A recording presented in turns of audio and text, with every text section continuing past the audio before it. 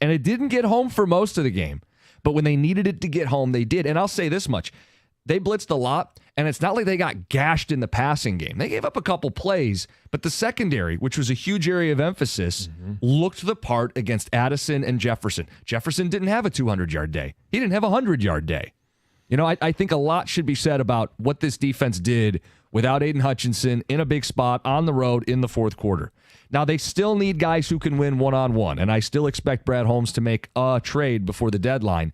But I thought in a big game when you had to have it, the offense did what they needed to do, your kicker does what he needs to do, your defense needs to do something late in that game, and they did. At some point throughout the course of the year, you're going to have turnovers. And again, I felt awful for David Montgomery because of the tone setter that he is. Yeah. And I texted you this during the game. I put it in my prep. I think 95% of other running backs are not in that game after you see him be helped off the field. Yeah. And I know it wasn't arm around a trainer. He was able to walk off gingerly. But I think 95% of other backs probably would have said, you know what, I'm done for the day. And hopefully I could play next week. David Montgomery said, screw it. I don't care. I need to be a part of this. And I felt bad that he did that. But, so that's one touchdown that the Vikings had. They had one through the air, and that was to Jefferson, who made an amazing hell of catch. a play. And it was a great throw by Sam Darnold. Yep. And then you had one on the ground, one on the ground by Aaron Jones. Yeah, early on a play where they lost contain on the left side. Right. They had three guys there, and they all bit inside. And so this is where this defense has been so much better. How many times last year at the end of the year, twice when they played Justin Jefferson, he goes off, but yet the Lions win. Right. And then whether it was Nakua in the playoffs, it was, I forget who it was for Tampa. They always had a receiver. It was either Mike Williams or, Godfredson or whatever his name is, that would go off against the Lions. Not now.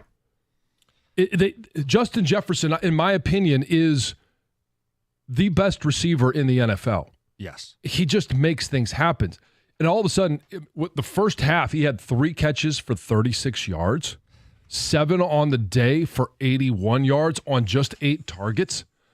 When you limit the number one weapon that Sam Darnold has to under 100 yards, you limit the best receiver in the NFL to under 100 yards, an offense that has pretty much done whatever they've wanted to do through 5 games to what the Lions were able to do.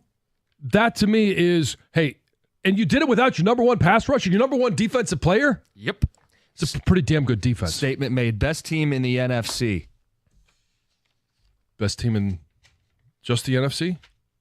Well, one team's undefeated and back-to-back Super Bowl champions. But it does feel like those two teams are on a collision course, and they play in, this thing called the Super Bowl. Feels like that's very much still the path for the Detroit Lions. Lots of football to be played, a lot of ups and downs and windy roads, but this right now, that it's certainly, I came out of that game feeling like, you know what, this is still the Super Bowl favorite coming out of the NFC. Yes. And there was a lot of apprehension. I was one of those people feeling nervous about this football game. I think that alleviated a lot of people's concerns. 248-539-9797. Lot to discuss with the Lions on a Victory Monday. Got the first batch of ticket texts. You want to jump in on the phones? We'll hear from you. The best part of that win. We have to talk about the fake punt at some point this hour. We'll get into the pass rush, and did you see enough from it? Dan Campbell in the locker room. Always A+ when he addresses the team. We'll get to that before the hour ends. It's 97.1. Founders Brewing Company has been making high-quality beers right here in the great state of Michigan for over 25 years with a focus on using the highest quality ingredients. You can always count on Founders to deliver extraordinary quality in everything they release. With that focus on quality, they set out to create a beer that lets you have it all, and it's right in the name. All Day IPA. Here's what you get in your beer. Refreshing and deliciously flavorful beer, easy drinking and high quality. All Day IPA is an IPA that is naturally brewed with an array of malts, grains, and hops, creating a delicious citrusy taste and a clean finish. It's the perfect beer for anyone looking to make the ordinary extraordinary and the good times great. And speaking of great times, we had one yesterday, division opponent. Hopefully you celebrated with an all-day IPA, anything from Founders Brewing. It makes game day so sweet. Visit foundersbrewing.com to find all-day IPA. All-day IPA, it's all in the taste. Founders Brewing Company, Grand Rapids, Michigan. For 21 years old or older, please drink responsibly.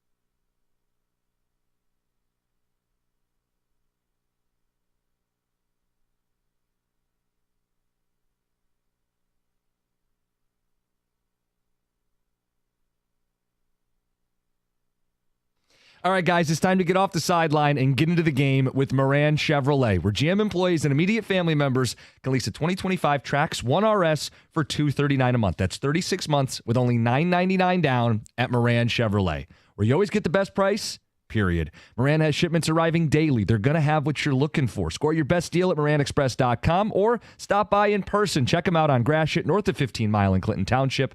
Chevrolet, together, let's drive.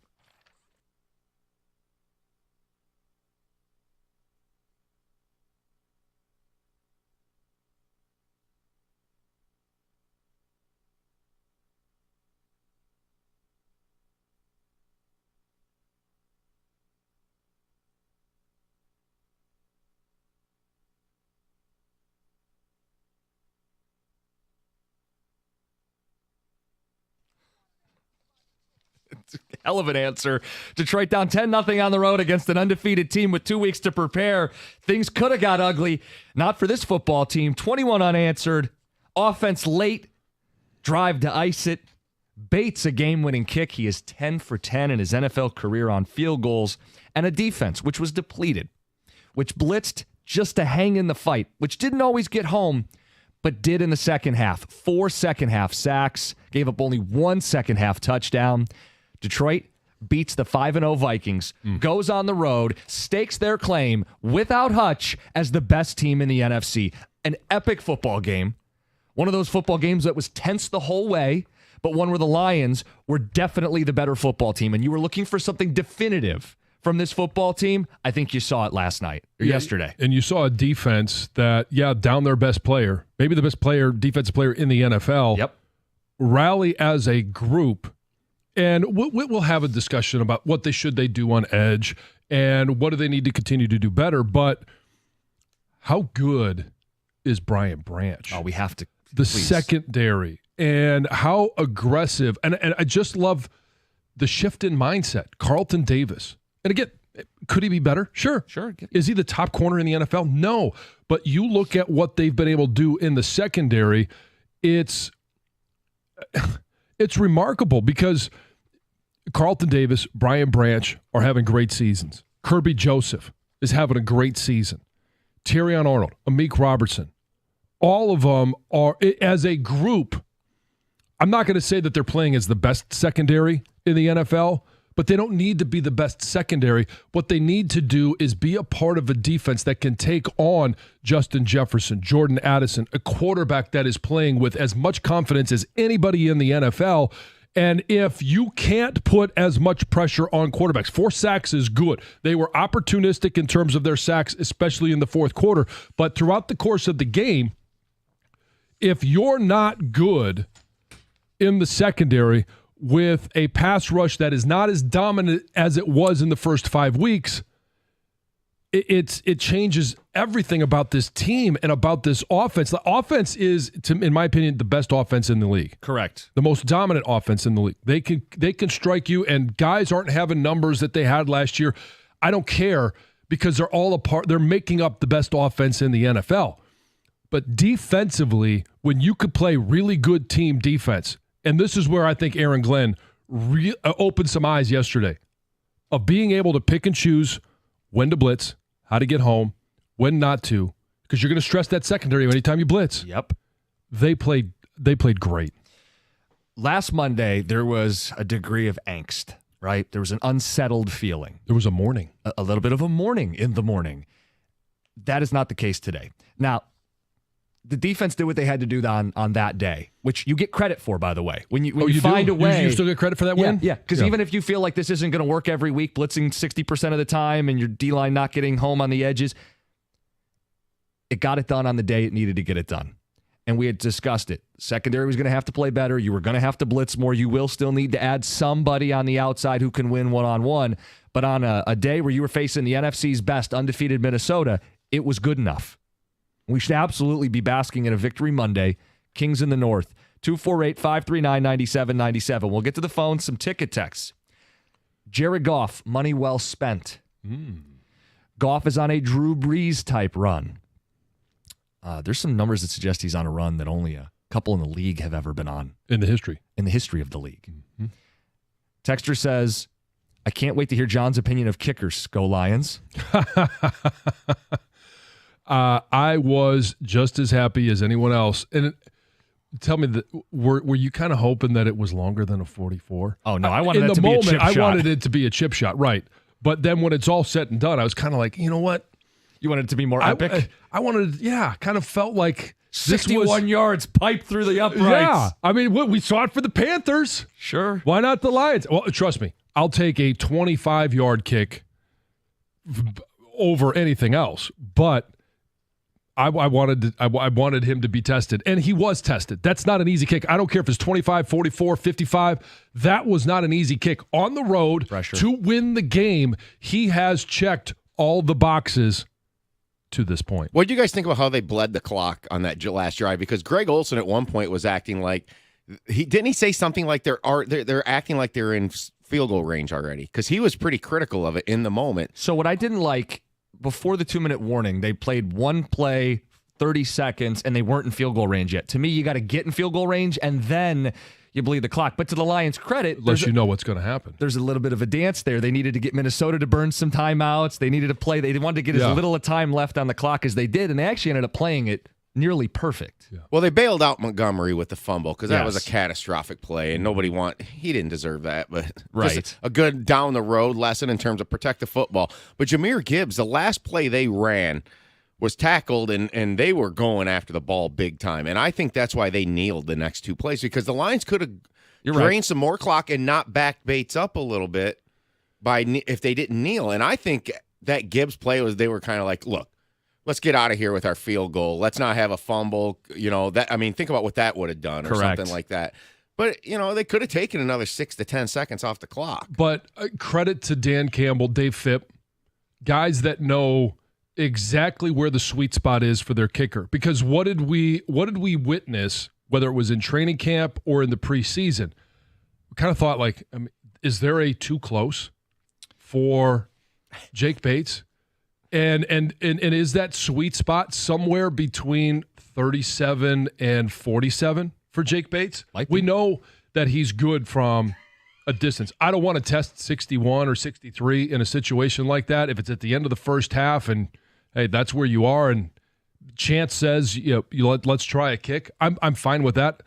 But I think there is something to be said for every kicker's going to have a sweet spot. And I think they got to the sweet spot for Jake Bates. Ticket Texter says 5-0, fresh off a bye at home, going against the Lions team without their best defensive player, and it didn't matter. Lions not only finished first in the North, but first in the NFC. Ticket Texter says Brian Branch looks great out there. Another one says the Lions are going to lose, signed Jim Costa. Well, everybody's pulling out their receipts. How far back are we going to go? Are we going to go to Goff Hader Costa? Oh, God, yeah, go back. No, reverse course. I know. And what I would say about picking the Vikings this week, it was the smart play. It was a bit of a nail biter, and I don't think the Lions are going to win every game this season. As we look at their record, they've already lost one game.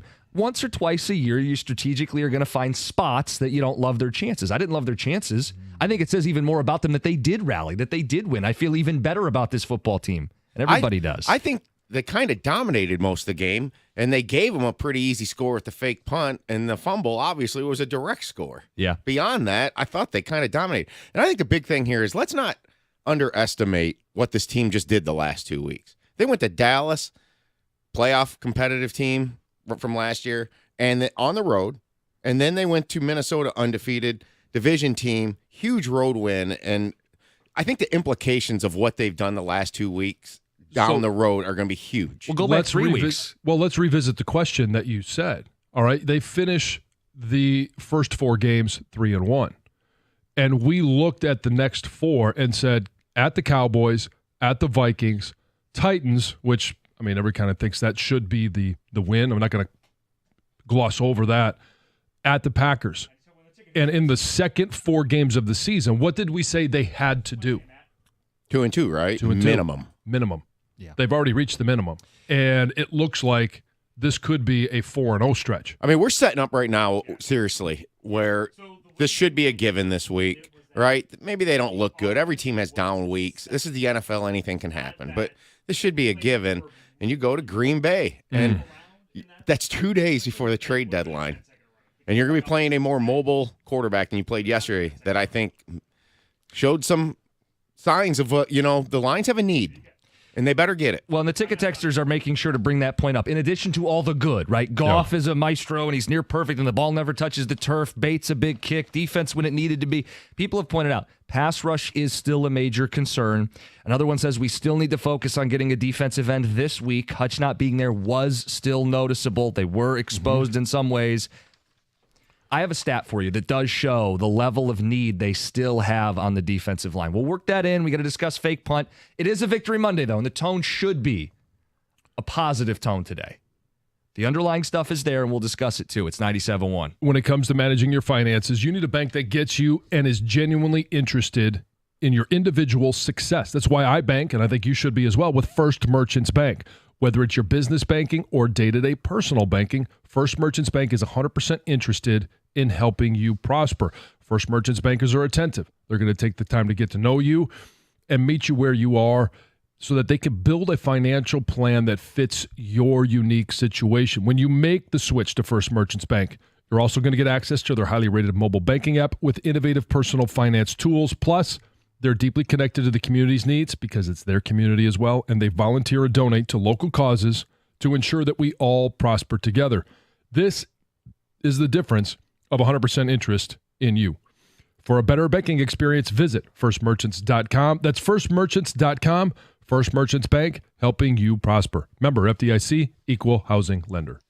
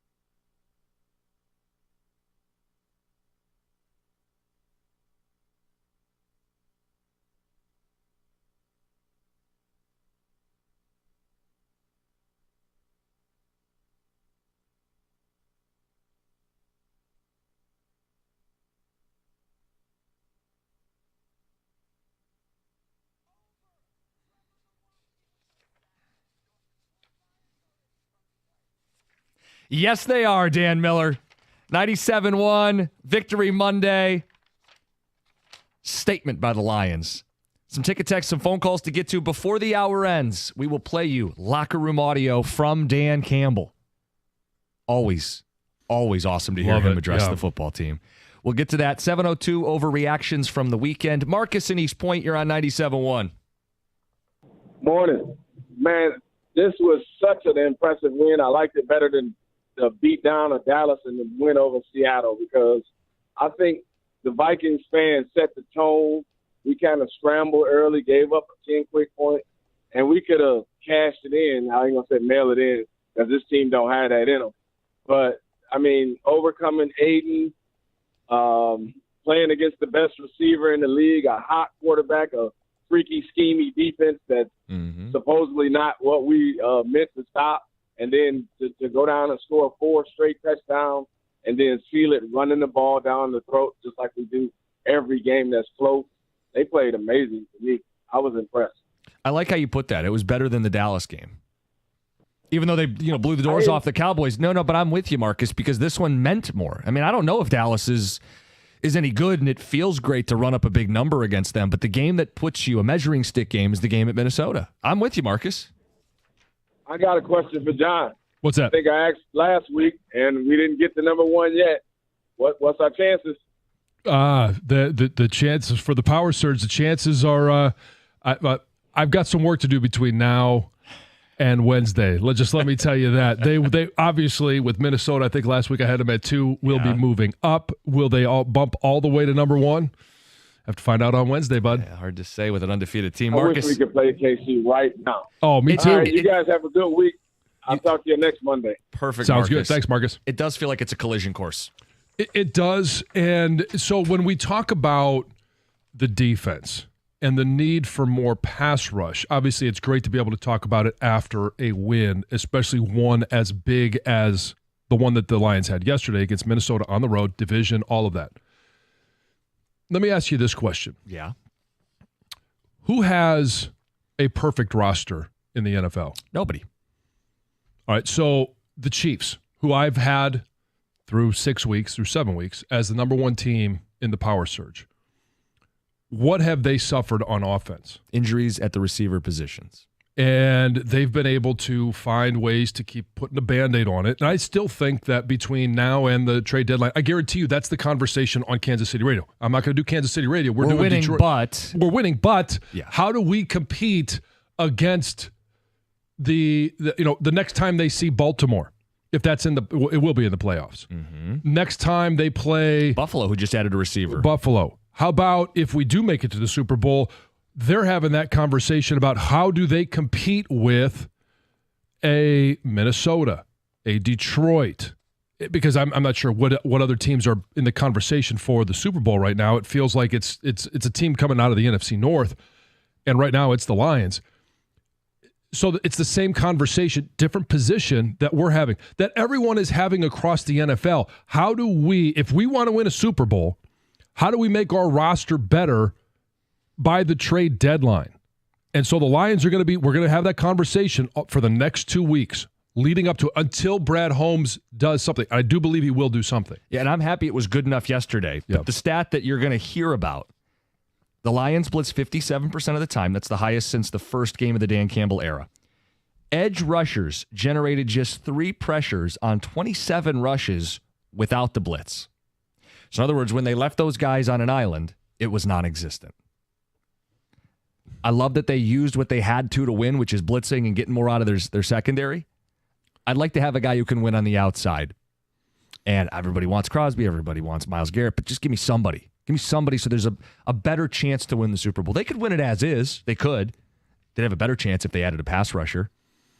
248-539-9797. John, what did you think of the fake punt? A couple ticket texters say all around a great game offensively and defensively, but the fake punt scared the hell out of me. Thought it was unnecessary, but it put my mind at ease knowing Campbell wanted that win no matter what. Yeah, so I didn't love it. And as soon as I saw him go in motion, I'm like, oh no. And they went for the fake punt, and it was, if it was as obvious as, because I haven't done my film study on the kicking game for the Lions and reviewed every fake punt and what are some of the signals that if I was a defense that would let me know, antenna goes up, fake punt. But instantly when I saw them go in motion, I thought, and Minnesota was all over it. All over it. They were lined up. They were ready for the pitch. They were ready to stop the ball carrier, snap to the up man. And there was absolutely no way for that play to be successful. I think the rule of thumb on fake punts is don't do anything pre-snap that makes the defense say, fake. That's weird. Fake. Yeah. And so I didn't like it. And here's some other reasons why. We loved it against Kansas City. One, because it was successful. But at that time, we didn't know the Lions were going to be as good as they were last year. We looked at that game, and I know I had picked them in that game, but Kansas City was a better team. And the Lions were trying to steal possessions, we don't want to punt right now. We want to keep this drive going. We need to score. We need as many bites at the apple. Okay, that's where you were at that time. So much has changed since then, and you've been very successful at running fake punts, but you're playing against a team that I thought going into that game, even without Aiden Hutchinson, you were better than. Offensively, defensively, and special teams. You were going to win that game. So why did you feel the need at that time to take the risk of running a fake punt? Because when it wasn't successful, we saw what happened. They are a good team. They'll take advantage of mistakes. That was a mistake, or was at least an unsuccessful play, and 2 plays later, they're dancing in the end zone. Texter says, I believe we bring in someone to shore up the pass rush, but the biggest liability will be Dan Campbell making reckless in-game decisions like that fake punt. Indefensible to make that call. He's a great motivator. Players love him, but he continues to make bad in-game decisions. Anthony in Ann Arbor. John, my understanding has always been that those fake punts are live, and if you get the right look, you take advantage of a napping defense. I don't know what that punt was because I don't see anything that indicates a lot. Yeah, something that would trigger the green light. In fact, as soon as you go in motion, their linebackers the whole way scraping across and over the top. And guess what? Even if he pitched the ball on the option, they had it snuffed out. It was DOA. It was dead on arrival. So I really don't know. That was called? That wasn't we're looking for something. That had to have been called in the huddle that we're going fake punt here. I like it if the defense is napping.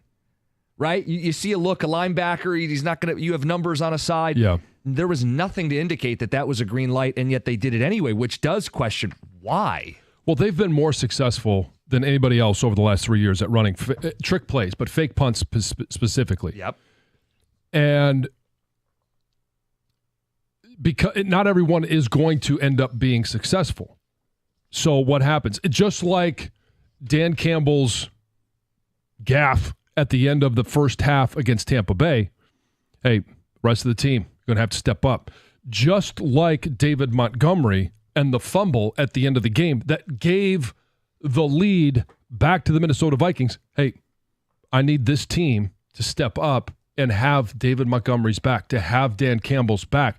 There's been interceptions thrown by Jared Goff. What has the team done? They've stepped up and found a way to recover. They did that same thing against a really good team. But you can't count on that if you're playing in the playoffs against other really good teams, if you're playing in the Super Bowl against the next best team in the NFL. I just thought it was a bad decision. I don't necessarily know that I want to throw around the reckless call, but it was a bad decision. Yeah, I think I get where he was coming from in the sense that you might be in a shootout game and you don't want to give up a possession, and you want to try to keep your offense on the field. I generally like a lot of these gambles.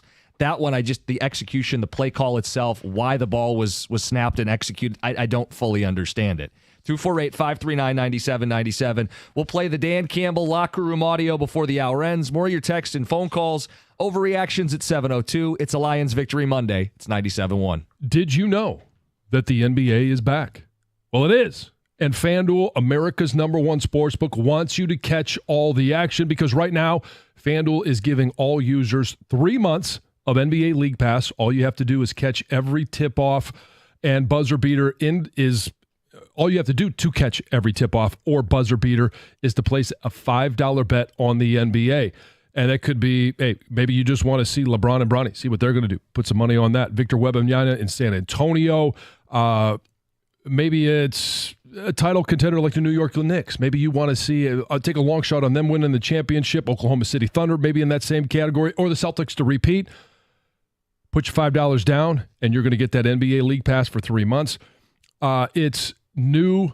If you're new to FanDuel, just visit FanDuel.com/Jansen to get 3 months of NBA League Pass courtesy of FanDuel. Make every moment more with FanDuel, official sportsbook partner of the NBA. Must be 21 or over and present in Michigan.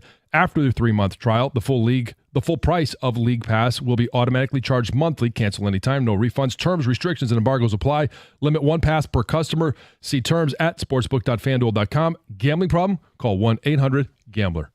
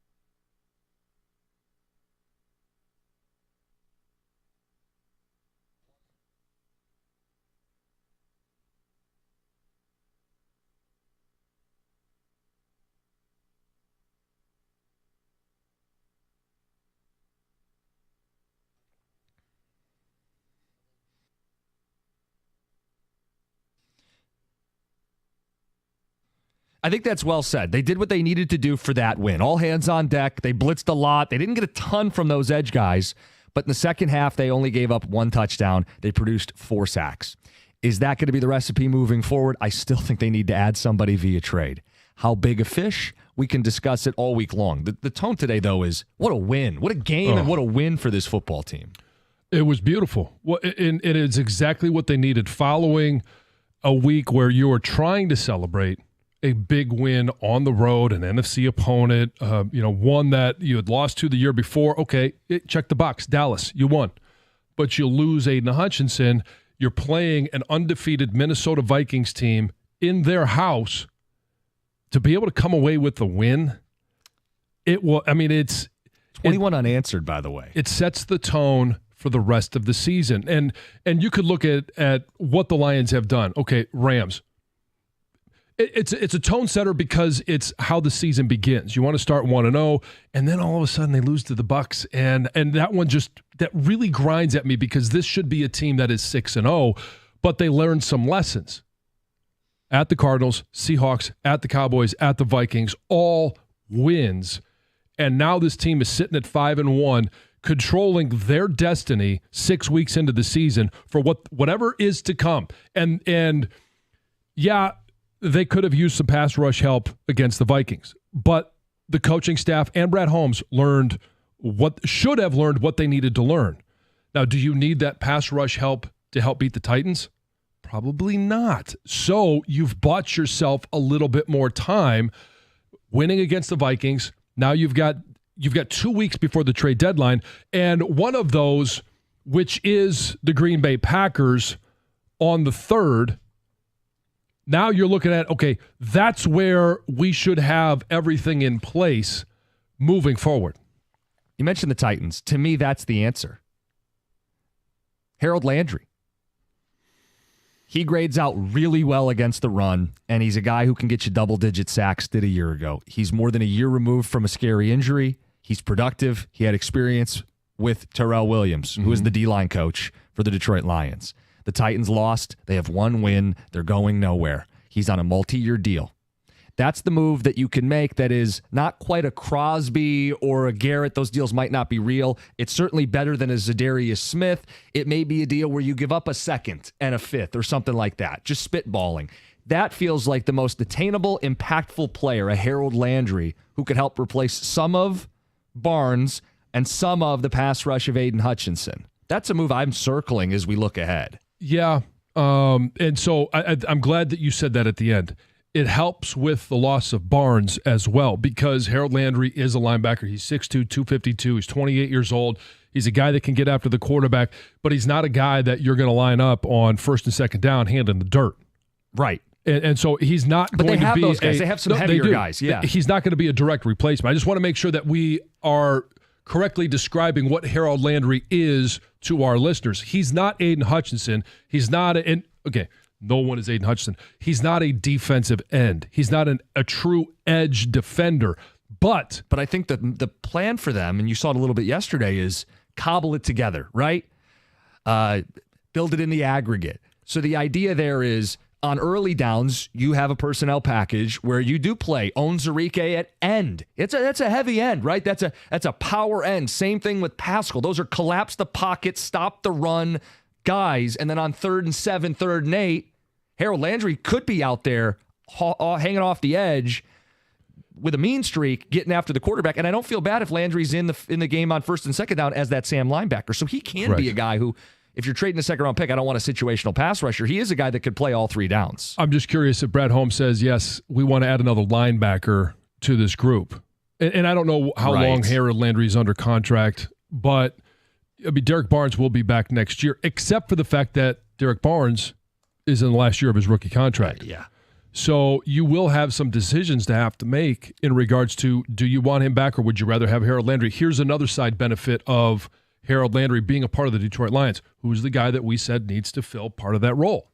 Jack Campbell. Yep. Who better than a guy that's been in the league since 2018 for 6 years for him to learn this is how you are successful at rushing the passer as a linebacker. Here's the rush plan that you need to have as an undersized guy that is a terrific athlete. Landry has this year and 2 more seasons. Okay. With an out after this year for some reason. What's the number? Cap hits $23 million this year, 24 and 24 the following years. He is a mix of, a blend of. You're not swinging for the fences, Right. but you're not getting a Band-Aid either. Just a name to monitor, especially with the Titans coming up this week. We mentioned we played Dan Campbell audio in the locker room, addressing the team. Let's do it.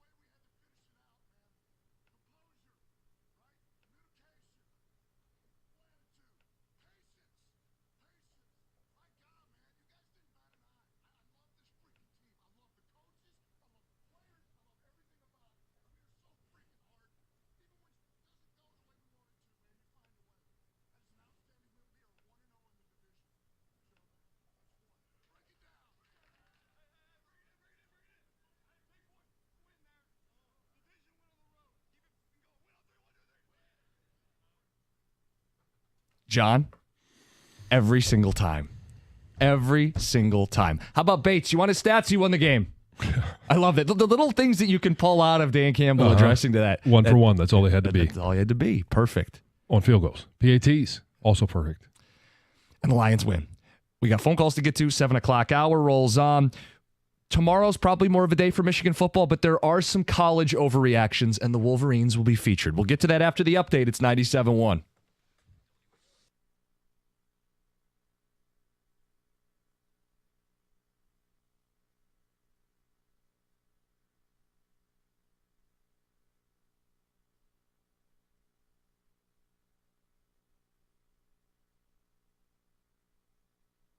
Brought to you by CGC Water Treatment, a near disaster for the Lions in Minneapolis, giving up 12 straight points and the lead in the fourth quarter before putting together a winning drive in the final minutes. David Montgomery lost a fumble for a touchdown with less than 6 minutes to go, but a 44-yarder by Jake Bates took the lead back, and the Lions are now 5-1 following the 31-29 victory. Game balls, as you heard, for Amon-Ra St. Brown, Brian Branch, Jahmyr Gibbs, and, of course, the man who kicked the game-winning field goal in the final minute.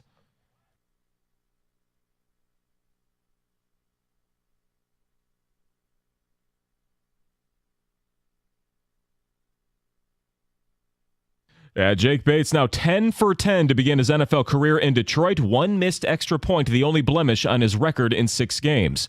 The NFC North is now a collective 13 games over 500. Elsewhere in the league, Cleveland quarterback Deshaun Watson, believed to have torn his Achilles during their loss to the Bengals, and only has that fully guaranteed $230 million contract to fall back on. Also, the Chiefs are now the only undefeated team left in the league after the Vikings fell. They beat the Niners 28-18, and the Steelers won with Russell Wilson under center, trouncing the Jets 36 27-15 in Pittsburgh. And the 2024 World Series showdown is set, a national media dream, as Shohei and the Dodgers will take on Judge and the Yankees in a coast-to-coast championship. Game 1 is on Friday in Los Angeles. From the Corewell Health Sports Desk, I'm Chris Villar. For more, go to 97.1 The Ticket and Odyssey.com.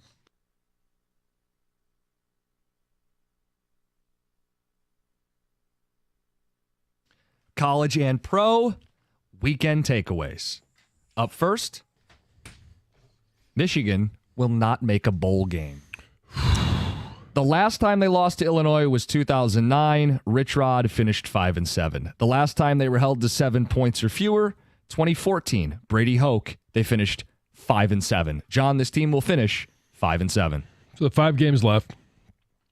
They've got to win 2 out of 3 games. That's Michigan State, it's Indiana, and it's Northwestern. I'll take the Northwestern and think that that's a win. But if they play the way that they did on Saturday, they're not beating Michigan State. They're certainly not beating Indiana. So I'm not going to say I agree, but I'm going to say it's not an overreaction. Overreaction now, but I think the wording here is even more interesting. Will not make a bowl game. Make means you're bowl eligible. Correct. I can see a 6-6. I think predicting this game coming this Saturday is crazy. So I have no idea what's going to happen, but I think they could win. I think they can lose too, but 6-6 on the table. But if they're 6-6 and they make themselves bowl ineligible, then is that considered making a bowl game? What do you mean? You know what I'm saying? I'm twisting the words around here. They were bowl eligible, but they made themselves, they put a postseason bowl ban on themselves, which I anticipate is potentially coming here. Oh, okay. Well, that's a different can of worms. Is that an overreaction? That's why I said self-imposed before the year. Exactly. They should have done it. Speaking of this week, let's just say it. Let's just rip the Band-Aid off. Michigan State will beat Michigan this Saturday in Ann Arbor. MSU is the better coach team. Look at how both teams came out of the bye week. MSU's balanced on offense. They were sound on defense. They beat Iowa without punting, scored on their final 4 drives with a couple touchdowns. And I love that combination that's forming with Childs and Marsh. Michigan has no quarterback, no passing game, back to the drawing board. Now what? It's on the table. It's certainly on the table. It's something that it's not an overreaction. If you can't move the ball, you can't possess the ball. And Michigan State did that against still a really good Iowa defense. It's not an overreaction. Yeah, how does Michigan come out of the bye that way? 2 weeks to prepare. Not an overreaction. An absolutely disgraceful performance by Michigan after a bye. I think I was trying to defend Sharon Moore and say, hey, let's let it play out, in John's words. Yeah. And for his team to come out and look worse after the bye is really incriminating. I passed something along to Jim last night via text. Sharon Moore has entered next coach to be fired odds. And I think that's a little outrageous, probably for now, but it was 33-1. Yeah, I just think anytime you're getting compared to Rich Rod and Brady Hoke, you're not exactly where you need to be. That's not good company to be keeping as Michigan's head football coach. But the key was you have 2 weeks. And the first time that Jack Tuttle goes in there against Washington, 3 scoring drives in a row. They ultimately lose the game because what? Jack Tuttle turns the ball over, fumbles it, and throws an interception. Then you think, okay, well, there's something to build on throughout the bye week. Defensively, you can work on a lot of things. And defensively, there were some things that I thought they did better. And it wasn't the defense that cost them this game. It was a horrific offense. And I know everybody wants to, get on me about my prediction earlier in the year. I've been wrong before, and Jim, let me tell you, I will be wrong again, but I don't know if I was more wrong than I was thinking that this team could be a decent team. Not just a good team, but at least a decent team. John, they had a touchdown the first drive out of the half against Washington. Since then, the offense has had 15 drives. Only 1 score in that time. So 14 of 15 drives are empty, and there have been 5 turnovers in the 15 drives. It's a mess. They look like they don't care. Well, seriously. Let's start at the top. All right, and I know I'm not going to spend the entire rest of the overreactions talking about this, but who's been their most reliable offensive player? Mullins. How come he wasn't on the field to start the game?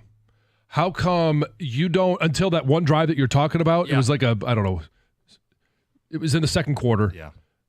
And they start off with 4 Kalel Mullins runs, Imagine 2 that. first downs, and then they go to the play action. And I'm watching it. They stick the ball in Kalel Mullins' belly. Linebackers come up. There's Colston Loveland. Twice in a row. We mentioned coaching. I think this one will be a quick one. Kirk Cignetti is the National Coach of the Year. Indiana 7-0, winning every game by 2 or more touchdowns. They put up a 50-burger on Nebraska. Hand them the award. Well, Nebraska is the first winning team with a winning record that they've played. He is certainly the leader in the clubhouse. I'm not ready to hand that one out. I think it's a little bit early. Let's see what happens through the rest of the season. But if the season were to end right now, clearly Coach of the Year. Let's let it play out a little bit longer. Overreaction for now. I think I sometimes with these things, let's not disrespect what Dan Lanning and I hate to say this, even James Franklin are doing right now. Jalen Milroe is not an NFL quarterback. He just isn't a good enough passer. He's had more interceptions than touchdowns the last 2 weeks, and in the red zone, those interceptions, to me, show the gap between him and an NFL passer. It's an overreaction. He still has plenty of time. It's not like I don't think he's going to be leaving college football this year to be an NFL quarterback next year. He's got plenty of time to improve and work on his craft, become a better passer. I think right now it's an overreaction. Not an overreaction. Look, I mean, does he tag on to a NFL roster at some point, and he's a backup or a third stringer? Sure. If you look at the garbage that's in the league right now, that spot's there for him. But as far as being a number one, it's not an overreaction. So right now you think he's going back to school. He has 1 more year of eligibility. Oh, yeah. Okay. Yeah, yeah. Jared Goff is the MVP of the NFL. Goff is on one of the 2 best teams, and he's playing better than Mahomes. Last 3 games, a maestro, 87% passing, nearly 900 yards, 7 touchdowns, no picks, 13 yards per attempt. Oh, and he caught a pass, too, for a touchdown. 3 straight games with a passer rating above 140. 4th quarterback in history to do it. The last 2 won the MVP. Rodgers in 2011, Kurt Warner in 99. Yeah, I think he is certainly an MVP candidate. And I don't think it's an overreaction Who's at all. the MVP right now? Now, yeah. I have no problem saying that. I agree. He deserves it right now. We'll see how the whole thing goes throughout the season. I don't even know who else you could argue right now, reasonably. Who would you? Yeah, who's number 2? The betting odds right now are still Mahomes 1, followed by Allen and Lamar. I mean, the Mahomes thing is absurd. He is doing what he needs to do, and that's the brilliance of how smart and a franchise quarterback he is. He's not trying to overdo it, but he's not the MVP. Well, their defense is the MVP. Right. Yes, I agree. The defense has really saved the offense quite a bit. He did not look really good yesterday. He also doesn't have much to throw to. He is trying to make chicken salad out of, we know what that line is. Chicken bleep. But right now, Jared Goff is performing as the best quarterback on the best team in the NFL. 2 best teams in the league right now are the Lions and the Chiefs, right? Yep. No question. Hands down, book it. Both have a tremendous need. It's reckless if they don't address it, in my mind. Both teams. Yeah, it'll be interesting to see what Kansas City does leading up to the deadline at receiver, as well as obviously we're going to be talking about it for 2 weeks. What does Detroit do to solidify an edge pass rusher?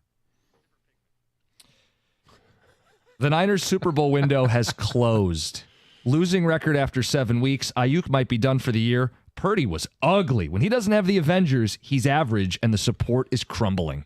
It's closed for this year. I don't know that it's closed entirely, because when you have Shanahan as your coach, maybe they can't win it because he has to coach in the second half of games. But without Christian McCaffrey, and I don't know that he's back this year, without Ayuk, Deebo Samuel he's missed time and missed yesterday got the illness. I think it's closed for this year. Okay, so you're talking about this version of the 49ers. So if we went back to the first Super Bowl team that played the Chiefs, to me that was a different version to a degree. They had, a lot of roster turnover. So I'm saying right now this version of it's not closed yet. I still think this team is going to find a way to get into the playoffs. And when they do, I believe they're going to be a tough out. Deshaun Watson will never play again. Looked like an Achilles non-contact injury could mean he is out for a year plus. Should have been benched anyway. Are they really going to go back to him? How many years does he have left on his deal? Too many. My point is he would be a benched backup. They'd have to park the but money. Okay, so he's not going to play the rest of this year. And I think they probably milk it to where maybe he's able to come back December of next year. He won't. So now you're looking at, one more year on his contract? So, he doesn't play for Cleveland ever again. Well, and how many years has he missed in his career when you really think about it? I mean, he played in 2020, but then didn't in 21, barely in 22, barely in 23, barely in 24. I don't think it's a stretch at all to say he doesn't ever play again. I don't think it's an overreaction. I think I'm going to say it's an overreaction because ever is you're painting yourself into too deep of a corner. Yeah, ever's an overreaction for now. And other than everything else you guys said, I do think that it is. I mean, look, he's taken his last snap probably in Cleveland, but I'm not ready to go all in on that. Aaron Rodgers ruined his legacy by leaving Green Bay. A Super Bowl winner, a 4-time MVP, yet the lasting image will be this Jets stint. He'll be remembered as an arrogant DB who the Jets catered to, gave him his way, and he's still failing in the biggest market in an epic way. No excuses. It's your fault. I think it's an overreaction. I don't think it's going to tarnish his legacy. He's still one of the greatest quarterbacks to ever play the game. And people will remember the Jets stint. They'll remember him being a DB, but I think there's a lot of people that thought he was a DB before. He ruined his legacy at the end of his time in Green Bay by his behavior that's just gotten worse and worse and worse and worse. Look, I don't know what this guy's going to do after his career. I have zero interest in seeing him on TV and doing games or anything like that. So I can't stand him. I think he's probably the most disliked person in sports right now, to be quite honest with you. Well, he'll probably be a co-host with McAfee. Yeah, McAfee. And go down that road, and he can do that. And I don't know. I think he ruined it long ago. And those are your weekend overreact gyms. 97.1. Last year, my wife and I decided we wanted to put a new roof on the house. And now that we're going to sell it, it's a great value added. But the best part about it was the entire process. Rapid Roofing, Mike Beatty, the team came out, professional from start to finish, and they have protected my house. One day, they came out, ripped the roof off, made the repairs, put the new roof on, cleaned everything up, and they were gone. And I mentioned the estimate they gave me. It was great value, and it wasn't a high-pressure sales event. If you want the same value added to your house, you want the same protection for your family and your biggest investment, give Rapid Roofing a call at 888-360-ROOF. That's 888-360-ROOF, or you can find more information on the web at rapidroofing.com.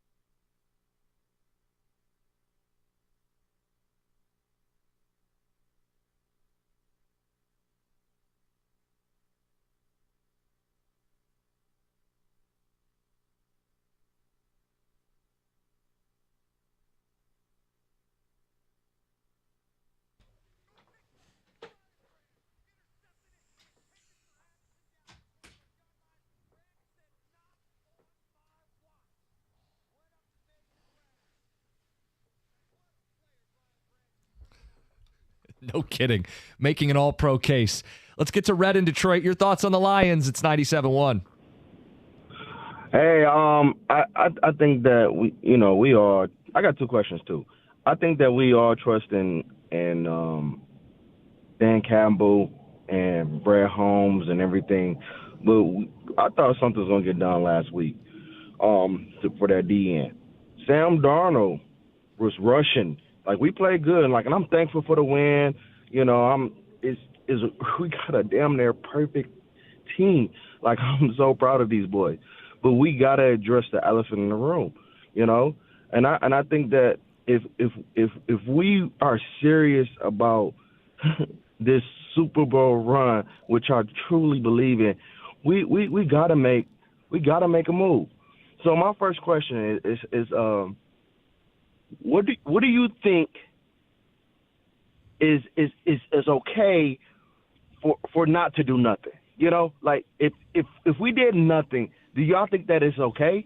And also, too, Costa, are you going to ask Dan Campbell about the recklessness of of that punt? I want y'all to say it. Like Dan Campbell was saying. I'm going to ask him about it. I don't know if I'm going to accuse him of being reckless with that, but I do want to know what was the thought process there, because it didn't make any sense to me. Yeah, absolutely, I plan to ask Dan about it. I mean, I think it's a fair thing. I don't know if he spoke after the game about that call, but yeah, it's something I want to ask him on Tuesday when we have him on. John, in terms of his question about pass rush, like if they do nothing, he said, is that okay? No, it's not okay.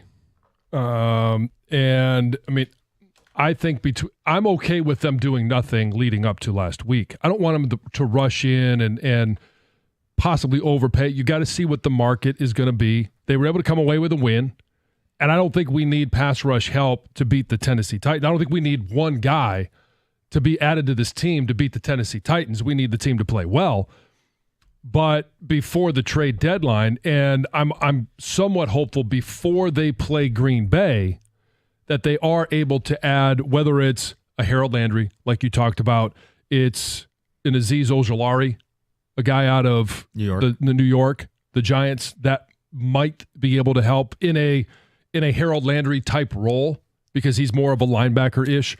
Zadarius Smith is the guy that I mentioned early on last week, and I still think, he had a sack yesterday, and I'm curious as to what they're thinking in Cleveland, because they lost their starting quarterback. They weren't willing to bench him, yet now that they are without him, does it make them better? In a weird way, yes, but the record still is the record. Yeah, the record still is the record. Does it change their thought on their future? Like, was this a net positive addition by subtraction? So again, I don't know, because they sold Amari Cooper. Was that the first of, hey, we're going to sell Zadarius Smith? Oh, I think he's available. Maybe Myles Garrett. I don't know that that's going to happen or be available.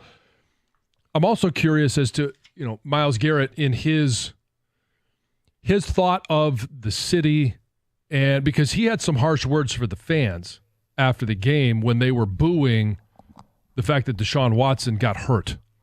Now, you can boo for a lot of reasons. I think that was a poor move by the fan base when a guy gets hurt. Whether you like him or not, whether you think he's a good guy or not, like, the dude got hurt.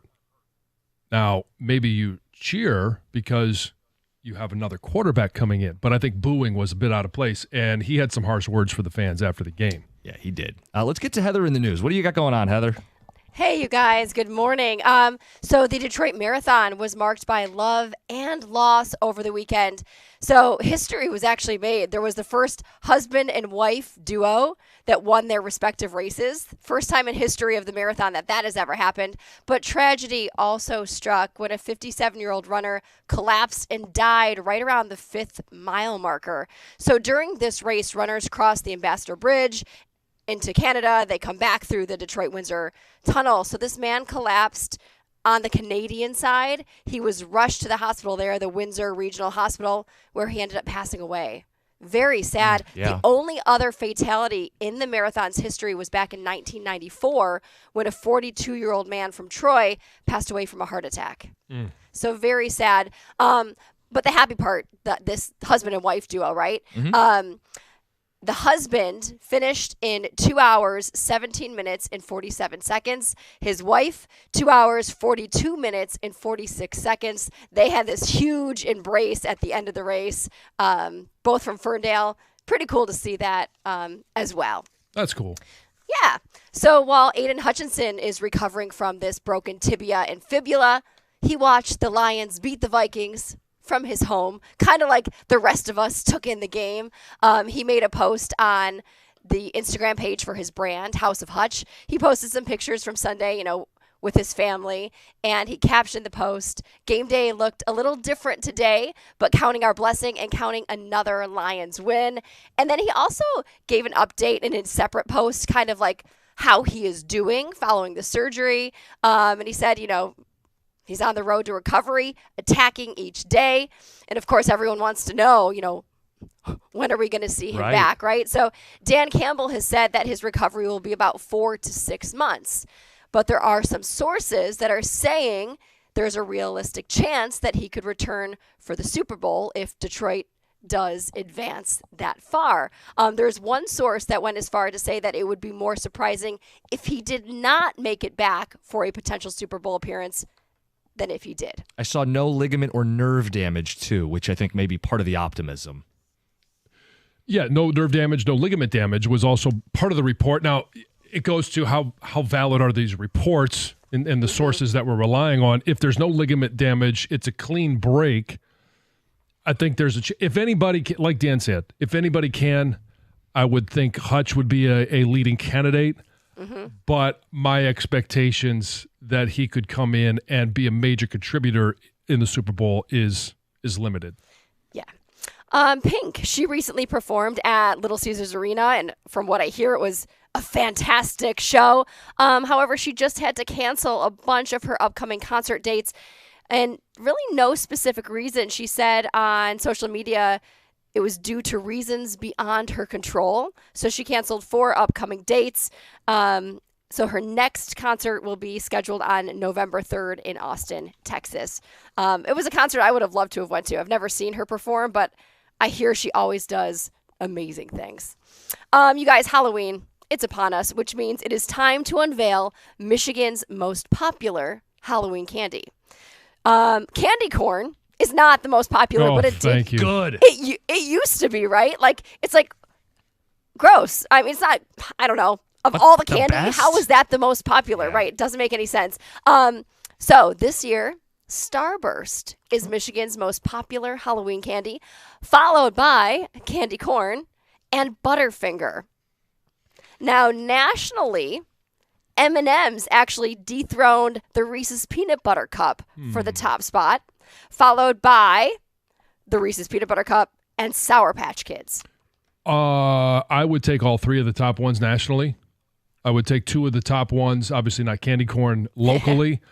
I'm curious, I'm going to ask a question that there's no answer for. Okay. Are they including all versions of M&M's or just the classic original? Well, all, because that was one of the reasons they said it probably took over that top spot. That's is because M&M has so many versions, right? You can get the chocolate, the peanuts, you can get the cookie dough ones are really good if you haven't had them. I have not tried the cookie, but the creamy peanut butter ones, once you start, you can't stop. And for Starburst for Michigan, red Starburst, number 1 Starburst. Oh, yeah. Oh, I like the pink. Okay. Red or pink, it doesn't matter. Either one. Yeah. Those are the top 2. Yeah. It's Heather with the news. More thoughts on the Lions. It's 97.1.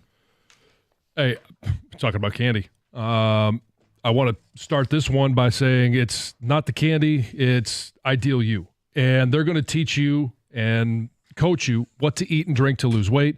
I get asked all the time, why did I decide to go with Ideal You? Why did I decide to lose weight? Well, first one, I was way too fat. I wasn't feeling good about how I looked at pictures. I wasn't feeling good, especially after Teddy was born, and the fact that I wanted to be able to play with my kids, whether it's football with Jack, it's baseball, it's softball, it's basketball, all of those things I wanted to be able to do. And not just now, but I wanted to be able to do them in the future. So I called Ideal You. They set me up with a program and a weight loss coach. You want the same treatment? Go to idealu.us right now. If you want to change your life, it's idealu.us. Schedule your free consultation because you could be 20, 30, or even 40 pounds lighter in just 40 days. They've helped me. They've helped thousands of other people just like you. And you could be one of those, thousands. If you want to weigh less, go to idealu.us.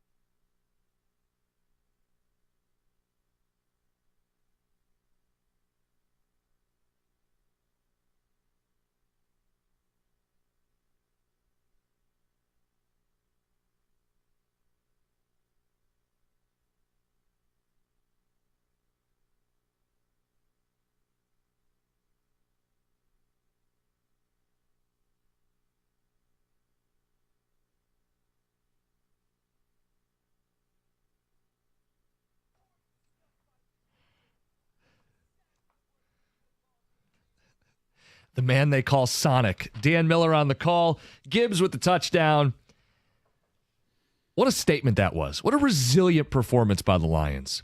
You go on the road, you're missing Aiden Hutchinson. There's a level of angst and concern. You go down 10-0. and Gibbs breaks a big run, and they score 21 unanswered, and they score 4 straight touchdown drives by this offense. And then when adversity hits in the fourth quarter, and they give up, I think it was 12 unanswered, they come up with a game-winning drive to set up Jake Bates, who drills the field goal. Perfect 10 for 10 to start the year.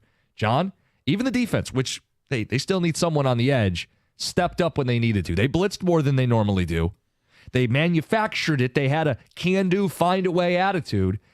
And they beat the best team in the NFC, which now makes Detroit the best team in the North and the best team in the NFC. Statement win. Oh, it's statement win. Statement for the defense. Statement for Aaron Glenn in regards to being able to manufacture pressure on a quarterback, to be able to coach up those guys in the secondary. And it's not just him. It's the entire defensive staff that I think it was an A-plus performance of being able to put guys in position to be successful. And coming up with a different game plan, a completely different game plan defensively than they did in the first 5 games. And that's players being able to perform. But going into the season, what did we say? Aaron Glenn has more toys to play with, more tools to work with, whatever analogy you want to use, than he's had in his time at Detroit. Now you take away the number one tool in his toolbox. All those other ones are still there, save Derek Barnes. And you are able to manufacture a win on the road against an undefeated team, a division opponent, a game that you have to have.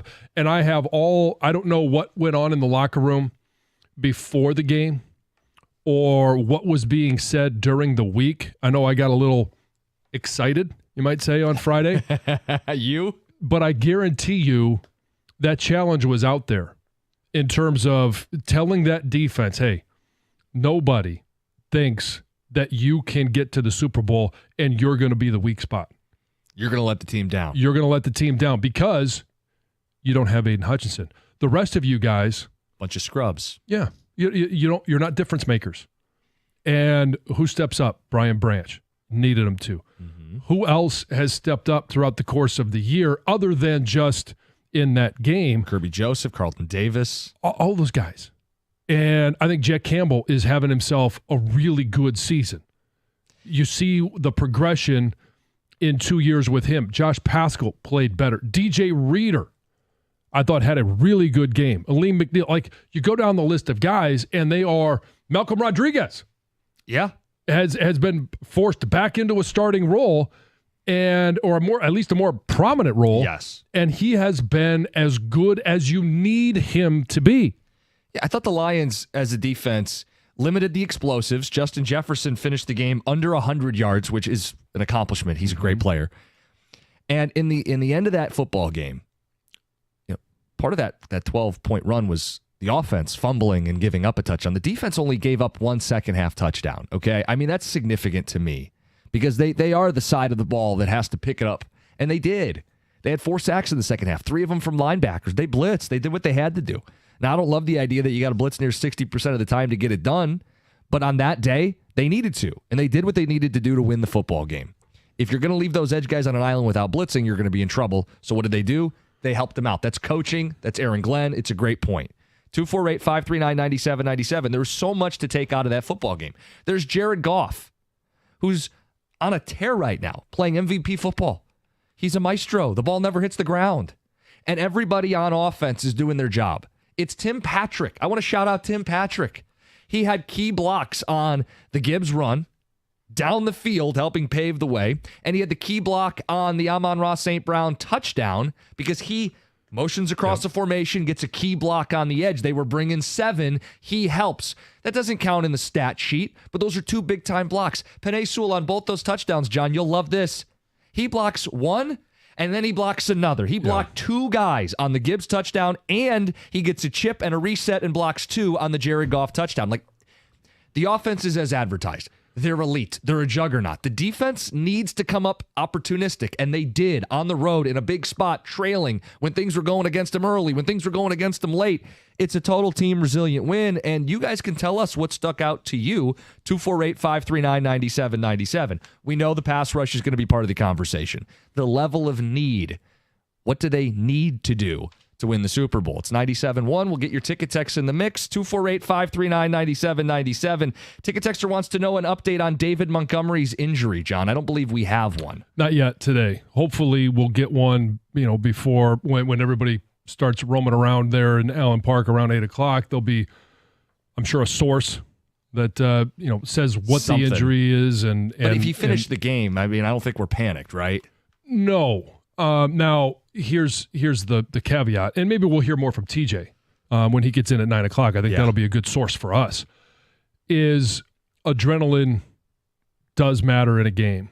Once that adrenaline wears off, once vitamin T wears off on the day after or the Tuesday after, things can be a little bit unpredictable. So I don't think we'll know. We probably won't really know if he's going to be available until Thursday and even Friday. Ticket texter says, you sure up that edge, 100% Super Bowl caliber defense that complements this great offense. Question that we're getting a lot of today. Why wasn't there a 10-second runoff after the Minnesota penalty at the end of the game? Because it's a stupid rule, is my understanding, right? Yeah. Should have been. An offensive penalty late in the game should have a 10-second runoff. Go ahead, Greg. The way it was explained by Dean Blandino is that the offense was set. And so if there were players moving around, it would have incurred a 10-second runoff. But because the players were set, right, it did not include a 10-second runoff. Think of that rule as you will, but that's the rule. Oh, I didn't say that they broke the rule. I said it's a dumb rule. Yeah. No, it is. My understanding is most penalties, apparently not all penalties, but most penalties on the offense late in the game, 10-second runoff. 10-second runoff. You can't use it as a timeout because you broke the rule. That's effectively what they got, was a bonus timeout because they were flagged for a penalty. It was illegal formation, right? Yes. You can intentionally do that then. Correct. Well, it has to be fixed. I would anticipate in the next couple of weeks that loophole is closed. We saw college football do it with Oregon and the 12 men on the field. Yep. All right, so this is a loophole that didn't cost anybody a game, so the NFL has a chance to fix something that is broken without a team looking back going, well, it screwed us, and now it's right. Kudos to the Lions for sending pressure so that Darnold could never drop back and throw the Hail Mary to a very tall receiver in Justin Jefferson. It did catch me off guard because most teams don't do that. But it worked, so you like it. But I also liked the idea, right? You don't want to let Darnold settle in, let the receivers get down, get in position, box out, and then an athlete makes a great play. Bring 5. Mm-hmm. You still got 6. You ID Jefferson. You got great safeties and corners. I love that they put a little extra heat on him on the final snap of the game. Sure. They kind of did both in regards to making sure that nobody got behind him. Yeah. And still applying pressure. But how about Tim Patrick? I know. Over the last couple of weeks, especially in that Dallas game, he came up huge. And in this one, 2 targets, 2 catches. And you're looking at the stat line going, well, it's not huge and impactful, yet it is. Because Amon-Ra St. Brown's going to be your number 1 target every single game. Should be. Jamison Williams, going to be a target. Mm-hmm. Wasn't a big target. Sam Laporta's going to be a target. Doesn't have to be a big target because you have Jahmyr Gibbs. You have David Montgomery coming out of the backfield. You've got Sam Laporta. Now you have Tim Patrick. You've got, 7 different guys that can be weapons for Jared Goff, who has been very good at surveying the defense and distributing the ball to the guy that is most open, but also being accurate to allow that ball to be caught by those receivers. 248-539-9797. They got down 10-0. They settled in. The offense, every bit as lethal as we think they can be. The defense needed to step up, did. And the kicker, but he's nervous about this guy, Jake Bates. We're good at kicker, John. 10 for 10, game winner. How nervous were you when he lined up for a game winner? I wasn't any more nervous than the situation called for. You're always a little nervous knowing if he misses this, the whole game's over. I was a little more nervous because it's the first time we've seen him line up for a game-winning kick. It's on the road. It's in Minnesota. And we know what's what's hanging on in the balance for the division. You're 2 games back in the division. And I was nervous not just for that moment, but if he had missed, what's the conversation all week long? Yeah. Think about how different the show is. We're talking about kicker woes. We're talking about fake punts. We're talking about the pass rush is still a conversation, but the tone is much different. Yeah. You better go do it. And I still think they better go do something. So but I was more nervous than I normally would be for any kicker. Yeah. Because it's unknown. And even if there's always going to be a nervousness if you have a great kicker that he's going to miss, that's going to be if he's 17 or 18, that's the 18th one. But for a guy that has not been in that position, I was a little more nervous. Your phone calls, ticket text. We get right to the phones coming up next. It's 97.1. Enjoy all the NFL action with a chance to win on FanDuel, America's #1 sportsbook. New customers, if you bet $5, you're going to get $300 in bonus bets if you just simply win. And take a look. There's 2 games tonight. Maybe it's the Parlay Hub, which I think is a lot of fun. Pick yours, or you can build your own parlay. Popular bets that are trending in the app. FanDuel Squares, just like the Super Bowl Squares, but you could do it, and you can do it in-game as well.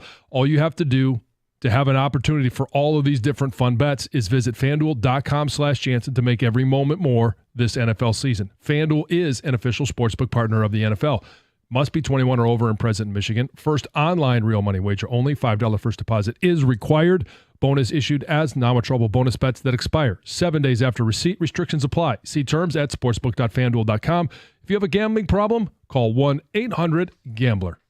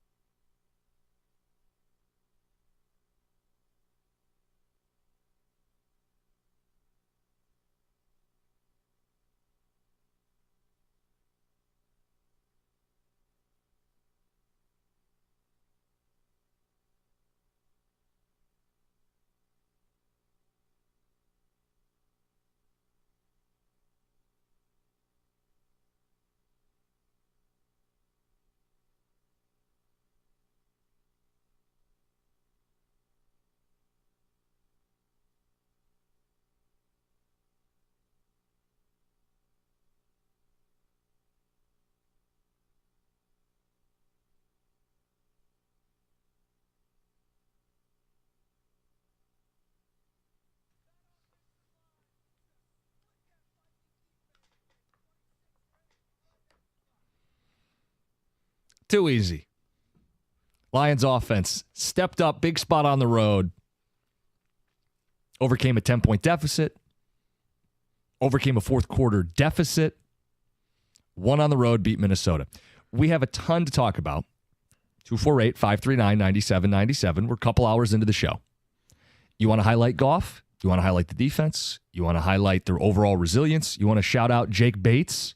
Big kick and a big spot? But I do think we need to dedicate some time to pass rush. And John, they won the game.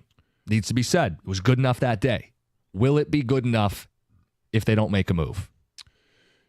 It'll be good enough against most opponents. And you go down the list of the Lions' opponents. Right, but so will it be good enough against Tennessee? Yeah, sure. Yeah. Will it be good enough against the Texans? They're having a hard time protecting C.J. Stroud against even marginal pass rush. That's a TBD. Against the Jags, the Colts, yeah, I think those teams you're looking at, okay, it's good enough. But the goal for the season isn't to beat the Jags and the Colts and win 10, 12 games. The goal is to win a Super Bowl. Right. So when you play the Packers, most likely when you play the Texans, when you play the Bears, the Bills, the Niners, the Vikings again, Kansas City in the playoffs. Anytime you play a playoff opponent, you're going to have better pass rush. So, yes, I do believe they have to add someone. Question is, after that game, do you believe that they have to pay the price tag for, and I'll just throw out the two names, Max Crosby or Myles Garrett, or can they go for that next level down? Some of the guys that we've been talking about, Harold Landry, you brought him up this morning. I brought up Zadarius Smith last week. TJ last Monday brought up Azeez Ojulari. Those are guys that you could go to. Hassan Reddick is off the market. Fine. Redid his deal with the Jets. I don't believe he's going to be traded.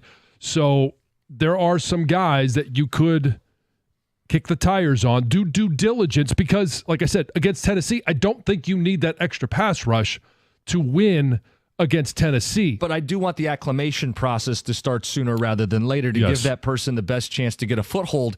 And if they barely play against Tennessee, fine, I want them ready to go against Green Bay. Exactly. Yep. So some urgency would be nice. And I know there's going to be this temptation to, hey, we won, we're good enough, we don't need to.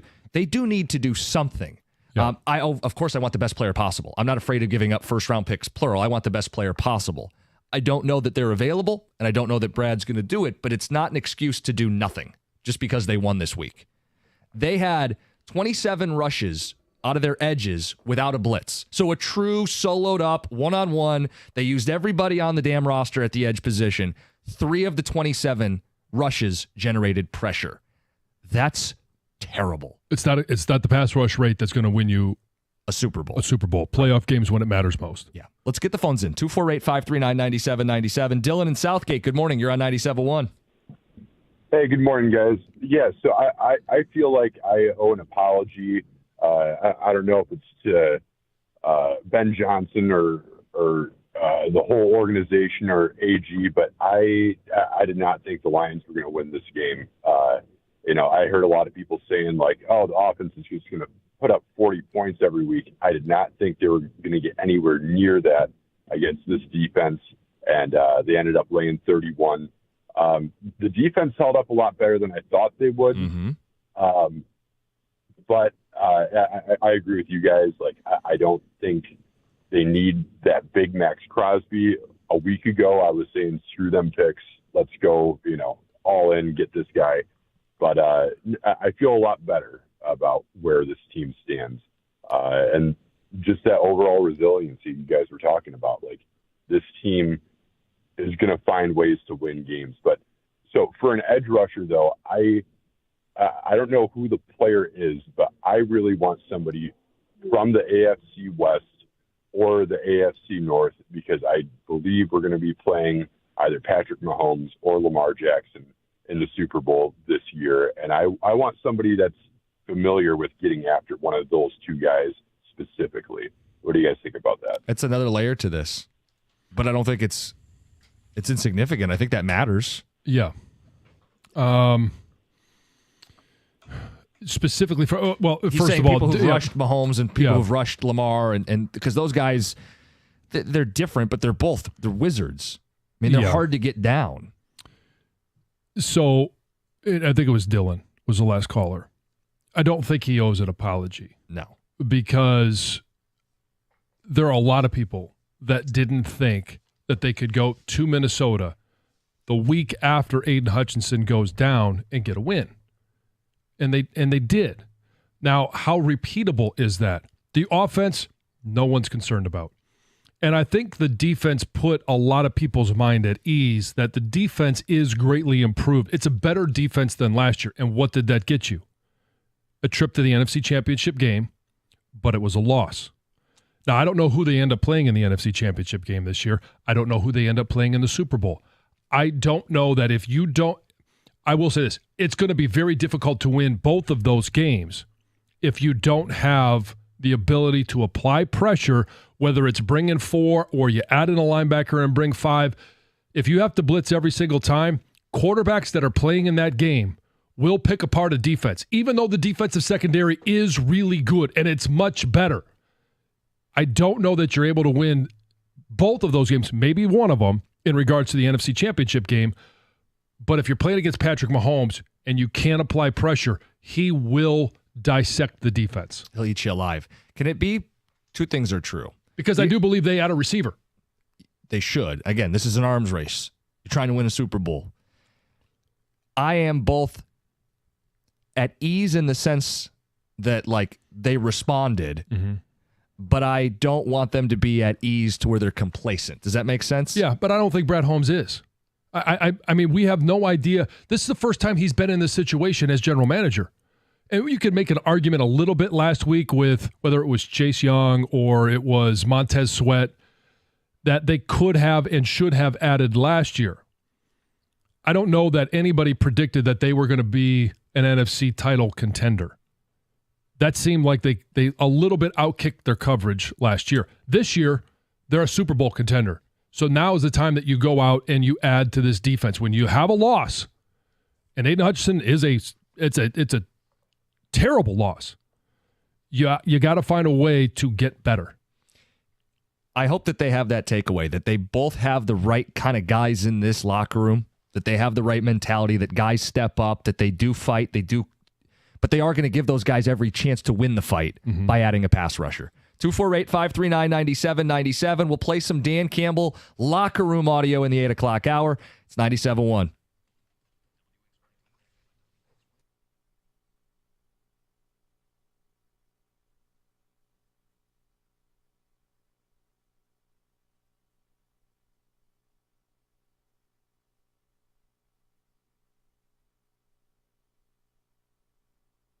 Brought to you by National Benefit Plans. The Lions are in first place in the NFC North after a 31-29 victory over the Vikings in Minneapolis. Rookie kicker Jake Bates hitting that 44-yard game-winning field goal with 15 seconds left to seal the win.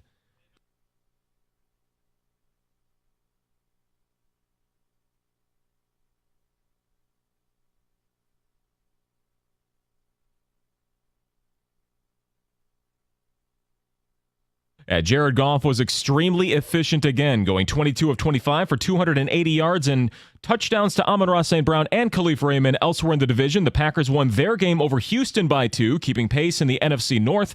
They're 5-2 and 1 game behind Detroit and Minnesota. Michigan basketball rolling in their charity exhibition over Oakland University. The Wolverines won 92-48 in Dusty May's debut as head coach. It happened at Little Caesars Arena in Detroit. U of M football out of the AP Top 25 after their loss to Illinois on the road. They scored the fewest points in a game since 2014 in a 21-7 loss, their third of the season. And the Liberty are WNBA champions for the first time in franchise history, beating the Lynx in a deciding Game 5, 67-62 in overtime at the Barclays Center.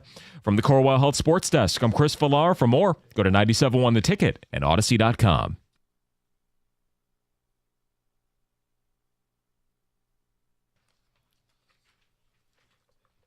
All right, we've thrown a lot out there, and you guys have called in, so let's just do this. Let's get as many of you guys in this hour as we can. 248-539-9797.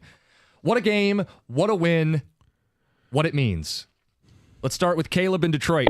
Caleb, good morning. Good morning, man. How you guys doing this morning? Good. Man, first I just wanted to say, the defense, they technically only gave up 2 touchdowns, when you look at it, if Monty would have never turned over the ball, I think that we would have won by a little bit of a larger margin. Does that make sense? Sure. Do we need another pass rusher? Yes. I'm starting to feel like, another pass rusher can definitely put us back top 5 defense, like most dangerous defense that can secure us to make it through the playoffs. I just don't know if Brad Holmes is going to make a move. Like any move? As far as maybe a Zadarius Smith, but I don't know if a Max Crosby, that would be a dream come true. Yeah, I mean, it's the same conversation we had all last week. Is Max Crosby even on the market? Is Myles Garrett even on the market? Have no idea. But I would add good football players, you know, and that would be, I would start with the best players you could possibly add, and I'd get told no until I can get a player that I get told yes on. But I do think you should be willing to trade first-round picks. Got to make sense. I'm not giving up multiple firsts for Zadarius. But multiple firsts for the right guy, you got to be willing to give up first-round picks to win a Super Bowl. Well, I don't know how many guys. There's probably 3 guys that you would have to consider giving up first-round picks for. Max Crosby would be certainly one of them. Myles Garrett, another one. Yeah. Hendrickson, and I don't know I don't think he'll be available Cincinnati either. is even looking at, because their defense is not the strength of that team. He's playing well, and they just won. Yeah, and so, but it was against Cleveland. So I'm not sure right now what they're looking at in terms of the prospects of their season. So I'm looking at everybody else after that.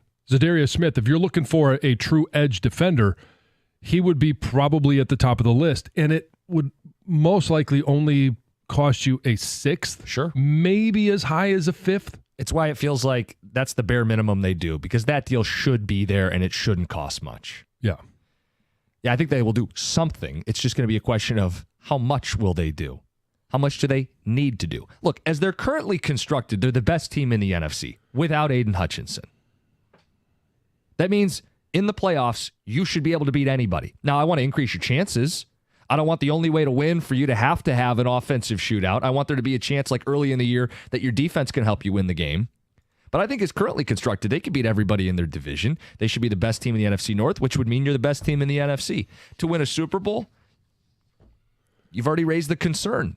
The Mahomes, the Josh Allens, the Lamars, those quarterbacks, if you have to blitz them at a 60% rate to get mild amounts of pressure, listen, get to the game and find out, but get to the game with your best chance to win it, and that's why I believe they have to do something. And here's where timing really matters. If you're going to sit and wait for Trey Hendrickson, because right now they're 3-4, the Cincinnati Bengals. They're 3rd in the AFC North. They play the Eagles this week. Let's just say they lose that one. Then they play the Raiders. Let's just say they lose that one. They're sitting at 3-6. Do they look at that and say, well, maybe we will sell a Trey Hendrickson because we need to find a way to get young, cheap talent in next year's draft, and maybe we want to pair a couple of first-round picks to trade up and get somebody that's younger than Trey that we could continue to build around. And cheaper. That's part of it. But if you're sitting there waiting because the Browns say, you know what, or not the Browns, the Bengals say, we're going to wait and see how the next 2 weeks play out. You can't just sit there and wait because there are other people that are going to look for edge defenders, and Zadarius Smith may be off the market at that point. You're right. And you look at that bottom of the AFC playoff field right now, you guys realize that the Indianapolis Colts are a wild card in the AFC right now, and the Bengals are a game back from them. Yeah, I don't think they're going to give up. Look, if they lost to the Raiders and you're waiting, that's November 3rd. So that's 2 days before the dedeadline. You're going to wait until then and let that play out. I mean, and that's why. That's a risky run. To me, he is the number one candidate because you would not have to give up what you'd have to with the others, and he would provide, and he could be a future asset. Like, I love him, and I think he's the fit. I just don't think, that's why you wanted the Browns to win yesterday, You had a Tim Patrick note? Yeah, real quick here. Let me gather this. So I'm going to do something here. Player A has 12 catches, 183 yards receiving, 15.3 per catch, 1 touchdown this year. Okay. Player B has 10 catches, 165 yards, 16.5 per catch, 0 touchdowns. So they're nearly identical players. Player A, 5 games played this year, 2-year, $9 million contract. Player B has played in 5 games this year, 1 year, $1.5 million. Player B is Tim Patrick. Yeah, I figured. Player A is Josh Reynolds. Yeah. And So I think player B is better player. Well, and it's the stuff that doesn't show up in the stats. Tim Patrick had the huge block on the Gibbs run. He was downfield, huge stalk block, and then he had the big kickout block on the 7-man pressure that Minnesota sent on the St. Brown touchdown that Goff threw. He needed time. He needed to get it in the seam. Tim Patrick's done a lot of the little things. That's a great pickup for this team. It's a great pickup. And I think at the beginning of the year, obviously coming out of training camp, we were all wondering, well, man, maybe they should have just paid the freight on Josh Reynolds. But to be able to find a guy like Tim Patrick who is putting up similar numbers, who is effective, because they're not asking him to be the number one receiver. They're not asking him to be 2 or even 3. They're just asking him to simply fill a role. And that role is first downs and just be available, because we want to throw the ball to Amon-Ra St. Brown. We want to throw the ball to J-Mo. We want to throw it to Sam Laporta. But we need you to be available. But it's the biggest need coming into the season was the wide receiver room. Yeah, no and longer. Brad Holmes' patience paid off. You think he's going to cash that receipt? I don't know. I think he cashed a lot of receipts last year. He certainly could. But and by the way, I don't think people were saying like he was an idiot for not addressing the position. There wasn't really a lot of Brad Holmes hate over it. It was just, hey, you're a really good team. What's the biggest hole? It was almost a compliment. Like, we're looking at the third receiver as the biggest need, or kicker is the biggest need. You know you've built a hell of a roster when we're almost searching the depth chart to find your biggest need. I would argue, though, that... You think he took some heat? No. That the edge opposite Aiden Hutchinson was a bigger conversation than number 3 or number 4 receiver. I agree with you on that, and it's obviously become it's even bigger now. Chris in Ypsilanti, you're on 97.1. Hey, guys. I hope you can hear me. I just want to give Aaron Glenn his flowers. Rewatch that Brian Branch pick. It looks to me like they're playing like an inverted cover 1. Mm-hmm. Terrion Arnold's lined up in man coverage, but really he's the deep zone. They clearly know the deep crosser's coming, and he signals to Brian Branch to pass off the receiver. Brian Branch plays it beautifully, but the whole thing was just beautiful to look at. The execution was incredible. Terrion Arnold, he hasn't had a penalty in the last 2 games. His development is already starting to take off. And this is a young secondary. A lot of these guys are on the rookie contracts.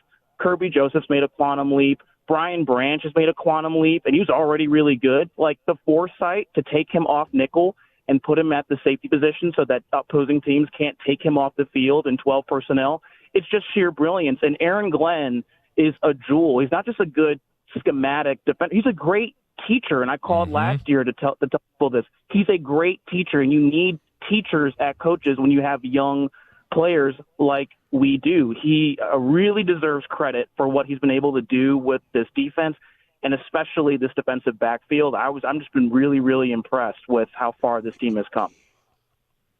I think it's a great point. Yeah. I think it's a great phone call, Chris. And here's the other thing. When Chris is talking about the signals that Terrion Arnold, one of the things we thought this team was going to have more talent in the secondary, but it was going to take some time for them to gel, for the chemistry to be there. And now all of a sudden, in week 7, we're starting to see that chemistry, guys understanding their role in whatever the play call is, and how that scheme, how does it affect all 3 other guys or 4 other guys when I'm doing this at my position? Or if I get out of position, how does it stress the defense? They're starting to understand all those intricacies. And if you try to do too much, you put your teammates in a bad position too. Yep. So it all works in concert in that secondary. Got to build that trust. And I think they are. Brian Branch is a difference maker on defense. He's having an all-pro season so far.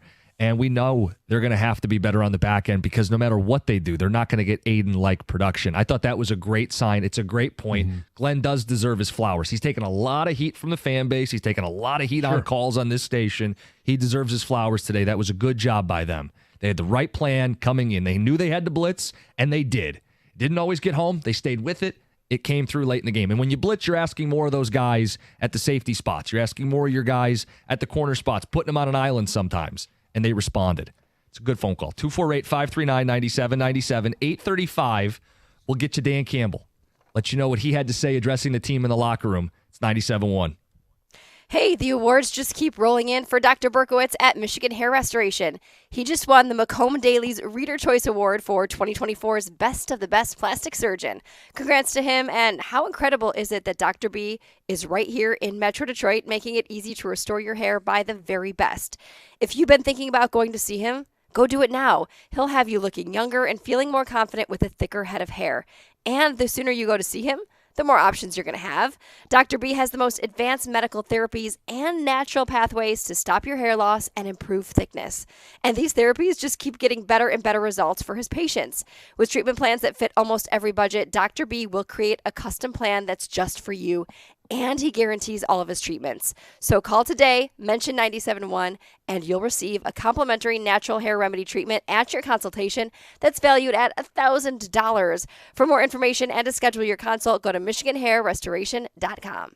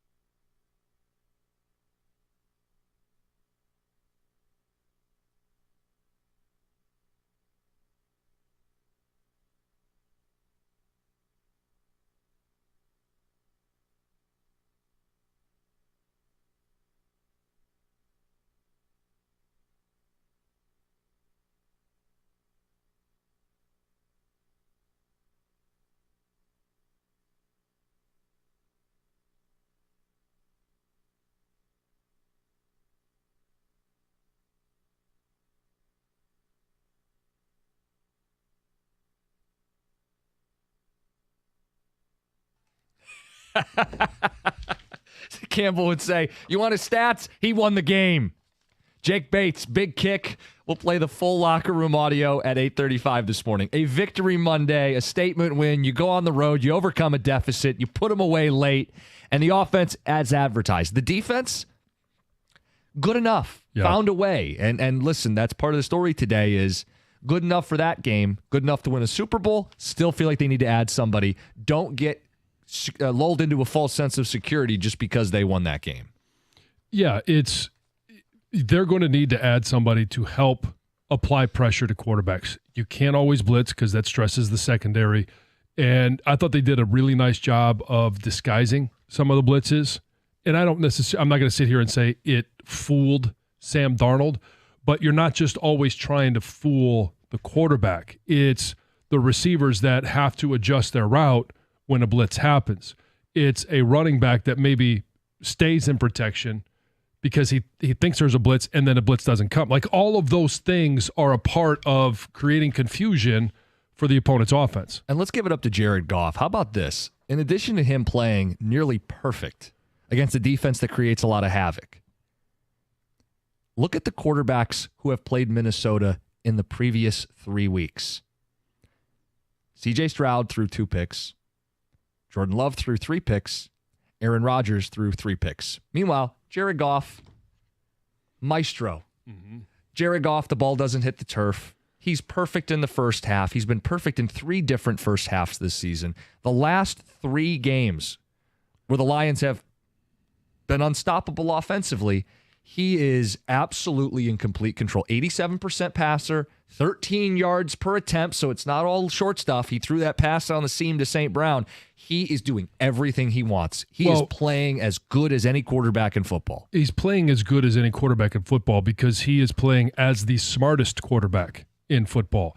And, yeah, every quarterback wants to hit their guy down the field, J-Mo, Amon-Ra St. Brown. They want those big plays. But he's been a guy that has been pretty much been egoless. I'm willing to hit Jahmyr Gibbs out of the backfield because they took everything else away. And until you take away Jahmyr Gibbs, I'm just going to dink and dunk. Until you take away Tim Patrick, until you take away all these other short passes. It was the second quarter before he actually went downfield to hit Amon-Ra St. Brown. And that's the whole point is like he can and he does, but he's not going to force it.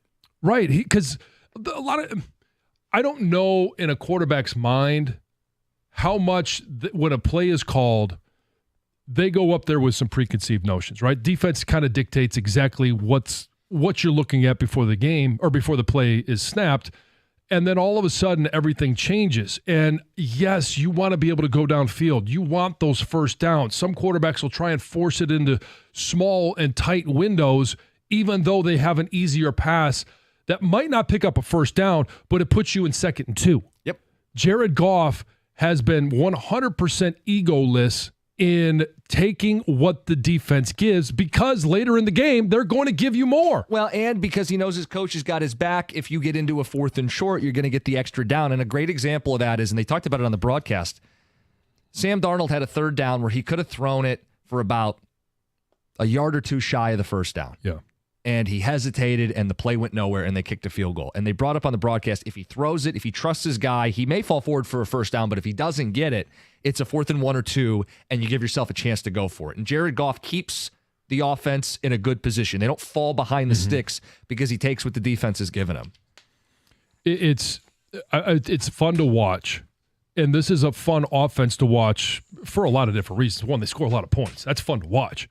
But they're able to consistently move the ball because they have a consistent rushing attack. You get 2 different weapons in the backfield, and then you have 7 different weapons that you can throw the ball to.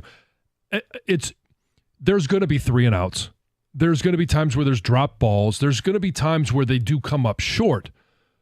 But a high percentage of times, this offense continues to move because you simply can't defend all the weapons. 248-539-9797. Let's get to the phones. Mike in Livonia, you're on 97.1. Hey, what's up, fellas? So I just wanted to say Gov's point when he came to compare Tim Patrick to Josh Reynolds was spot on. I think for the longest time, and I've noticed this since the beginning of the season, because we were asking the first 2 games, hey, what's wrong with this offense? Because we expected it to be better. And it literally got unlocked the minute Tim Patrick got elevated from the practice squad and then made a couple of catches on the outside that allowed the defenses to say, okay, we can't just take the middle of the field and then wait until they get into the end zone to take the edges out. So literally, I think the underrated hero that has been so far of the season when it comes to the offense has been Tim Patrick, in the sense that he's provided them that go-to target where if Goff needs to step back and just throw the ball up there, and he's made those catches, if you noticed, in the last 2-3 games, where, he just throws it up there and Tim Patrick will make the adjustment, come back and catch the ball, even though sometimes he's covered or not. And so that takes away from the fact that they can just zero in on the middle of the field, take away from Amon-Ra St. Brown, or take the intermediate when Jameson is about to catch that ball and hit that speed. And so that literally just took this offense to another level. Another point I wanted to make, and you guys were, spot on with it too as well, is the competence when it comes to this coaching staff. And this is why I laugh sometimes when some of the hosts will nitpick, like, well, the punt and this. Dude, just watching the development when it comes to this coaching staff from the practice squad up and how they come ready to play, right? They're able to perform even when they're called upon and they're just backups, right? It just shows, John, you know this from Michigan this year. We're just not seeing that from that coaching staff. And in comparison, this Lions team is just killing it.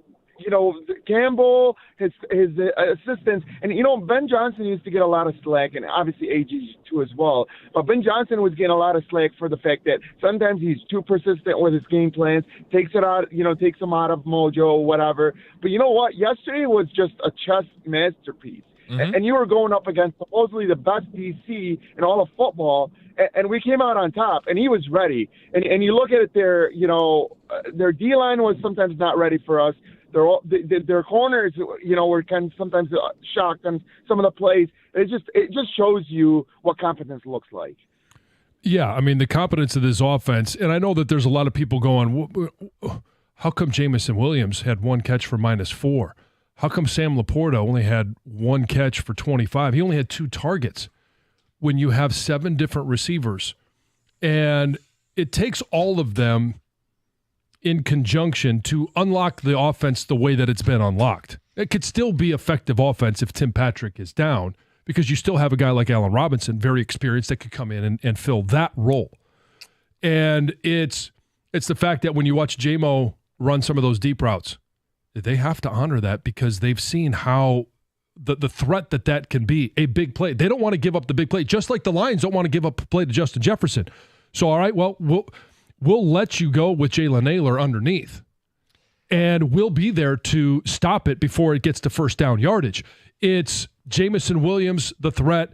Sam Laporta is certainly a threat, but when you cover him and you cover Jameson Williams, are you going to be able to cover Amon-Ra St. Brown, Jahmyr Gibbs, or Tim Patrick all at the same time? Nope.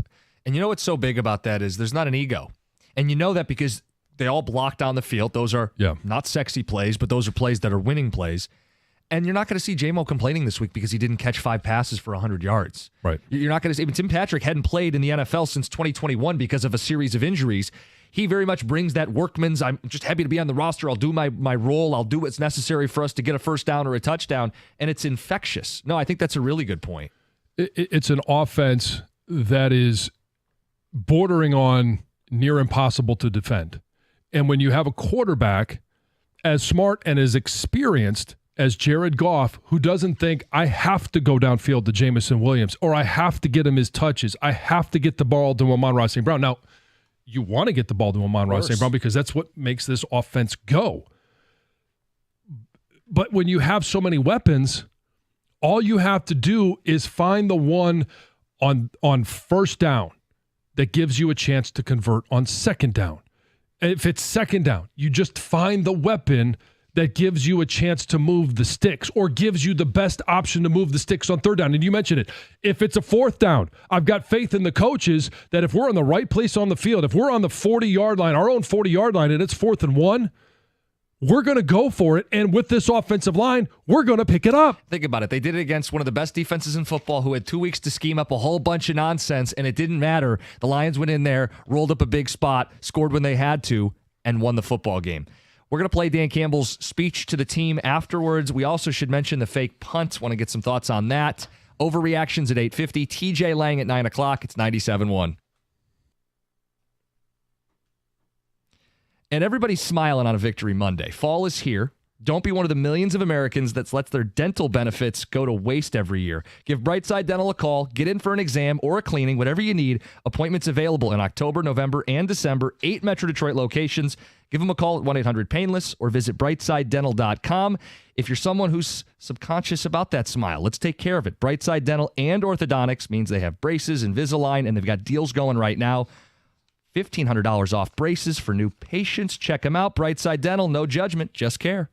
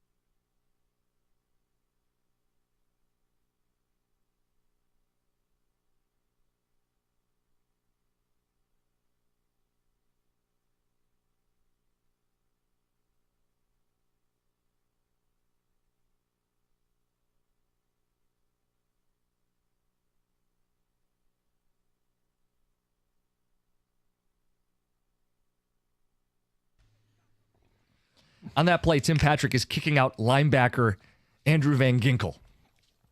Grit, toughness. Tom, you're next up. You're on 97.1. Tom, good morning. Good morning, guys.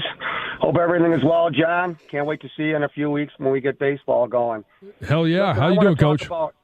I'm doing great, John. Thanks. Everything is good. Football's going good. One more week, and hopefully it's a successful Saturday. Listen, I want to talk about culture, and I don't think this has been brought up enough.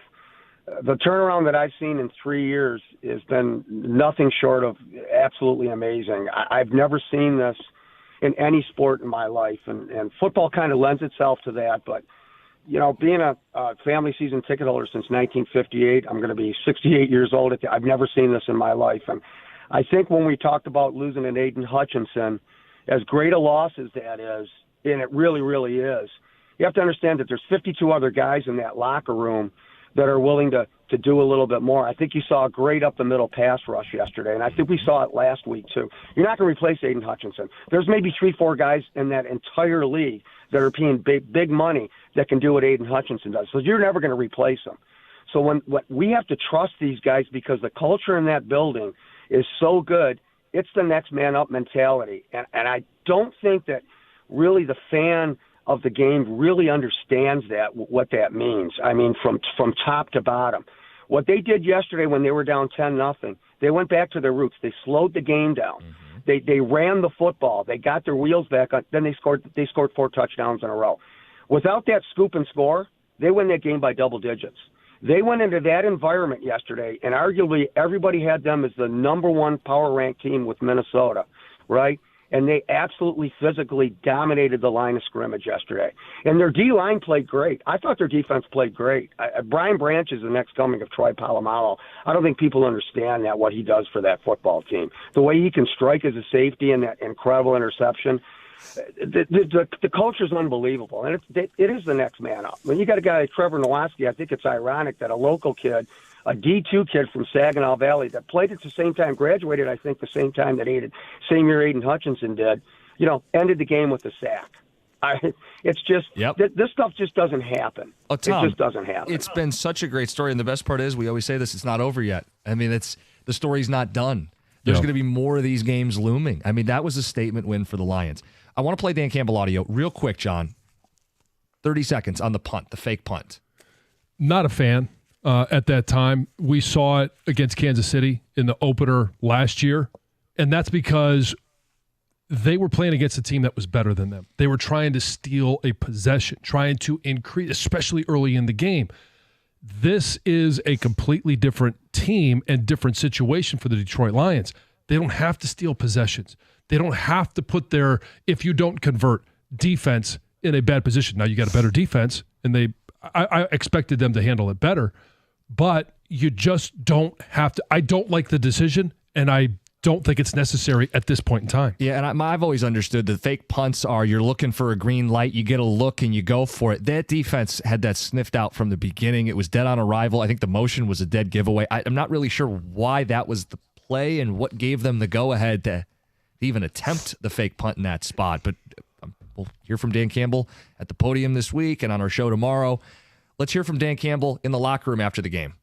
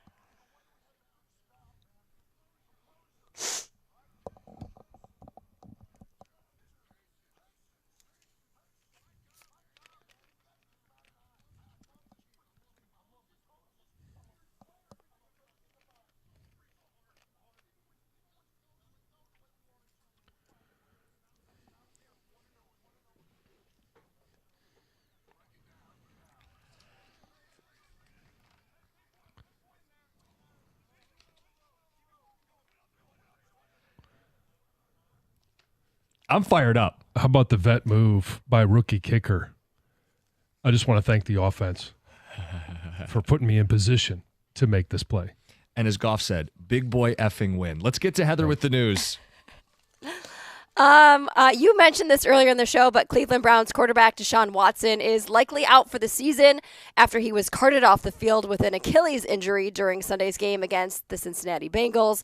After the game, the coach talked about, he's going to undergo further testing, right? We're going to really see what's going on. But it did look like it is a season ender. And John, you brought this up too, that while he was injured, right, and he looked devastated. It looked like he was in tears. People in the stands were cheering. There was boos during the pregame. And his teammate, Myles Garrett, let everyone know that he was very disappointed in their actions following the game. He was disappointed. Ashamed, Jameis Winston is what he said. Was very vocal about the disappointment of hearing from the fans. And I understand the fans' feelings. Disdain for him as a human and a quarterback. Right. But in that moment, I think they could have acted better. Yep. Detroit Pistons' previous head coach, Monty Williams, has landed a new job, this time at the youth level. So he was fired from the Pistons back in June, and he has now accepted a job at a prep school in San Antonio, where he's going to be coaching boys basketball, and he's going to be coaching his own son, who apparently is like one of the top recruits. In high school around the country. So that's exciting. He was for playing him, at Brother I guess. Rice last year, and now they're back in the San Antonio area. I'm curious if his pay for the high school will be deducted from the $67 million that he's owed by the Pistons. So that's one thing you want to know. I want to know if Killian Hayes is also going to start over his son the way he was starting over Jaden Ivey. No, I don't think so. Yeah. Okay, so going to a Lions game, or really any other NFL game for that matter, is going to cost you a whole lot more than ever before. So over the last 10 years, the cost of attending a game, which they're saying includes the ticket, your parking, a beer, and a hot dog, has risen by 39%. The Las Vegas Raiders, they have a new stadium, the relocation. They've experienced the most significant price hikes. So compared to 2013, attending a game is $103 more expensive now. The Cleveland Browns nearly doubled in cost to go to a game now. When it comes to the Lions, tickets have risen by 49% over the past decade. I don't think over a decade that's unreasonable. No. It seems like I a lot. hated the one-off season jump, but over 10 years, you do expect. Over a decade's time, Of course, everything goes up. There's only one team that saw a decline in pricing. Really? And that's the Dallas Cowboys by 1%. So in 2013, it was the average price was $162 to go to a game. Now it's $160. Well, you disappoint your fans annually. You got to do something for them. That's Heather with the news. We've got overreactions from the weekend. Next, TJ Lang joins us in studio at 9. It's 97.1. All right, I want to give a shout out to YMCA Detroit's Girls on the Run. This incredible program isn't just about running. It's about building confidence, making connections, and empowering young girls to set and achieve their goals. They're getting ready to kick off their big 5K fall celebration in November, and they need our support. So whether you want to register or volunteer, cheer, or donate, head to ymcadetroit.org to learn more, or gotr.detroit.org to register and help inspire the next generation of strong, confident women.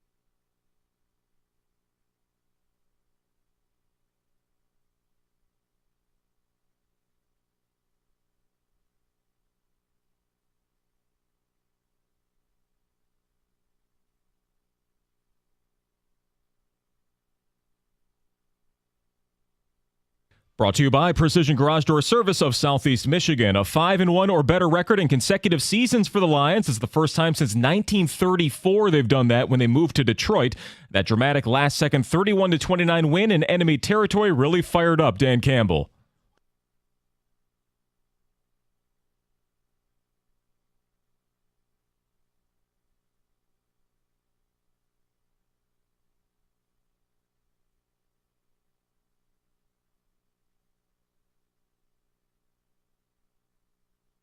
Bates, Saint, Branch, and Jahmyr Gibbs earned game balls. Gibbs took over for an injured David Montgomery for 160 all-purpose yards with 2 touchdowns. Montgomery did come back in, and they had to overcome a first lost fumble of the entire season by him to come back and win in the final minute. Recovering from surgery, Aiden Hutchinson also sent a message on social media saying things were rough, but he's on the road to recovery and doing great. Reports over the weekend claim that Hutch returning in time for the Super Bowl is realistic after suffering no nerve or ligament damage when breaking his leg last week. Sunday Night Football, the Steelers bullied the Jets in the second half to win 37-15. New York now just 2-5, and Browns players, including Myles Garrett, calling out fans in their stadium who cheered when Deshaun Watson went down with a non-contact injury, believing to be a torn Achilles. And the World Series matchup is set. The Yankees and Dodgers will play for the title this year after dispatching the Guardians and the Mets. LA clinched their berth with a 10-5 final at home last night. From the Corewell Health Sports Desk, I'm Chris Villar. For more, go to 97.1 The Ticket and Odyssey.com.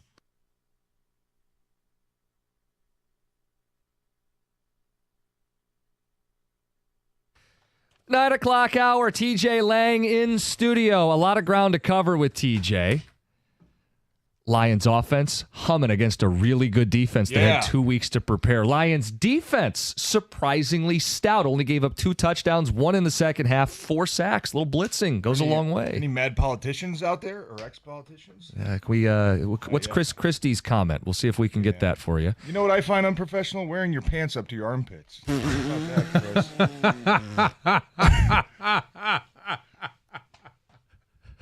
I'm sorry, I wasn't even planning on talking about that. Good Lord, that guy. Come on.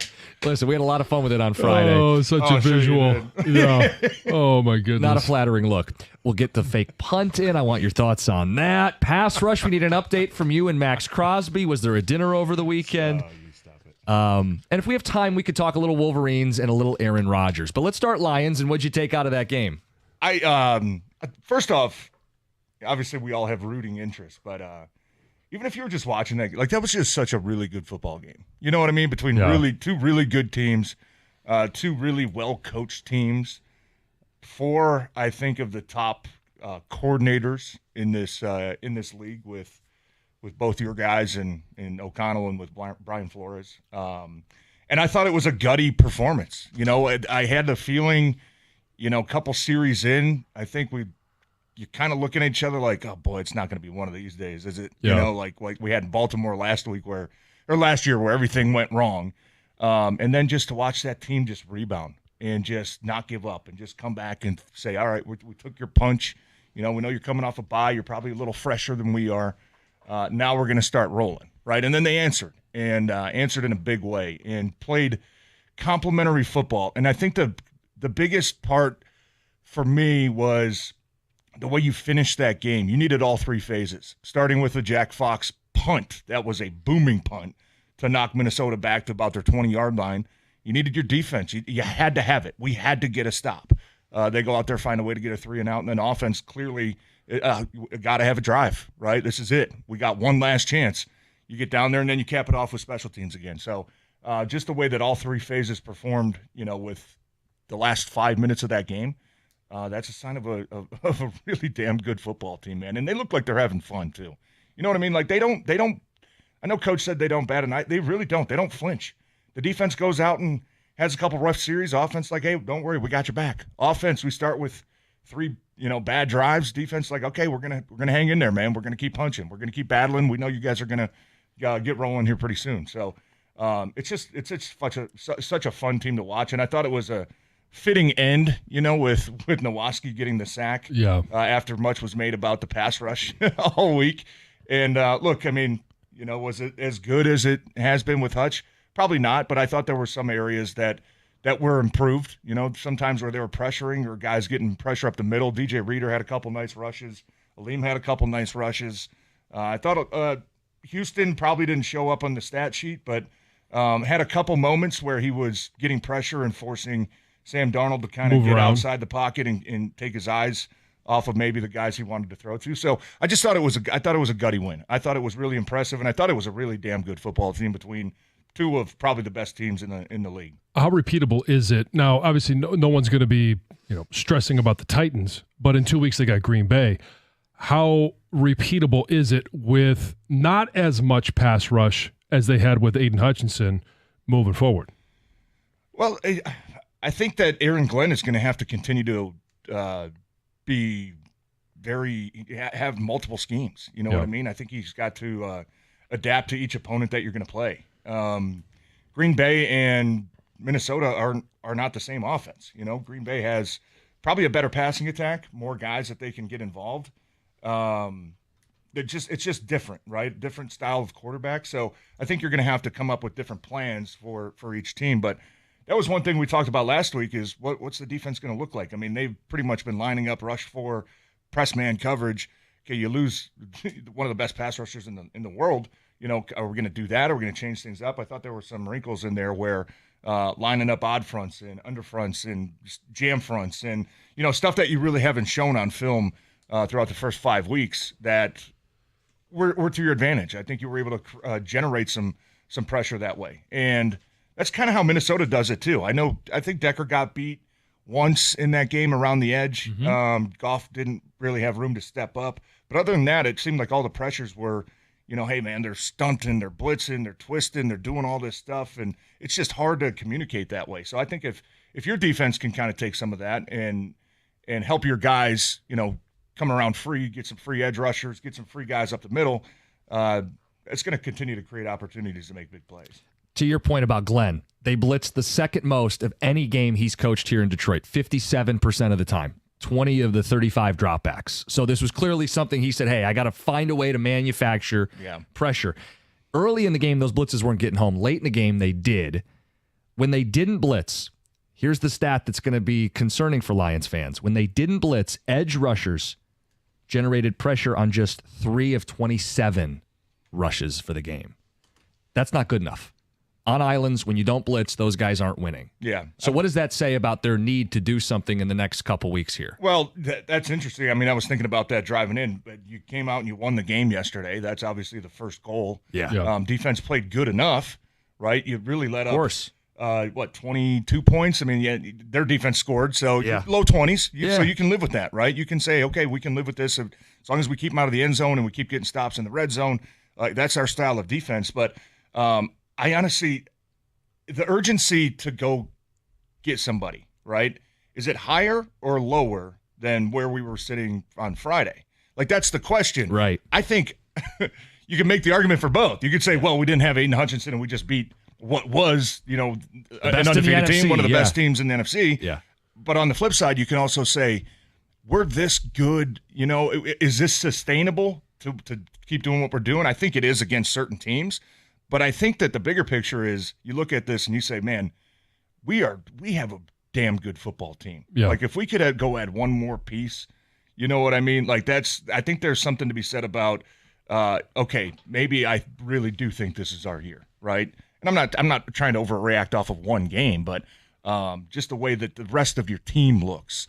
You want to do everything you can to help those guys, because after a big win like that, you come out and say, okay, man, like, we might need to go get something. Well, right? because there's only really one deficiency in what the Lions have as a roster. Because you look offensively, Tim Patrick has filled and answered every question about who you want as your 3 or 4 receiver.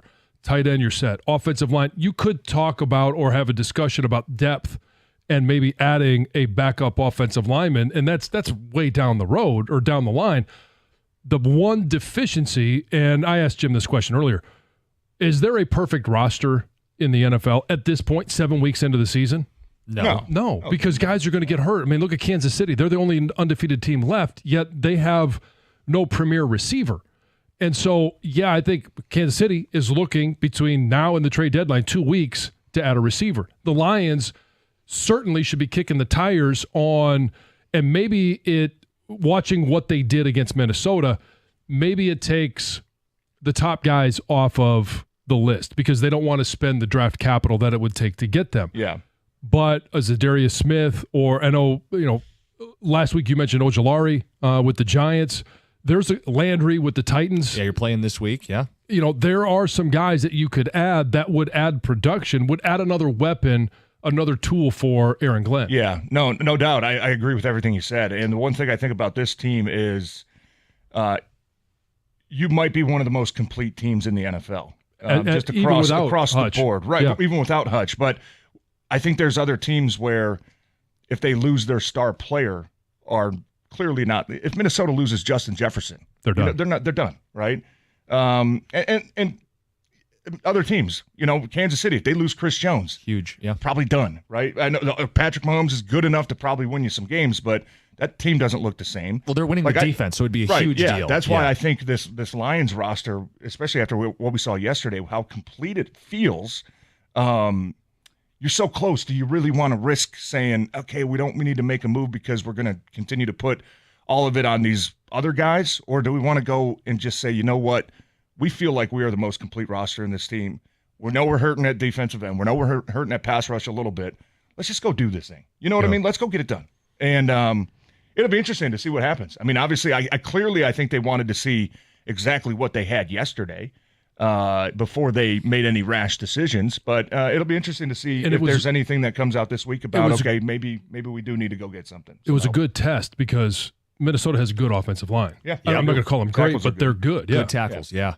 And they had 2 weeks to prepare for that game. Minnesota did, and it's at their place. And you find out what you're made of, like, in the chest. Like, do you have that fight? And this team clearly showed they had the fight. I think they knew that, but it's obvious after yesterday. The fight's there. It's also obvious they don't have enough on the edges right now. So both things can be true, right? Both things can be true. You love the fight, the resilience, the makeup of this locker room, but you also want to your point, do right by the guys in the locker room and give them every chance to win a championship. Yeah, I would say you don't have enough on the edges right now if you just want to play four-man rush, man defense. You know what I mean? Sometimes you need to. You can't blitz every play. But that's what I'm saying, unless they want to go the other path to say, you know what, we're going to turn into some exotic-looking team on third down, like what we saw in Minnesota. You don't know who's blitzing, if it's max pressure, max coverage.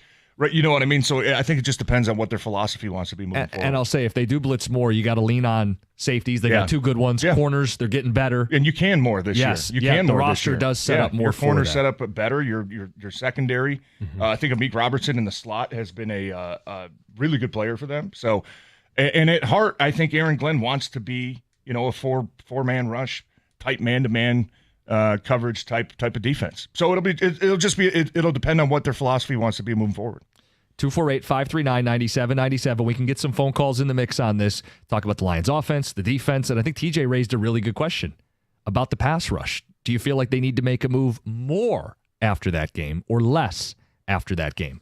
Before the hour ends, I want to play some Aaron Rodgers audio. That's your guy, TJ. Find out who he's blaming after another loss. Oh, boy. I meant to stay up to hear the press conference. I did not. I fell asleep. So don't worry.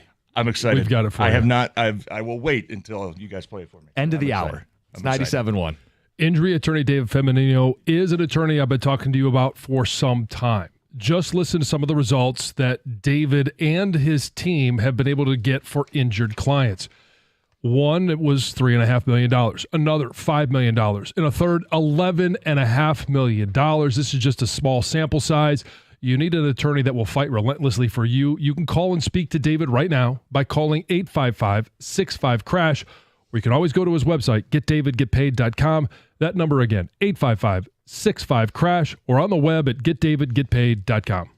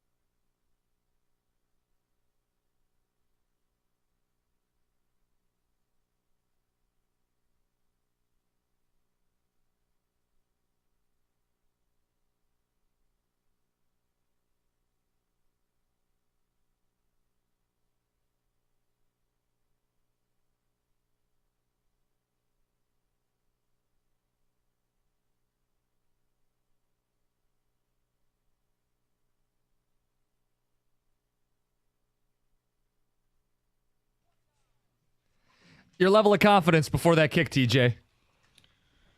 You know what? I actually felt more confident because they felt confident by just taking a couple knees. So it was like, they at obviously first, know something we don't. Get like 5 or 6 more yards maybe, but they started taking knees, and I'm like, all right, man, if they're confident, then go out there and do it, kid. Don't even think about it. Ticket Texter says Lions have to make a move. They showed how good they are, spotting Minnesota 7 points on the road. Seal it this year, especially if Hutch could be back in February. And someone says, did TJ say max pressure? Oh, with 2 X's? With 2 X's. Your question was a good one. After a win like that, do you feel like you need to make a trade more or less? Yeah. Well, that's all. That's what we all wanted to know going into the game. Yeah. Right? What's this going to look like? What are we like? going to learn? Yeah. Are we going to have urgency, or are we going to find out? Oh my goodness! Look at James Houston's back to form. I think we'll be good. Right? Those are all questions that we had. What is your answer to that question?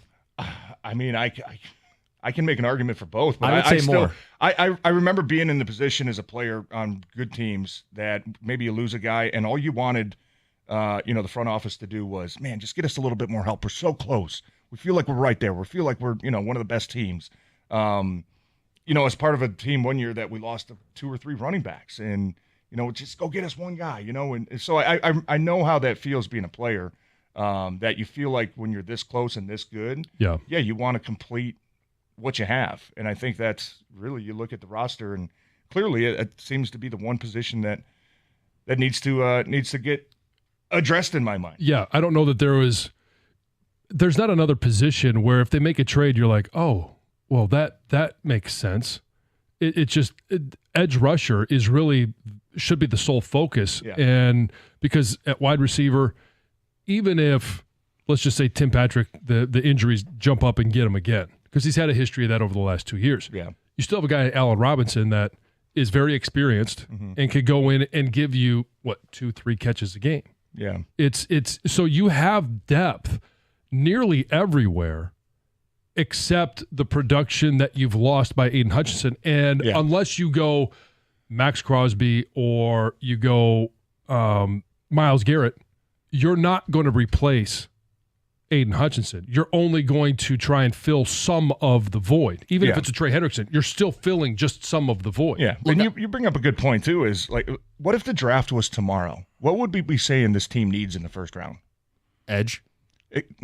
Right. So and he could speed that process up and pursue a Super Bowl. Exactly. Look, I think there's a world where they watched that football game and said, we're the best team in the NFC. As is, That's how they without should Aiden feel. Hutchinson. We went into Minnesota, won the game. We're the better team. We can beat them again. We can beat anybody in the NFC in a playoff game. We are every bit in the Super Bowl with the roster currently constructed. What I would say is give yourself a better chance to win. Yeah. Don't make it so the offense has to be dominant. Early in the year, they won a couple games with their defense. I'd love to go in the playoffs knowing they did everything they could to position this team to win a Super Bowl. Because if you play Mahomes, you don't want to say we got to blitz him 60% of the time or we can't win. I'd hate going in with only one way to win that Super Bowl. Yeah, and you're right. I think it'll alleviate some pressure from some other areas. Yeah. And let's be honest. I mean, Jared Goff isn't going to go the next 11 games completing 80% of his passes. You don't think so? Well, I'm just saying, it's not. It's ridiculous, TJ. He's ridiculous. Throw in completion in the first half. I'm not going to hold him to that standard for the rest of the season. And he's going to have a game where, the other team just has a good plan and you got to figure out, you got to go win a dogfight, maybe 20-17 type of game, right? But you're right. If you help that defense out a little bit more, you do bring in a little bit of help. That will alleviate the pressure to say, okay, we don't need you guys to be perfect to go win these games, right? And Jared Goff has been phenomenal. I mean, he has been so good. He has been one of I think the best quarterback in the NFL over the past 3 or 4 game stretch. Yeah. I don't think that's an overstatement. I don't think that's breaking news. I think most of us feel that way. We threw out 3 letters. At this point of the season? MVP. I think so, too. Who has the better case? Nobody.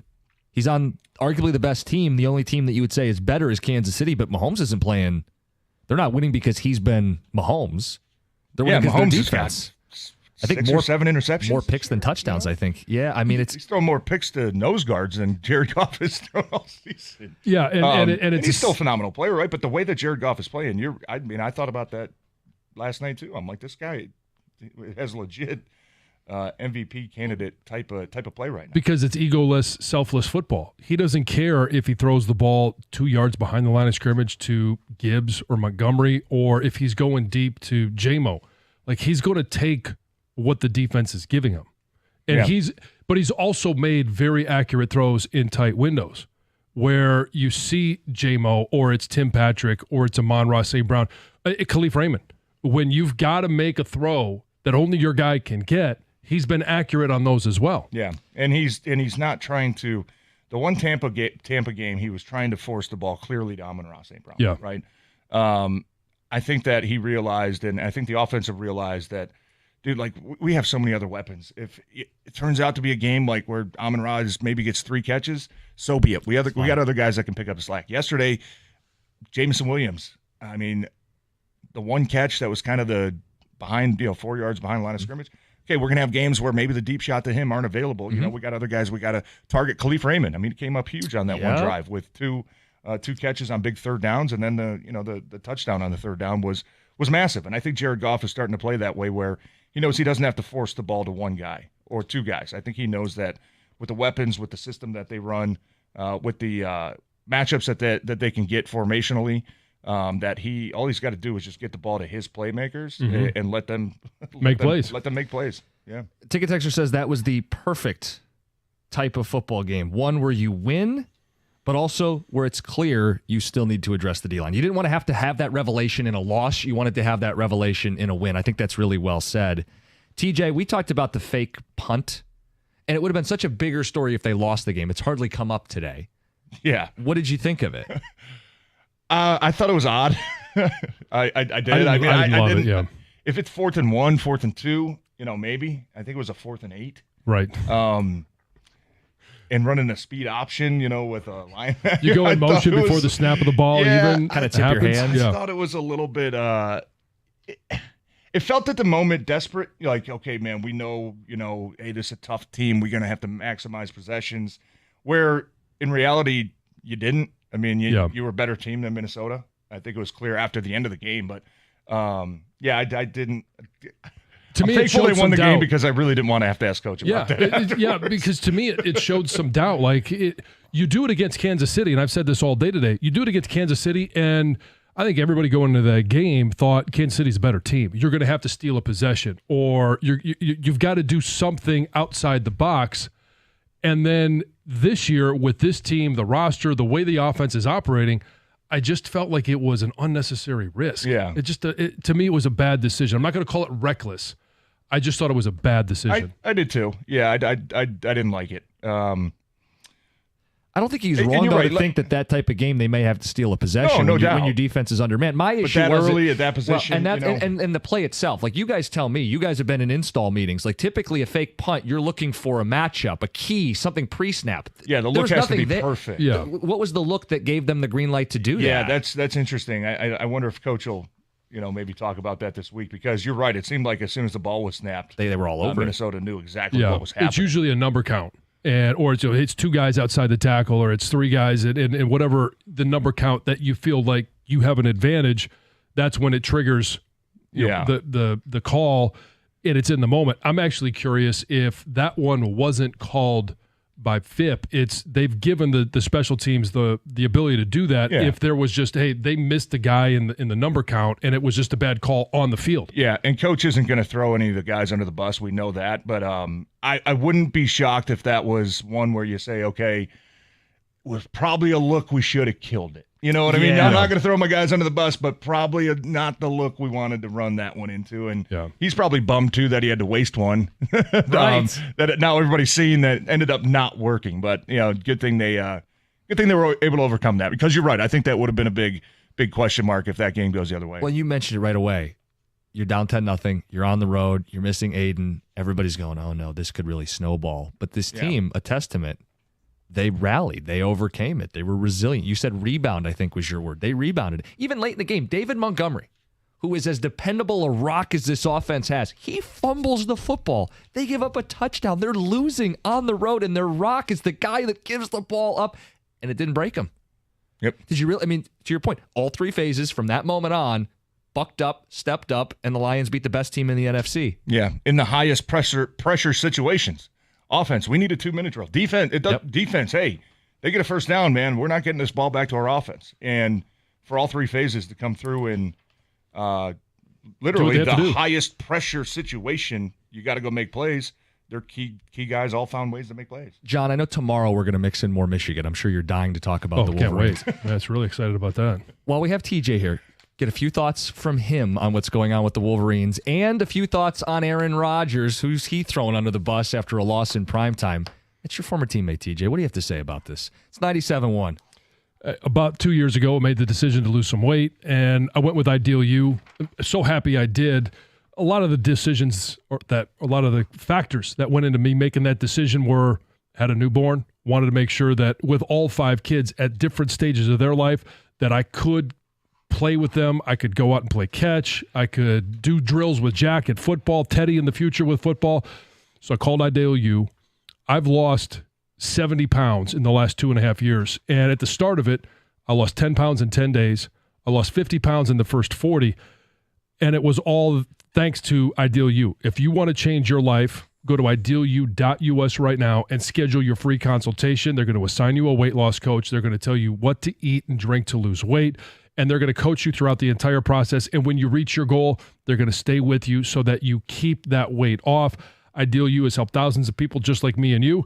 If you want to weigh less, go to idealu.us.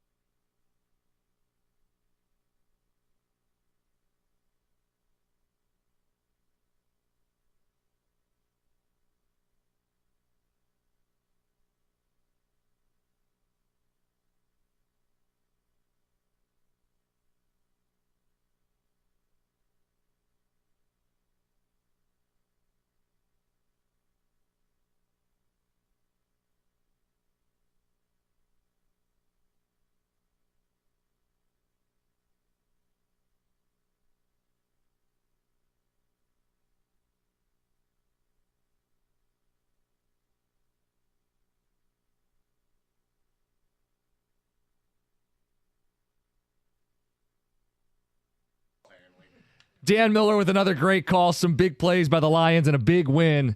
A big boy bleeping win, as Jared Goff put it in the locker room. TJ, can you describe the noises you're making in the background of some of these calls? Like, you're having a great time. I know. Yeah. I always seem to. I keep reaching for like my mute button, my cough button. Because Lomas, I mean, we get, we're obviously allowed to be biased. We're doing home radio for our you can team, be animated. Yeah, I noticed that too. I'm like, yeah, because I hate when people do. I hate when I watch games and I hear Tom Brady like, and then I do the same thing, and I'm like, gosh darn it! Like, but it's different. You're not on a national broadcast. You're on the local broadcast, and I mean, you're allowed to cheer and shout. You're welcome. I think it's fun, and I think it brings the emotion to some of the plays. Sure. I can't wait to hear a Super Bowl call of you and Lomas and Dan Miller. I will definitely be on mute for that one. Yeah. I will not. Yeah, because bad words come out at that point. Dan Miller's one of the best play-by-play guy, I think, in the league. And I've thought about this. There's some big play moments where I literally hit my mute button because I'm like, there is no way in hell I'm stepping on this guy's call. This is going to be played forever. They're going to play it on all the highlight film. Like, I got to get out of the way and just let him do his thing. So, yeah, but it does. I do think about it. I think it's cool to get the emotion sometimes, and Lomas does, the same thing. We cheer, we root. Yeah. But, yeah. It makes for a lively booth. But I hear it afterwards, and I'm like, damn it, I shouldn't have done that. The party that you guys are having, very different than the Saturdays that John is having. Yes. Yes. Fair. Yes. And we flip-flopped. A couple years ago, man, you were, you went through, one loss in 3 years. We had to dig out of the mud. Costa, that first year, man, calling 3 wins. Uh-huh. We were in the mud, dude. Now, I saw you live tweeting. Welcome, John. Oh, boy. You were tweeting on Saturday through some of Michigan's football game. You got some takeaways? Well, yeah, I think they don't look like a well-coached team to me. And, look, I know that the quarterback position is obviously a huge, huge disappointment.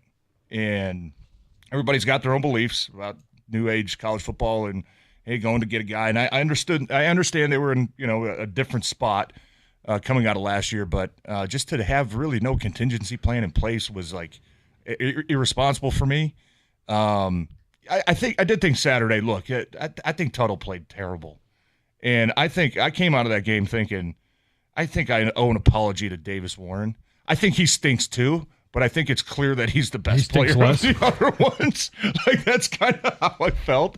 And look, if you complete some of those passes and just some of the plays that he was making, you literally have zero chance to win when your quarterback plays like that. Well, but they don't look to me, John, like they play as a team. You know what I mean? They look like they've got really good players at different places, but they just don't look like they play like a team. And that to me I think that's more of a statement about the coaching staff, especially when you had 2 weeks to prepare for a team like that. I thought defensively there were some things that they did a little bit better up. They were a little more aggressive. Now, it cost them at times in terms of, PI calls. But I thought, Jameer Hall played a better game. I thought that their corners played a better game. But I've said this about the defense.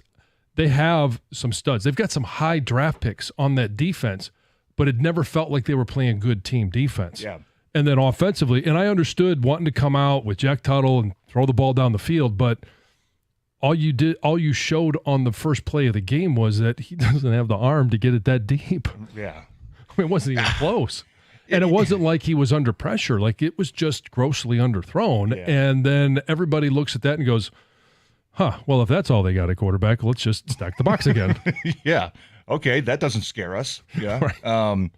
And you know what? Maybe it's possible that things look different during the week and your coaches get a false sense of confidence that you guys can do it. And then you show up on Saturday and it's like, man, like, he's been doing it all week in practice. What's going on now? Some guys just don't show up under the lights or in big moments. But I'm sorry to say, man, they just don't look like they're a well-coached team to me. They look like they just expect to roll out there and continue to be the Michigan of the last 3 years, and we're better than you, and they're not. And they're not playing as a team. And I think I felt like a fool picking them going into that game because I thought what I saw from Tuttle, at the end of that Washington game was like a little sliver of hope. But then, after 2 weeks to prepare and he's your guy, and then to come out and look like even worse than you have all season. Man, that was a disappointing loss. Well, you felt bad picking them for that game. I did, yeah. How about being a guy? Myself, I'm not going to name any names, but how about being a guy that thought that they could possibly make the college football playoffs? Ooh, yeah, that's that guy must be got to be rough. Dumbass Up this morning. Rough take there. Yeah. To close the Washington game, they went punt, fumble, interception, clock runs out. You go, that's a brutal way to finish the Washington game. 2 weeks to clean it up, right? 2 weeks to throw your arms behind whoever you think the best quarterback is. Your evaluation was Tuttle's the best quarterback, and you had 2 weeks to make it work. Here's how they came out. Punt, fumble, scored a touchdown, punt, missed field goal, pick, turnover on downs, clock runs out. TJ, that's 15 possessions where 14 of them are empty and 5 of them end in turnovers. You're right. They're not setting any of these quarterbacks up to be the best version of themselves. I'm not telling you they're very good. Yeah. But Michigan was winning games without high-level quarterback play going back to Cade McNamara. The reality is they're not doing enough to get these guys in position to be successful. That's a coaching failure. And how do you have any confidence that they're going to pick the right quarterback the rest of the way? Or they're going to be prepared this week with a big rival in town? Yeah. No idea where you go from here. I mean, you played musical chairs. You played 3 quarterbacks through 7 games now. What do you do? Yeah. Apologize to Davis Warren and say, hey, we know you weren't very good either, but like you give us our best chance. I mean, what does that say to the locker room? Or orgy, because at least you don't turn the ball over? Yeah, I mean, it's just I think it's – and look, I think there's a part of reality where most people knew going into the season you're not going to be back-to-back national champion. You can't lose 20 players, seniors and NFL impactful guys players, and expect to do that. Now, did I expect the drop-off to be this fast and this bad? No. With today's landscape in college football, and John, I know we've had arguments about, Harbaugh, did he put him in a tough bind? Yeah, he probably did, leaving late, and the portal, and not knowing who your coach was going to be, and not knowing which players were going to stick around, or we got to recruit our own player. You know what I mean? Maybe there was a part that we got to worry more about getting Mason Graham and Colson Loveland and Will Johnson back on this team. Then we got to then looking outside to bring in any other pieces. But you can't do all of it. It just seems in today's landscape to be able to be a powerhouse, consistently, the opportunity is there. And the opportunity it clearly is. And I was all over Costa because I was talking about, well, okay, you didn't end the season until mid-January. Harbaugh didn't leave until the 24th. Sharon was hired the 26th. All of the top quarterbacks were already off the market. And then he came up with a couple. I don't even remember who they were. Yeah, there were a couple names are okay. Some of those names probably would have performed better than what we've seen so far. And then the question is, what do you do moving forward? You kind of asked that. Do you go back to Davis Warren because you think maybe he is the best of the 3? What about the 4th? Well, I'm getting there. Or, if it's turnovers, Alex Orzi's the only one that had 1 turnover. Now, he didn't throw the ball a lot, and you become very one-dimensional, but he was the one that protected the ball the most. Or do you go with that 4th option and you just say, you know what, Jaden Davis, it hasn't worked with either of the other 3. Let's see let's take our lumps now with you and figure out if you can be the guy going into next year. Yeah, why not? Because I think we already know the other 3 guys are clearly not the answer. Now or in the future. So you're right. If you're going to lose, if you're going to go out there and the rest of the season, have some of these games that just stink and, come to the realization that we're just not that good, why not at least see what you got with a young quarterback? Because if you're recruiting the portal, you got to think Jaden Davis might be a guy that if he's not going to get his chance here against these 3 guys, that maybe he wants to enter the portal. So you got to start recruiting him again now. Tomorrow we'll mix in more Michigan with the Lions. Today's been a big Lions day. We also want TJ's reaction to Aaron Rodgers. They were up 15-6. Then they gave up 31 unanswered. Offense shut out in the second half. Aaron Rodgers pointing the blame. We'll play some audio next, 97.1. We got some great sporting events here in Detroit. Why not watch them at the best pool in history? That's Stadium Swim. It's located at Circa Resort and Casino. It's a viewing experience that's built for sports fans. You can hang out next to one of the 6 pools on 3 different levels for a perfect view of the massive 40-foot-tall high-definition screen. Again, that's Stadium Swim. It's America's favorite place to watch all of your sporting events. Swim-up bars, Insta-ready selfie walls, and one nonstop party. Score your perfect game day spot with cozy day beds, private cabanas, or grab a lounge at the center of the action. You can reserve your spot today. It's 365 days of sports poolside, located at Circa Resort and Casino in downtown Las Vegas, and it's right there on Fremont Street. Stadium Swim, all sports, all seasons. Book your spot today at circalasvegas.com.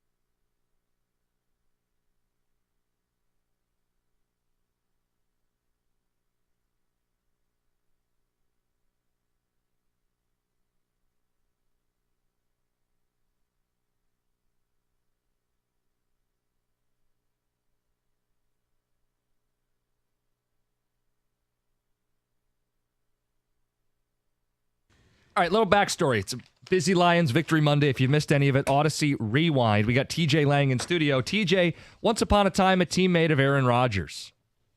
Correct. What do you think of Aaron?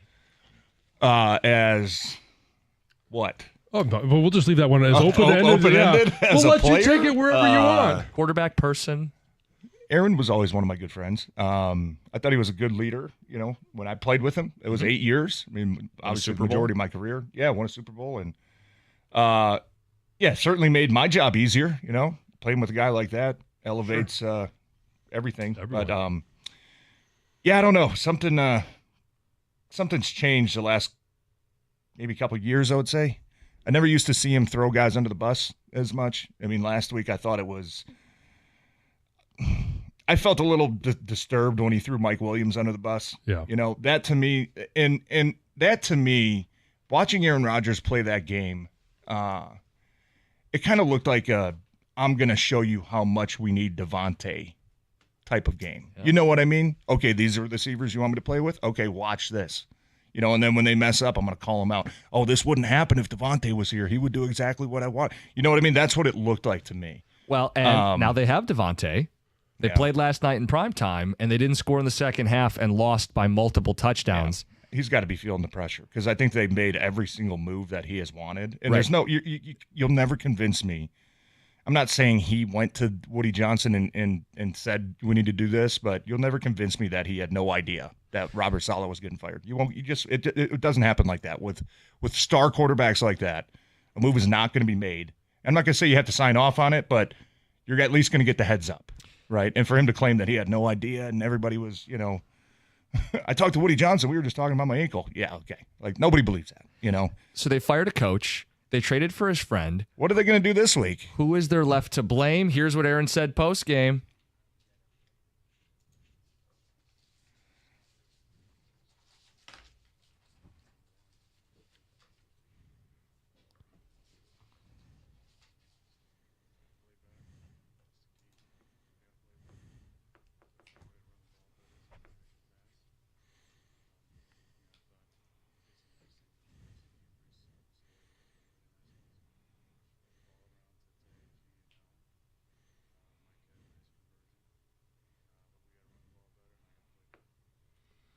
Well, first of all, he said that the media, they need to stop listening to the media. So the media is partial. Okay, that's what he meant by you guys. Okay. Yeah, you guys. Yeah, the media is part of the blame now. The media gave up 31 unanswered last night. And if the media can buck up, the Jets will be just fine. Yeah, I don't think they were out there in Jets uniforms last night. Couldn't have been much worse. Or in Steelers uniforms. That's the first time I've heard that. Probably running out of excuses at this point, you know. And first it was the head coach and then the receivers. My receivers stink. Now it's the media. I mean, Jets have done like a kind of a master class the last couple weeks of like deflecting the heat. Like, oh, we lost a terrible game. Fire the coach. Oh, we lost a terrible game. Trade for Devontae. You know, change the narrative. We got to talk about this. Like they've done a master class kind of deflecting. That to me sounds like a frustrated guy that probably is starting to feel the heat a little bit, knowing that you know he's probably had a part in every move that they've made, calculated moves, and still losing games like that to a Steelers team that really, at least offensively, isn't that good. Yeah. But I think Jets have bigger problems. I mean, I don't think their offensive line is good at all. Like they're not good at running the ball. Teams are finally starting to pick up that, hey, the ball's coming out of Aaron's hands in like a second and a half. If we don't get home, let's just get our hands up. And how many, deflected passes did the Steelers have last night? Tyron Smith, to me, the left tackle, just clearly is not anywhere close to the all-pro, Pro Bowl type guy that he used to be. And I think Aaron's kind of feeling that a little bit. I think, and he's not as good as he used to be especially when it comes to moving around. Yeah, he's taking some hits. Yeah, taking some hits and buying time in the pocket. Used to be his specialty. TJ would never blitz Aaron Rodgers. You don't get home and he gets out of the pocket, man, you are dead. You are dead. And teams right now just don't have that same fear. And I think Aaron might finally be coming to the realization that teams are playing him different, man. And you're going to have to find different ways. And with this offensive line that you got, is it even possible? I don't know. It's going to have to take some superhuman effort for him to probably turn their season around. Credit to Greg on this one. You asked, well, what can they do this week? Well, this is Randall Cobb week, right? And then and then what about Jordy Nelson or Donald Driver? I don't know. Maybe they bring back TJ Lang. Oh no, and then that offensive line. And then when things really get south and the Yankees are out of the playoffs and the season's over and they get the true attention in New York and they're like 2-7, 2-8. Then Roger probably just walk away and they'll bring back Brett Favre. Who knows, man? Dave Bakhtiari's still a free agent. He's still out there. Aaron's longtime left tackle. I think he's still looking to play. But it's kind of sad to watch because it's just. I'll speak for yourself. Oh no! I mean, I'm speaking just from I am speaking for myself. Just from a friend's perspective. From a friend's perspective, sure, I get that. And I think it's. Clearly, I think a lot of people are enjoying his downfall. And look, I mean, I know that he welcomes it. I know he welcomes it with some of the stuff that he says and does and some of the stuff that he's done in the past. I mean, he's not really the easiest guy to root for anymore. But, yeah, he's having a realization that – do you agree, Gator? I think he's having a realization that, man, this is a lot harder than I thought it was going to be. Is he not playing well? No, he's not. And I would give him credit, though. At least he said he's got to play better. I think that's the first time he said it all season. He's found ways to pin it on everybody else. But that's what's making me – I think it's the last straw that, okay, I blamed everybody else. We got rid of the coach. We got my receiver in. We're still getting our ass kicked. Are you saying you might want to maybe be a it is leader on me for the team? You might want to go out there and lead the team and by example and be there at practice? Could be. I don't know. Can't go back to the Well, they got offseason, Hassan Reddick be there back. for the offseason, but- Oh, they did. Yeah. Yeah, they re-signed him. No. That'll Short-term deal. I'm not even sure what that means. That'll give Aaron Rodgers more time in the pocket. We're getting TJ's thoughts on Aaron Rodgers. Doug and Gator are in the studio. Big Lions win. Big part of our show, I imagine. Big part of your show. Yep. There's plenty to digest and take moving forward. In a lot of ways, it was almost like the perfect game in terms of the result and what happened in the game. The way it ended. The way it ended. I mean, there were boxes that got checked. There's other open-ended questions with this team. But it's looking pretty good right now. And it's weird because I watched that game. I didn't think it, but when we got down to the end, I'm just like, who's going to make the play to win it? It's totally the opposite way I used to think about the Lions. Yeah. Right. In the previous regime, 1 second left on the clock at the end of the game goes very differently. Yeah, it's a touchdown. Yeah. Or a 10-0 start snowballs and you never get back in the game. And an anomaly in the rules would have cost the Lions a game. And we'd be talking about, there's not a 10-second runoff. Should you know that was a result of that situation? I didn't know that It either. should have resolved that way. You guys didn't know that? Every week the Lions give us a tutorial on the rule book. Yeah. It's great. It's much better to learn the rules when you're winning. Well, that's the difference between this regime and the last regime. Absolutely. Carson Anderson next, 97.1.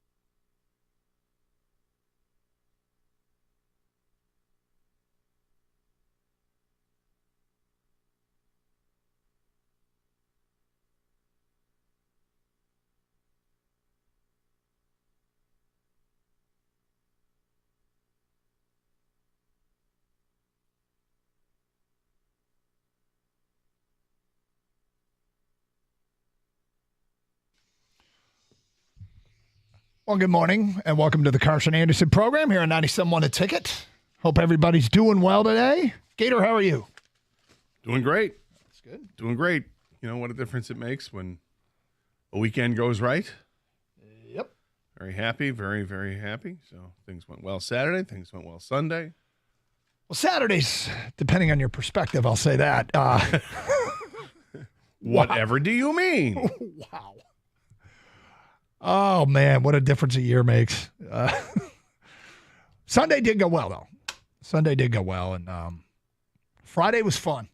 I'll get these out of the way. My favorite part of going to the Purdue-Oregon game, we didn't get there. Because people don't know this. You drove, Yes. you and John drove to the Michigan-Illinois game for the broadcast. You left Friday after work, but you decided to stop at Purdue, where John's daughter goes to Purdue. Yep. And you guys were going to check in a college game, which got is sit in the awesome stands. because you never get to experience the game as a fan. No, I was hoping we get there in time to do some tailgating, and we really didn't. Although what was funny is where John's parking pass was, it felt like it was right in the middle of frat row. and so when we were walking to the game, it was in the middle of basically the fraternities and sororities, the parties emptying out and making their way to the stadium. So there was a lot of chaos around us as we made our way to the field. But could have gone to my dad's fraternity house at Purdue. That would have been. Yeah, I could have. I would have. If I had time, I would have loved to walk in, see the picture. Yeah. So we got to the stadium and the game wasn't very good. Okay. But, had a chance to just watch some football, have some fun, tweeted out a couple pictures and videos.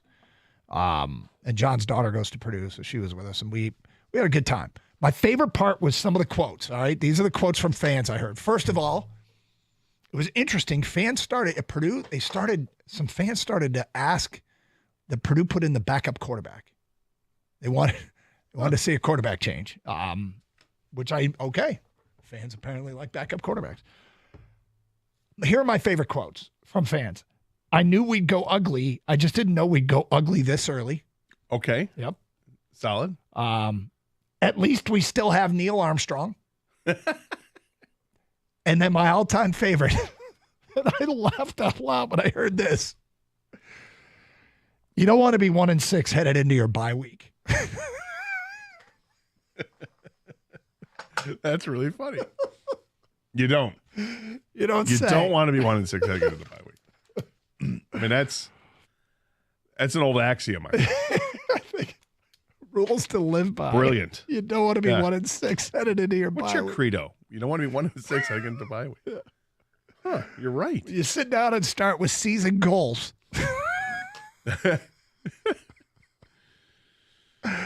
Is your goal to win the Big Ten to get to the college football playoff? No, it's to not be 1-6 heading into the bye week. Start small and get bigger. I just laughed. But anyway, and then obviously the Michigan game. I mean, so maybe it's not Tuttle. Well, maybe it's Tuttle. Maybe it is Tuttle. I mean, you can't say it's not totally. No, I don't know. Here's what you do. I don't know what you do. I don't know what they can do. Oh. And they've tried just about everything. And there's small picture questions and there's big picture questions. I'll just say this before we get to some Lion stuff for Michigan. The good news is it is the quick fix era of college football. So if this season's going to be what it's going to be, so be it. But you can turn it around quickly. But that also does, on the other side of that, and big picture thinking, 30,000-foot view, you kind of better turn it around quickly, The opportunity is there, so you got to do it. Yeah, you got to, but to compete that way, you've got to do things that are uncomfortable, and you have to have a whole different dynamic of how you want to do things. So yeah. We'll see what adjustments they make. Will they make adjustments this week? Are we going to see? I mean, is the quarterback situation the same? I don't know. Sharon speaks today. Can you even go back? I mean, I think you can. They I'll say this about the quarterbacks. They talk in we're all in this together. That's my brother out there was Tuttle's quote when he wasn't playing. So can they go back? I think they can go back. And they might have to go back. And then invariably which one do you go back? I don't know. And invariably you get the Jaden Davis questions, the 4-star freshman quarterback. Before those questions come in, I'll say this. Usually, and I've had a chance to go to more practices in the last few years than I ever had before, usually it's pretty obvious why the freshmen aren't playing. And it's a tough transition to make. And when you have a special one, that's great, but there are tough transitions to make. The physical maturity is probably the physical maturity is one. a big part of it. I mean, they do look like kids, like running around. But how about them Lions? Well.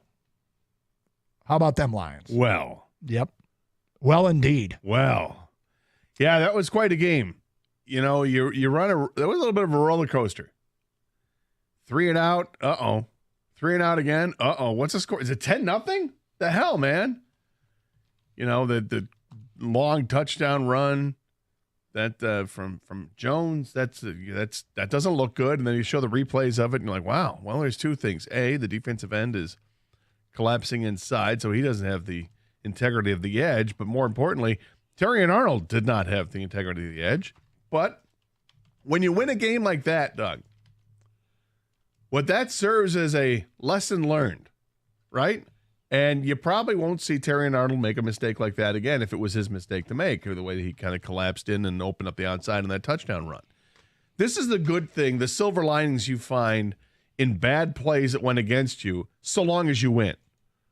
It doesn't matter. What happened in the game, it was bad, doesn't matter because they won. And they can learn from the things that they didn't do well. Like, for instance, that play. Or if you're looking at, pass rush is still the thing we're concerned about.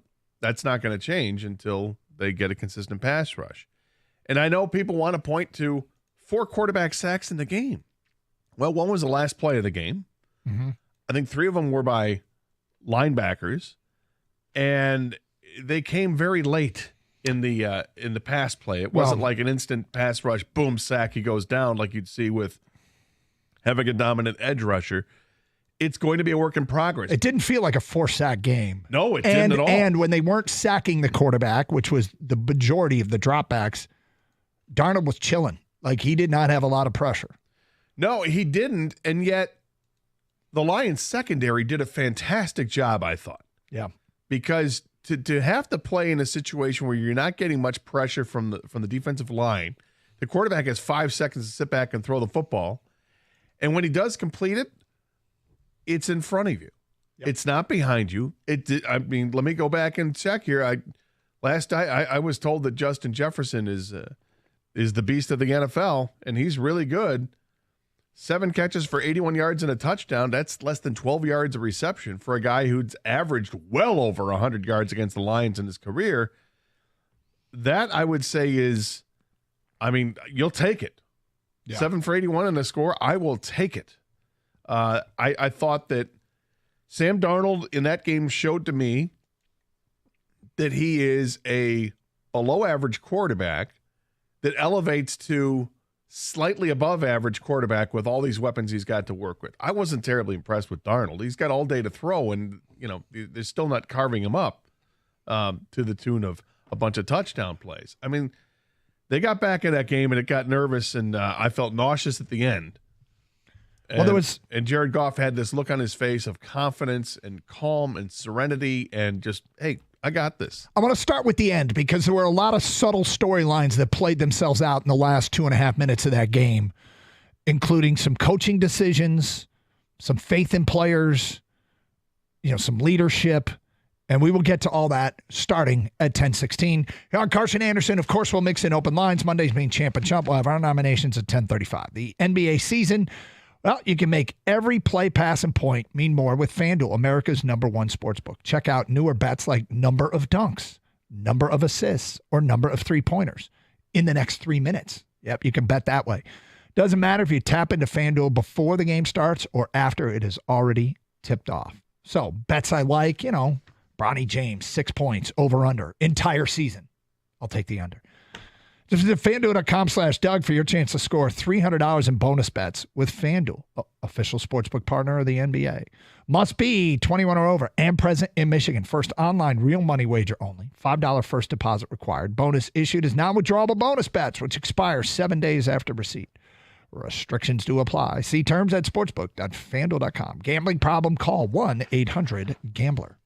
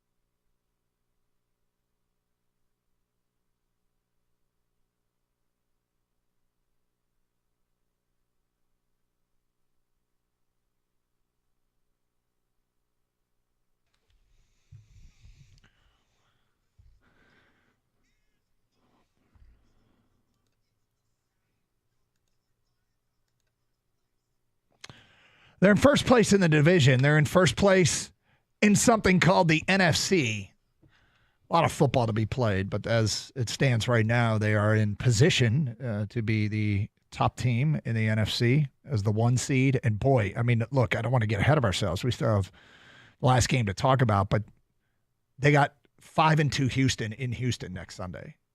Intriguing matchup that might be. And Houston's the 2 seed in the AFC. But Lions currently sit as the 1 seed in the NFC. Again, ton of football to be played. Still got 11 games to go. And we said we'd start at the end. And we all knew eventually there would be a pressured Jake Bates field goal. We all knew eventually that this guy who was, been working extremely hard. We've been out there practice, tons of kicks, first guy out. Sometimes I saw he was the last guy off, but there was a lot of just work being put in to what appeared to be the thing with Jake Bates was absolute, he could nuke it. He could be good out to 60. We saw it in the UFL. But it was accuracy. Can he dial it in? Can he be accurate? Right. And this is all new to him, basically. Yep. And can he handle the stage? Like, that's another big part of this is, can you handle the stage? Part. And they put faith in their guy. When they started taking a knee and saying, we're going to play for the field goal, it wasn't like the shortest field goal ever, but it's totally makeable by an NFL kicker. Sure it is, but it's beyond the distance that you see for an extra point, and you see plenty of kickers missing extra points. You still had that feeling inside, like I don't know, I trust this. Yeah, but they trusted it. Yeah, and that's what matters most. That's why you have a kicker. Yep. I mean, you have to trust your kicker on your roster to drill it from inside of 50. And when you get beyond 50, it's less of a certainty. What they did? But today's NFL, it seems like it's almost a certainty now. Anything inside of 55. They treated that situation like they had faith in their kicker. Yes, they did. They treated that situation like they had, peak Mason Crosby or somebody. Like they had a guy that they knew would make that kick. That's how they treated the situation. Okay, we got all the yardage we need. We made it down to the 26. We're a 44-yard field goal. We know our guy's going to make it. That's how they treated it. And until you see him in that situation, look, they acted like they knew they had enough. And certainly it's not about the distance, but the further out you are, the less angle, you have to be more perfect. The further flight of the ball, if it's off by a couple of degrees one way or the other, it's going to sail wide. So, the further the ball has to travel, the greater chance for him to miss right or left. The distance isn't the issue. It was, and it's the pressure. Like that's a pressure kick. That's not a gimme kick by any stretch of the imagination. On the road, hostile environment for the win. There's perfect conditions, but you expect a good NFL kicker to make that kick. And as we felt our way through this situation and navigated it, Jake Bates came through, and the Lions acted as if they had their guy. And based upon this, it looks like they might. I mean, he's been great. And some of the extra points, you're like, was that good? He's had more than a few extra points where they have been sailing, and mostly it seems like wide right, but they sneak through the upright. He just tucks it right inside the upright, and it's good. And I'm sure his plan is to go right down the middle on every kick. But it feels like on some of these kicks, it's about velocity more than anything else. So if I kick it hard enough and fast enough, the distance isn't going to catch up to me because the ball's just going to shoot through the uprights before it has a chance to go squirrely. Yep. But he's been money. He's been absolute money this year. Was he 10 for 10 now with field goals on the season? Yep. I think he missed one extra point maybe. Yep. But he's been fantastic. And what a situation we put into to test your mettle. Now, hysterically, I just did something I've done all the time, and it's the Houston Oilers moved to Tennessee. They play Tennessee this weekend, not Houston. They have Houston in a couple of weeks. I still make that mistake, but it's kind of like the Houston Astros being in the American League. There's some things I'm never getting used to, but Sorry, they don't play the Texans for a couple weeks, but that will be a big game. It will be a big game when they get there. But they'll put the cart in front of the horse. They got Tennessee this weekend at home at 1:00. But anyway, back to the Bates thing. Like it's a big kick for the game, but it's also a big kick for the season. Like the next time he's out there, he'll know he can do it. And there's short-term prognosis and there's long-term prognosis, and there's short-term solutions, but there's long-term solutions. I feel better about Jake Bates today. And I think all of Detroit feels better about Jake Bates today. And he got a game ball, and he was up there in front of the team. And I always think it's weird for kickers because they're just cut from a different cloth. They're not the same. They're not anywhere close to what the rest of the team, their job is, what they do, what they look like. And he got up there and he said, hey, man, thank you for the opportunity, and great job by the offense to get it down there, and the whole snap spot operation. Like, he thanked everybody in the locker room. But that's a big moment for Jake Bates. And that's a big moment for this Lions season, is to have him come through with a pressure kick. Yeah, no, it was big. Glad to see it. I had a knot in my stomach watching the game in the last 5 minutes of the game, and please, God, get the ball back, get an opportunity to win. But it was interesting watching how Goff handled things. He really did have this. Can I make one final point on Bates? Yeah. He had a great quote afterwards, and it just made me laugh. He said, 18 months ago, I was selling bricks in Houston. I'm just like, gotta make a living. Hey, better than kicking bricks. I don't know. I don't know what that career trajectory was taking you selling bricks. Maybe he was the best damn brick salesman out there. But I mean, you think, okay, selling bricks in Houston. So you need a pallet of bricks. Chicago brick? Yeah. Bates! Right. Who talked to you? Bates brick sales. Right. Bates, you back from the USFL yet? Because we got a pallet back here, man. Yeah. I'll get it. Need a high-low? Need a high-low in aisle 3. Yeah. Selling bricks in Houston. All right, Goff. You were saying about Goff. The sense of calm that he had on his face going into that last drive, it was, we've heard the old Aaron Rodgers ever, and when he said relax the whole bit and spelled it out, and you understand that, but when you see it from Goff, it was like, I firmly believe it. This guy has been playing at an elite level now, dude, for several weeks. Tap the brakes. He threw 3 incompletions. I know. It's amazing how accurate he's been over the last 3 weeks. He's been playing at an elite level, and you know me. I don't like to throw the word elite out there because I think it gets misused all the time. Elite means the top 2 or 3 in the league. There's difference between being elite and playing at an elite level, which is perfectly fine. He is playing at an elite level over the last 3 weeks, and I'm loving it. He's throwing the ball downfield. For all those naysayers out there, he can't throw deep. Okay, tell me that again. Watching the last few weeks, and he's throwing perfect passes downfield to receivers. The touchdown pass to Amon-Ra was a thing of beauty. Just right in stride, boom. No hassle at all. That was against, they showed a 7-man front. I don't know that he, brought Tim Patrick in motion to have him pick up the extra pass rusher that was not accounted for, or if that was the part of the original design. It doesn't matter. But the guys up front on that pass to Amon-Ra, the guys up front gave him time to give his great receivers a chance to beat man coverage. And that's exactly what not only Amon-Ra did. If you saw Jamison Williams was wide open as well on that play. And he made a great throw on a play that was screaming, you're going to be under heavy duress. And he wasn't. And he wasn't. And he was given the opportunity by the offensive line and Tim Patrick, and I think David Montgomery was the running back that picked up an extra rusher. It was 7-on-7. They crowded the line, and right before that snap, Greg Olsen said, look at this. They got everybody in the line of scrimmage. They got to figure out who's going to come and who's going to drop into coverage, and they all rushed the passer, all 7 of them. The Lions were prepared for it. I mean, that was Flores versus Ben Johnson, and Ben Johnson's guys executed it. That was a thing of beauty.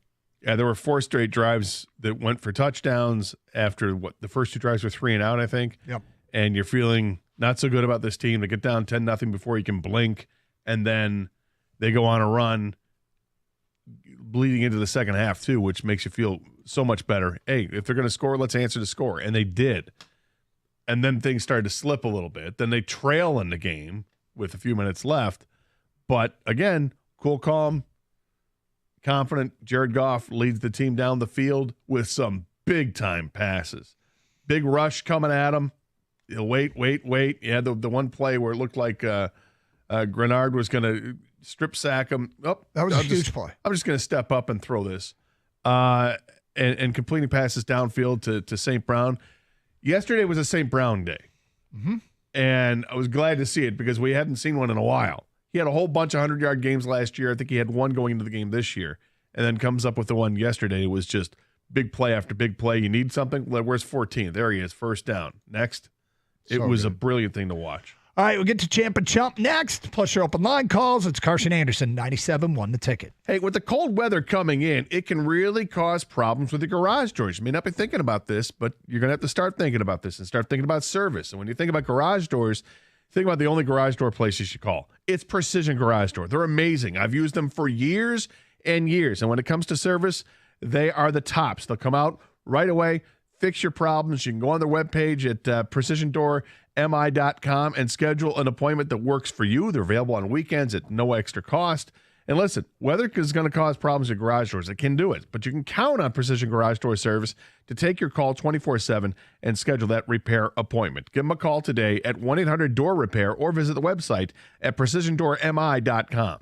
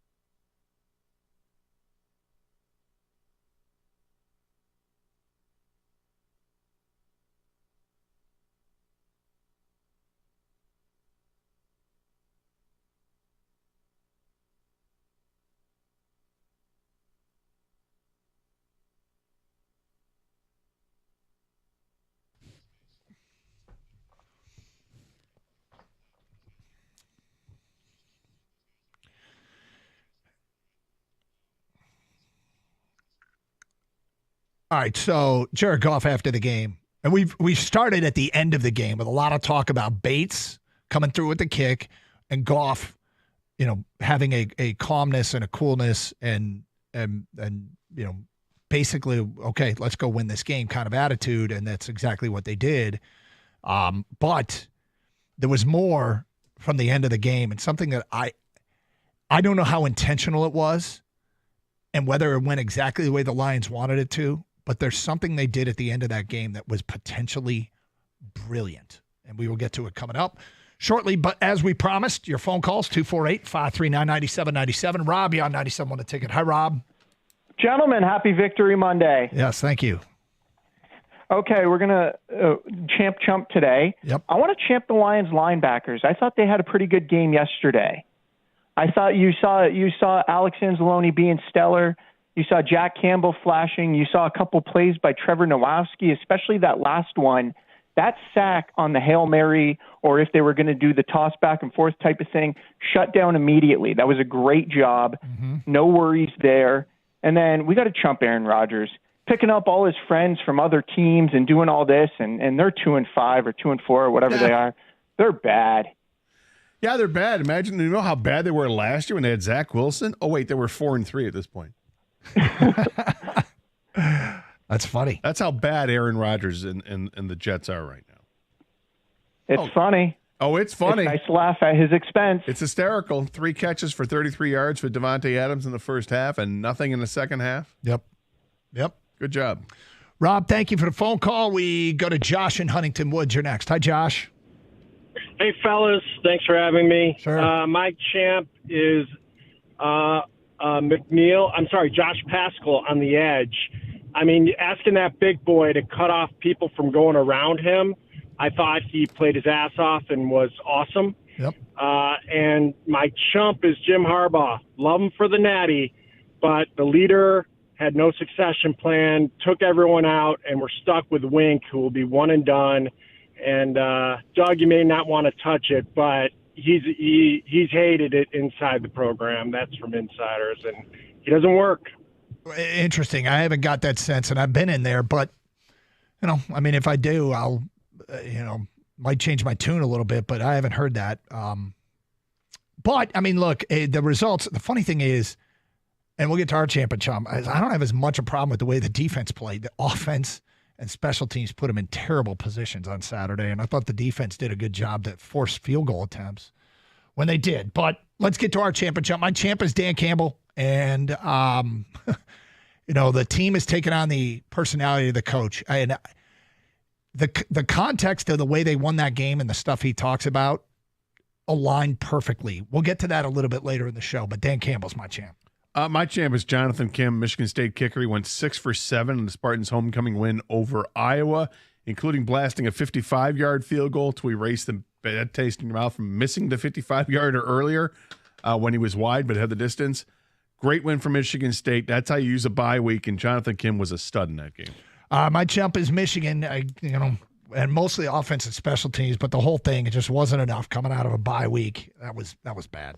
I'm going to chump Cleveland Browns fans. They were booing Deshaun Watson while he's writhing in pain on the ground with a ruptured Achilles. Not the reaction a home crowd should give any player, let alone the hometown quarterback, but that's Cleveland. Maybe the byproduct of that, because afterwards, Myles Garrett was not happy about it and let everybody know in a post-game press conference. Maybe Myles wants out. 248-539-9797. Get your champ and chump votes in here on Carson Anderson on 97.1 The Ticket. Let's go to Ken. You're next on 97.1. Hi, Ken. How you doing, boys? What's up, Ken?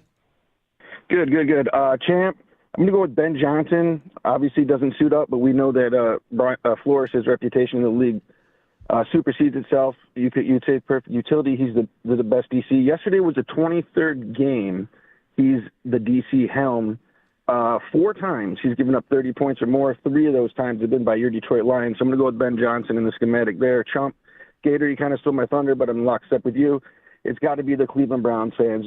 Regardless of how you feel about Deshaun, personally or professionally, that level of malevolence, it's not needed when someone's injured. I'll hang up. You boys have a good day. Thank you.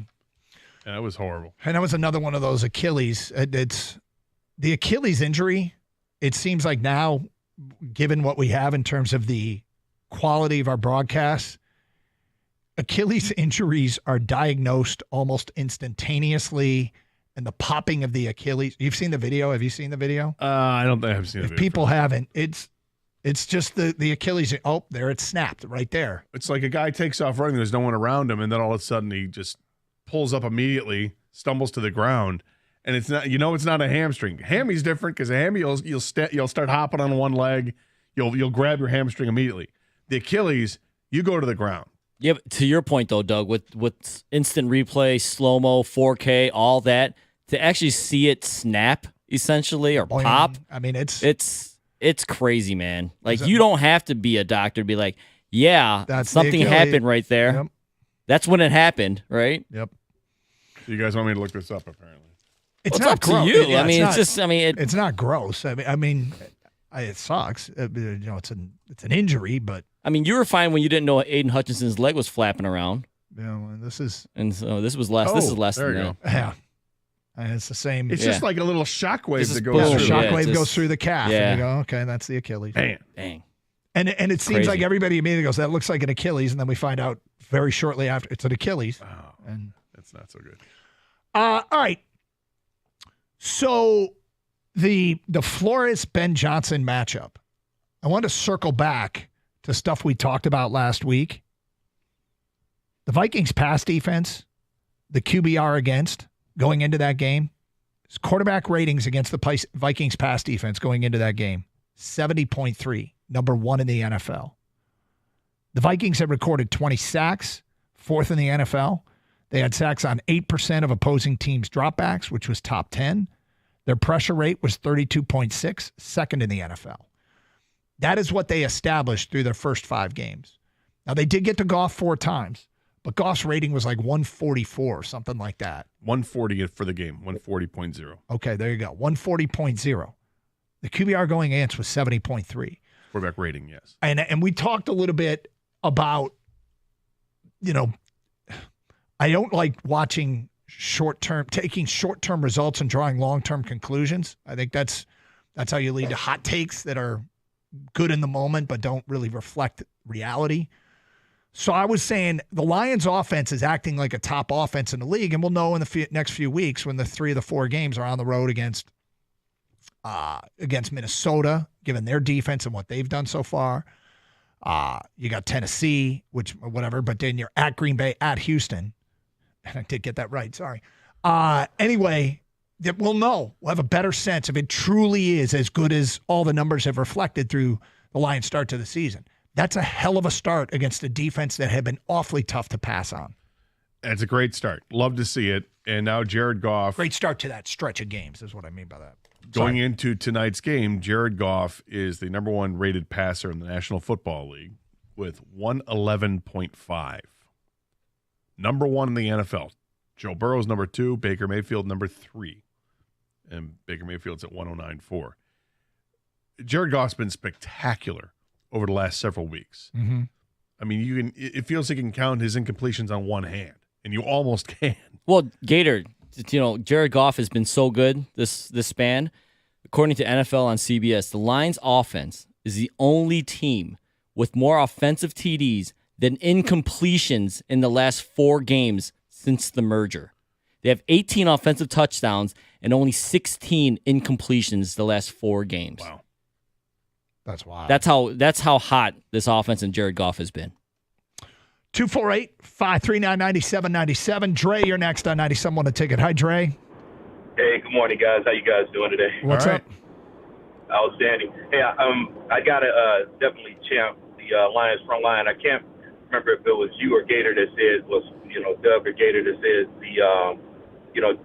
when Goff came in, he just looked real confident. And at the end of the game, I think that front line, they're not going to stop, everything that comes through on the rush. But when a quarterback knows that he's got a front line like that, that's going to kind of keep him from hitting the ground a whole lot, then you can't help but to be confident. So I got to champ the front line for the Detroit Lions. And then my chump, I got to give it to Doug Christie. Chris Christie. I said Doug Christie. Chris Christie for the comment he made about Dan Campbell last week. saying he had no class running up the score against Dallas. I don't know what kind of relationship he has with Jerry Jones or whatever, but, since when has Dan Campbell showed that he was a classless kind of coach? Have you guys ever seen that before? Not even a little bit. No, it's just Chris Christie is a big-time Cowboys fan. That's where it starts from. He didn't like that, he thought the Lions were running up against him. They didn't run up the score against him. They tried to run some interesting plays. And, I think we all kind of raised an eyebrow. Oh, this is interesting. Here's another play to another offensive lineman. And they're trying to make it happen. And you know what? They didn't score in any of those plays. So if he wants to whine and cry about it, let him go ahead and do it. And he looks like an idiot in this sense. I mean, plenty of people have opinions on him otherwise, but if just regarding his comments on Dan Campbell might be the most liked coach in the National Football League. No one's going to say he's classless except for some jackass who's a giant Cowboys fan. All right. Something happened. Maybe that's classless to say. Something happened at the end of the Lions game. I don't know how intentional it was. If it was and it played itself out that way, it was absolutely brilliant what the Lions did. We'll get to that today at 10:50 here on Carson Anderson. Hey, I know we just made it through the weekend, but the party never stops at Twin Peaks. First, if you haven't checked out their happy hour, you're in for a real treat. Monday through Thursday, 3 to 6. They put you in control with $5 U-Call-Its and their awesome $7 Big Baller Shot Caller. For just $5, you can enjoy your preferred drink of choice, like Tito's, Captain Morgan, Jack Daniels, and more. And for $2 more, call out your favorites like Patron Silver, Grey Goose, and Maker's Mark. But even better, they've got great food choices to pair with it, like $5 fried pickles or Billionaire's bacon, or $7, try their smoked chicken quesadillas or loaded fries. And for you night owls, they run all kinds of deals. The ones I just mentioned, late night, which is 10 to close. But if you don't want to take advantage of those, if you're there for football and you get to a second half of a game on a Monday or Thursday night, bam, there you go. You have all those specials right in front of you for happy hour. Great deals in the second half of those games. It's all served up by the beautiful Twin Peaks girls. They simply do it better than anyone else. So what are you waiting for? 2 football matchups tonight that you can take in, late night happy hour. So should be fun. Twin Peaks, find a location nearest you. Go to twinpeaksrestaurant.com. Twin Peaks, eats, drinks, scenic views.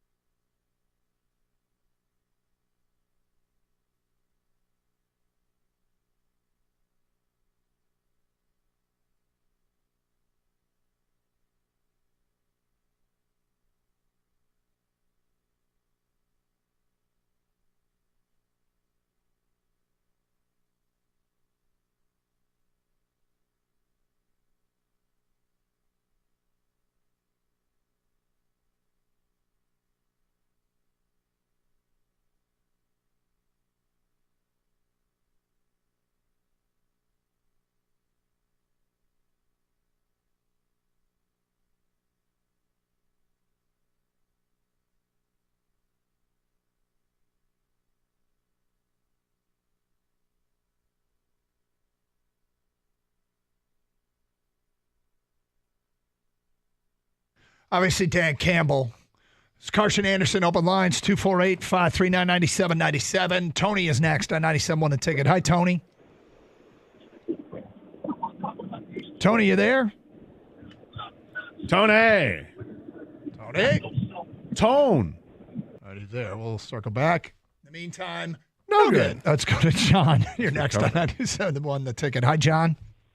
Hey, guys. How are you? What's up? All right. Hey, man, the one thing I noticed, I mean, you may have already talked about it. I wasn't listening all day here today, but my champ is the Lions defense. Correct me if I'm wrong. I believe they came up so clutch. Wasn't that first 3 and out to end the game, not to end the game, but to give us that winning drive? 3 and out. We still had 2 minutes and 30 seconds left. Yeah. We stopped them from getting that first. That is so key to me. And the chump is the announcer mocking the Lions coaching staff. I don't know if you heard that. They're like, do they know they're losing? Because they were just taking their time. It was driving me nuts. I'm like, do you know? Do you understand what they're doing? They have 2 timeouts and almost 2 minutes to work with. What are you complaining about? When they got the ball, they handed it off. I personally was surprised, but not shocked, that they didn't try to run 2 plays before the 2-minute warning. And I thought, well, maybe they think they're in Bates field goal range on their own 35 because he's got such a strong leg. But I also knew, look, I know what they're trying to do. They're trying to score on the last play of the game. Yes. Trying to score on the last play of the game. 100%. I don't know that Greg Olsen was mocking them. He was just questioning whether or not that there was. No, he wasn't. I don't think he was mocking. I thought that was. But his tone was one of incredulity. Yep. Incredulity. I have to look that up. He was being incredulous. He was incredulous. He was like, what is? I don't understand. Yeah. Someone got a word of the day calendar. Yeah, he did, right? Okay. How do I work in incredulity today? Did you set that call up? Did you tell somebody to call up and complain about Greg Olsen? No. No. All right, so Lions kick the field goal. Minnesota gets the ball back with 15 seconds to go on their own 30. And the Lions defensively drop 10 and rush no one and have one guy standing there, but not rushing. Like spying, making sure that Darnold can't, pick up 10 yards just running without running the risk of being tackled in bounds. And I'm thinking, when I first saw it, I'm like, they're rushing no one. So the offensive line is standing there. And Darnold, I think instinctively, is like, I got all the time in the world here to find a receiver. Yeah. But you know what he didn't have? He didn't have all the time in the world. So while you're watching a play develop, yeah, what's going through in your mind initially? At first, did I was change? my first thought was, why aren't they rushing anyone? And then I'm like, oh my God, Darnold's waiting for somebody to come. Like, he's feeling no pressure from a pass rush, so he's standing back there. And I wonder if the Lions intentionally thought he's going to think he's got forever when all he has is 15 seconds. And it almost, and maybe kind of did, kill the clock. And I don't know how intentional it was to basically bait the quarterback into thinking he's got all the time, because on the football field, in the play, he had all the time in the world. And I think that kicked in. Doug, it was pure savagery by Aaron Glenn. I think it was a Jedi mind trick. It was brilliant, because as the play's going on, I'm thinking to myself, because this never even crossed my mind, I'm thinking that, oh no, he's going to have plenty of time to set up and throw a deep pass and get the pass interference or whatever. But then as the seconds are ticking off, I'm like, wait a minute. And then he launches the pass over across the middle of the field, and only then did it dawn on me, they have no timeouts. He's going to get tackled in the middle of the field. They're going to run out of time. Yes. It was brilliant by Aaron Glenn. So I don't know how intentional it was. Like, we're not going to rush anybody, and he's going to stand back there patting the football as the game ticks away. And I'd never seen a team rush no one. And yes, there was one defensive lineman standing there, but have you ever seen a team rush no one? I don't think so. Kang, have you ever seen a team rush no one? I mean, I feel like it's definitely happened where, like one or two guys line up and they're not really trying. I mean, they had, like you said, Lee McNeil was there, but he knew I'm not busting through like 3 guys to get there. I'm just kind of here. Or 6. Right? So, no, I don't really recall that, but it was brilliant by Aaron Glenn. I believe it was intentional as well, Gator. Make him think he's got all day because he does not have all day. But I think in football, like if you're just if you're a quarterback and you're back there and there's nobody rushing, you're like, okay, I got time to wait, let somebody come open. But the thing he didn't have was time. Yeah, and also with that being said, even if he wanted to get something off quick, dude, you've still got to, it's a zone defense. You still got to find the hole. It's not like, there's everyone just standing there wide open. There's 10 guys covering. There were 10 guys covering 5. Yeah. So, or 4. I mean, it was potentially, if that was their intent, it was brilliant. Then the next play, they get the bonus play, which feels like a rules loophole if you've ever seen one. Dude. But they get the bonus play, and what do? They rush 5.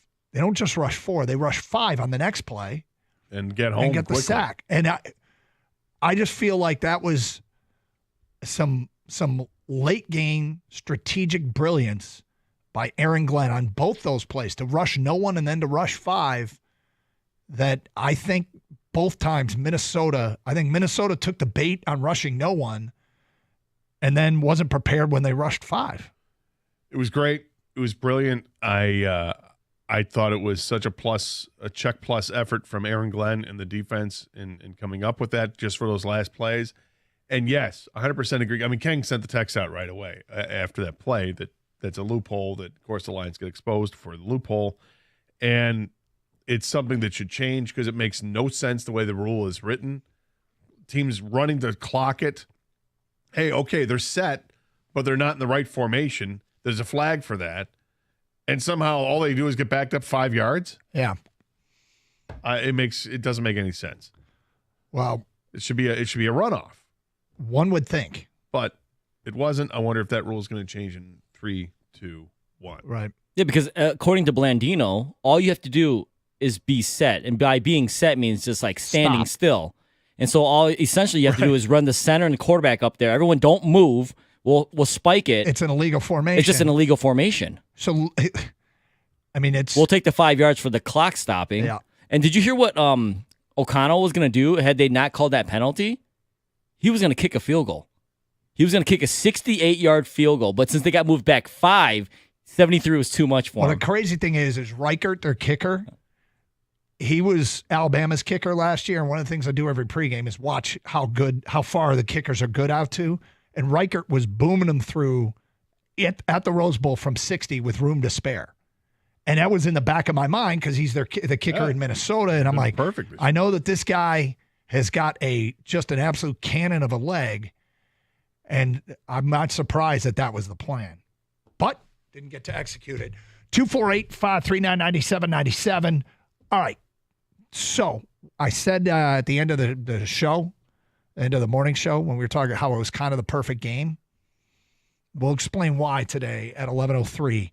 I'll put your phone calls and feedback. Of course, you want to get into Michigan and Michigan State, feel free. Red Wing season underway. We've got Pistons chatter that'll start seeping into the conversation as well. It's Carson Anderson on a Monday. Champ and Chump, get those votes in. 97-1 the ticket.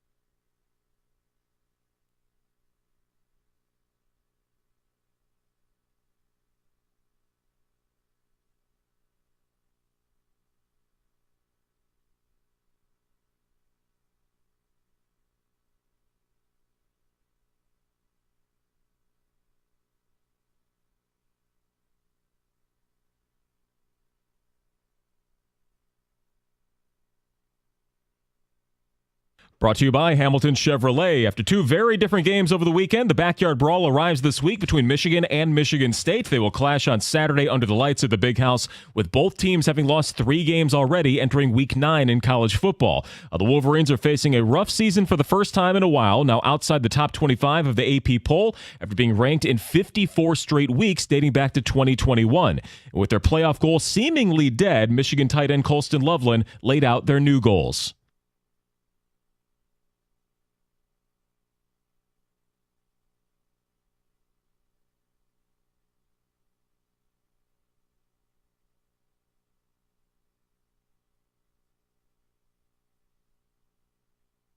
That's going to be a 7:30 kickoff on Saturday from Ann Arbor. The Spartans have lost 2 straight in the rivalry. Detroit football 5-1. They're 1-0 in the division after beating the Vikings on the road. Dan Campbell will wrap up this week this afternoon in Allen Park. Tons of incredible stats about quarterback Jared Goff during their recent winning streak. He joined Tom Brady as the only players to ever post passer ratings over 110, complete a 72% percentage of their passes, and throw at least 2 touchdowns during a 4-game stretch in NFL history. He's also one of only 3 quarterbacks to post a 140 passer rating in 3 straight, along with Kurt Warner and Roger Staubach. And get ready for the World Series that the national media and Major League Baseball wanted all along. New York versus LA, Yankees versus Dodgers, Shohei versus Judge. Game 1 of the Fall Classic will begin on Friday. From the Corewell Health Sports Desk, I'm Chris Villar. For more, go to 97.1 The Ticket and Odyssey.com.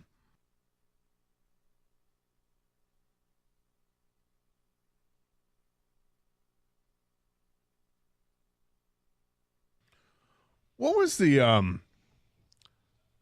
score prediction from Kang on Friday? Okay, so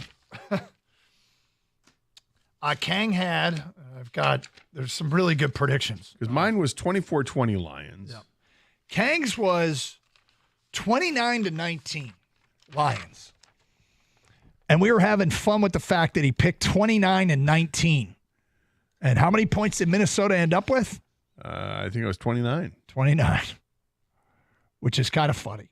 Yeah, so I really wasn't close to the score or anything, but the fact that this is not a win. Yes. It's not a win for you, but it's not a loss either, I feel like.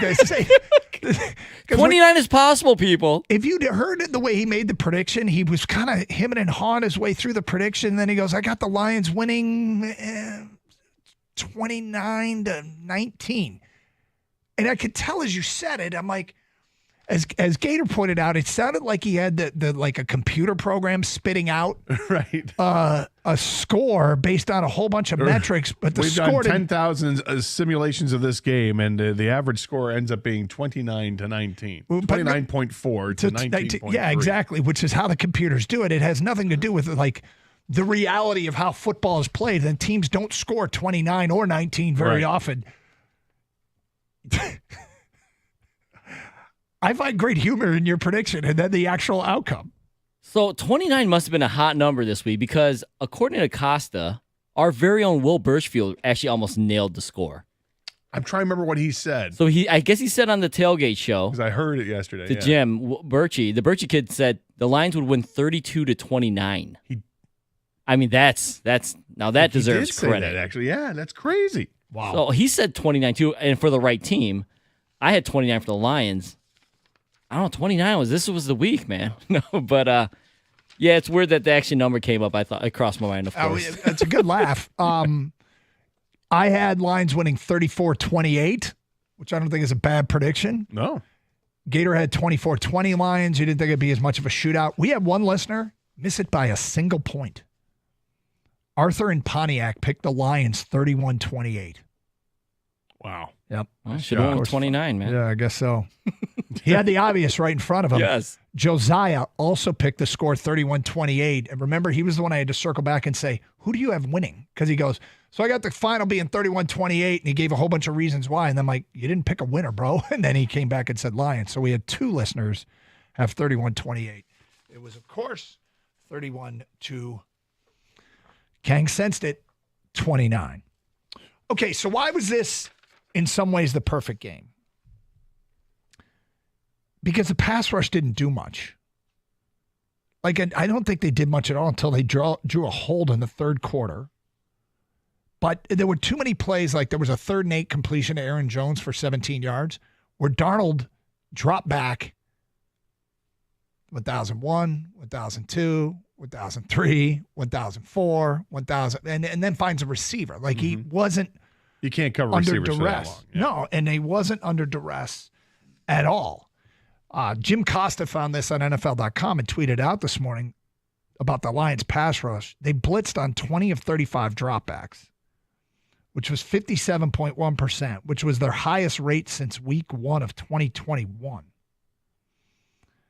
In quarters 1 through 3, they only had pressure on 4 of 14 blitzes. In the fourth quarter, they had 3 sacks and 4 pressures on 6 blitzes. So the edge rushers generated just 3 pressures on 27 rushes when they didn't blitz. They won the game. They found a way to win the game without Hutch. They got some sacks when necessary. But by no means does this feel like, oh, they're going to be fine without Aiden Hutchinson. Like that problem will probably continue to rear its ugly head unless it gets addressed. And so Brad Holmes has said, we played the soundbite last week from his interview with Brad Galley on Channel 7 from prior to the season. Thank you to Brad for posting that late last week, because he had talked about with Brad Holmes, the Lions GM, how do you approach a trade deadline and whether or not it comes to adding that last piece, a mega deal, and dangling high draft capital to do so. And he said, Dan and I always fight against being the prisoner of the moment. Like, don't overreact to what your eyes showed you last. But they found a way to win that game, right? They did enough with the pass rush at some key times. But I think that there's by no means the sense of urgency decreases because of they won that game. They still need to add to the defensive line room. I think it's painfully obvious they still need to add. And, you know, anything that can be an improvement, go for, right? Because what they have in-house isn't good enough right now. You had talked about you wanted to see James Houston just give as many snaps as possible. I don't know if he had more than like 12 snaps in the game. He had 14. Okay. I felt like he got pressure in the last few reps that he had, though. Now, I don't know if that's enough for me to say, yep, come on board. But I didn't see much from Ukwu when he had his opportunities, and he looked like he got a lot more opportunities than Houston did. And I don't even know what constitutes a pressure. But by my naked eye watching it, and I was watching every time Houston was out there, it felt like there was nothing in the first half from him. And then late in the game, he got an opportunity to get back out there. And there were a couple times that he got pressure, real pressure on him. But is it enough? I don't know. Maybe it's something for him to build on and improve on and get more opportunities. I wouldn't treat anything that happened on Sunday as being an answer. And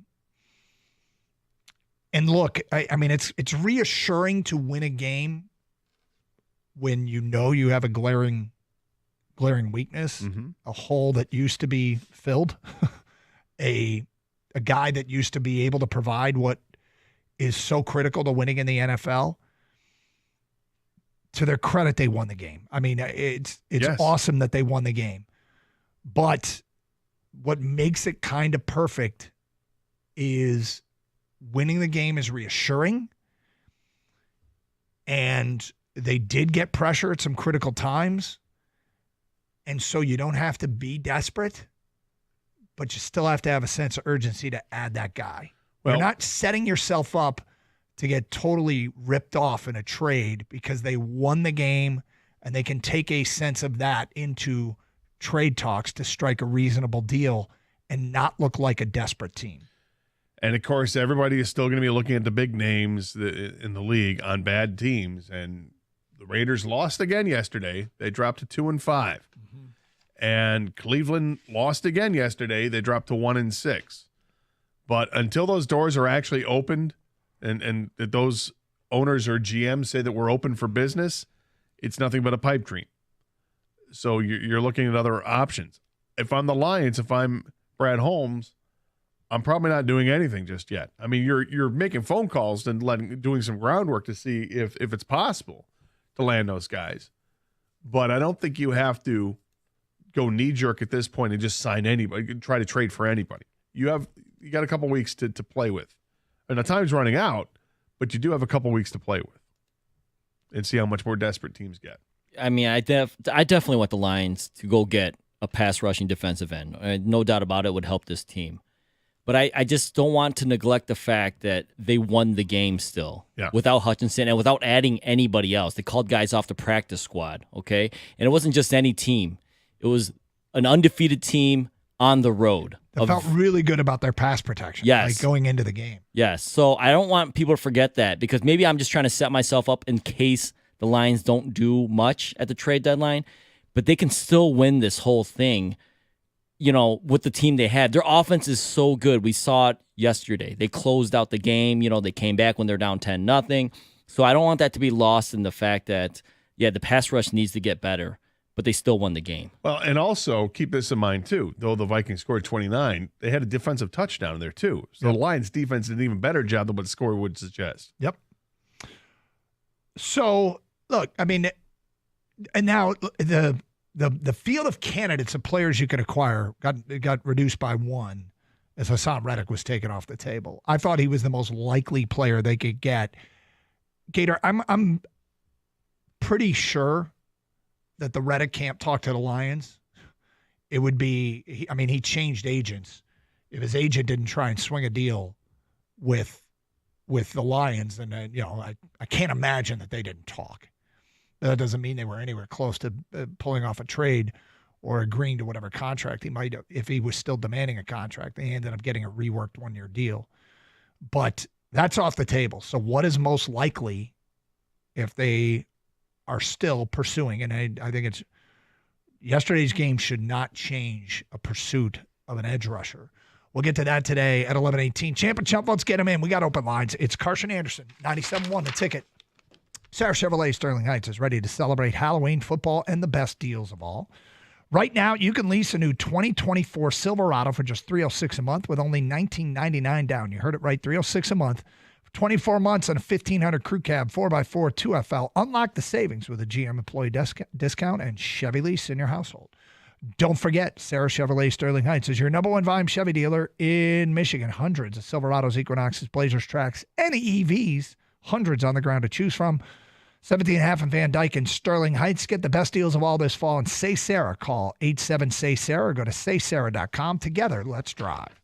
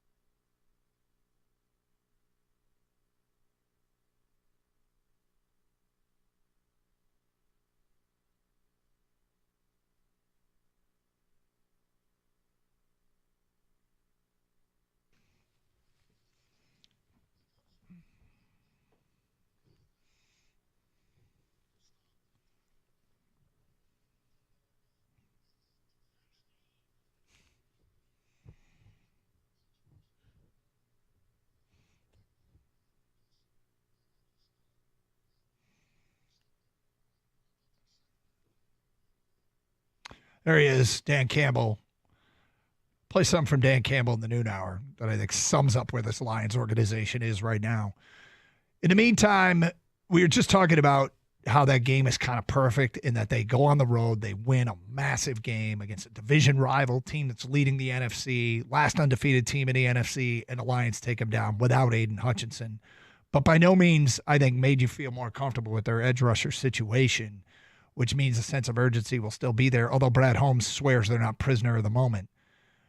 If you're looking for the most likely teams that are going to deal a player to Detroit, the most likely, but not exclusive, but the most likely group is the teams that are starting to group at the bottom of the AFC standings. These are the teams that are most likely going to be willing to make a trade as an edge rusher. An NFC team might. A team that's not completely out of it might.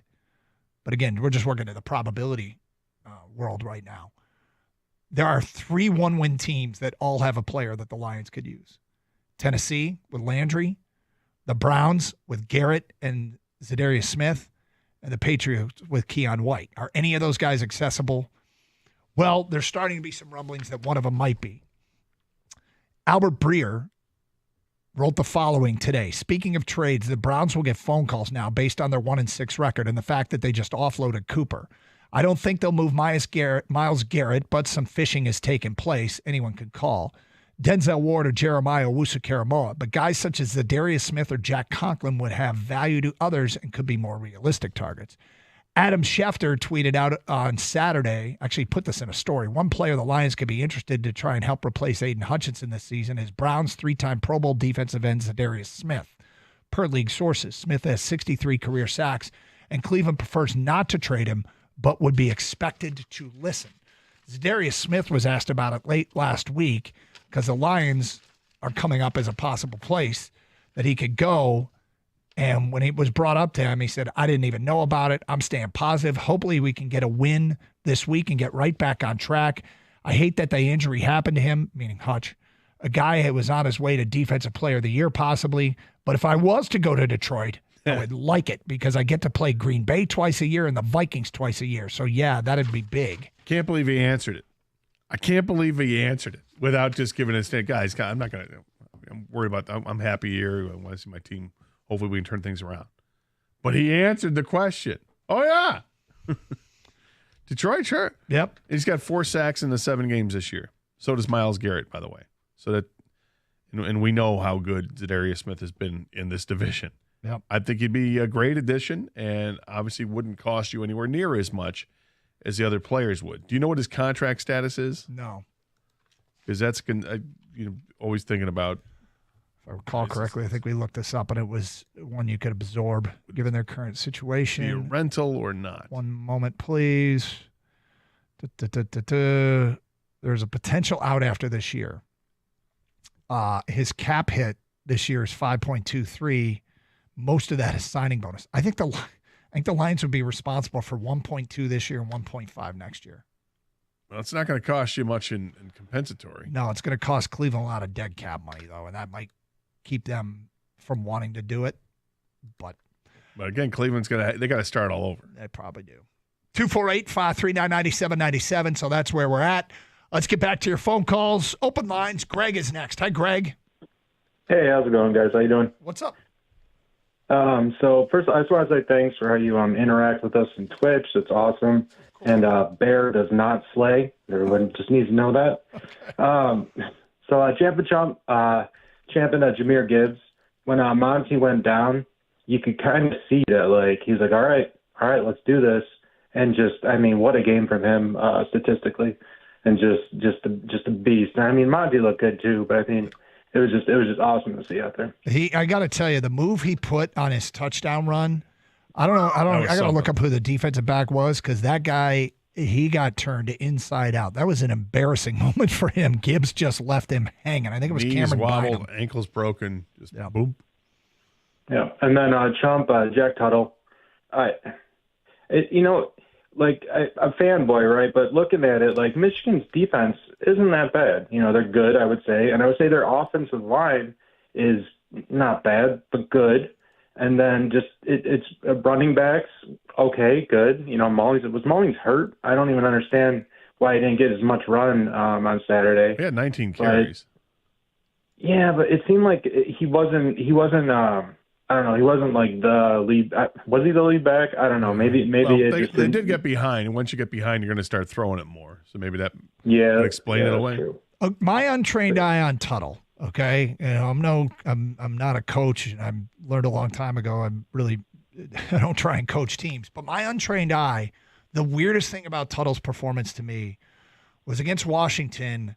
I thought he did a really good job of seeing the field, seeing the receivers, and when the pressure came, I thought he did a really good job of keeping his head downfield and keeping the play alive. Against Illinois, it didn't look like that as much. And I don't know what that's a product of or why. And I could be wrong. They might tell us something completely different. But I felt like he felt the pressure, saw the pressure, and wasn't seeing the field as well. And that seems odd to me that it was what seemed to be there against Washington didn't seem to be there against Illinois. Yeah, and Aiden Childs is coming into his own, so I could definitely see this weekend being if he takes care of the football, it could be a long weekend for Michigan fans. It's always a big if with Aiden Childs if he can take care of the football. He threw an interception on Saturday night and also had a couple other iffy passes, but the good far outweighed the bad from Aiden Childs on Saturday night. He looked very, very good. We talk about the Jahmyr Gibbs move that he made. Aiden Childs put a move on one of the Iowa defenders. It was just as ridiculous. It was, and I think something Spartan fans been waiting to see. They used the bye week well. They got better as an offense. The offensive line in particular. The running game was an asset on Saturday night, which is something we haven't said about Michigan State in a long time. Let's go to Al Livonia. You're next on 97.1 The Ticket. What's up, Al? Well, my chump is the coach of the University of Michigan. My complaint is that he did not get a quarterback out of the portal, and he must have known what he had, and he chose not to do that. Well, hold on. Hold on. Just because they didn't get one doesn't mean they didn't try. Well, what he's got now, and I've been a season ticket holder for 50 years and also graduate from the University of Michigan, and I've gotten to the point now that I don't know if they'll. I predicted a 9-3 or 8-4 season. Now I'm predicting a 5-7 season. I don't think they can win another game. And as a season ticket holder, I'm not going to. Game, but I don't think they can. I don't think they can be. Well, they've got 4 wins now, and if you think they're going 5-7, I think, yeah, and I think they could even go 4-8. Fair enough. I really don't. I didn't think they could beat Texas. They had a chance with Washington. Look, they're going to have their hands full. I was just pointing out that your math didn't work, but I will say, yeah, I mean they've got major problems this year, and you know I've had some conversations about what went down with quarterbacks in the portal with guys that were interested, but the timing didn't work out. But at the end of the day, they're ultimately responsible for the product on the field. The good news is the quick fix era. But part about it being the quick fix era is you kind of got to fix it quick. And this season might be lost. He may be another Brady Hoke, to tell you the truth. If he does not produce next year or the year after, I did not think that they would go undefeated this year. I thought 9-3. But what you're watching now is pathetic. It's stunning how bad the offense is right now. 248-539-9797. It's Carson Anderson, 97.1 The Ticket.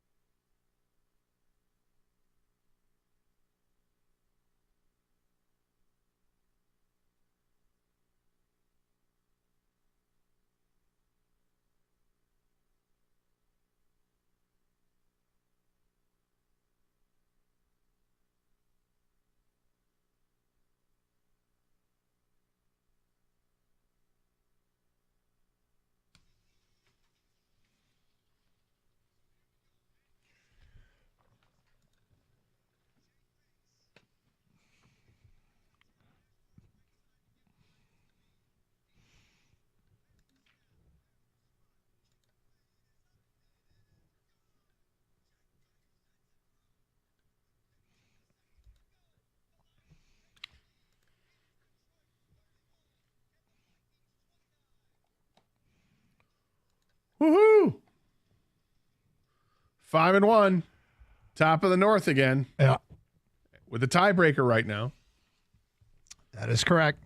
248-539-9797. Let's get back to your open lines. By the way, on that Jake Bates call, before we get to the field goal, Jake Bates, when he, for some reason, I feel like his kicks tail and kind of fade more than anybody else's. If you watch his kick, when he kicked that ball, it starts right, then it comes back left. Like, it wasn't a straight line. And I know that happens with kickers, but I feel like Jake Bates' kicks can fade and then correct. And that's more of a draw than a fade. Well, whatever it is, it started right. Well, to his right. Yeah, if he's right-footed, it goes right to left. Draw. Whatever the golf analogy would be proper. Don't want to get caught up in that. It seemed to go both ways in the same kick. I think like some of it's like a camera trick. For years watching kicks, you see some that look like they break two ways. Starts right, comes left, and then goes back again. I guess it's breaking three ways. It starts one way and ends up in that same direction sometimes. It's strange, the flight of the football. And yet I think if you were to actually track it, it's probably just a straight curve. There is no way that was straight. At least from my couch. Right? Like, no, dude, that straight. thing. I'm saying a straight curve. Is Oh, yeah, that thing looked like it went. It was like a knuckle screwball. Like, I was, within the, second or whatever it takes.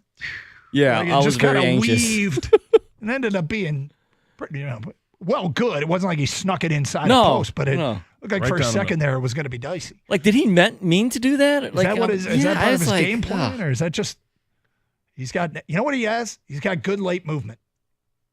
Seriously, He's got good late movement on his kicks. Scott Harris, get on it. Yeah. Jim Price would be proud. Let's go to Brian in Ann Arbor on 97 a ticket. Hi, Brian. Really pounds his own. Hey, guys, how's it going? Hey, before I get into my lines thing, I wanted to give a champ shout-out. It's kind of a random one. Actually, it's to, I hope I'm saying his name right, Breon Ishmael. He plays for Michigan football. The reason why I'm giving him a champ is I was at the grocery store with my kids on Sunday morning kind of early, and saw a guy in there, obviously a football player, had his Michigan, shirt with his number on the back, national champion, lanyard from last year.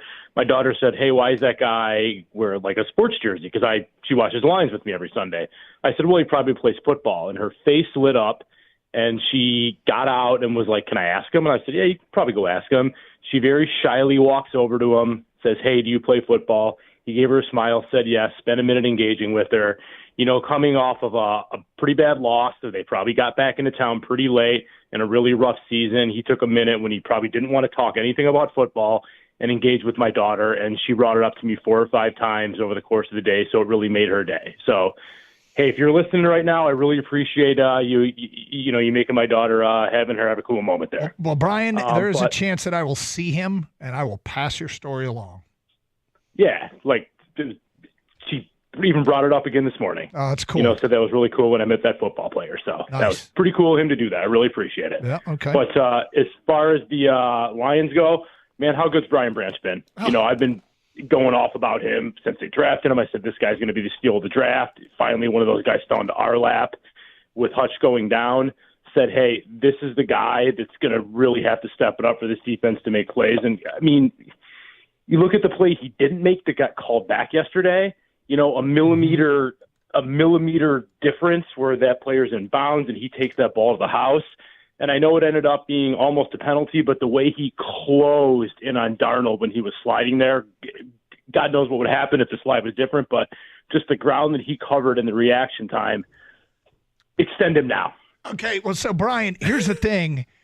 Dan Campbell afterwards was talking about Branch, and I think he used the perfect term to describe him. And I'm like, yes, you can't put it any better than this. Dan Campbell said of Brian Branch in the postgame yesterday, he has radar. Yeah, he almost, and look, I don't want to put him in the class with guys that are amazing Hall of Fame, greatest of all time players, but there's a chance we got one of those safeties where it's like, hey, what position does this guy play? Oh, he just plays defense and does whatever he wants. Yep. Like, there's a chance that we got one of those guys that we might be able to talk about in 10 years, like Ed Reed or Dawkins or Polamalu or one of the great safeties that play the game. I legitimately think he's good enough that could be where we're talking about him down the road. Well, he's certainly trending in that direction. He's a playmaker, and the safety who plays next to is a playmaker. He's a ball hawk. It's great to see both of those guys there. It's competence in the back end of the secondary that can help out with the corners, and it's a formula that's worked for this team for a couple of years now. And him stepping in as a rookie in the league and looked great, did not look out of place. There was a very small learning curve, and now in year 2, he does look like he's a Pro Bowl player, or he looks like he's an All-Pro player. Thank you for the phone call, Brian. 248-539-9797. Cameron's in a car and next on 97.1 A Ticket. What's up, Cameron? How's it going, guys? Happy Hey. Monday. You too. Chump real quick is Jerome Moore. This might go down in history as the worst fall off from a national championship team. I can't even compare. I can't even think of a team that had a worse fall off. Okay, got your vote down. And your champ?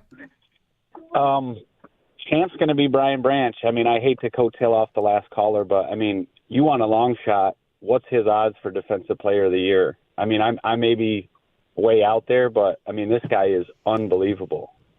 I can't take my eyes off of him when he's on defense. The interception he had was so acrobatic. It was such a thing of beauty, and he read it perfectly. And look, it was like he's one in the end zone the previous week. Yeah, there's the do your 111th and that whole thing, and just do your job. I feel like he's doing a lot of jobs, and not at the expense of his own job. And I think they're using him in such a way that allows him to take advantage of that radar that Dan Campbell spoke about. He's so versatile. I mean, he made a play stuffing a run at the line of scrimmage, and then he makes an interception, 20 yards down the field, where he had to use, his playmaking ability, his athleticism, his instincts. He single-handedly killed back-to-back drives for Minnesota with the interception, and then there was that third down pass. I think it was to Jalen Naylor that he was with him stride for stride in phase and got the pass breakup. That was on a third down play. Those were back-to-back drives that ended with Brian Branch plays. It was awesome. He's a stud.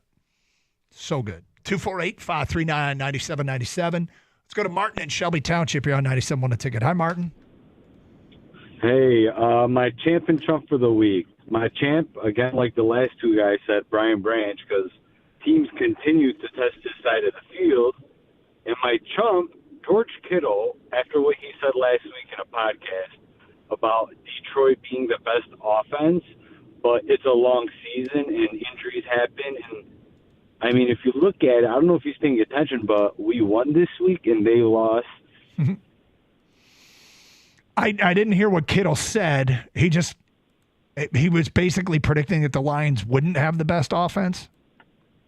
No. They asked him who has the best offense, and he said Detroit, but that it's also a long season, and you never know what happens as the season goes along. Oh. Right, like injuries to your wide receivers, running back. That's a good point. Lineman.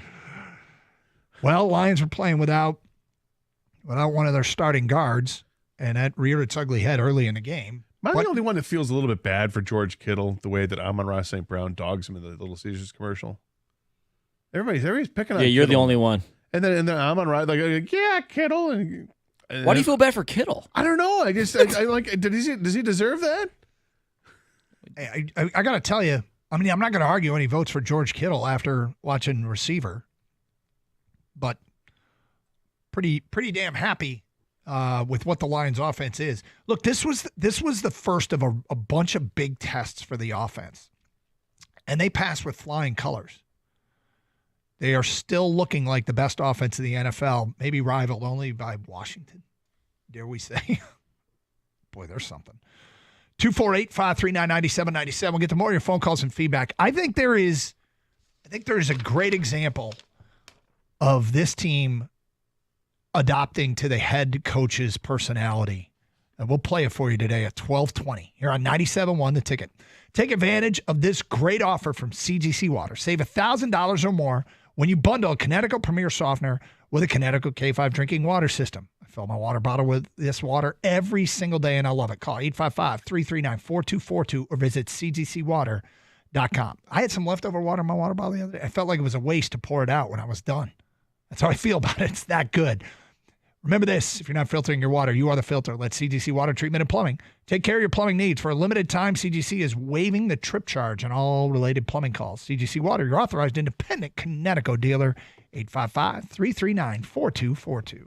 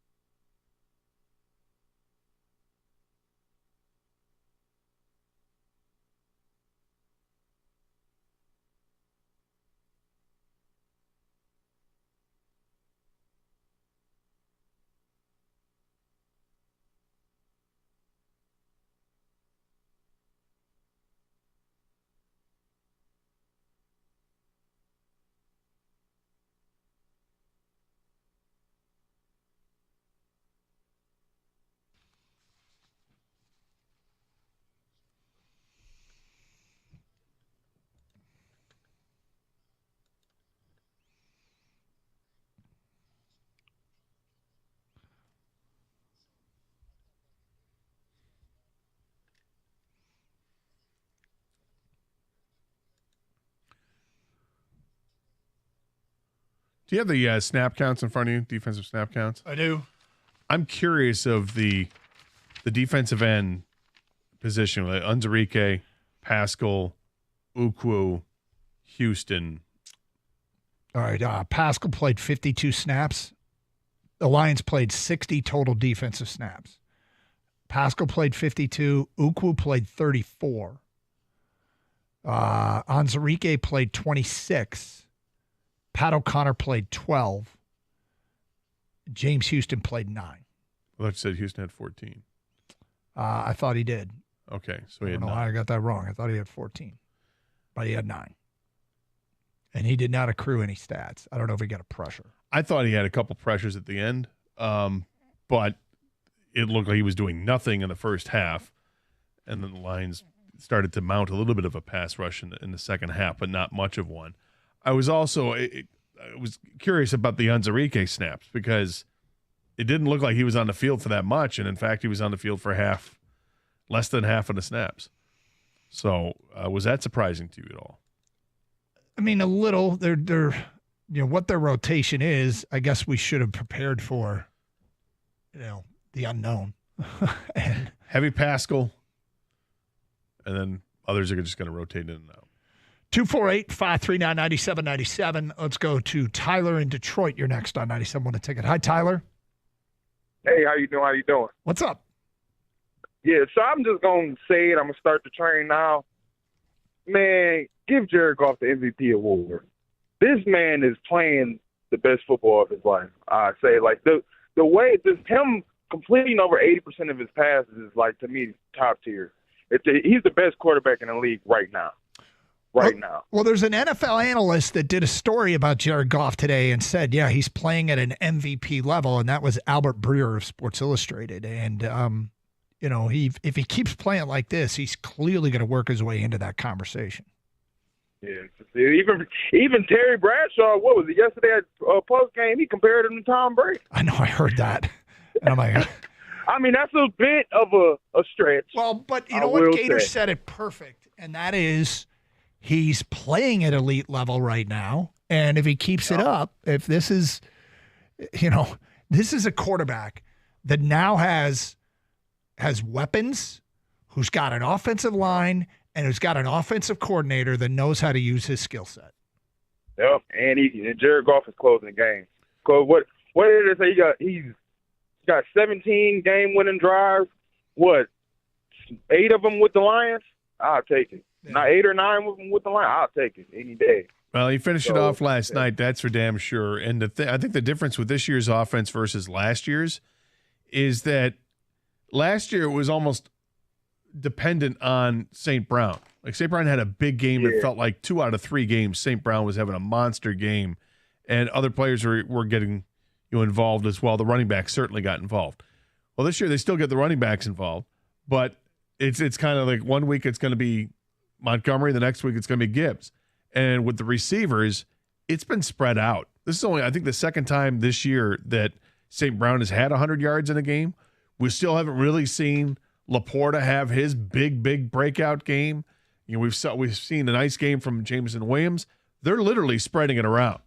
And if you're a defensive coordinator and you're trying to figure out how to stop the Lions, it's a pick your poison kind of thing.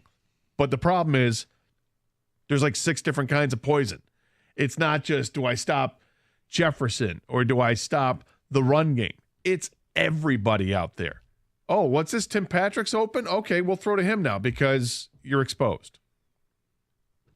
Hey, thank you for the phone call, Tyler. And yeah, Goff's incredible. Where Grenard got his hand on his shoulder and he stepped up in the pocket and found Tim Patrick on that play. I mean, that's Goff under pressure. Here's another throw. The last drive, okay? They give him the ball to Gibbs. They got it into Minnesota territory, and he steps up with, I think, 1:11 to go and fires a 14-yarder to Amon-Ra, who was covered, but he throws it. His receiver goes and gets it. I mean, that's a huge, big-time throw, and after that, they basically took a knee and had Bates get the job done. 248-539-9797. Let's go to Matt next here on 97.1 The Ticket. Hello, Matt. Hey, guys. How you doing? I'm going to get it going. All right. Look, I didn't like how we iced our own kicker, but we got it done. While I was watching it, all I said was, "Bates, do your job," and I felt like we was icing them. And then Josh Pascal, I think we might be good. We might got one. You got to remember he came out of the SEC, and he was one of those SEC All-Americans. And I think Branch is all we need too. I don't think we need to really trade for anybody. I'm really getting sick of the Max Crosby stuff. We got Rodrigo. I think we're getting the best out of our role players, just like they did that first year when he started. We had to use role players a lot. We didn't have big stars to fill Hutch. And I'm sorry to hear about James Houston, but he won't be back no time soon. I think his rookie year he was feasting off Hutch on that other side. And it's gone now. The magic is gone, so we got to rely on who we got. So I think we got a tight box. We got a lot of role players that can. That's just it. They don't have to rely on it. They can go and get somebody. It may not be Max Crosby, but I think they can find an improvement on the defensive end position. And I'm not sure what you mean by they iced. What do you mean they iced Jake Bates? Because they called a timeout? Yeah, I think we could have ran another play. We kneeled and made it third and long, but we could have ran another play, and then we could have ran. They could have tried to get closer. There's no doubt about it. But what that told me in the moment was, okay, this is interesting. They trust their guy. They trust their guy. It's like a confidence. And their guy came through for him. Look, we know that the distance isn't the problem. The further away you are, though, the more accurate you have to be. You know, the geometry of the situation will dictate that. So you have to be more perfect the further away you are. And they figured the way they played it out was clear that they had the utmost confidence in him in making that kick from that distance. Look, they see him every day. We saw him out there in practice, before and after practice, kicking field goals. And, you know, he's dialing it in. The only question really was, can he handle the stage and the pressure? And they acted like they knew he could, and he did. So, yeah, I mean, you're not – if you call it icing your kicker by letting the clock run down to 1 and taking the time out to drain as much time left, so there was 15 seconds left for Minnesota after he made the kick, then I guess that is I wouldn't call that icing your own kicker. If your kicker can't take you draining the clock, then your kicker can't handle the pressure, because icing the kicker is typically used with the other team taking the timeout as far as the term's concerned. So I don't think your kicker has to be able to handle your own guy taking the clock down to 1 and taking the timeout. I didn't find that icing the kicker at all, but I thought, in fact, the way we explained it now, I think it's absolutely showing confidence in the young man. Say, we're taking knees. We know we got the guy that's going to make the kick to win the game. And it's exactly how it worked out. Yeah, you think that's pressure? Try selling bricks in Houston. That's pressure, okay? My man, Jake Bates, ultimate confidence, not even trying to get it closer. All we're doing is trying to drain the clock because we got the guy who's going to nail it. End of story, right? Yep. 248-539-9797. It's Carson Anderson. By the way, we'll probably get some start times coming up about 1 o'clock today, I would imagine, for Michigan, Oregon, and for Michigan State, Indiana. And, of course, they play each other this weekend, and that is a night game. Indiana, Michigan State. Night game? Better not be. We'll find out at 1 o'clock. Come on. Find out at 1 o'clock. Come on. 248-539-9797. Let's go to Dave on a cellular on 97.1 The Ticket. Hi, Dave. Good afternoon. What a beautiful afternoon, too. You can't get much better. 75 and sunny in October. I'll take it. I got a champ and chump for this.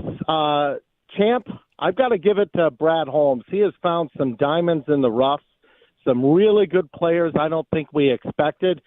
And I'm going to call this the potential chump.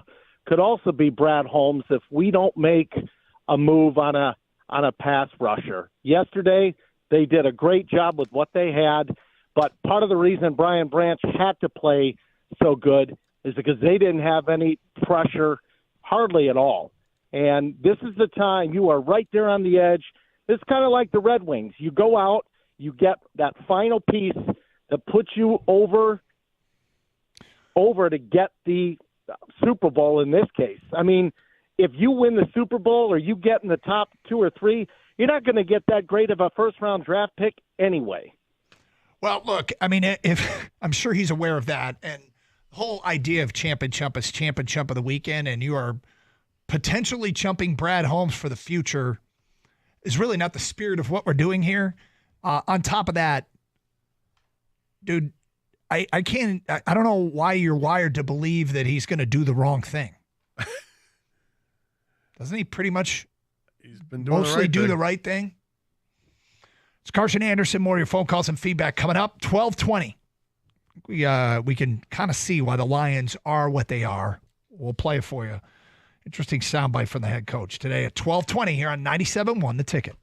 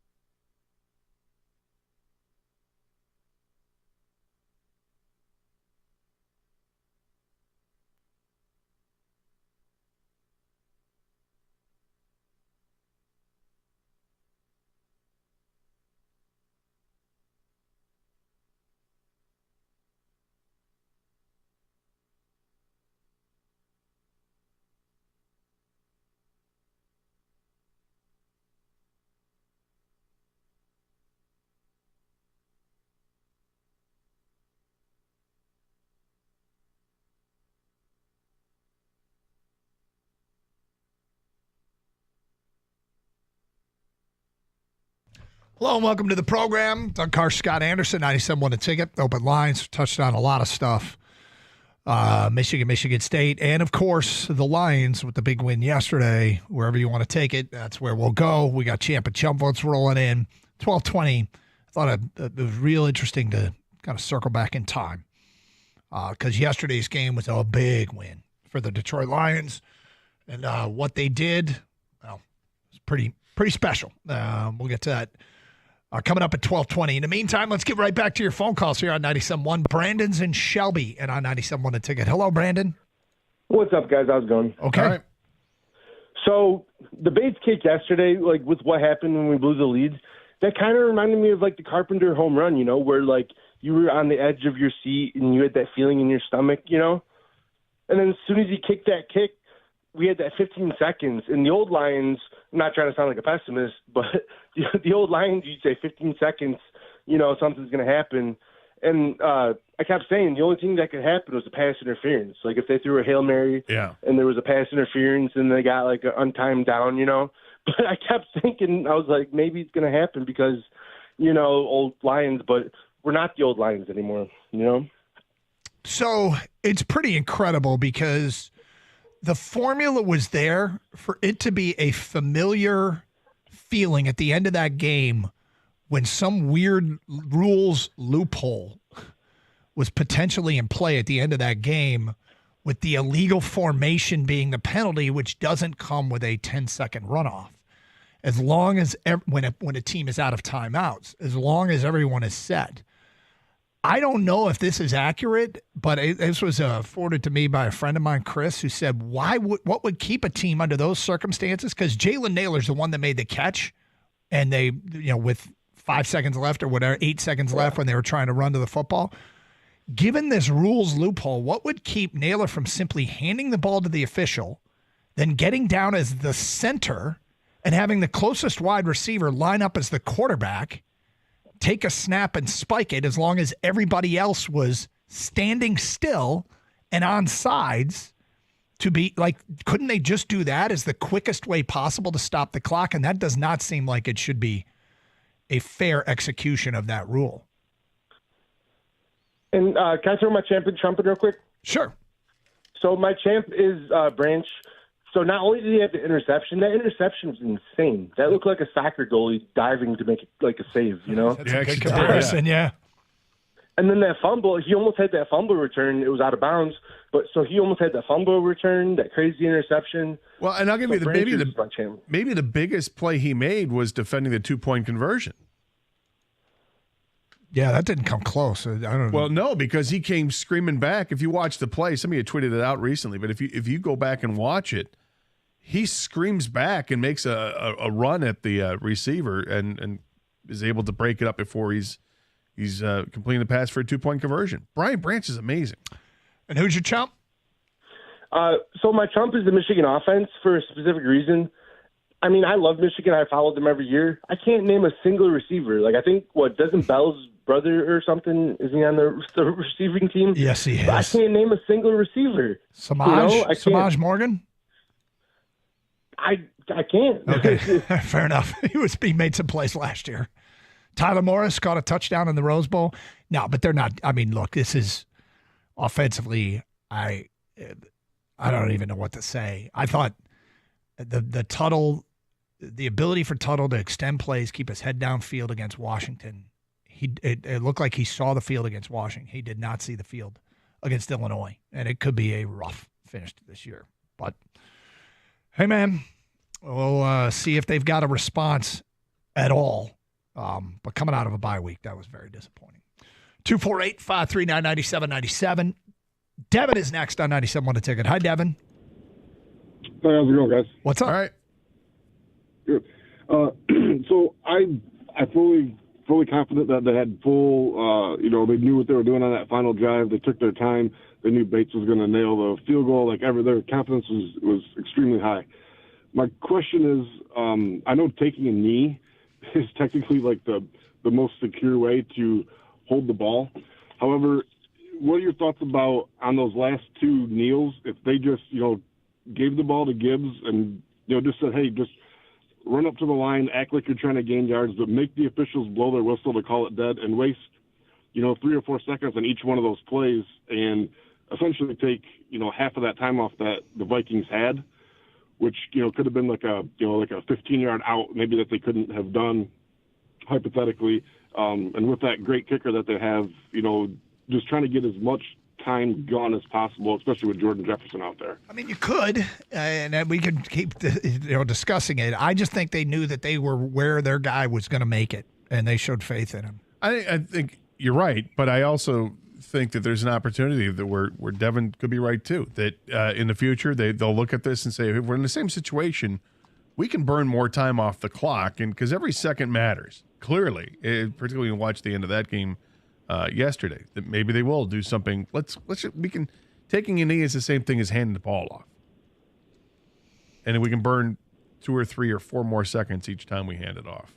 Yeah, but do you think the fact that usually the guy in that situation would be Montgomery, he's more of the bruiser, and then he fumbled earlier in the game, so they want to take that completely out of the, right? But he's also trying to get yards in that. In a play like this, if you're telling him just run into the pile and cover the ball, we're not asking to get 5 yards. We're asking you to secure the football and maybe kill 3-4 more seconds and get 2 yards. I mean, every bit counts. Goff kind of did that when he went around a little bit. Remember, he didn't take the knee right away. Yeah. I mean, look, you could do it either way. We don't need to really belabor it because ultimately they had faith in their guy and their guy came through, and it was a test. It was clearly a test. I don't think they were trying to make it harder. I'm not saying they were trying to make it a test, but that's a field goal from 44 yards to win the game that every single one of the 32 teams should have a kicker that they have faith is going to make that kick. Every single one of them. And the Lions had a guy that they acted like they had a guy that they could count on in this situation, and he came through for them. I mean, as easily he made the field goal, and I guess what are the odds of them fumbling if they hand it off? Not that high. That's not that high at all. But, of course, they had a quarterback-center exchange problem against San Francisco that very well may have cost them that game. Yeah, and what are the odds of them fumbling on a kneel down?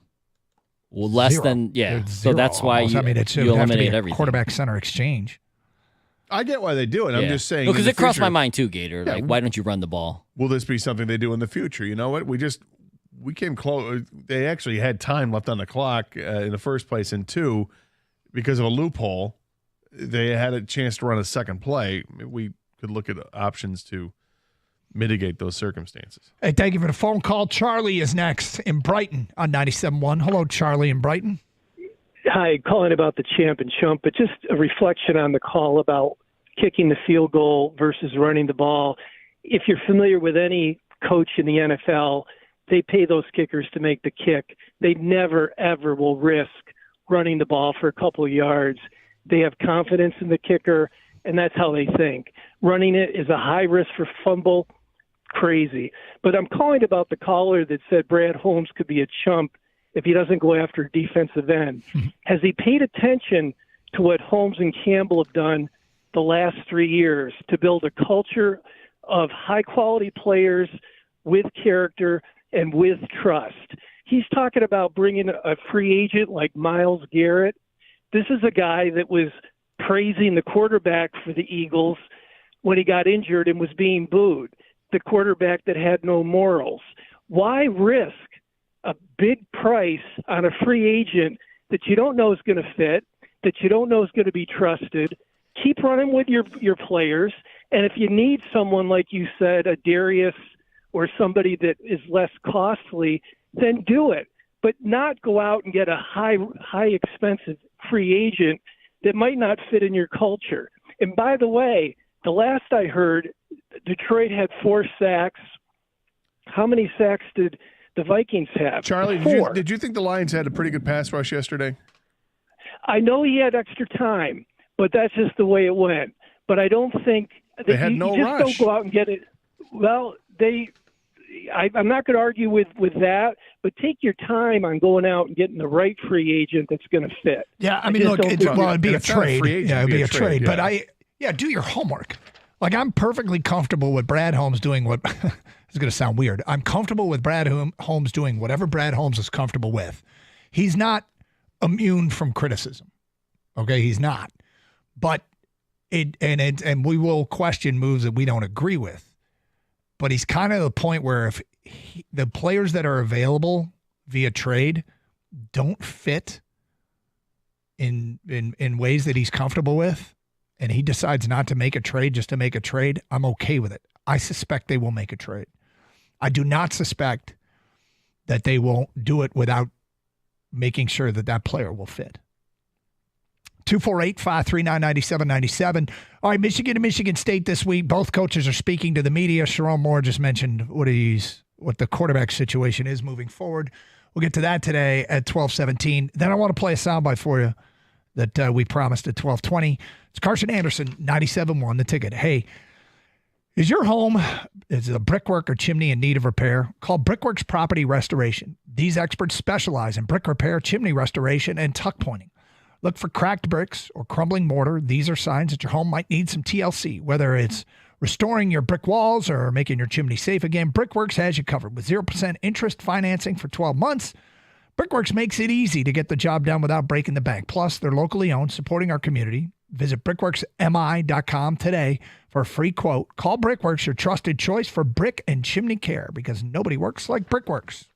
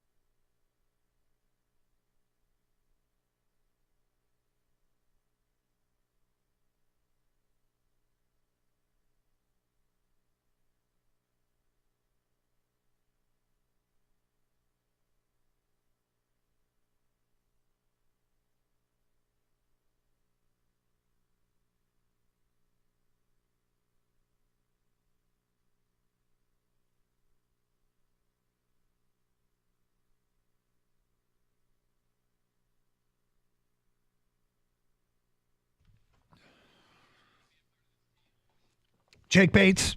It's Carson Anderson, 97.1 A Ticket. 248-539-9797. All right, so Sharon Moore will not announce his quarterback before the Michigan State game, which isn't a huge surprise. I'm going to guess it has a little bit to do with he probably wants to see them perform this week in practice. So there is that. Anything interesting out of Jonathan Smith at this point? I know he's speaking to the media right now. I haven't seen anything yet. Okay. Well, hold on. I did see something here earlier. Let me just double check it. Regarding the Michigan quarterback situation, Jonathan Smith, this is a tweet from Chris Solari, who covers the Spartans. You prepare what you see on tape, and we've got tape of all the players we've seen offensively. So there you go. That is factually correct. Yep. Let's go to Arthur. You're next on 97.1. Hi, Arthur. Hello. Hey, I got a couple points to make. One, I told last week my score prediction for the Vikings was 31 Lions, 28 Vikings, so I was pretty close. We pointed that out earlier in the show. We gave you credit. Oh, really? I wasn't on earlier, but yeah, there was no pass rush, though. So I still am worried about that.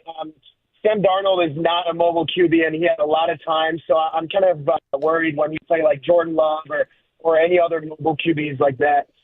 And then I think that, I would love to see a big-time trade.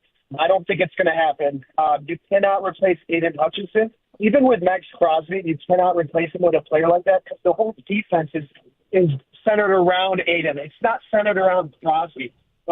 They're going to make a smaller trade, and somehow it's going to work. And you'll see the first week, everyone's going to say, like, the reaction is going to be, oh, this shit's on for Crosby or whatever, but somehow they're going to find some like low-key guy that's just going to fit right into the scheme, and it's going to work really well. That's my prediction on what's going to happen. And then two other quick points. My champ is Michigan State. They looked really good against a good defense. They came out of the bye week really good. I could see them going 7-5, maybe 8-4, which would be, how good of a first season would that be, right, for Smith? And then my chump is Michigan. I think they're going 5-7. There's no offense, and I just do not see them turning it around. Thank you for the phone call, Arthur. 248-539-9797. All right, so I've teased this all show. You think about how yesterday's game went. Could that have gotten off to a worse start?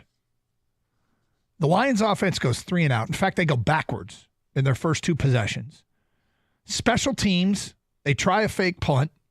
Doesn't work. They promptly give up the longest run of the year for an easy, well, not an easy touchdown, but nothing is easy, but kind of easy. That was an untouched run to the end zone for Aaron Jones. You're behind 10-0 just like that. Right? Yep. No, it couldn't have gone much worse. It was a terrible, terrible start to that game. Then later, you're still in a good position to win the game after you respond. And something goes south. Something completely unexpected happens. One of the most reliable players you have, David Montgomery, fumbles the football. It turns into a scoop and score, and suddenly your lead is gone. A game that you have bounced back from this awful start to take command of the game, look like the better team. Minnesota's good too. They claw back into it, and that happens. And it made me think of Dan Campbell's opening press conference back in 2021 about what he said about getting knocked down and getting back up. That game was the personification of Dan Campbell's opening press conference. So we decided to pull that soundbite and play it for you. And if you think of it in the context of the game yesterday, the terrible start, the first lost fumble of the year, where that place, it was loud, it was rocking, it's a tough place to play. The fans are screaming and yelling and into it. You've lost all the momentum, and you come back. This is what Dan Campbell said on day one.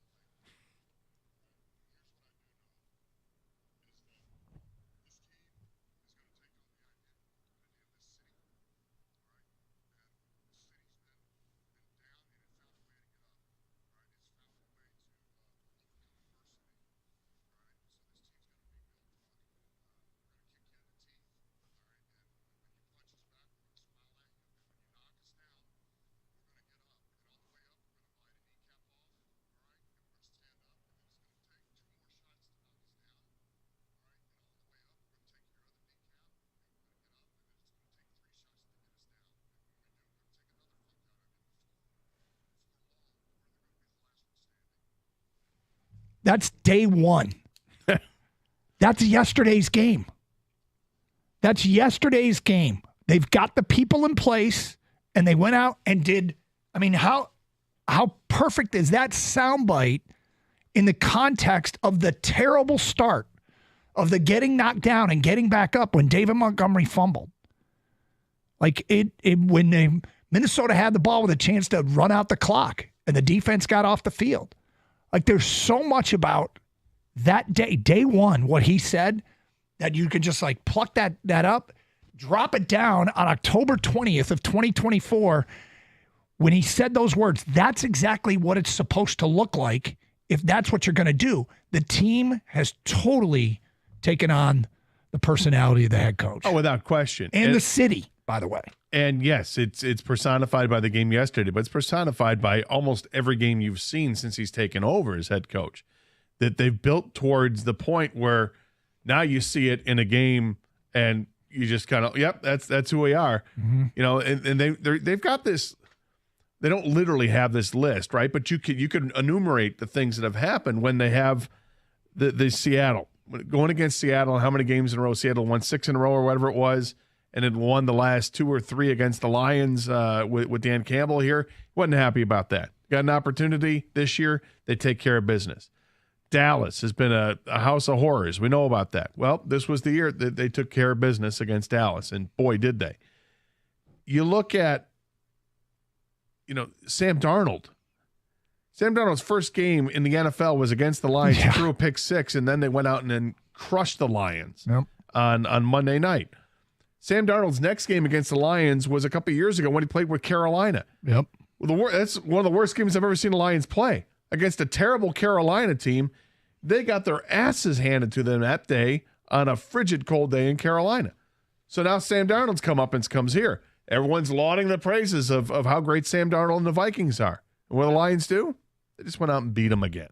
So they're checking things off this long list, and hopefully this year we get another opportunity against San Francisco this season, and then who knows what happens in the postseason.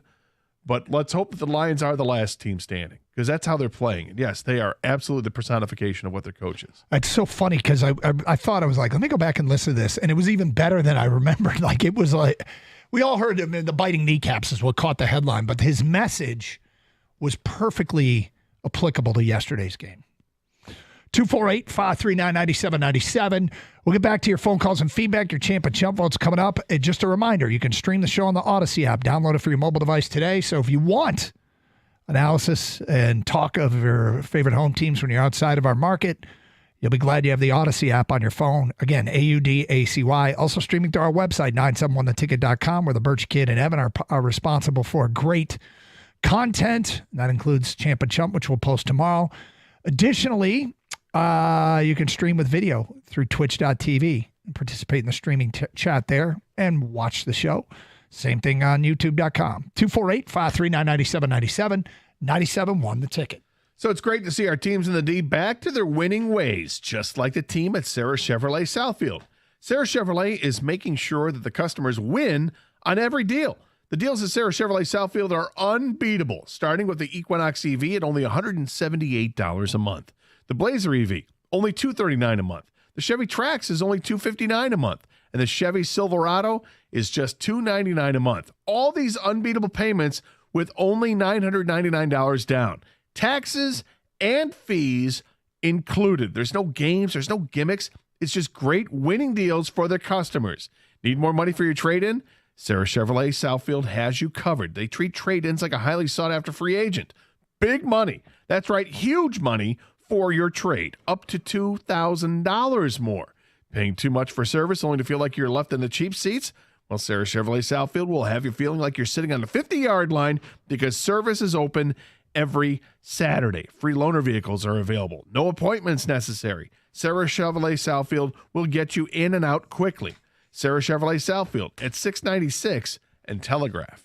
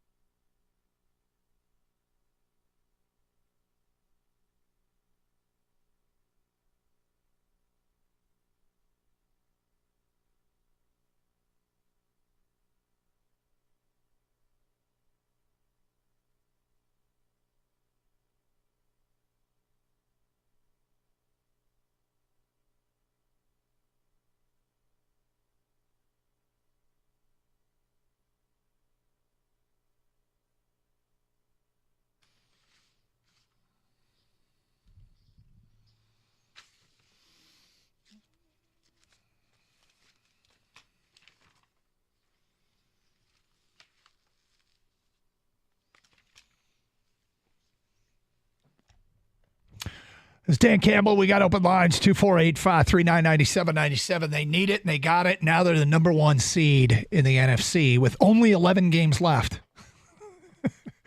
Obviously, a lot of football to be played, but it's also good to have a leg up as they took care of business yesterday, 31-29. That's right, 29 for Minnesota. Kang somehow, someway talked himself into a 29-19 prediction. You didn't get the team right. We laughed at the numbers 29 and 19. And after you said them, you laughed at them. But, as they say, lo and behold, he got 29 right. Like Gator said, the computer in my head, the algorithm just spit out the number 29. And I just want to let people know it's possible. It is possible. It happened. It totally no scoring on me, but they got it. No. 248-539-9797. Champ and Chump, Michigan and Michigan State calls. Keith is next. Hi, Keith. How you doing? What's up, Keith? How you doing, sir? We're good. You know, when they was talking about the Lions pass rush, you have to look at it. Minnesota had 2 great offensive tackles. They had a pretty good, fairly good offensive line, and the Lions was getting pushed, but they need a little extra, but they got 4 sacks. And I just been in games with Hutchinson only got 1. So I just think they should just got to get the right fit and the right kind of guy. The right kind of guy can fit that scheme. But also about Bates, I wouldn't trust the handing the ball off because you can fumble it. The coach made the right decision. And the third thing is Holmes got us where we at today, where we can people are talking about the Detroit Lions as a Super Bowl team, not a perennial loser like they've been in the past. Well, look, they obviously answered the bell under extremely stressful circumstances, and I was glad. Look, it doesn't decrease a sense of urgency, and Holmes promises they're not going to be a prisoner to the moment, but they just went and won a massive game without Aiden Hutchinson. And overcoming that, they did it for one Sunday in about the toughest possible circumstances. Can they keep going to that well? Probably not. Yeah. But it's reassuring to see that it didn't completely decimate this team and decimate this defense. The 29 points, as you pointed out very astutely, 6 came on a scoop and score. Was that the one they went for 2 afterwards? I don't remember. I think it was. They went for 2 after that scoop and score. So 6 came there. Another 7 came when the offense, the special teams turned it over on the fake punt and gave them a short field. So the defense, all in all, had a pretty decent day. Decent day. Yeah, they gave up the yards, but they also made some key plays. Mm-hmm. And you can't discount that. I didn't think there was enough pressure on the quarterback, but you got some late. I think it's something they did get some late, and it's something that will be worked on. It's a work in progress. This is not the finished product with life after Hutchinson. Nope. And it doesn't mean that they should stop looking for help in the trade market. I think they should absolutely look and turn over every stone and find out what's a fit, what isn't a fit, so they can make the best decision for this football team moving forward. I'd feel better as a fan if they added someone that was an upgrade. I doesn't matter to me. I think there are degrees of what would be. Zadarius Smith is an awfully good choice if he's available from Cleveland. He's got 4 sacks on the season, the same total that Myles Garrett has. But you know what? Myles Garrett's a different kind of player in the way that he affects a game. But certainly wouldn't come with the same price tag. I don't know if Zadarius Smith is going to be available or not. But Cleveland just lost again. And at 1-6, it doesn't look good for them, particularly with their quarterback going out with an Achilles injury for the rest of the season. So what are they going to do? This is the kind of waiting game you're playing. You're waiting to see how many teams are going to drop out before the trade deadline, and can you talk to them about increasing the talent on your own team, and specifically as an edge rusher? So I treat the Cleveland Browns like they're kind of going to have a garage sale, right? They have to. The record sucks. The team's falling apart. The starting quarterback just went down. The backup quarterback went down, the guy that they think might be the future. They already sold off a piece. So that's why I feel like, all right, garage sale. Zadarius Smith is going to be in the driveway on a table. All right, you walk up to this garage sale, and you're like, huh, that Zadarius Smith is all right, what's the price on that? Okay, not bad. But then you know what? You have to use the bathroom, and you go inside, and you see Myles Garrett sitting in there. He's not for sale. He's in the house, but I'm going to ask about him anyways. So you're at this garage sale, and they have stuff for sale, but you got to ask what's in the house. And you ask, hey, everyone's got a price, and I'm just going to ask. What about that good stuff we got? Exactly. So I don't think there's anything wrong with that. I think Brad Holmes needs to do his work here and be like, hey, I'll call about Zadarius Smith, but by the way, you willing to move Garrett at all? I see you have a Simone Fontecchio rookie card. But I also noticed there's a Karl Malone in the back there. Is that for sale? I got to tell you, back-to-back great analogies from you two. Well, and it's starting to crystallize, too, who the most available players are going to be. These are the most available players are most likely at the bottom of the standings in the AFC. That's where Cleveland resides. That's where New England resides with Keion White. That's where Tennessee resides with Landry. And that's where Vegas is starting to creep towards the bottom. They're 2-5 now, and that's not a huge surprise. I still don't think there's true legitimate accessibility to Max Crosby, and there's no – I mean, this is starting to feel like they've got Tarek Skubal. And, you know, when the Tigers Tarek Skubal, we talked about it a lot, but when it was all said and done – it felt as if there was never really a chance that he was going to get traded. And I think that's probably the case with Crosby. You of course ask, but there's a lot more reporting about Zadarius Smith today. Well, and we'll see what happens as the week progresses with the Lions taking on Tennessee. That's where Landry is. So if it likely happens after the game, see what kind of game Landry has against the Lions and see if the Lions come away with a win like they should because they're favored and okay, all things point to let's get the win. Don't make it a trap game because the Packers are coming up after that. And the NFL feels like every game's a trap game. Right. But don't look past it. But take care of business, and then if you do, it's another loss that you hang on Tennessee. And are they even all right?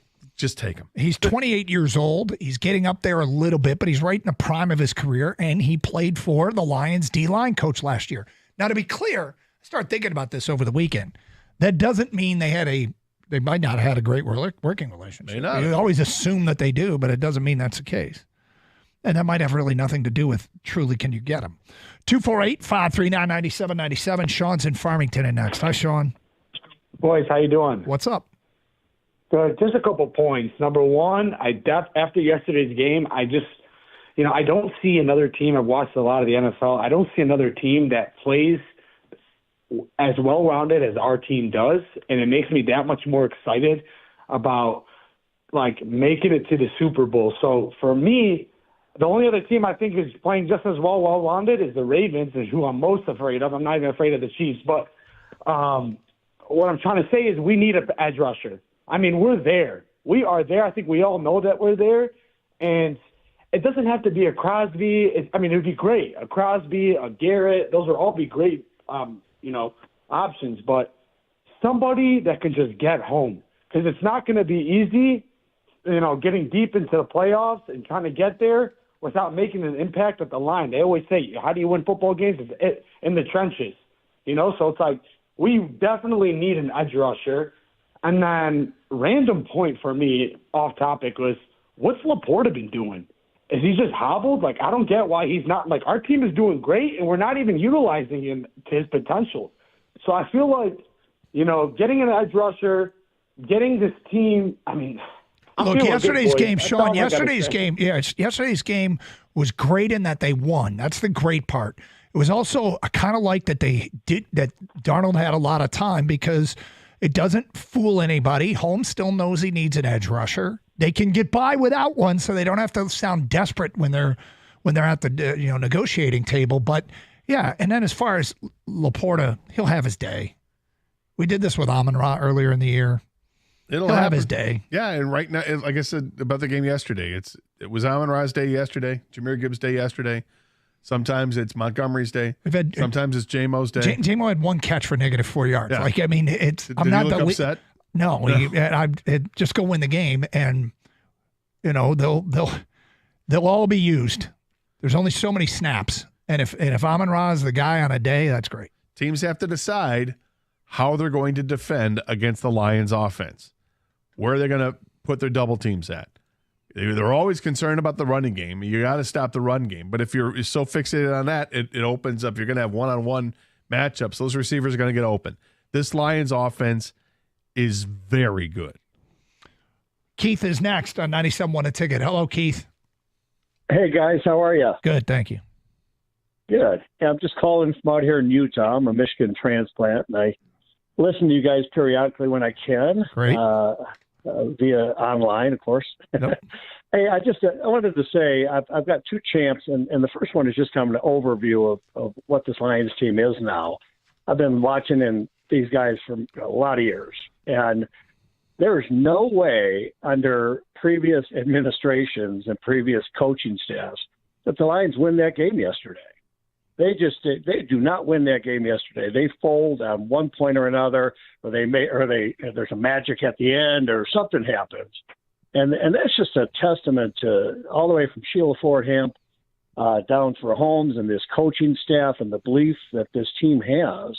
I was nervous yesterday when it was coming down the stretch, but I wasn't like, oh, here we go again. It's weird. We're looking for who's going to make the play to win the game, not who's going to blow it or what's about to happen. Yes. Totally with exactly. And my other champ is just Jared Goff. How calm and cool was he in the pocket pre-snap? And that one time when he had Tim Patrick come across and pick up that blitz for that touchdown to St. Brown, he had him come over. He looked at that line. He saw 7 guys at the line and didn't know for sure who was coming, but he thought they were coming, and he brought Patrick over. He picked up that blitz and just threw a perfect pass. The guy is ice, man. He is really calm and cool in the pocket, and I think that the rest of the offense feeds off that. He's fantastic, and the Patrick block is just that just goes with what the Lions look for in receivers. Your receivers, you want to see the field, you got to block. He loves to block. Jameson Williams loves to block. Amon-Ra St. Brown loves to block. Obviously, the tight ends love to block. It's a key to this offense. I can't wait to ask him about that play tomorrow. That and others. Hey, enjoy all NFL action with a chance to win on FanDuel, America's #1 sportsbook. New customers can bet $5 and get $300 in bonus bets if you win a bet on tonight's game. So, look, there's a couple games tonight. What I would recommend doing is go find yourself a prop bet and take an alternate spread on something like Baker Mayfield yards passing. Go find one of the low totals, bet the over. You won't win much on your $5 bet, but you'll get your $300 in bonus bets. So you could take advantage of one of my favorite things, which is random profit boosts, like the Steelers on the money line last night getting 30% more. Just visit FanDuel.com/Doug. That's FanDuel.com/Doug. FanDuel is an official sportsbook partner of the NFL. Must be 21 or over and present in Michigan. First online real money wager only. $5 first deposit required. Bonus issued as non-withdrawable bonus bets, which expire 7 days after receipt. Restrictions apply. See terms at sportsbook.fanduel.com. Gambling problem? Call 1-800-GAMBLER.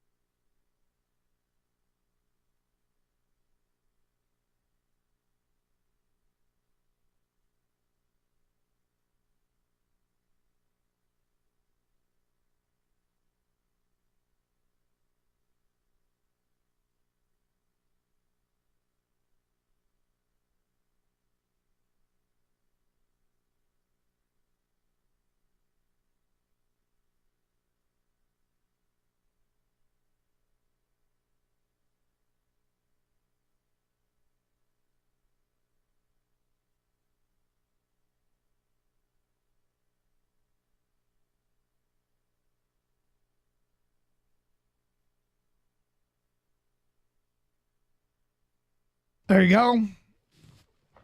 Dan Campbell talking about the pass rush after the game. 248-539-9797. We continue with your open line calls, and we go to Drew next on 97.1 The Ticket. Hi, Drew. Hey, what's up, guys? How you doing, Drew? Good. This team reminds me kind of like the Eagles, back when they lost Wentz, i.e. Aiden Hutchinson now, where they just seem like they're not going to be denied.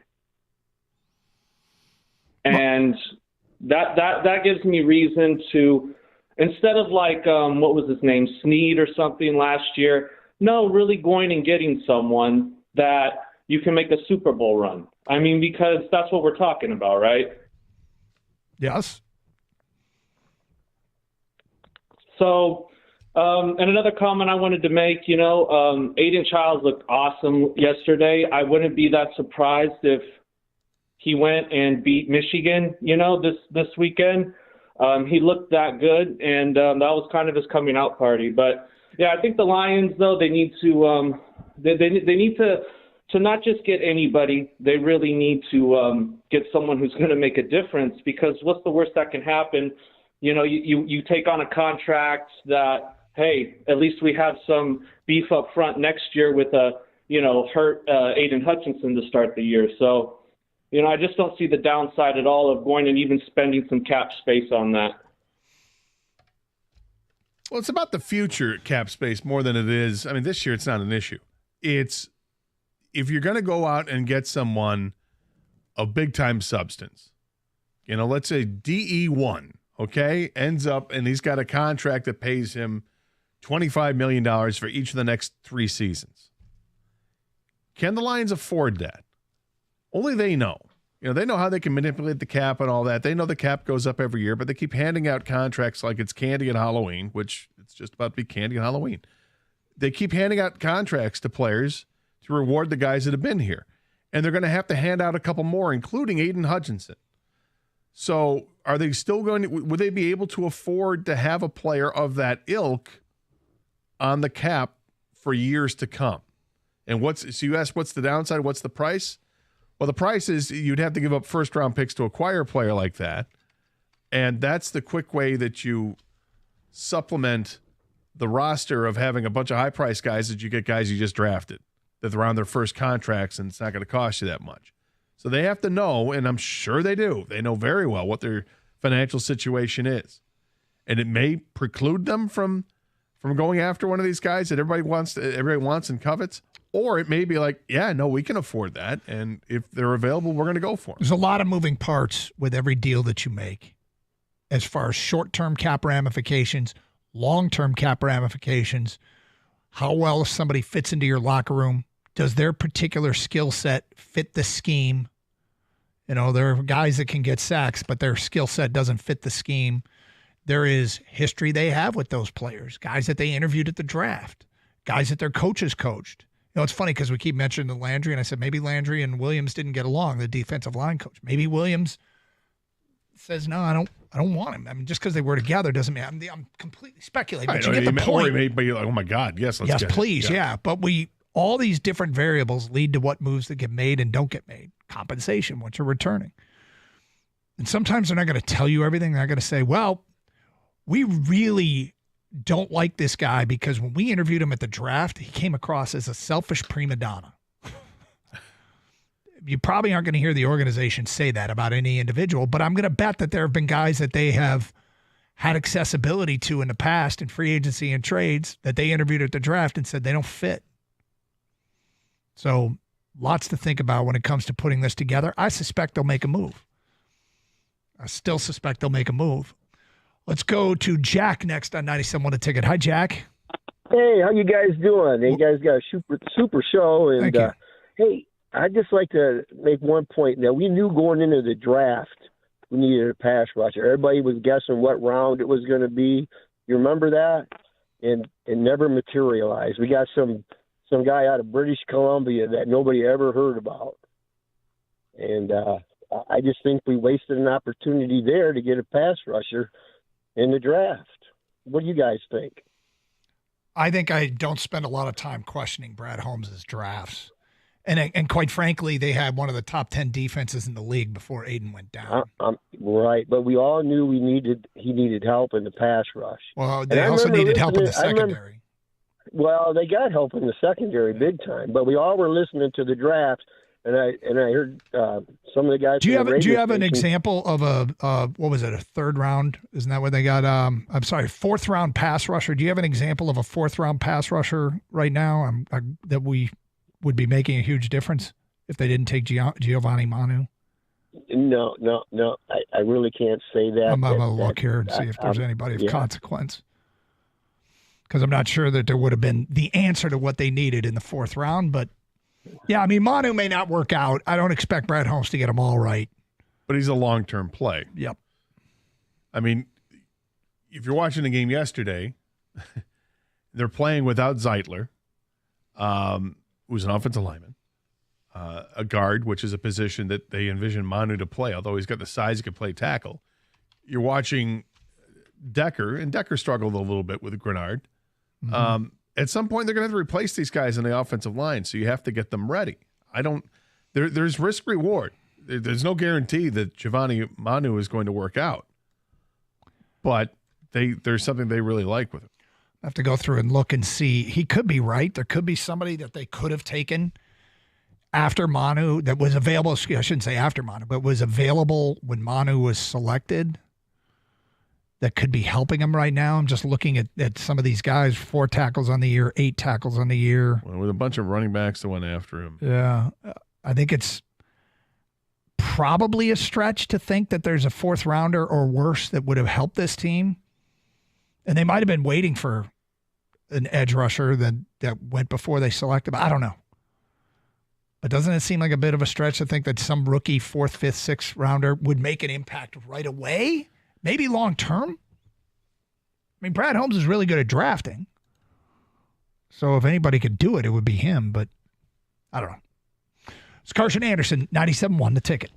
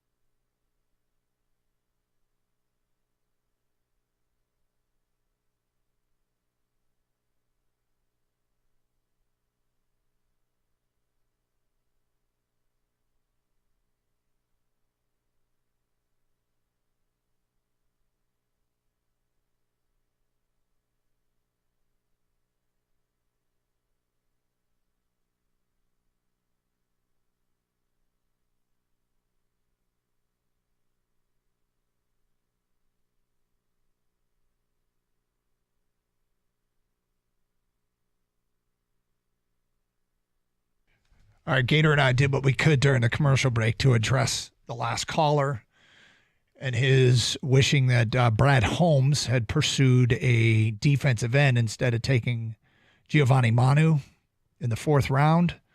We went through almost the entire remainder of the draft. Almost. We're into the 7th round here. Just to see if Brad Holmes missed on what could be a productive edge rusher. And at this point, all of these players combined, and we're talking about probably about 10, 11 guys, have combined for 1 sack. So should they have taken an edge rusher instead of Giovanni Manu? I mean, maybe in this system, that player could be useful now. They could have. I mean, if anybody could find it, it'd be Brad Holmes, right? It does really well in the draft. Well, you'd think.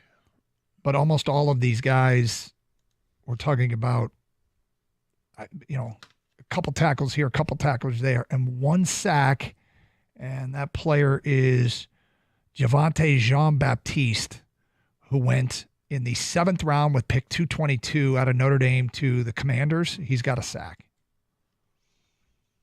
But look, I mean, could Brad Holmes have unearthed a gem? Maybe. Well, and maybe he did. In Manu? Yeah. Maybe. It's early to say. It was clearly a project. Well, yeah, it's definitely a project. Right? And this is probably not just a 1-year project. This is a multi-year project that's one of these guys they feel like they can afford to take a chance on. Is it, keep in mind Christian Mahogany, another offensive lineman. That was a guy that they had drafted and has missed time with injury, and he's now practicing with the team.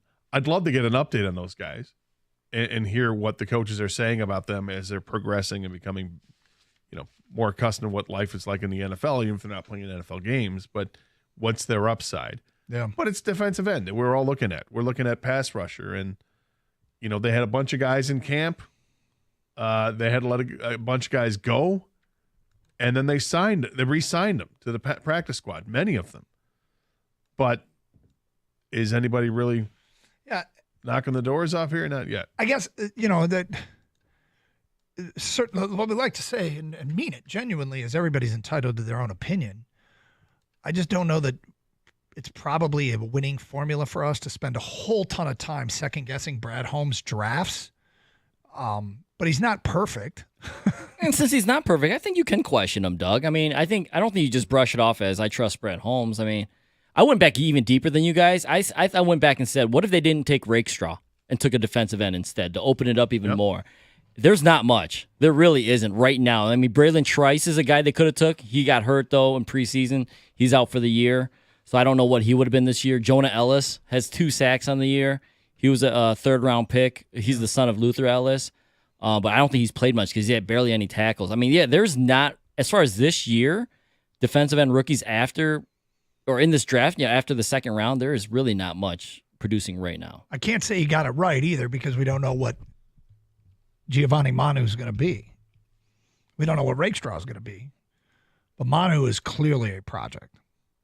248-539-9797. Donovan, you're on 97.1 A Ticket. What's up, Donovan? Hey, hi from the west side of Michigan. How are you? Doing well. Hey, first of all, just kudos for the Lions. Man, they are what I would call explosive. C4, calm, cool, collected, and calculated. So, C4, explosive. Anyways, back to this. You can use it if you want to. We will. Anyways. Put that one in the file. Yeah, put that one in the file there. Euphorism, I guess. Anyways, with regards to bringing another defensive end rusher, I think the big thing that needs to happen is it's not just necessarily on who you can afford, A, B, who's available. I think it's someone who can really fit the culture. You don't want a culture killer. And I'm sorry, Myles Garrett is a culture killer. And I don't think you want that on your books or in your team right now based upon the current culture that is the Detroit Lions. I think you need to the Ford's got to gas up a nice little plane and send a couple of the captains and go talk to a guy and say, hey, this is what we're about. You want to join us? This is what we got to do. What are your thoughts? I think you need to be careful. I think you also, if you have a really super strong culture, can you bring in a player that adapts to what you do. That is like, I'm going to buy into this culture. I think that's something that the Patriots did very well. So I'm not 100% against maybe bending a little bit, but it's a totally underrated part of what they're doing. It's a totally underrated part is how they have really done their homework on guys and tried to, we asked Goff about how much of you can tell that new players just fit right in. He goes, we get guys who love to practice. We get guys who do whatever they can to help the team win. And that's something that's an intangible that we don't see represented in a stat, but I think helps them win. Sounds good, guys. Thanks so much. Thank you for the phone call. Not a single player drafted last year has more than 2 sacks. In the draft period? Mm-hmm. Regardless of position. I mean, I certainly would. There's probably a few players we'd love to have to give some run at an edge position right now. Oh, yeah. I mean, would like to have Jared Verse? Yeah, sure. Yeah. I would. But I kind of like what they did. All right, as promised, we got start times for the Big Ten. We got Michigan State as a night game this week, but the following week for Michigan and Michigan State. Well, let's start with the big noon kickoff game on Fox is Ohio State at Penn State. No surprise. Also at noon, Northwestern at Purdue. Let's get to the 3:30s. 3:30, UCLA at Nebraska, and Oregon at Michigan. Night games. USC at Washington. That leaves, these games are all 6-day holds. Indiana at Michigan State, Wisconsin at Iowa, Minnesota at Illinois. The Michigan State-Indiana game, which shapes up to be a pretty interesting game, that is a noon or 3:30. So you will not have a night. It's not night. Yes. All right. So I can live with that. That's a 6-day hold. It will be announced on Sunday. I am hoping for a nooner. Love the noon start. So that we are you? Because you got Ohio State, Penn State at the same time. Yeah, well, for what we do for a living. Fair enough. This way I can watch Michigan State and then the Michigan-Oregon game. Okay. You can multi-TV it too. I don't have. You can stream on your laptop. Yeah, I suppose I could do that. Yep. I really don't like. Yeah, you're gonna have some conflict out of the way, but yes, you will get a noon.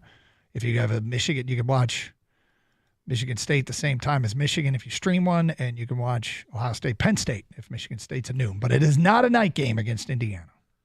Who's Indiana play this week?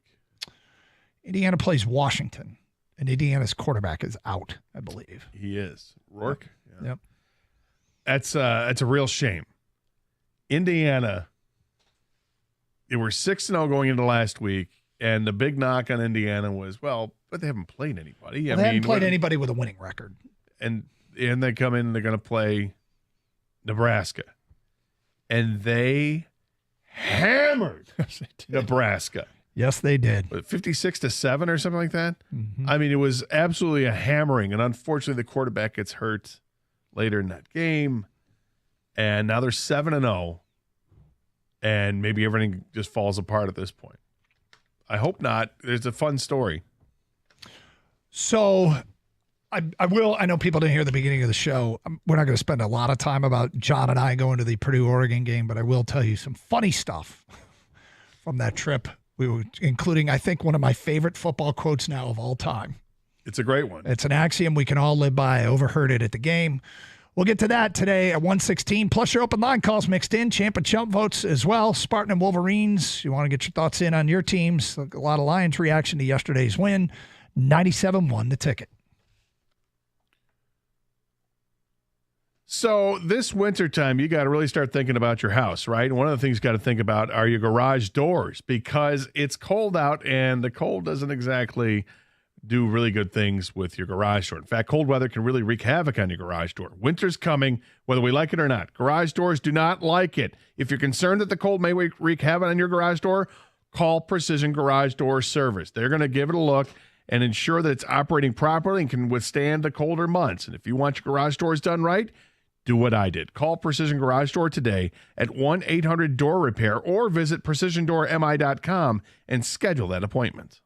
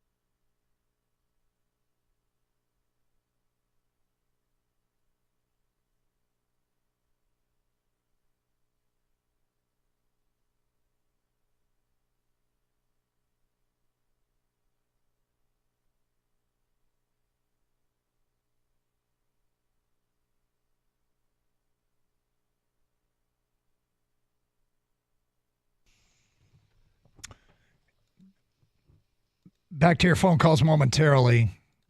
Look, John and I saw a pretty relatively bad football game, but I was excited to just be in the stands. We're making our way down to Illinois, Michigan, which also I guess wouldn't qualify as my favorite game of all time. But so we're at Purdue, Oregon on Friday night. We didn't get there really in time to tailgate. John's parking pass was in the middle of sorority and fraternity row, so it was funny watching all these kids that have been partying empty out into the streets to go to the game. We had great seats. We were like on a 50-yard line. Yeah, they look good. Yeah, it was really, really cool. We tweeted out some pictures, as we said we would, and then there were requests coming in. People were like trying to get us to do some stunting. Like, no, I'm not slamming a beer. No, I'm not. But anyway, so we watched the game. As Purdue was getting killed, some of the lines that stood out is people started yelling for the backup quarterback, which I think that happens quite frequently in the sport of football. They weren't happy with the Brother Rice transfer quarterback. Yeah. Then there was this quote. I knew we'd go ugly. I just didn't think we'd go ugly this early. Fair. Yep. There was, at least we have Neil Armstrong, which made me laugh. And then my all-time favorite said with an incredible seriousness, well, you don't want to be 1-6 headed to the bye week. No, you don't. I've said it once, said it 1,000 times. You don't want to be 1-6. Not headed into the bye week. Not headed into a bye week. That one made me laugh out loud. Incidentally, I think people were shouting something similar after the Michigan game, is that you don't want to look like this after a bye week. No, you don't. Good God. That was pretty rough. It was a tale of two different teams when you look at Michigan and Michigan State this weekend, of how you look after a bye week. Mm-hmm. Both teams playing similar, I would say similar competition. Would you agree with that, Iowa and Illinois? Yeah. These teams kind of battling to be in that upper crust of Big Ten teams, but probably neither are. But yeah, yeah, it's encouraging if you're a Spartan fan. Yep. It's deflating if you're a Michigan fan. Look, it's been a great run. 3 straight Big Ten titles, 3 straight wins over Ohio State, 3 college football playoffs, a natty. But how we got here is subject to debate, and people spend a lot of time on that. My question is, how do you get out of it? And it may not happen this year, but it's a quick fix era college football. There'll be a lot on Sharon to fix it quickly. Well, if you want opportunities in big games to showcase that you've done something, you still have those opportunities. With Oregon coming up and Ohio State certainly, and they play Indiana this year. Yep. In Indiana. At Indiana. Although if the quarterback's not back, then maybe it's not a big of a hill to climb. Well, that's okay because Michigan doesn't have a quarterback either. At this point. You don't want to not have a quarterback after the bye week is what they're saying. 248-539-9797. Excellent point. You know, it's the last couple of years compared to this year, the stark contrast, it's unbelievable. But you guys see JJ on the sidelines of the Lions game, McCarthy? Growing out the lettuce a little bit, man. You didn't notice him? I didn't. Yeah, he was standing there. I think he had a hat on, hoodie, and a lot more hair. You Not can that see the hair coming out under the hat. Oh yeah, that's the thing, right, Doug? Well, it's that messed up bird's nest mop. That is the popular look. I have 2 boys. I don't know if it's specific to Michigan. I told you the line when we were at the College World Series for club baseball, and my son played on the Michigan club team, and some kid from East Carolina said, how come all these kids from Michigan look exactly like J.J. McCarthy? And I was like, it's the hair. They do. Do you remember the TV show Two-A-Days was on MTV or whatever, followed Hoover High School from Alabama? Yes. Every kid on that team had the same haircut too. Oh, is that the part with the hair down over the yeah. Hair came just above the eyebrows. Yeah, they comb everything down right across the forehead, right above the eyebrows. I hated it too. Every kid had the same haircut. It's just how things go. We did the same thing. Yeah, exactly. I look back at my, high school pictures, like, man, we all look like idiots. Right? I had 3 lines in the side of my head. Yeah, you did. Come on. Do it again. Yes. Now, please. You can do that. Yes, you can do that. Yes, you can. Doug. With long, little shorter, and then really short. This is something you can do. Yes. Probably could. Yes. Oh. Cut it into the side. Yeah, right into the fade there. I used to part it right down the middle, take a blow dryer, and aim it at the top of my head, and it just fluff it straight up. Every generation has a look, man. Yeah. So you all laugh, but whatever the look you had when you were younger than we are now, you'll look back and you will do the same thing. You're, oh my God. Oh, your kids are going to do the same thing. I hope so. Actually, I don't care. Of course they will, but. I did have a quick rap question I wanted to ask you last week, but you killed it with whatever you brought up. If you think the best song is, but it's not. The best Sir Mix-a-Lot song is not Baby's Got Back. It's Posse's on Broadway. Okay. What about Tone Loc? Is Funky Cold Medina better than Wild Thing? So here's the thing about Funky Cold Medina and Wild Thing. It's the same song. They sound exactly the same. What? They just changed up the words. Let's get back to your open line calls. We go to Dan on a cell here on 97.1 The Ticket. Hi, Dan. Oh, Scott Kang. What's going on, guys? We're great. Thank you. So I got my flu shot. When I get that, I can never sleep. So I was in some weeds on some podcasts and stuff over on the internet. And Tiki Barber said that Dan Campbell, and I think it was Damon Amendola, was asking Tiki, why he wasn't surprised about how Dan Campbell was having such success. And he goes, you know what? When we played, Dan Campbell was the guy that would block the interior defensive lineman for Jeremy Shockey to get open. And he always did it. And we were, Shockey helped us. I ran the ball. And, so Dan was almost like, and they were like, how did the Giants offense run through Dan Campbell? And he goes, that's why. He was our best blocker. And you almost think about it, the Lions have that same kind of attitude where they will block anyone, anytime, any place, from any position. And when you see how they played the Vikings this weekend, that kind of comes into sharp relief. Yeah, you're exactly right. I mean, there's multiple examples of guys downfield, like the Khalif Raymond touchdown. Jahmyr Gibbs had the block that sprung him at the end. This is your line. This is your speed back. And Jameson Williams was blocking a guy, and it was almost like, I don't know if that was, it wasn't Trayvon Diggs. He doesn't play for Minnesota anymore, but, it was in the Cowboys game. You almost have guys quitting on those long touchdowns, in the defensive secondary for teams that the Lions are playing. They're like, well, the Lions just scored. We'll just kind of regroup. And the Lions are putting a lot of quit on teams, and you don't see that in the NFL. And it's kind of stunning to see it away. They're doing so much right. They're so difficult to play against and game plan against. Planning against that offense the Lions have, good luck, Marco from Tripoya, because this is not going to go well for you. Because Ben Johnson has acquired a set of skills over a long career that makes him a nightmare for defenses like you. All right, what the hell are you talking about? I started going Liam Neeson, but I did it without the accent. Oh, okay. What movie? Taken. Gotcha. Cool. I'm sure everybody else gets the reference, but for those that don't, for the few that are like me and don't see a lot of movies, although, is this song from? See, are you starting to remember? I remember that we've done this bit before. Yeah. But where apparently he said, Ben Johnson, I will hunt you down. I will find you. Yes. And I'll make you a sandwich or whatever the hell he said. Turkey and provolone, please. Yeah. Whether you want it or not. What kind of sandwich spread do you have? Are you using Hellman's, Duke's, or Miracle Whip? Don't use Miracle Whip. If you do, I will hunt you. I will find you. And I will kill you. And not with kindness, but with Amon-Ra St. Brown. On a 20-yard hitch route. Or perhaps Jameson Williams will get you on a drag route. And don't forget about Sam Laporte either. He'll be open on a slant.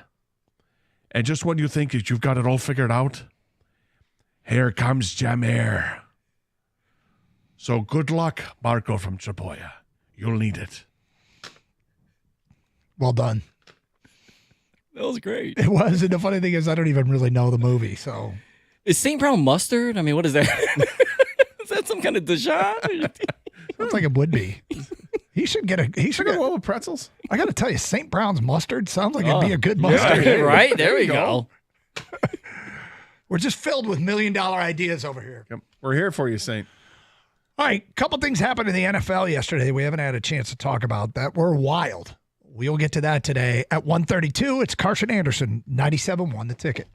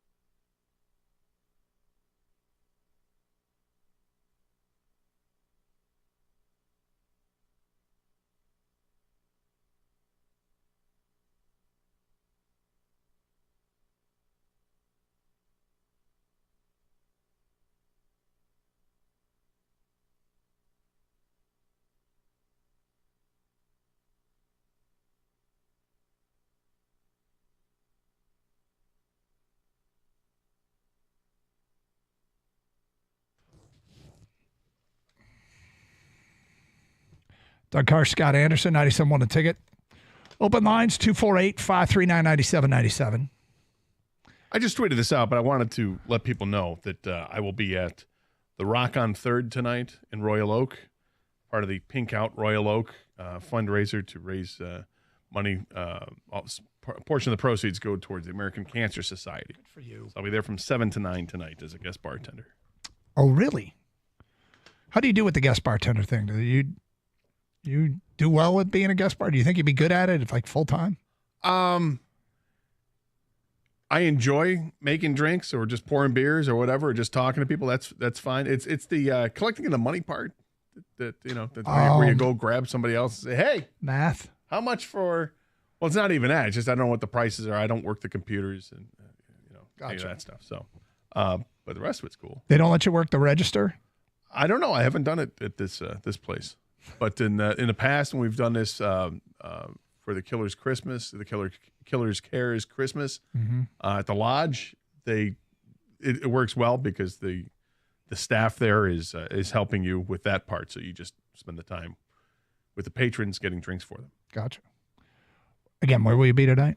The Rock on 3rd, which is in Royal Oak on 3rd. There you go. All right. So we haven't brought up other stuff that happened in the NFL yesterday. We start with the fact that, hey, the Lions are now in first place, holding a tiebreaker over Minnesota, which is extremely important. Minnesota, unfortunately, look, I made the prediction last week. I think Minnesota's going to win the division, and Detroit's going to sweep them. And it's because Minnesota's schedule the rest of the way looks relatively light. I think I predicted that they would lose to the Lions, and they'll lose Thursday night to the Rams. Back-to-back games. I think that's a scheduled loss. I think it's tough to then travel cross-country on a Thursday after having a huge game at home on Sunday. But then after that, you got Colts, Jags, Titans, Bears, Cardinals, Falcons, Bears. It looks easier than what Detroit's got. But the Lions, by no means am I handing the division over to Minnesota. It's just a prediction I'll stick with, and then you guys can all laugh and say, ha, you were wrong, and I'll be glad. But the Lions hold that tiebreaker, and they're in first place in the NFC with 11 weeks to go. So there's a lot of football to be played. But other things that happened yesterday, obviously we always keep our eye on the Green Bay Packers, and they got a late Brandon McManus field goal to beat the Texans 24-22. That's a nice win over a team that had been 5-1. So the Packers are who we thought they were, pretty damn good. Other happenings.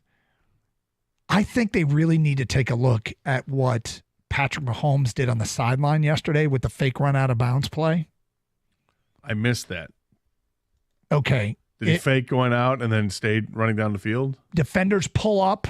The Kenny Pickett play? Yeah, where he faked like he was going to slide. This was defenders pulling up so that Mahomes, he's scrambling towards the sidelines, and he gets the corner, and he looks like he's about to step out, and there's 3 defenders around him, and they slow down, and then he takes off up the sideline. This to me is, it's careless in that Mahomes is just begging to be hit. Fred Warner runs right past him. That's crap. Yeah, I hate that, Gator. I'm watching this right now. This is not the fake slide, just fake out of bounds. Yeah, everybody lets up because they respect you as a player, that they're not going to light you up, and you do that. That's awful. Although it happened in San Francisco, so I don't really care too much. Is it respect as a player, or I don't want to get a flag here? Whatever it is. I think a little bit of both. Yep. I think Kevin Givens is there too, number 90. Do you have the replay in front of you? Yeah. So it's 90-53, and who's the other guy? So got the roster in front of me. We've got I guess it's irrelevant. There's 3 defenders. 53, 90, and 91. Okay, so 90 is Givens. 91 is Sam. I don't know how to say this guy's name. And Fred Warner. No, 53 is not Fred Warner. I'm sorry. It's D. Winters. Who is 6?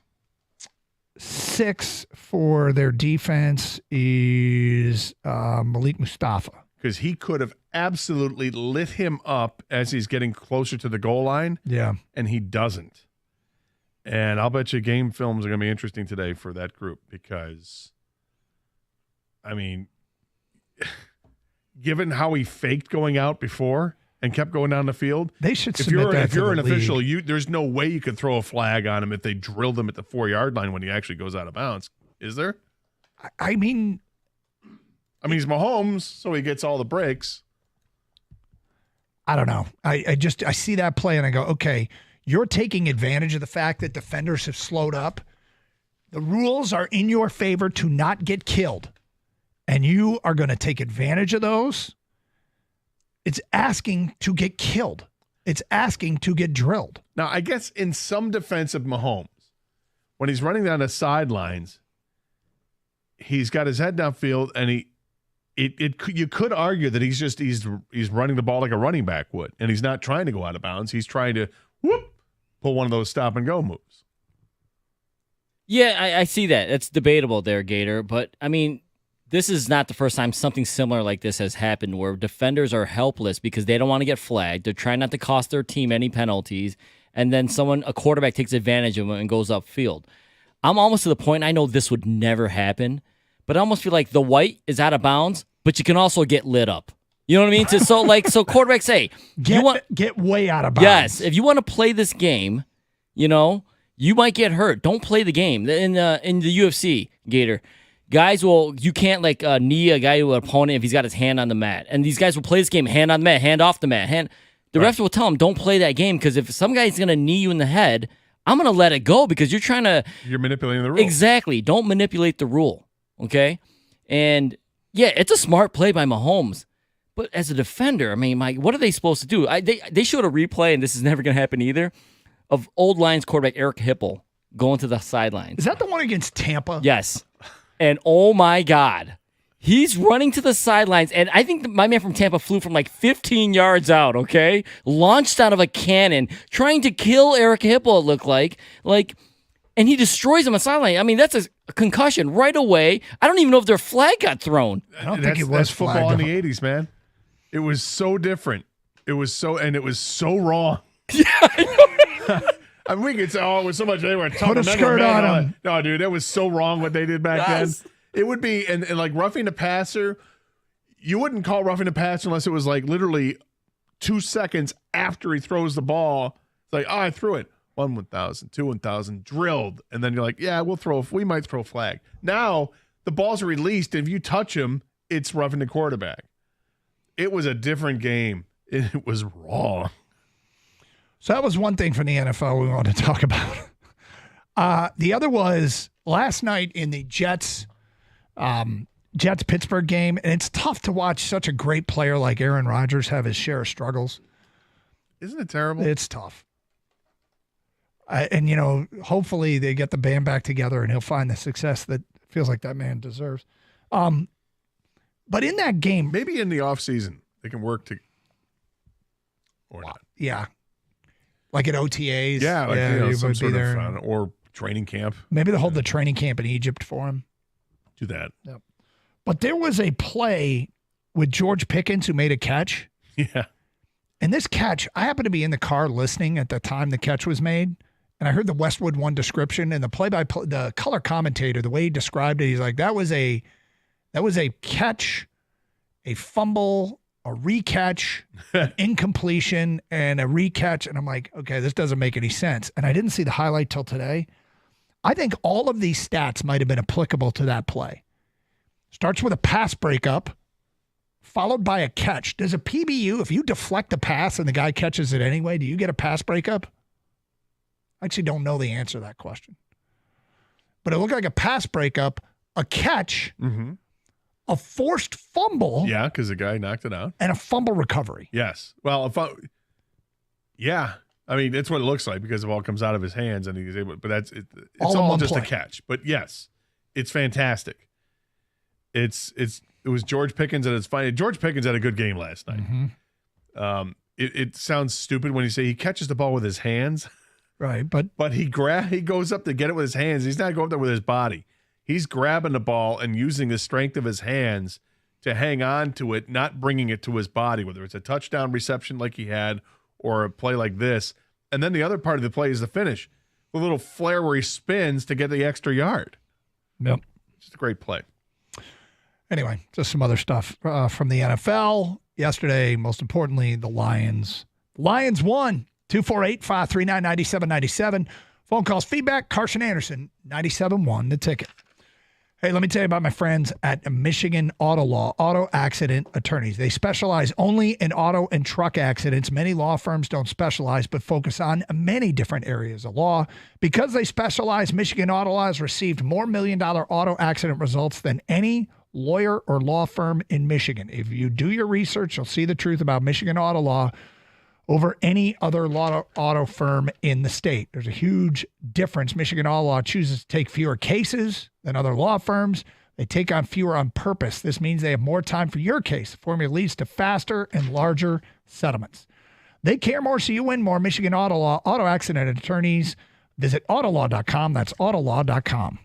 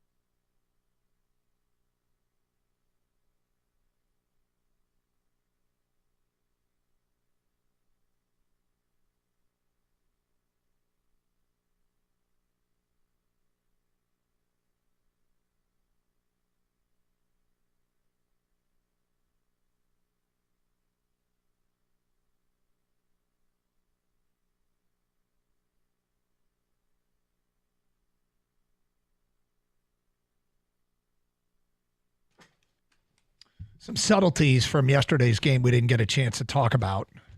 Did you see the Lions actually kind of screw up on a penalty? Did you notice the exchange where Minnesota had It was either a sack or a holding call. They had a 2nd and 20 from deep in their own territory, and they threw a pass. Darnold completed a pass to Justin Jefferson on the sidelines, and they ruled him inbounds for like a 4-yard gain. But they marked it? No, they called it inbounds, and then there was a flag, and in the backfield, there was holding. But when they showed the replay, it was not a catch. Oh. Yep. Meaning, so the Lions accepted the penalty without asking for a review, because if it had been reviewed, it was clearly not a catch. So it would have just been an incompletion, and it would have been 3rd down and 20. But instead, they accepted the penalty to make it 2nd down and 24. You'd rather have a team 3rd and 20 than 2nd and 24. I would agree. But the pass to Justin Jefferson. Was that first half or second half? It was first half. It was just going through my notes to see if I noted anything on that. Recall the score? 10-0 Lions. Or 10-0 Vikings? Vikings, yes, sorry. Vikings took over at their own 20, holding backed them up to the 10. They got a 1-yard run, so it was 2nd and 19. They completed a pass to Justin Jefferson. They ruled it inbounds, and it would have been 3rd down and 19. They accepted the penalty. The penalty was enforced half the distance and made it 2nd and 24. Now, it would have been 3rd and 19. Would you rather have 3rd and 19 or 2nd and 24? 3rd and 19. Yeah. My comments on that were just lots of flags. Lions defense holds. Now I'm looking at the ESPN play-by-play, and here's what it says. Darnold pass incomplete, short left to Jefferson. On the game broadcast, they said it was complete. Either way, I think you decline the penalty. You either review it and get it overturned, or if it's incomplete, you absolutely make it 3rd and 19, right? Where were they on the field? They were on their own 11-yard line. So they wanted to knock them back 5 yards. Yeah, I think the thing was they just wanted to get them as close to the goal line as they could. Yeah, and then the next play, it got close to the original line of scrimmage. Next play, they made it 3rd and 12, and then the Lions got them short, 10 yards short. But anyway, that was a weird exchange. That was one. Two is Minnesota messed up on kick returns multiple times. Cam Akers, they put Cam Akers back there. Cam Akers is trying to make an impact, right? Yes. And so he's going to bring it out, and he brought it out and fell short of the 30 multiple times. That's one. Twice. And then they replaced him, and the next guy let a ball land in the landing zone and roll into the end zone, which meant the ball comes out to the 20 and not the 30. That's some hidden yardage. That cost him. So anyway, all of it worked out. Even the exchange with that penalty worked out. Didn't really matter. But bottom line is, Lions get a huge win on the road. Big win. Yep. Take the win, whether it's by 2 points or by 20 points. You take it and you move on. You advance. First game without Hutchinson. The defense played well. They weren't great, but they played well. Statistically, you'll look at the score sheet, the stat sheet after the game, and you'll see 4 sacks, and you'll think, okay, that was good. And it was, but it wasn't like they had pressure all game long. They got pressure at the end of the game, and the quickest sack of all, it seemed like it was the last play of the game, where Nowacki just came through. I don't think they expected the ending of that game was brilliant. I don't know if we'll ever get the answer of whether or not rushing nobody was done intentionally to let Darnold sit back there and drain the clock while he's looking for someone to get open, because he had all the time in the world as far as pressure was concerned, but in the clock, he had no time. And I think it was, and I think it was brilliant. Yeah, I think so too. When you go back and look at it and you see, okay, what the Lions defense is telling you is we're dropping everyone into coverage. So it's going to take you a while to find someone that's going to be open for you to throw it. But at some point, go ahead. You are going to have to throw it because you're running out of time. Well, we're going to allow you to take your time to make that play. And what we're not going to do is allow you to catch something and run out of bounds. We're going to leave the entire middle of the field open. Do anything you want there, but we're building this umbrella otherwise, and you're not getting outside. You're not getting deep. Take what you will. And then he takes the bait and says, all right, I'm going to throw it over here. And then some loophole allows them to run a last-second play, which is a rule that the NFL is going to have to change. But I think it's interesting that running that last second play, then they rushed 5, and which is pretty much the opposite of rushing nobody. That is is rushing an extra person. And what happened? Quick sack, game over.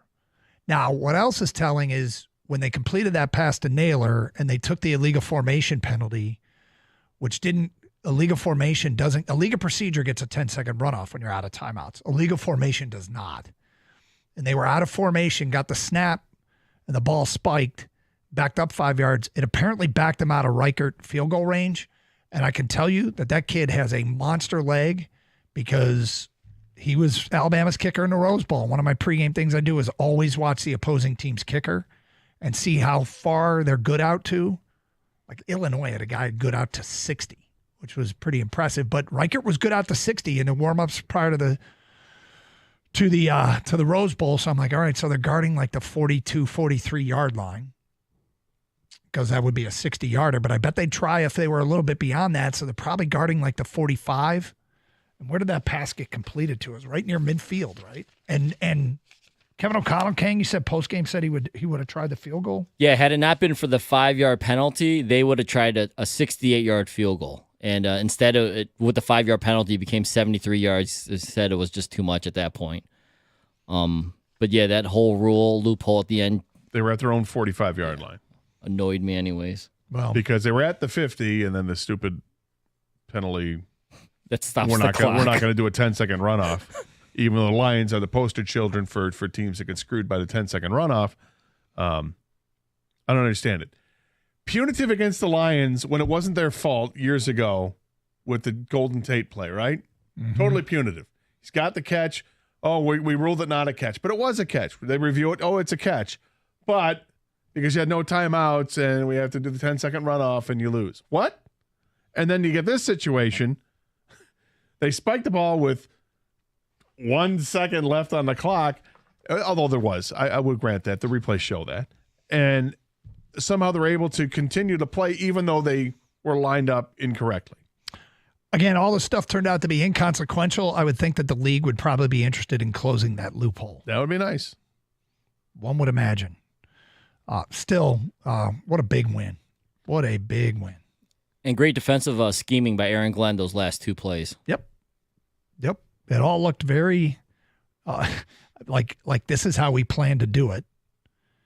And ultimately your job is just to not give up the points, and they didn't, and the sack ended it. But did they come close? I mean, yeah, maybe.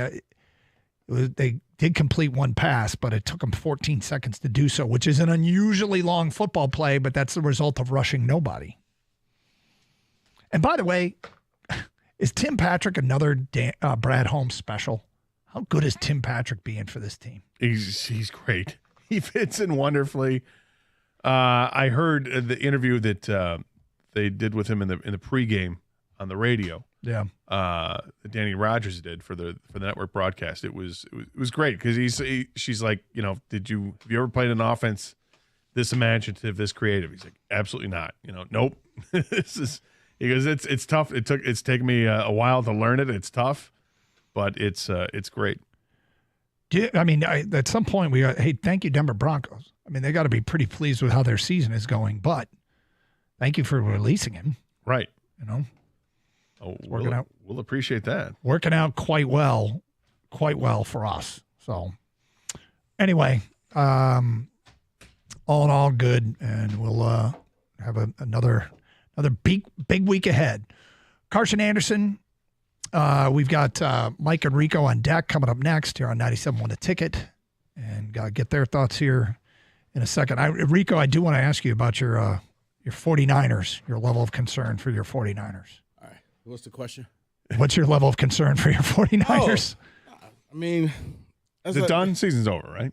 It's not over. It's the expectations is low. I mean, we'll find out in the bye week, but if you tell me they're a top 10 pick in next year's draft, sure.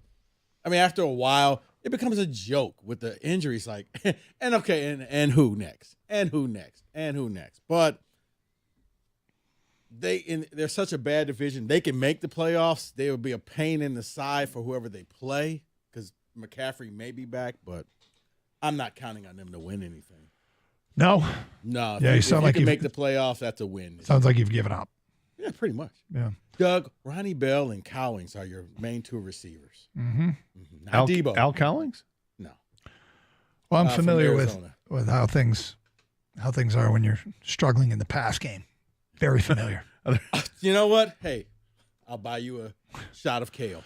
Thanks. Appreciate it. What do you guys got planned coming up next? You know what? I had a thought yesterday, and I want people to challenge me on this if I'm wrong. Unless he gets injured, the NFL MVP resides in this city. Oh, look at this. Look at this. Have a great show. Stay safe, everyone, and treat each other with respect. 97.1.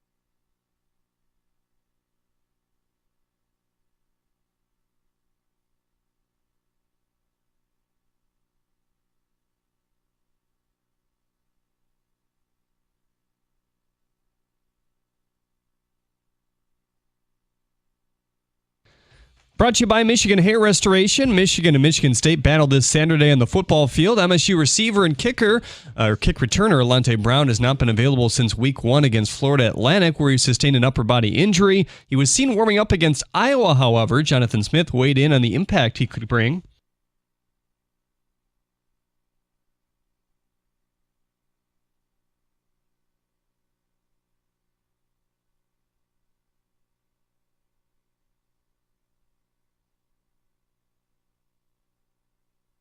Sharon Moore would not tip his hand on who the Wolverines would start at quarterback. Jack Tuttle completed 20 passes for 208 yards, but allowed 5 sacks and an interception over the weekend. An MRI confirmed that Browns quarterback Deshaun Watson has a ruptured Achilles, and the Dolphins are hopeful that Tua can start this week with the Cardinals. However, he still has to pass concussion protocol. At the Corwell Health Sports Desk, I'm Jeremy Otto. For more, go to 97.1 The Ticket or Odyssey.com.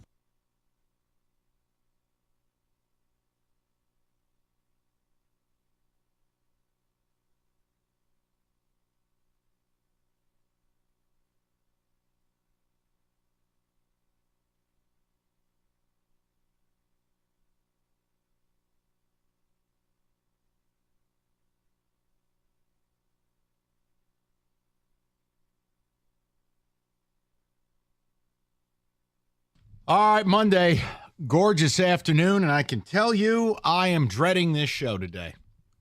And I shouldn't be. Lions won, which I'm thrilled about. You know why I'm dreading the show? Because you can't have conversations anymore. See, today I can feel it. I can almost smell the stupidity in the air. I can feel it. I want to have a conversation where multiple things can be true. I don't think the Lions fan base is in a mental state to handle that because we have reached irrational euphoria phase, meaning best team ever, will never lose again, everything's awesome, Lego movie. And I'm going to bring data that doesn't lie. And I'm going to tell you that while I'm thrilled that they won yesterday because it was unbelievably meaningful to the home field advantage chase, and both coordinators were A+++. More on Glenn in a second. And Jared Goff, Rico will have the MVP conversation a little later. What they did yesterday is wholly unsustainable.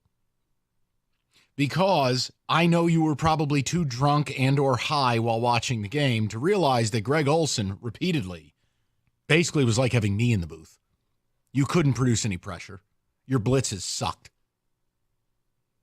And asking Aaron Glenn to blitz at a nearly 60% rate, which they did yesterday, when you're a team that normally blitzes at about a 27% rate, unsustainable. On non-blitz downs, 27 of them, in fact, you produced 3 pressures. Unsustainable. And asking Jared Goff and that offense to essentially be perfection. Perfection. Not high level, not good, not great. Perfect. Unsustainable. So I'm thrilled that they won. But if anything, I'm doubling, tripling, quadruple dog doubling down on we must get a pass rusher in here. Because it is unfair to Aaron Glenn if you're asking him to blitz at 57%. And by the way, 1 sack is on a Hail Mary. You can keep it. Another sack was the equivalent of Michael Strahan on Brett Favre. When the center falls over and trips over his garden hose, and there's simply no one there on a counter. Guys, bottom line, you ain't winning the Super Bowl that way. You can win yesterday. You could roll out blindfolded and beat the Titans. You will be a playoff team. Mm-hmm. But if you think yesterday's game script is going to get you to a Super Bowl, I'm not the guy, and this isn't the show. I'm thrilled. Don't take the tone of my voice any other way. But I know what's on the other side of the phone. It is going to be kindergarten-level football, and I'm not into it. So we can get down and go. And the numbers I gave you, this is the difference. You don't get to disagree with facts. It's like when Rico once said years ago, it still might be the smartest thing you've ever said. If you watched the news and said, I agree with that, you didn't watch the news. Yeah. I love how they won. I love how they play. I love their guts. And I love mobile golf season. And I love winning by any means necessary. But I am convinced now more than ever. Aaron Glenn doesn't blitz at 60%. He did yesterday. Why? They know they're effed.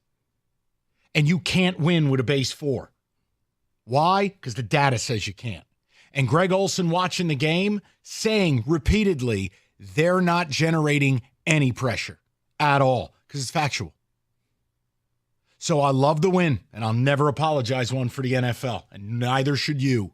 Huge W, Rico, to get them back in the mix. And on a day, I'll take it any way, shape, or form. Dude, I am even more steadfast. They got to get an edge rusher in there. Yeah, it showed you. You went on the road and you won, and you are now the best team in the NFC. But, yeah, when you look at that, Mike, anybody who was truly watching the game saw the holes, the problems, the potential problems down the line, the teams that you still have yet to play on your schedule. Because in this game, and we said it on the pregame show with Cookies yesterday, or on Sunday, the Lions have the advantage because you don't know what they're going to do on defense. So Minnesota was kind of doing this thing on the fly. But after that, teams are going to have tape, and they're going to say, oh, you're going to blitz us over 50% of the time?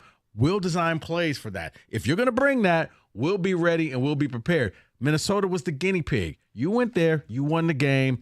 Your offense was lights out. You got it done. It was perfection. Your defense was not. And that's expected because Aiden was not there, and he's a key piece to this.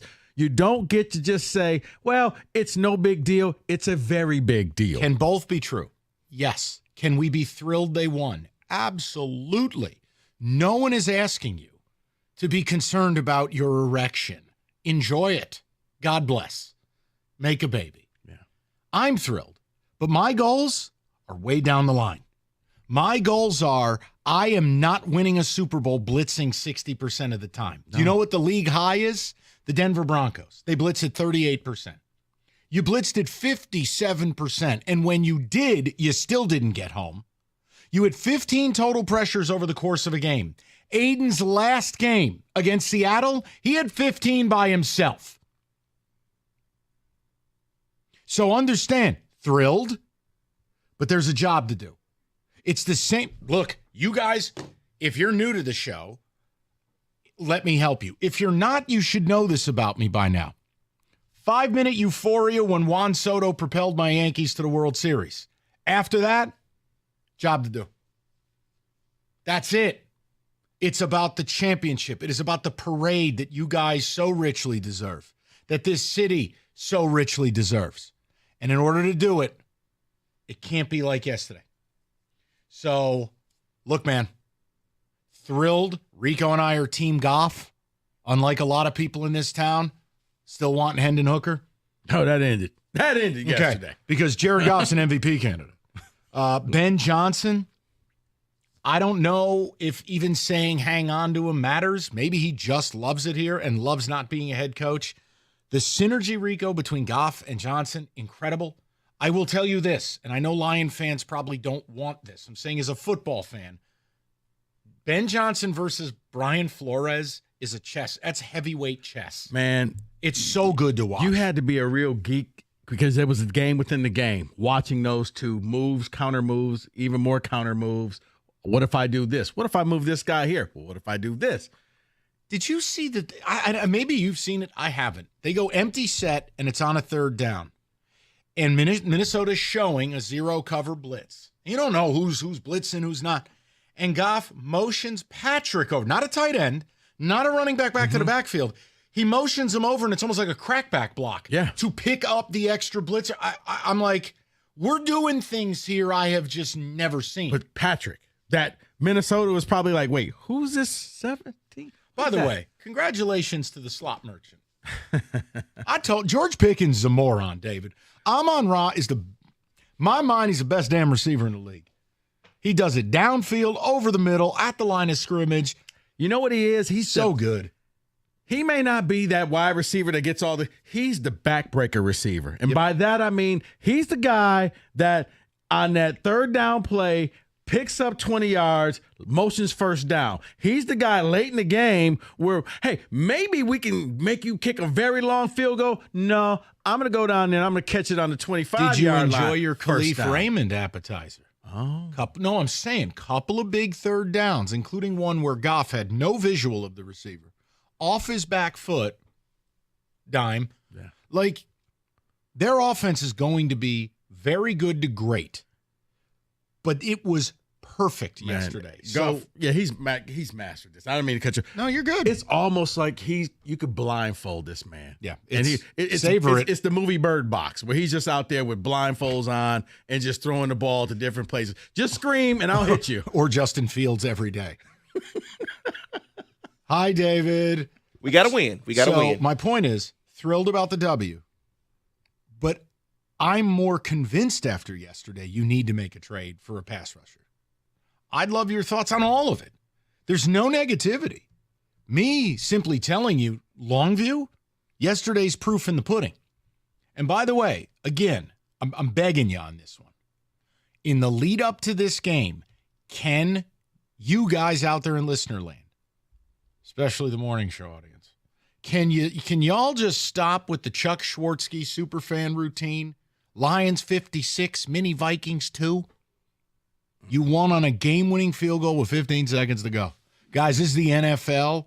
The idea of beating teams by 3 touchdowns on the weekly basis is not real. You need to step down from irrational euphoria and join us in reality. Go ahead. Sorry. Well, I got something, Mike, that you may not want to hear, and I may have to give this to you next. No. You want it now? Yeah, kind of. David, now? Okay. What? It's only going to get amped up. Why?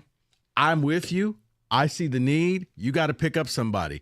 I wonder if the Lions are going to be like the fans. You're going to be playing Tennessee. You're going to beat them. Oh, God, yeah. And that's going to give you a false sense of security that this works. And I think you're wrong, and I'll tell you why next. A reverse tease. Look at that. That's like the chess match that you saw. It's serve and volley. That was a chess match you saw in the game. I thought I had the right defense call. I see your radio tease, and I raise you one of my own. No, I want to know if the number... Are you looking for a career in crime? Be curious. You SOBs, be curious. Data. All right, companies advertising BOGO offers on AC and furnaces. Nothing's free. You want a fair deal, a real deal. Go to Mastercraft. Heating, cooling, plumbing, and electrical. They got you covered 24/7. Locally owned over 40 years. They back their work with a 5-year warranty. And Mastercraft is your one-stop shop. Heating, AC, plumbing, and electrical. They'll beat any price. Bundle a high-efficiency AC and furnace. You'll save up to $2,000. Fast installation, great same-day service. All you need to do, go to mastercraftheating.com.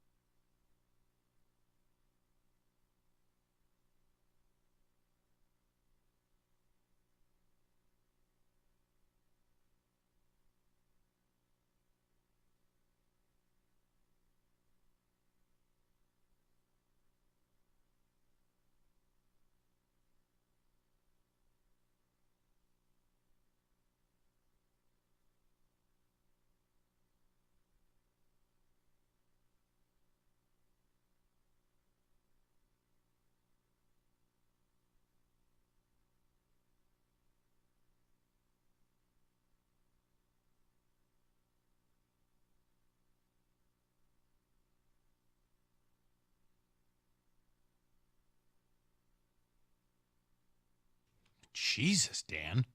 Good Lord. 248-539-9797. Gonna get hit, gonna go down. Job well done? Not by you. All right, good talk. Or whatever that line is at the end of the game. Better job done by me. All right, let's get to the callers. We'll see what we got today. And then, we'll catch up with Ticket Text momentarily. Go to Orza to lead things off today. 97.1. Hello, Orza. How are you? Gentlemen, how you doing today? Rico, what up, though, big fella? What's happening, Orza? Listen, nothing much, man. I kind of had a different take on the game yesterday. I want to speak to the first quarter real quick, the two anomalies, and the defensive line. Personally, I thought the Lions dominated the game. I really did. They all the way across the board. The first quarter, they played scared and timid, and I think we all saw that. But it was somebody in my ear saying, just wait, he'll make the adjustments. I'm going to speak to the fake punt. That was stupid. That was led to points. We all know what that is. And then Montgomery. I don't want to talk about him, but the dude fumbled the ball, returned it for a touchdown. We were leading the game with, 5 minutes left? That game was over, and we all know it. So those are the two anomalies. You take those points off the board. I know it's a woulda, coulda, shoulda thing. That game's not even close. The defensive line, we knew what we were going to get, and we saw it in person. We got to go out and get Crosby.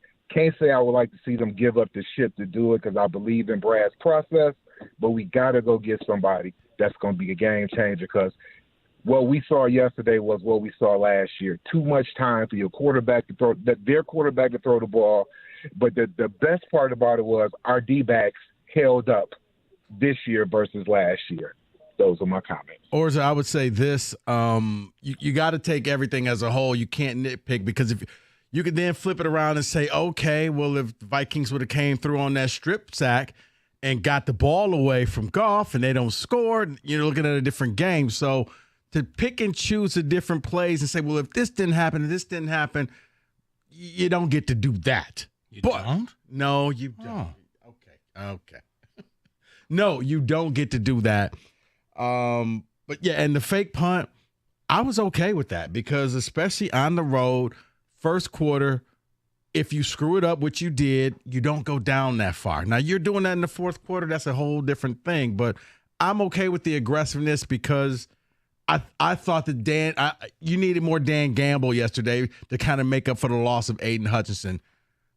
The game plan went. It worked for you. You played a complete game on offense. Defense was not there. Defense, you were missing out on the pass rush and the pressures, and it wasn't there. Your offense carried this team. Your kicking game, making the field goal, it helped the team out. But overall, you got to address the defense. By the way, I'm not going to get upset, so I'm just going to leave these here without comment. You both went 4 for 10 on third downs.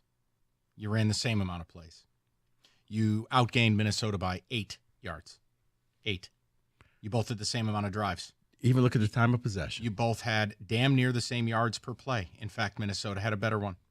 You threw for 3 more passing yards and ran for 5 more rushing yards. Okay? And the TOP was a minute apart. Yeah. You kicked a field goal with 15 seconds to go.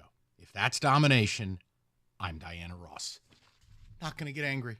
We'll just move on. We'll go to Fred, 97.1. Freddie! Uh-oh. Fred? You know what? We're going to put Fred on hold because I don't know if he's powering up a rocket ship or what the hell's going on over there. What was that? Just go to Paul. Paul will be a safer choice. Hello, Paul. Hey, what's up, Mike? What's Rico, up, Paulie? how you guys doing today? How you doing, bud?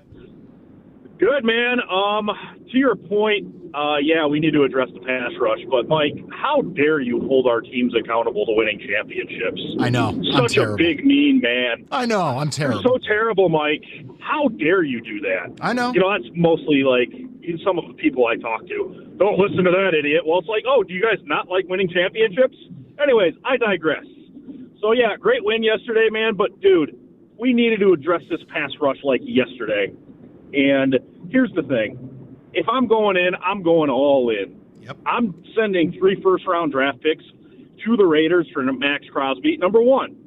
And here's, I've been talking about this a lot lately. Number 1 is we're going to be picking between 28 and 32, probably the next 3 years.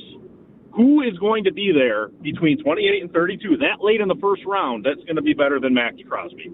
The answer is nobody. Number two, Brad Holmes is usually pretty good in the draft outside of the third round.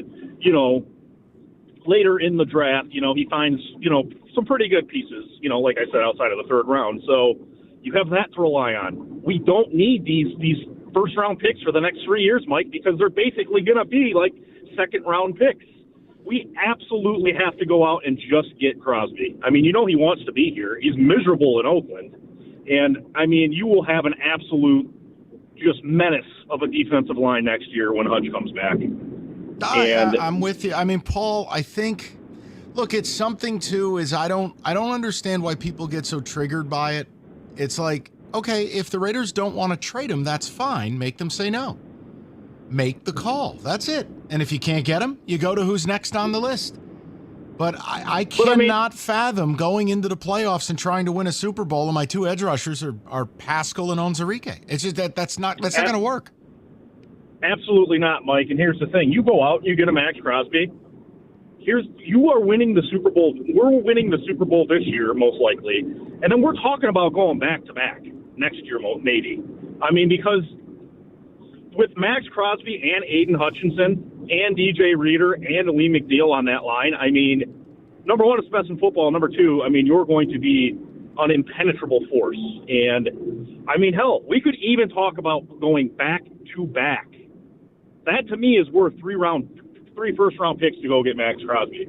And here's the thing. Win a Super Bowl now, and if you go to back to the dark days for 10 years, I don't care. Because you won a Super Bowl. And that's what we all want. Agreed. And that's what we all deserve. Totally. And Paul, everything Especially you're after the saying, hell we've been put through. Paul, everything you're saying makes sense, but I do believe that based off the fact that you went into Minnesota on the road and won against the best team who was undefeated, and now you have Tennessee coming in here that you're a double-digit favorite against, you're going to feel, you know what, maybe the pieces that we have in play, we go out and get somebody. We don't need a big name, but we may need to add some depth to the defensive and that's fine. line. Look, let me say this too.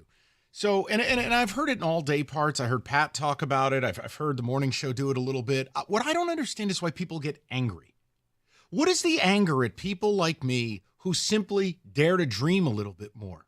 Oh, well, they won't do that. All right, you might be right. In fact, you're probably right. But I saw Khalil Mack get traded. I saw Von Miller get traded from a place he didn't want to leave in Denver. I've seen shocking NFL trades. Why do we have to get angry about it? Like, whether it's hosts or callers, people going unhinged mode, because what? We have an idea of a player who hasn't shut the door on it. It goes against the norm. Right, but that's okay. It's about being engaging and entertaining. I mean, I'm with you. And I'm not mad. I'm saying I'm looking at, from the Lions' perspective, they're going to be feeling a little fat and sassy. Well, here's why I don't think that's the case. Look at what they had to do in just the immediate blast radius of losing Hutch. We blitzed 27% of the time, 60. They know. They looked in the mirror. They had the hard conversation.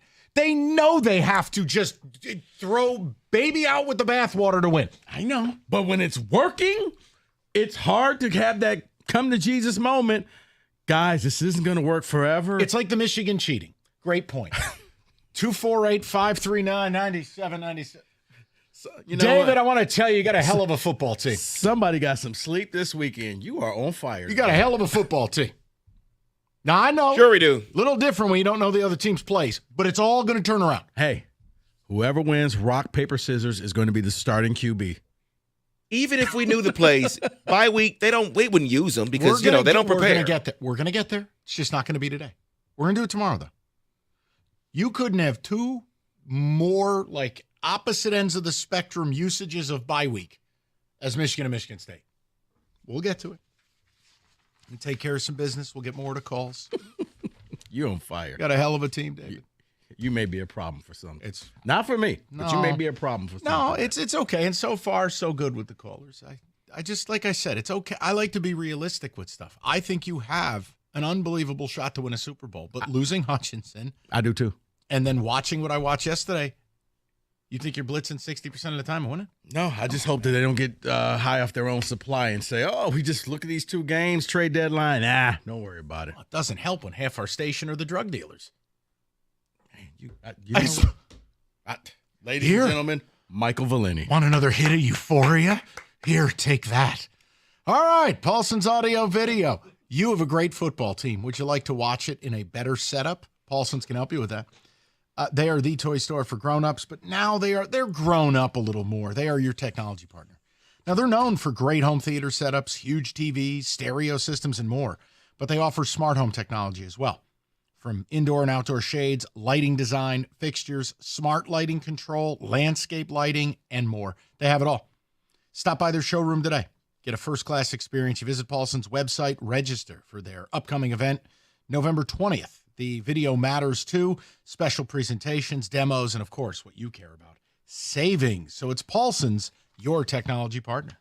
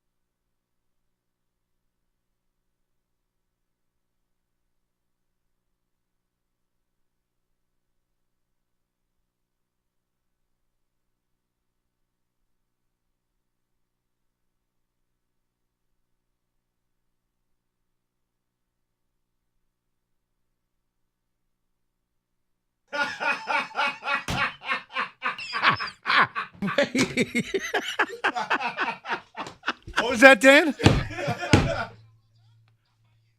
That's, you know what?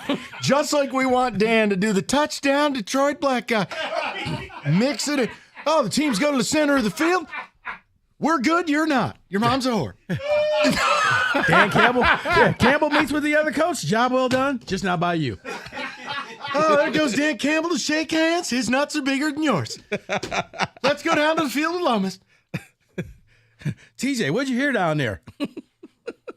Blurg tobacco. Thanks, TJ. All right, let's. David, take it. Go ahead, David. Hutchinson was missed. Donald had all day back there. We need a pass rusher. That is from Elliott. Isn't this game even more reason to get Max Crosby or Myles Garrett? Yes. Take a stranglehold on the NFC. Why play it safe? Okay. The example, you guys tell me if this is wrong, bad, idiotic, whatever. But I comped it to sitting and watching the Yankees Saturday night. They were already one of the best teams in baseball. True or false? True. They went out and they traded for Juan Soto in a deal that came out of nowhere. Oh, but he doesn't have a contract. Don't care. We're all in. Why is it relevant? Because there's going to come a moment in your season you have to rely upon someone. It's players, not plays, right? Mm-hmm. Juan Soto has one of the best playoff at-bats you'll ever see. Hunter Gaddis, 10 pitches, 97 up in the zone, tank, 450, and we're going to the World Series. I've waited 15 years for somebody to wear the pinstripes and rise to that moment. In that moment, I've lost 6 straight ALCSs because nobody could rise to that. Well, and we got cheated by the Astros and AJ. The point is,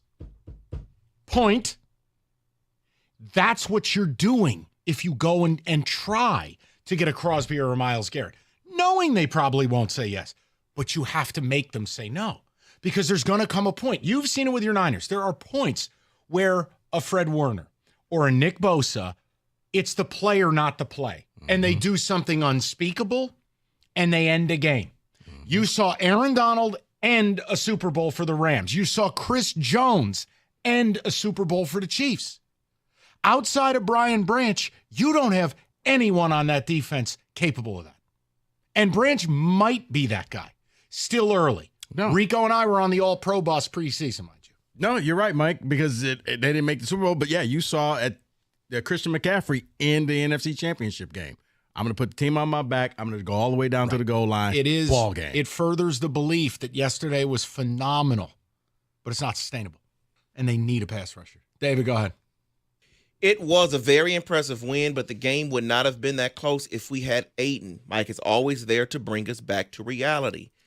I mean, think about this. 15 total pressures with a 60% blitz rate. Aiden's last game he played, he had 15 pressures by himself. Think it over, guys. Go ahead.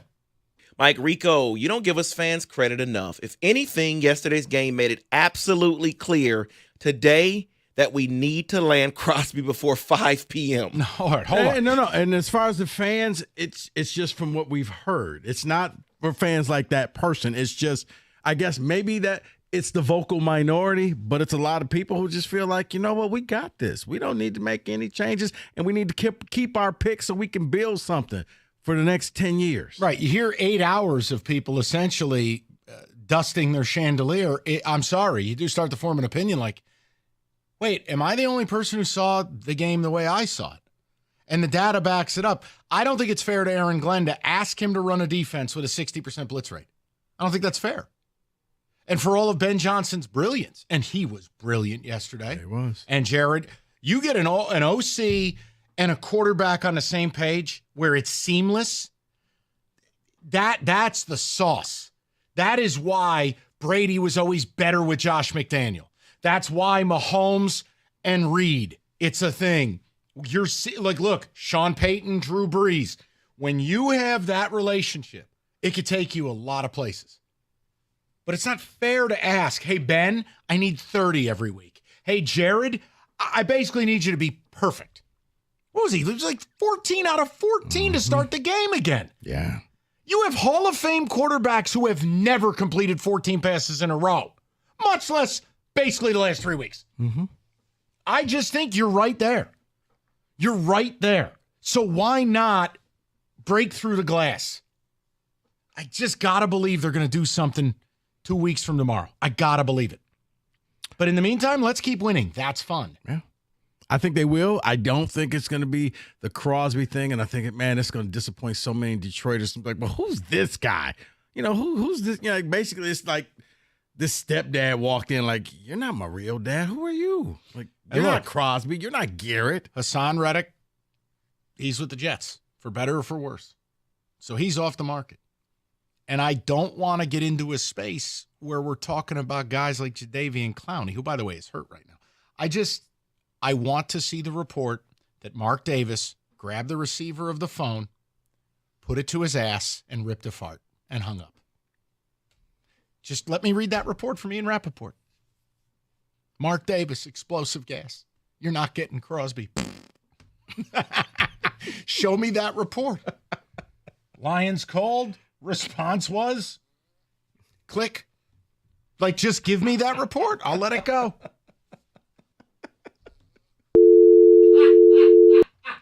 A report. That's it. There's no reason to get upset.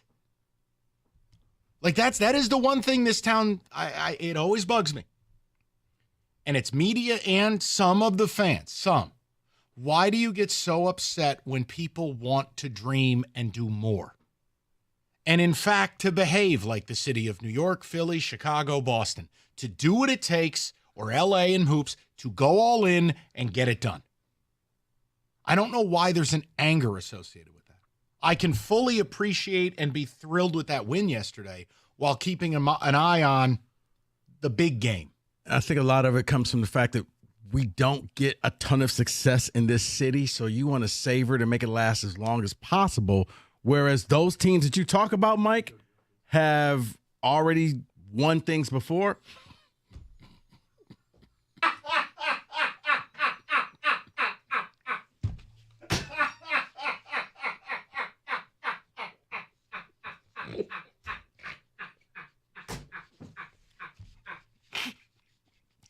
We're going to have a talk. You were talking about... Oh, you want this instead? That better?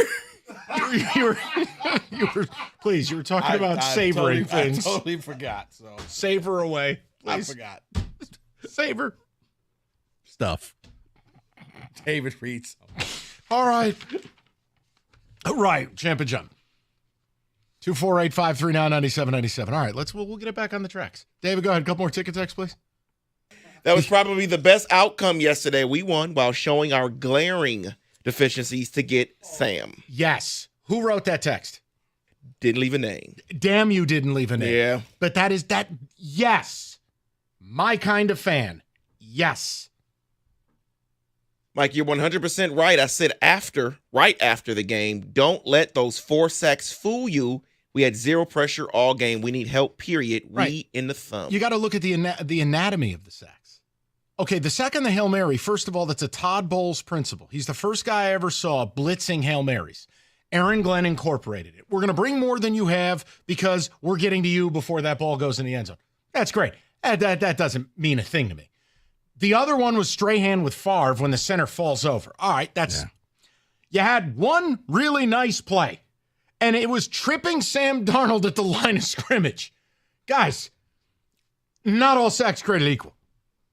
And when you're not getting pressure and you're not making a guy move his feet, and they put up 400 yards of offense, like 60% blitz rate, 400 yards of offense, need a game-winning field goal 15 seconds to go.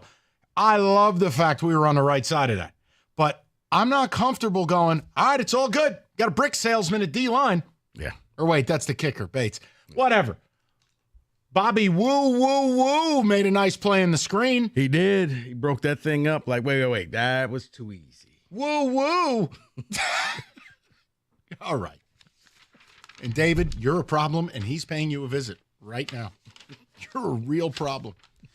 Northville Lumber. Talk about them all the time. Oldest company in the state, largest Trex decking outlet in the country. Nobody stocks or sells more than Northville. I mean, the Trex decking, they cover 26 football fields with it. It's all in stock all the time in their warehouse. You can get as low as $1.59 a foot. You could be enjoying your outdoor living space right now. Just get with Northville. They'll intro you to a Trex certified pro. Call them today or go to northvillelumber.com. That's northvillelumber.com.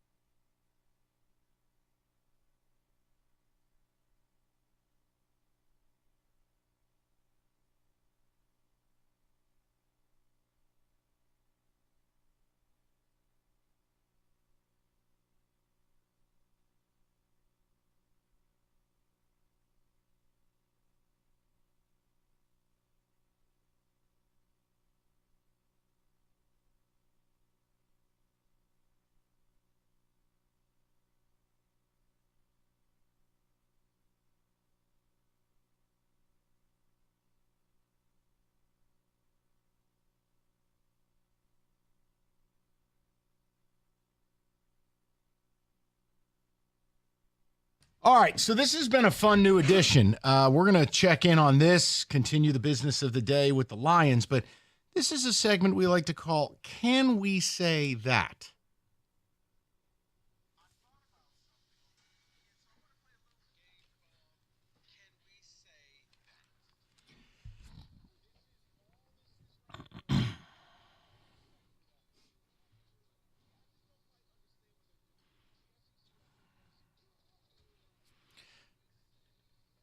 These are the headlines. Rico gives you a bold take. We have to decide, can we say that?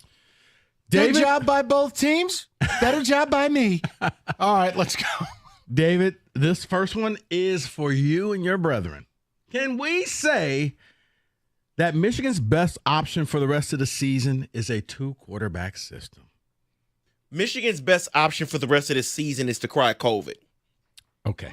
That's not going to happen. Jeez. So, looking at what's going on. It may be 2-quarterback system, yes. That you don't want to do this because, if you got 2 quarterbacks, you have none.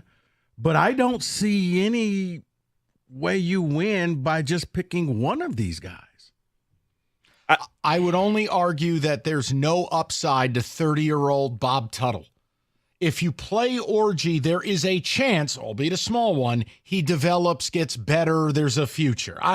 Rigo, it's not a good situation, but I hate 2-quarterback systems. For me, I will say no to this. David, are you saying yes or no? Well, since they can't figure it out, might as well try it.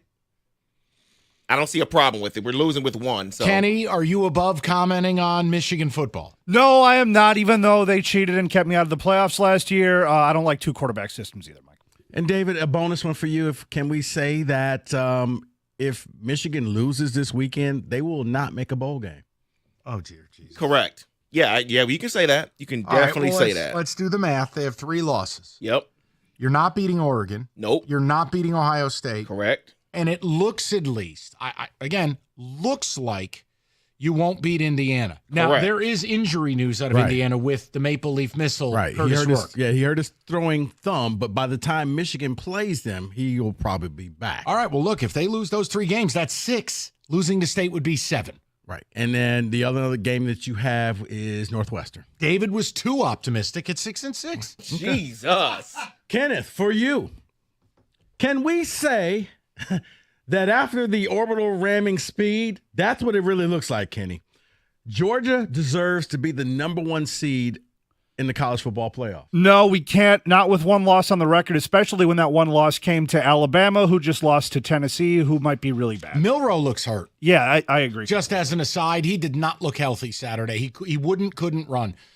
Here's my thing with Georgia. This is why I said I didn't want to write them off. I wanted to give them the Georgia game.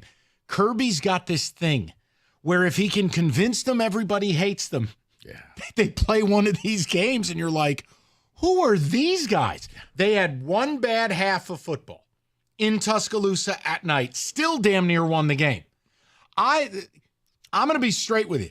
If you put Oregon and them on the same field, neutral field for all the marbles, my life depends on who do I want? Mm-hmm. I would still take Georgia. And that's why I said. So I have to answer yes. Now they'll go out and lose to like Vanderbilt or something stupid. No. When that score was announced, you heard the gasp in the stadium like, whoa. Maybe we all wrote Georgia off too fast. For you, Kenny, you'll take a lot of pleasure in this one, I think. Can we say that Alabama will miss the playoffs this year? Ooh, spicy. Only 2 losses, not yet, but man, it's trending that way. I'm going to say yes. And you just hate to see it. Their offensive line is whack.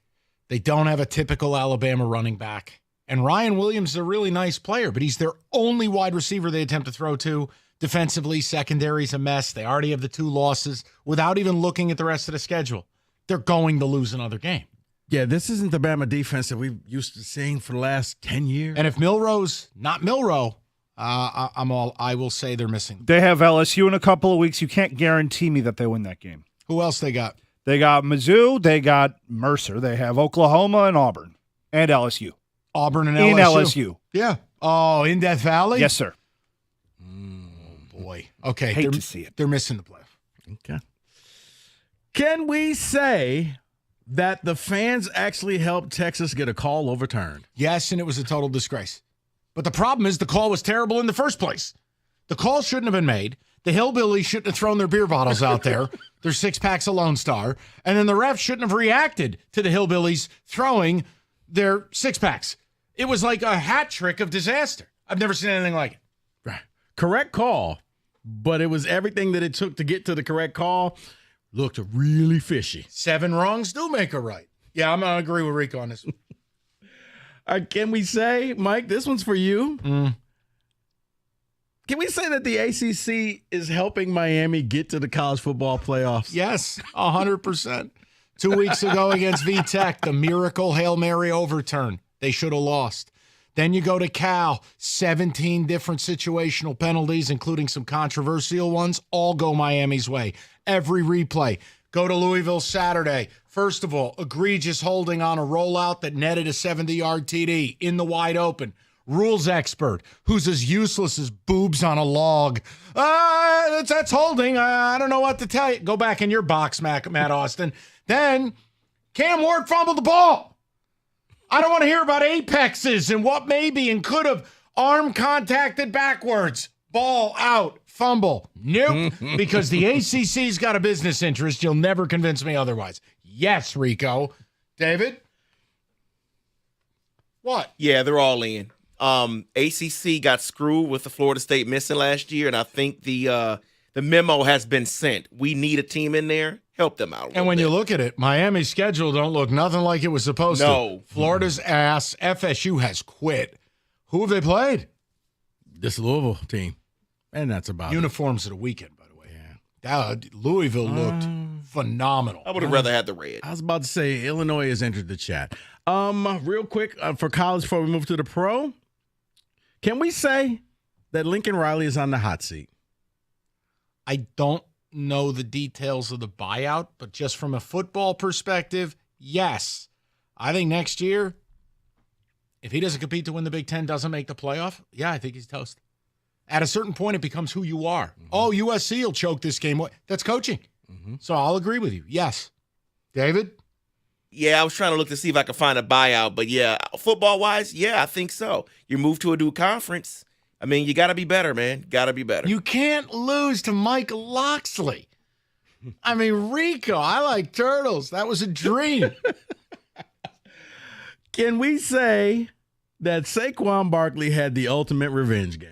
Mm-hmm. Mm-hmm. When he said, I don't need to go back into the game, coach. I'm good. Let everyone eat was his quote. Yeah, I mean, I'm not mad. It is what it is. The Giants are a shipwreck. Leave me alone. David, say something, please. Let me help you out with this, Dave. No, he should have went back in the game. No, man. Stick it to him. him. 200 yards from scrimmage. What do you want? Stick it to him. No, speaking of that, okay, let's skip ahead. David, can we say that game last night was personal for Mike Tomlin? Why in the world were you trying to score with 15 seconds left? It felt personal at the end. I don't understand hit the over. He already screwed everybody. Take a knee. No. 4th and 2. Run the ball. I think he's just like everyone else. He hates Aaron Rodgers just like we all do. So, can we say that Brock Bowers has entered the Rookie of the Year chat with 47 receptions and damn near 500 receiving yards? We talk about the quarterbacks, but he's out there in Las Vegas just collecting yards and catches. Or is this just a quarterback thing? I think it's just a quarterback thing. I do.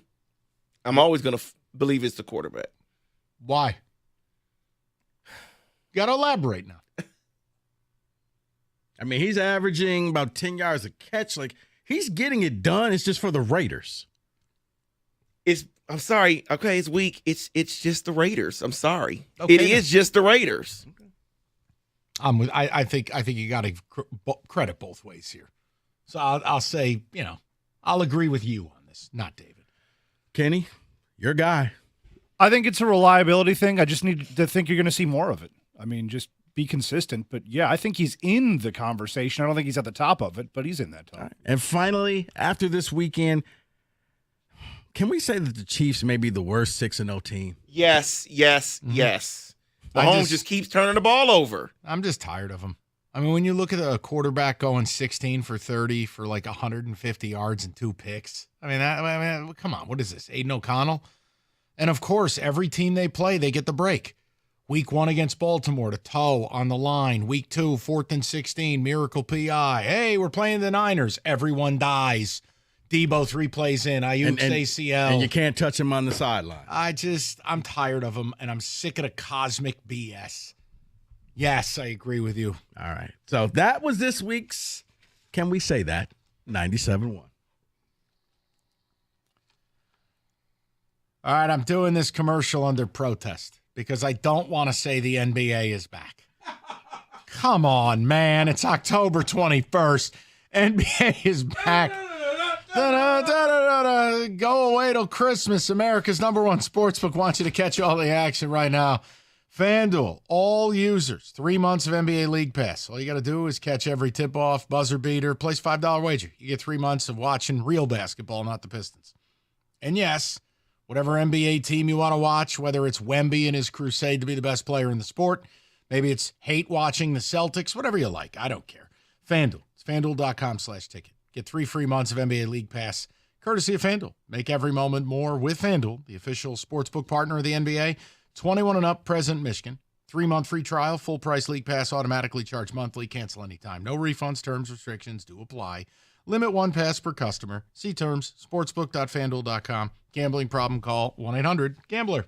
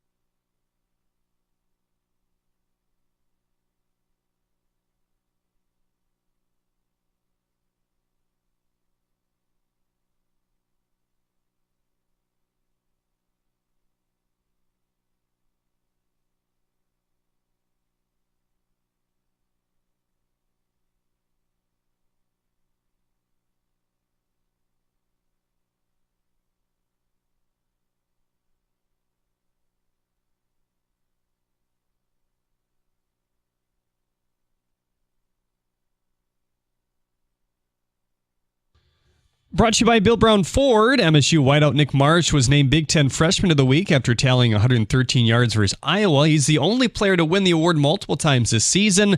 After a game where he went 6 for 7 on field goal attempts as well, Jonathan Kim earned Special Teams Player of the Week. The Six Makes is now tied with former Michigan kicker Jake Moody.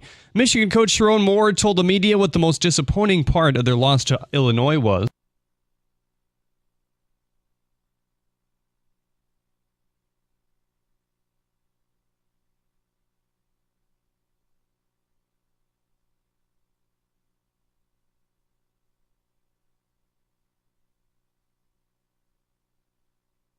Moore was also asked about Will Johnson's status heading into this week's game with MSU. He said, "We'll see." He also would not name a starting quarterback. The Pistons open up the regular season Wednesday versus the Pacers. They announced the signing of Cole Swider to a two-way deal today. Swider actually was with Indiana in the preseason. He split time between the G League and the Heat NBA roster last season.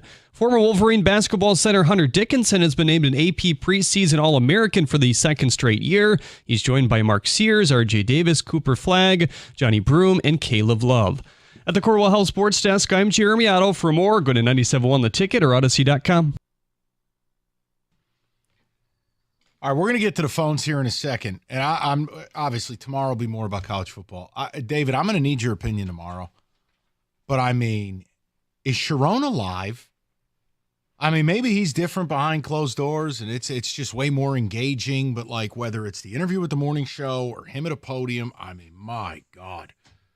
Dude. Mix in a cup of coffee. Something. Now, we'll get to it tomorrow because I don't know what they did over the bye week, but they kind of acted like their coach. They were asleep. That was a disgrace at Illinois. We'll talk tomorrow. Lions. Here's where Rico and I are at. Multiple things can be true. Thrilled they won, but that's not sustainable. Now, hear me when I say it. There's no negativity.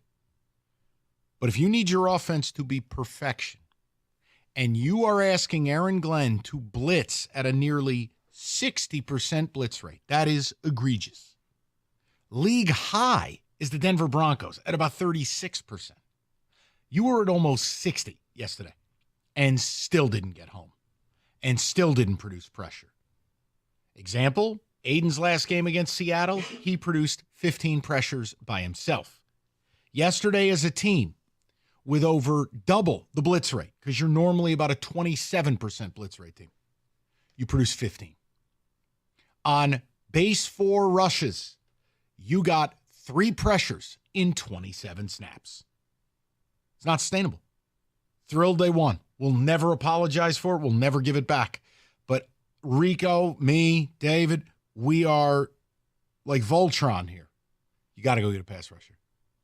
You are not winning a Super Bowl like that. And it is not fair to the guys on that defense to ask Aaron Glenn to be gripping and ripping at a 60% clip. Unsustainable. Oh, by the way, Goff's the MVP. Go ahead, buddy. No, because after a while, teams will be able to scheme and take advantage of the fact that you have to blitz that much. You're not, as you said, it's not going to be sustainable because now, okay, if you're going to bring these people in, I'm going to go to a quick slant. I'm going to go to a bubble screen. I'm going to do some stuff that maybe you see works in, like, you know, some college formations, but you're going to be overly aggressive. I'm going to make you pay for that. Let me add something to the onion pile here. Do you know how much time a quarter is considered good protection in the National Football League? The threshold from snap, process, throw. Otherwise, you're on your own. Don't ask the O-line. It's 2.5 seconds. At 2.5, that ball's got to be gone. Has to. Sam Darnold had 3.28 seconds per throw. That is an eternity to throw the ball. And luckily for you, he's still Sam Darnold. Now he's a polished Sam Darnold. He's a rehab Sam Darnold. Darnold in progress. He's recovering Darnold. I think he's just used to, wait, I got real receivers? Seriously? And you listen, your guys gave everything they had. But that recipe, take it. Let's go blast the Titans. We got 2 weeks to bring somebody into this room who can give me a win rate. Yeah. And you know what? Credit to Aaron Glenn. Man, they bracketed Jefferson after a while. You saw Darnold wanted to go to him, but he had 3 guys at any given time. There were 3 guys around him like, nope, you got to throw somebody else. You got to go to Addison. You got to go to Naylor. You got to go to Bobby Munt or whatever his name is. We're not letting this guy kill us. Yeah. Now, Aaron Glenn was fabulous, and I don't know why Aaron Glenn catches so much heat in this town. I don't get it. He's never been given nearly the toys that Ben Johnson has.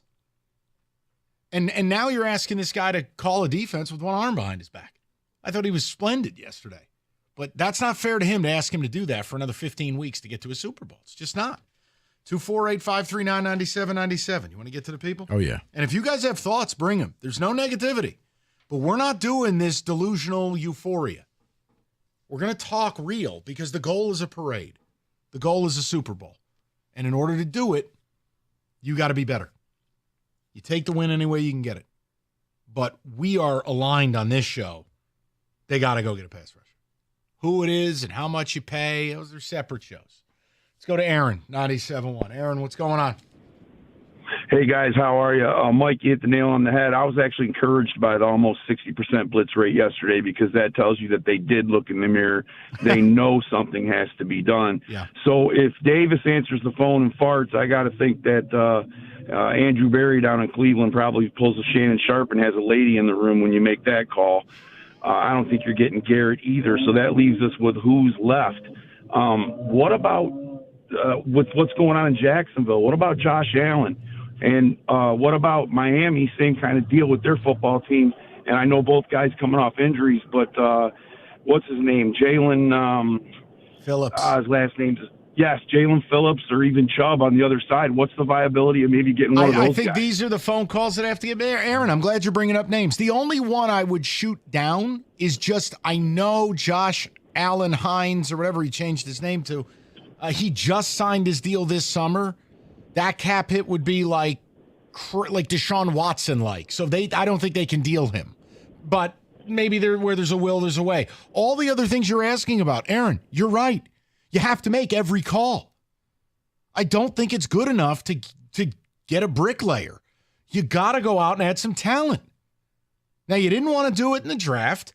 You didn't really do it in free agency because your one big move was to bring in oft-injured Marcus Davenport, who is now, in fact, injured and dead, and Aiden is gone. And I don't want to hear about, if they make the Super Bowl, he could. Great. So guy who hasn't played in 6 months comes back and gives you what? 15 snaps on a leg that's got a rod in it? Yeah, Come on, guys. I don't even want to entertain that because I just can't see that happening and him being effective. The point is, yesterday was the best of both worlds. The fact that, Rico, I'm right with Aaron on this. The fact that they went nuts blitzing. They know. They looked in the mirror, and when they drill down on the data, there is no way. Dan Campbell is too smart. Brad Holmes is too smart. Aaron Glenn is too smart for them to walk away and whistle by the graveyard going, we good. Look at the data. No. I think they're going to make a move. I just don't think it's going to be this bold move where you're like, yes, we got this guy. I think it's going to be you picked up this backup that played for another team. You made us trade. You traded a 6th, 7th round selection for him. Not good enough. That's fine, but that's not good enough. Because you know what? We beat Minnesota, and that's supposedly the top team. And look what we just did to Tennessee. Well, everybody does that to Tennessee. First of all, this is something I'm doing on Cash Ticket tomorrow with Cookies. There's a collection of teams in the NFL, even though it's October 21st. It feels like December, meaning radioactive land. Like you can't make the number big enough. Yesterday, Tennessee was a 10-point underdog. That's a behemoth number. Look at Carolina. Jaden Daniels dies. 37-0. They're like the Giants are another one of these teams. It helps when the first play of the game's pick six. Oh, but some of these teams, look, this is BOGO. There is Tennessee's morbid. Mm-hmm. It's it's officially BOGO. You can say BOGO. I'm not allowed to. Kenny, are we allowed to say BOGO? Nope. Absolutely not. What are you, crazy? You're good, Rico. No. You're good. BOGO. I mean, Tennessee's awful. Mason Rudolph? What about Captain Mayo? I mean, come on, man. You can't lose to that team. Lions here? Oh, yeah. Please. Please. Come on, guys. Unless they get bored. Ben Johnson could be on the back page of his play sheet and still get out of here with a 10-point win. Yeah, come on, Kenny. It's BOGO. Come on, man. We're on to Tennessee. Rico? We are on to Green Bay. Read something. No. Somebody asked me the other day, do you know how many devices the average home has connected to their Wi-Fi network? And it is way more than I thought. I actually went home, counted the amount of connected devices I own. It's more than a dozen. It all keeps me connected to the good stuff, my streaming, gaming, interneting, security, you name it. Xfinity knows the number of devices we have connected to our internet is growing by the year. That's why they've engineered their gateways to handle hundreds of connected devices. Hundreds, for real. And now, through December 22nd, get 150 megabit Xfinity internet for just $35 a month for 12 months with no annual contract. Plus, get free Wi-Fi equipment included. Make sure your home Wi-Fi can handle everything you throw at it and then some. Switch today. Xfinity, bring out the good stuff. Restrictions apply. Requires paperless billing and auto pay with a store bank account. Taxes and fees extra after promo. Regular rates apply. Currently, $56 a month. Actual speeds vary.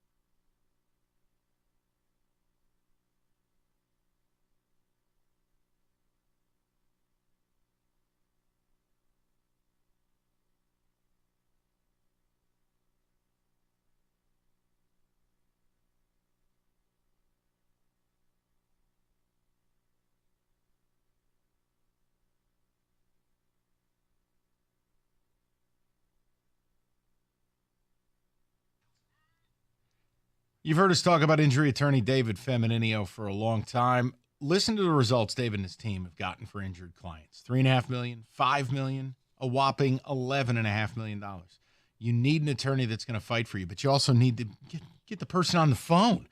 Call David right now. He'll answer 855-65-CRASH or go to that website, getdavid.getpaid.com.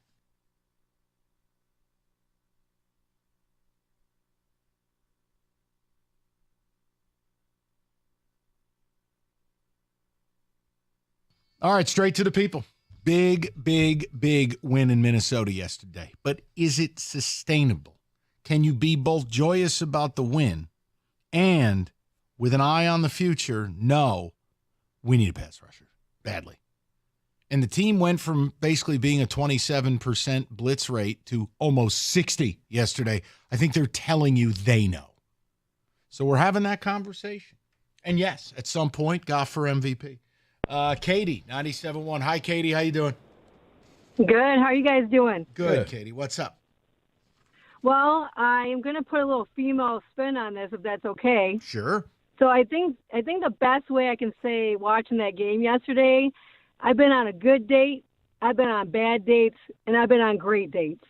So on good dates, the guy pays for the meal, opens all my doors, drops me off, and I'm like, that was a good date, but something's missing. And that's how I felt watching that game yesterday. It was a good game. Our boys did great, but something was missing, and it was Aiden Hutchinson. That first half, I kept looking at my husband. I was like, there's another hole. There's another hole. And it was all Hutchin all day long. I swear at one point, their quarterback had about 15 minutes to set up his play and what he wanted to do. Mm-hmm. I mean, the second half was great. Our boys did awesome. Our defense was there when we needed them. I just want to make a shout-out to Hutch real quick. He's my favorite player. He's a man of integrity. He's doing so much for the Children's Hospital, so on and so forth. And I'm going to tell you who number one wants us to get somebody in that position, and it's Hutch. Hutch wants his boys to win the Super Bowl. He wants them to win the Super Bowl this year and next year. So we need to honor him, and we need to go get somebody amazing. No, you know what, Katie, I'm with you. You could honestly see that they needed that last piece of the puzzle. And I don't know if it's going to be that big splash name, but Mike, I hope you're right that they saw the amount of times that we blitzed, and I can't keep doing this all year because it's not even like the end of the year where maybe we can kind of trick our way all the way through to the playoffs. Right. If you're allowing a quarterback almost 3.5 seconds to throw the ball, you're dead. You're dead. And then you're looking at the quarterbacks that you still have yet to face. That's what's going to get problematic. Not the Tennessee quarterback conundrum. I think the big thing is to just, look, they got 2 weeks. The market will set. And it's about you either set that market or you're going to be reactionary to it.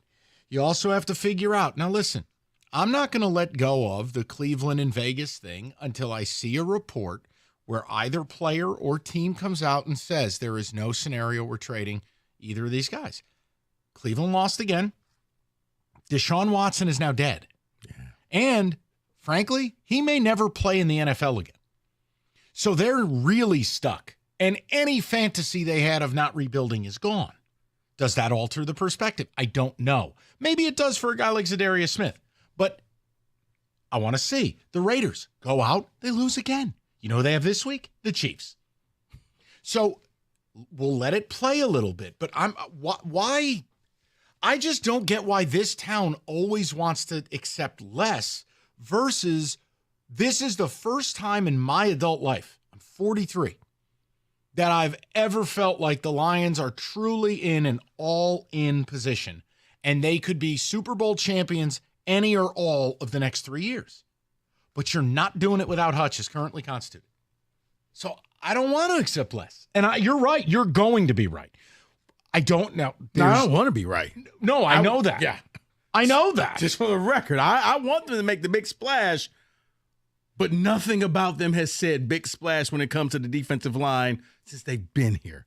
And we beg, hey, draft this guy. Nah, we're good. Go get this free agent. Nah, we're good. We'll bring in Davenport. Well, that's He'll what people don't recognize is you've lost both starting defensive ends, one of whom is a defensive player of the year candidate. I look, 1 week doesn't tell the whole story, but it gives you a window into how they're thinking. And when they pour over that data, Rico, they look at the blitz rate, they look at their pressure rate, they look at the amount of time Darnold had in the pocket. Like they know in their heart that's not sustainable. They're too smart not to. Yeah. There are some brilliant football brains down on Rotunda Drive. Something I never thought I'd say in my life, but we're here. We are. There are some brilliant people down there. They know. Even if 8 hours a day on this station, we're doing Euphoria Radio. I can't. It's ridiculous. I'm with you, man. I just Soto hit the home run. I was happy for 5 minutes, and then I was on the phone with my dad. We're on to L.A.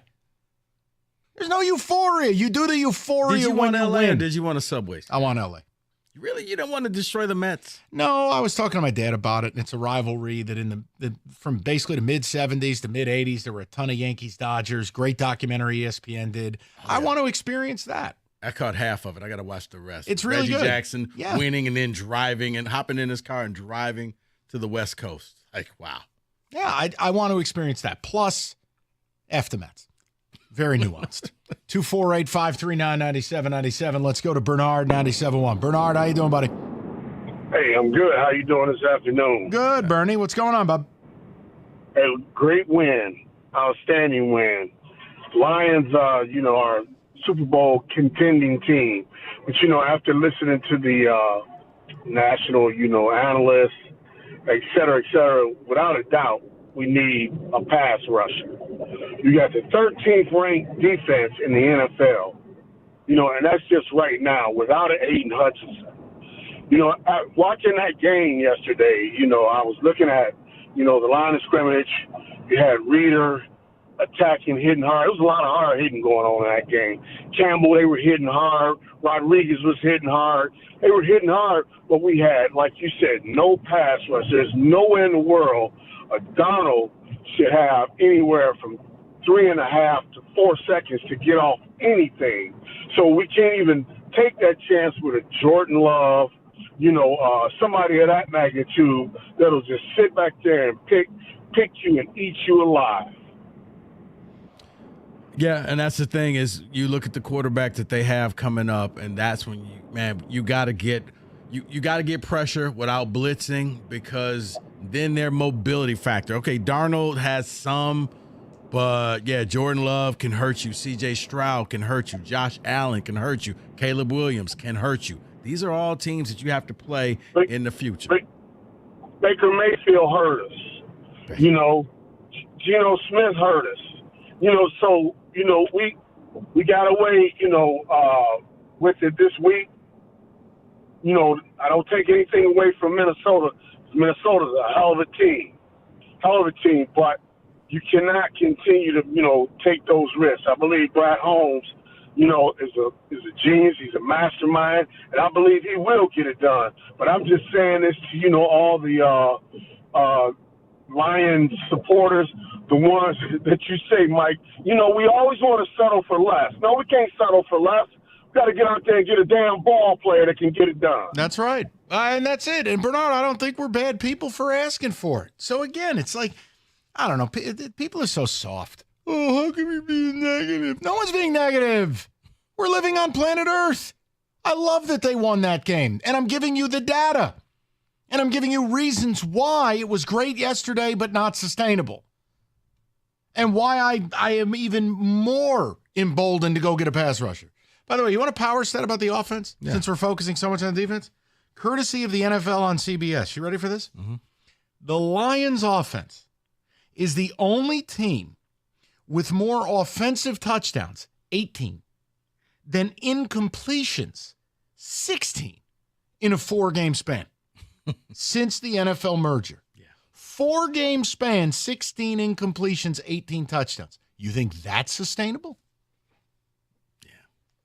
That's you took my power stat. No, no, that was for the whole. Saw an article with that in there, and I'm like, wow, okay. That when I say you've been perfect on offense, that's perfection. Or a quarterback who's just I got 83% completion rate in the last couple games. Like that doesn't happen. Where you're perfect, and it'll happen over a week. Might happen over a month. Right. It's not going to happen over a season.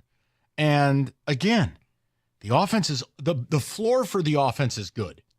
The ceiling is what we've been watching.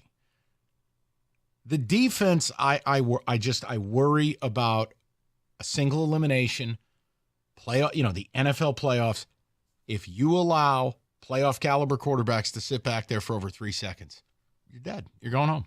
Mm-hmm. Also, you probably need to worry about teams that can really rush the ball.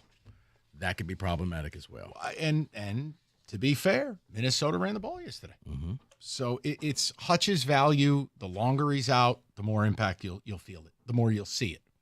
Because now teams are going to know. Teams are going to know. Okay, well, they're blitzing 60% of the time. 248-539-9797. David, you okay? You look disgusted. I have a quote from Dan Campbell regarding some edge rusher stuff. Okay. And you'll give that to us? Next. Wow, fantastic. Days are getting shorter. It is foliage season. Crisp, refreshing Old Nation Oktoberfest German-style lager that blends old and new, and it's perfect for football season. Respectfully brewed in Williamston with the highest quality ingredients. Taste the difference yourself, and remember, you're supporting local and you're supporting independent. No Portuguese overlords here. You're supporting Old Nation, one of the best in the game, 21 and up. And as always, Old Nation Brewing reminds you to please drink responsibly.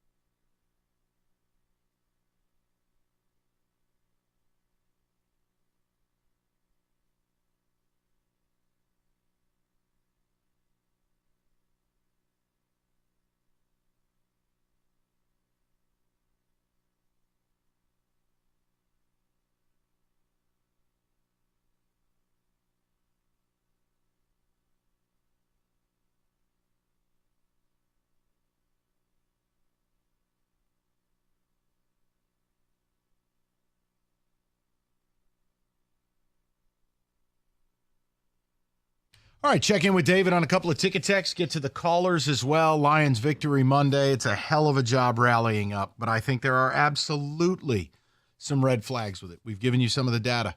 Keep winning. Make no mistake about it. But if the ultimate goal is a parade down Woodward, I'm more convinced than ever they need a pass rush. I've given you some of the data. If you want to throw it out because it doesn't align with the, boner euphoria phase, that's fine. But I don't live that way. Sam Darnold having almost 3.3 seconds to throw the ball, you having a grand total of 15 pressures on a 60% blitz rate, guys, it's problematic. Hell of a job yesterday. And by the way, if anybody, just lay your sword down on the Goff thing, all right? You got an unbelievable quarterback. This dude is playing like Drew Brees in his prime. League average is about 64% completion rate. This dude's at 71, and these aren't checkdowns.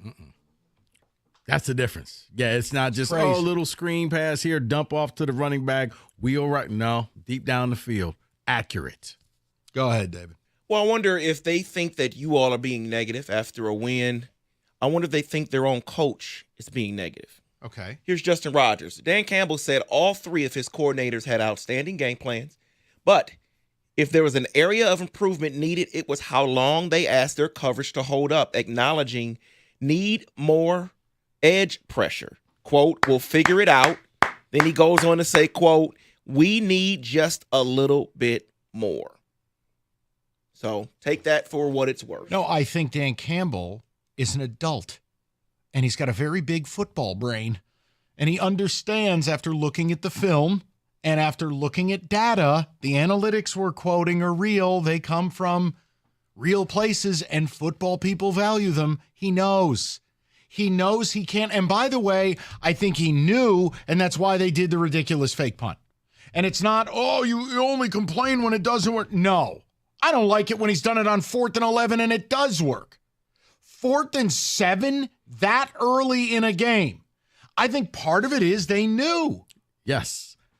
I think both things can be true. They knew. I called for that pregame. I'm like, Campbell has to take more chances in this game because he knows his defense is not the same thing. So the best way to help out your defense is possession and keep the ball. And if you're going to do that, you do it early enough in the game that when it failed, and it didn't cost you. It cost you a touchdown. It wasn't late in the game. You still had enough time to recuperate from that. But I expected more gambling from him because you got to take some of the pressure off this defense. Well, and now you know. All right, well, here's what it looked like against a good football team. I don't think anyone thinks Minnesota's a Super Bowl team. I think we thought they were good. We think they're a pain in the ass because they had gotten off to a ridiculous start. But here's what I would compare it to. Playing the way the Lions played yesterday defensively is the football equivalent of pitching chaos. It is. It's cute, but it isn't sustainable. And I would look at the going for it on 4th down. Here's the only problem. I think it's because you've gone for it so many times that Minnesota wasn't fooled. If this was like your first time doing it, it would have worked. But you saw the Minnesota, they're lining up and pointing and like, no, nobody move, nobody do anything. Make sure the ball is kicked. And the second it was snapped, boom. Yeah, there's no scenario I'm trying to block a punt against the Lions. I'm just going to stand there. Yes, exactly. David, go ahead, buddy. Holmes had pick 28 last year and turned that into Arnold. Those picks aren't useless. However, I would make the trade. Okay. Why is Trey Hendrickson not being talked about more on the last year of his deal and the Bengals are cooked? That's the deal I want to make. You need the Bengals to lose games. You know, if the Giants had done their job and beaten them 2 weeks ago, it might be a different conversation. Instead, the Bengals look at it as we were razor close and gave away 2 games against the Commanders and Ravens, and we just won the last 2 weeks. I'm not telling you I don't think they're cooked either, guys. But again, pick up the phone and ask. Unlike other hosts at the station, I'm not going to get angry at you for that. No, you have every right. Throw names out. When you're in a win-at-all-cost mode and you are there, I'm fine if you want to dream. I don't understand getting mad about it. It's not like anyone's calling up and saying trade for Patrick Mahomes. All right, that's just stupid. And you got a better quarterback. Well, actually, yes, right now. I think Mahomes is playing awful. So, yes, I shoot for the stars, man. Rico, here's your vocal minority. Mike Rico, the defense basically had held them to 2 touchdowns. One of the touchdowns was the defensive touchdown, and the other was a short field after a terrible call to do a fake punt. The defense is just fine. Okay, and you're a moron with limited intellect and no understanding of football. Here's That's the thing. fine, though, and I hope you have a great day. But you don't get to do that crap. You had the same amount of yards, rushing, passing, first downs, third down conversions, TOP, the whole thing. You needed a field. The structure of a game is you don't get to re-adjudicate bad things that happen to you and then ignore bad things that happen to opponent. Minnesota moved the football. You moved the football. You had a catastrophe of a turnover that resulted directly in a touchdown. Minnesota had 2 catastrophes, one of which was Brian Branch going Spider-Man. The other was Sam Darnold and the receivers screwing up the most important play of the game. You don't get do-overs. Your pressure data is what it is. Your coach is telling you it's real. Right there. Of all the things you said back there to David, I'll accept that text because it's coming from the vocal minority. When Dan Campbell sees what I see, then maybe some things are going to get done. Because this, I promise you, it looks great. And it's going to look even better on Sunday, whether Kenny wants to believe it or not. It's fool's gold. It's fugazi. It will be the detriment of your team if you believe you can finish the rest of your season with the defensive line that you have now, because you have a lot of quarterbacks to play. You're sitting on top, but you haven't even hit the halfway point of the season. You have to bring in somebody else. Here's another one. Do you want us to go pull the audio of the 17 times Greg Olsen was belaboring the fact that your pass rush was awful, that you couldn't get any pressure? That even though you were blitzing, you weren't getting pressure? Again, you can hate Rico and I. I don't care. Do you hate Greg Olsen? Yeah. Because let's just say you make it to the Super Bowl and the worst team you probably want to play is probably the Ravens, because they'll eat you alive. They can run the ball. You saw what happened last year when you played them, and they didn't have Derrick Henry. Just saying. You got to go and do something. So negative. David, go ahead. I know. Look, you can be thrilled about the win. I am. But I'm more convinced than ever 2 weeks from tomorrow, we gotta make a trade. We need some help. Rich and Shelby is wondering, Rico, if you have any more BOGO deals, because he wants Zadarius Smith and Myles Garrett. No. Your BOGO deal is going to be the Titans. That's it. I think it's the largest spread we've seen in the NFL this year, isn't it? It's one of. I've Isn't seen it 12? 10.5. No, I saw 10.5 just now. Unless it's been back I don't down. think I've seen 10.5 so far this season. I saw 10.5. I want to say it was Niners-Rams. It was Niners-Rams, but that didn't work out. 248-539-9797 NFL action. FanDuel, America's #1 sportsbook. New customers. Bet 5, get 300 in bonus bets if you win a bet on tonight's game. And there's 2 games tonight because the network greed knows no boundaries. But one of them is stream only, so you have a choice there. FanDuel.com/promo code. FanDuel.com. It's just very, very simple. Get involved, play, be responsible. 21 and up, present Michigan. First online real money wager only. $5 first deposit required. Bonus issued, non-withdrawable bonus bets that expire 7 days after receipt. Restrictions apply. See terms. Sportsbook.fanduel.com. And if you have a gambling problem, call 1-800-GAMBLER.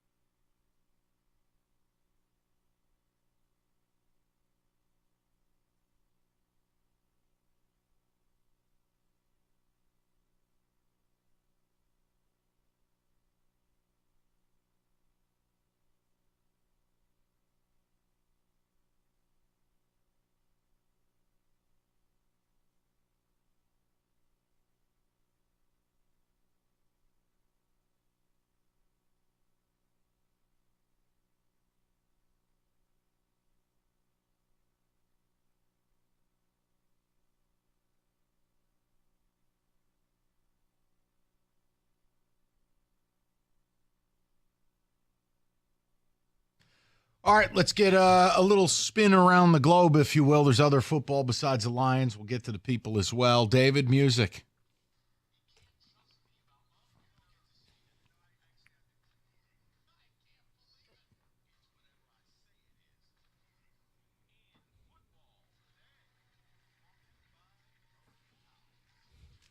Let's start here with a couple cases of booing. One, a player returns back to his former team. That was Saquon Barkley returned to play in New York, and fans booed him. People seem to have a problem with that, though. It's because people are soft and they want faux outrage.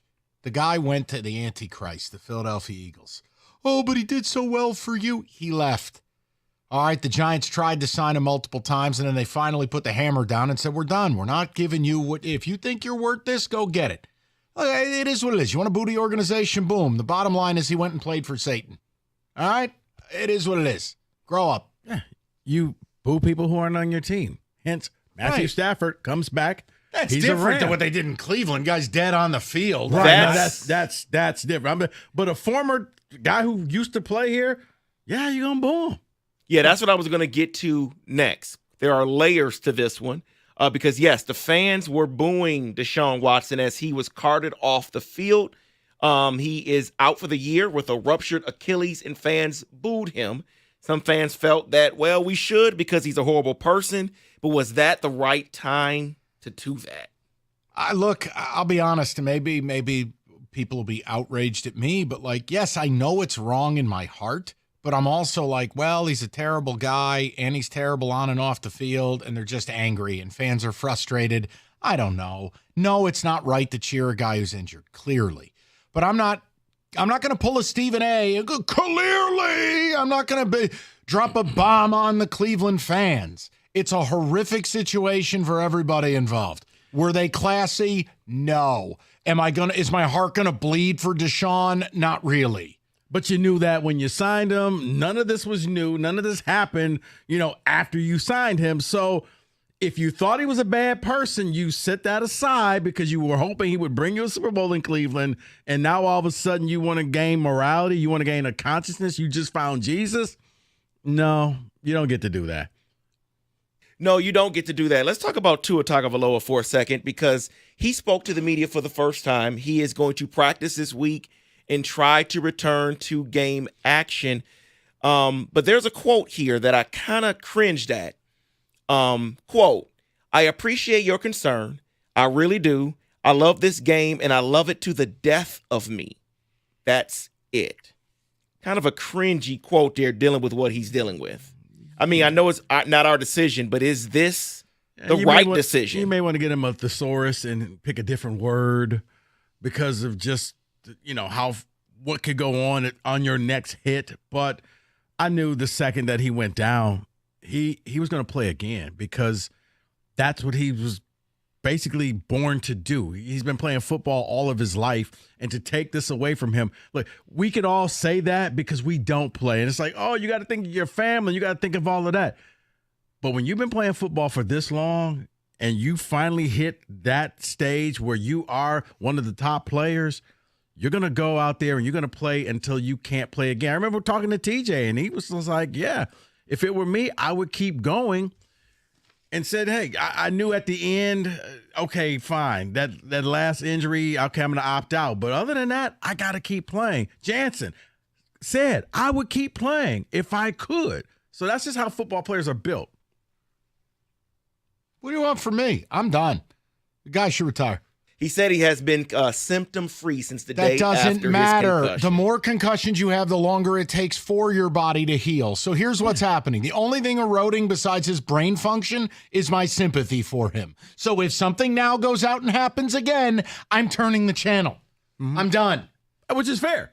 But I think to ask him to say, yeah, he's symptom-free because a butterfly landing on him does not cause a concussion. Right. I mean, it takes so long for your brain and your body to heal. Nah, and Rico's not wrong. I'm just saying as a human being, like, I felt sympathy.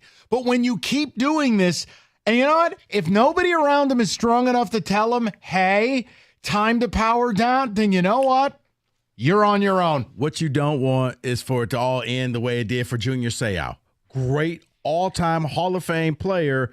We didn't know then what we know now. Any player afflicted with CTE, that's the whole thing. Any. And whether it goes to the extreme like Junior or Dave Dewerson, or it just goes to guys who have constant pain, can't sleep, can't remember their own effing name, any of that. No, I don't want any of that. That's where it's like, I don't want you on my television anymore. Because the next time he's air fencing, you're headed right there. And you're right. These guys won't power it down. And it's like, will the people around them step up? Guy's got 2 young kids. You've had 4 concussions in 2 years. Go for it, buddy. Whatever you want. Well, speaking of go for it, Russell Wilson. His first start yesterday. Weren't you in heaven? Come 16 of 29, 264, and 2 touchdowns. Looked awful in the first half. Turned it around. They won the game 37-15. Quote from Mike Tomlin after the game: "This is what I get paid the big bucks for, to make these decisions. It worked out." I mean, David, you didn't expect him to come out there and throw 5 touchdowns in the first half. He hasn't played all year. He played well, David. You had completions of 44. I'm spitballing here, but I think it's 44, 38, 36, and 30. Explosives down the field, what Justin Fields wasn't giving you. True or false? But it's not proper for the coach to say that after one start. One start, and you would say it worked out? I don't understand. I don't understand anything that happened with Mike Tomlin yesterday. Seriously, if you told me that somebody had replaced him with AI Mike Tomlin, I would believe you, because everything was out of character that he did in that game, and the stuff that he said and the stuff that he did, blowing a kiss to the camera. Like, what are we doing here? Who is this man? But yeah, David, you actually look like a better team under Russ. You do. Mr. Dangerous. Yeah, okay. Eat your sandwich sideways. Yeah, we'll see from week to week what this looks like. And let's close it out with this, because this is a quarterback that looks great, and I'm still wondering why he isn't leading in the MVP odds. That is Josh Allen, Mr. Cowboy. Allen hasn't thrown an interception through 7 games this season. The first player since Alex Smith in 2017 to throw 12 touchdown passes with 0 interceptions. Would he be your MVP today? No, Jared Goff would be. No, it would be Jared Goff. And even though Josh Allen has better odds, I'm kind of done with him. Like, every year I'm thinking, okay, this will be the year. This will be the year. It comes a time where, you know what, Josh, you're just, you're good for the first 10 games of the year, but the last 7, you're okay. So I'm not falling for the hype. Whereas I'm looking at Jared Goff and watching the game, I'm like, the Lions may have the MVP. Because then I'm starting like, who could take it from him? Who could actually usurp him? Couldn't think of anybody. And Josh Allen's playing great football. Don't get it twisted. It's impressive with no interception. What Jared Goff is doing is simply breaking records. It's incredible. And he's doing it not against bad teams. Like, this isn't, you're doing it against the Carolina Panthers, and you're doing it against he's going out there and doing it on the road at Minnesota. A hostile environment against the best team in football, getting it done. So, sorry, Josh. Unless he gets injured, it's Jared Goff. And that is in Football Today.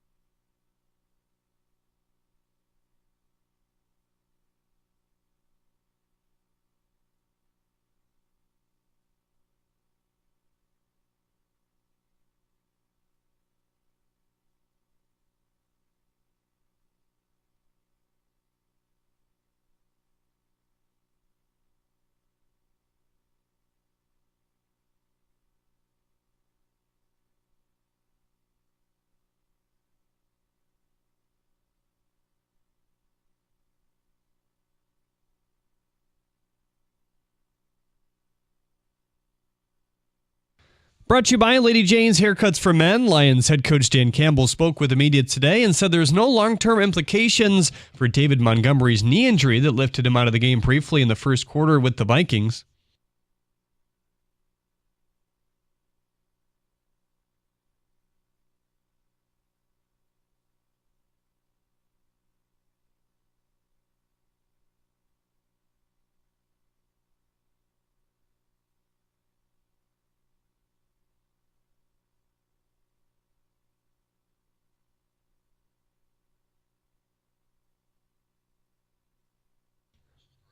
Campbell also said that Frank Ragnow played one of the best games in a long time on the offensive line. Michigan State wide receiver Nick Marsh earned Big Ten Freshman of the Week honors today for the second time this year, while Andrew Kim was named Special Teams Player of the Week as well. Washington Commanders head coach Dan Quinn says that QB Jaden Daniels is considered week to week with his rib injury, but he hopes that he can play. At the Corwell Health Sports Desk, I'm Jeremy Otto. For more, go to 97.1 The Ticket or Odyssey.com.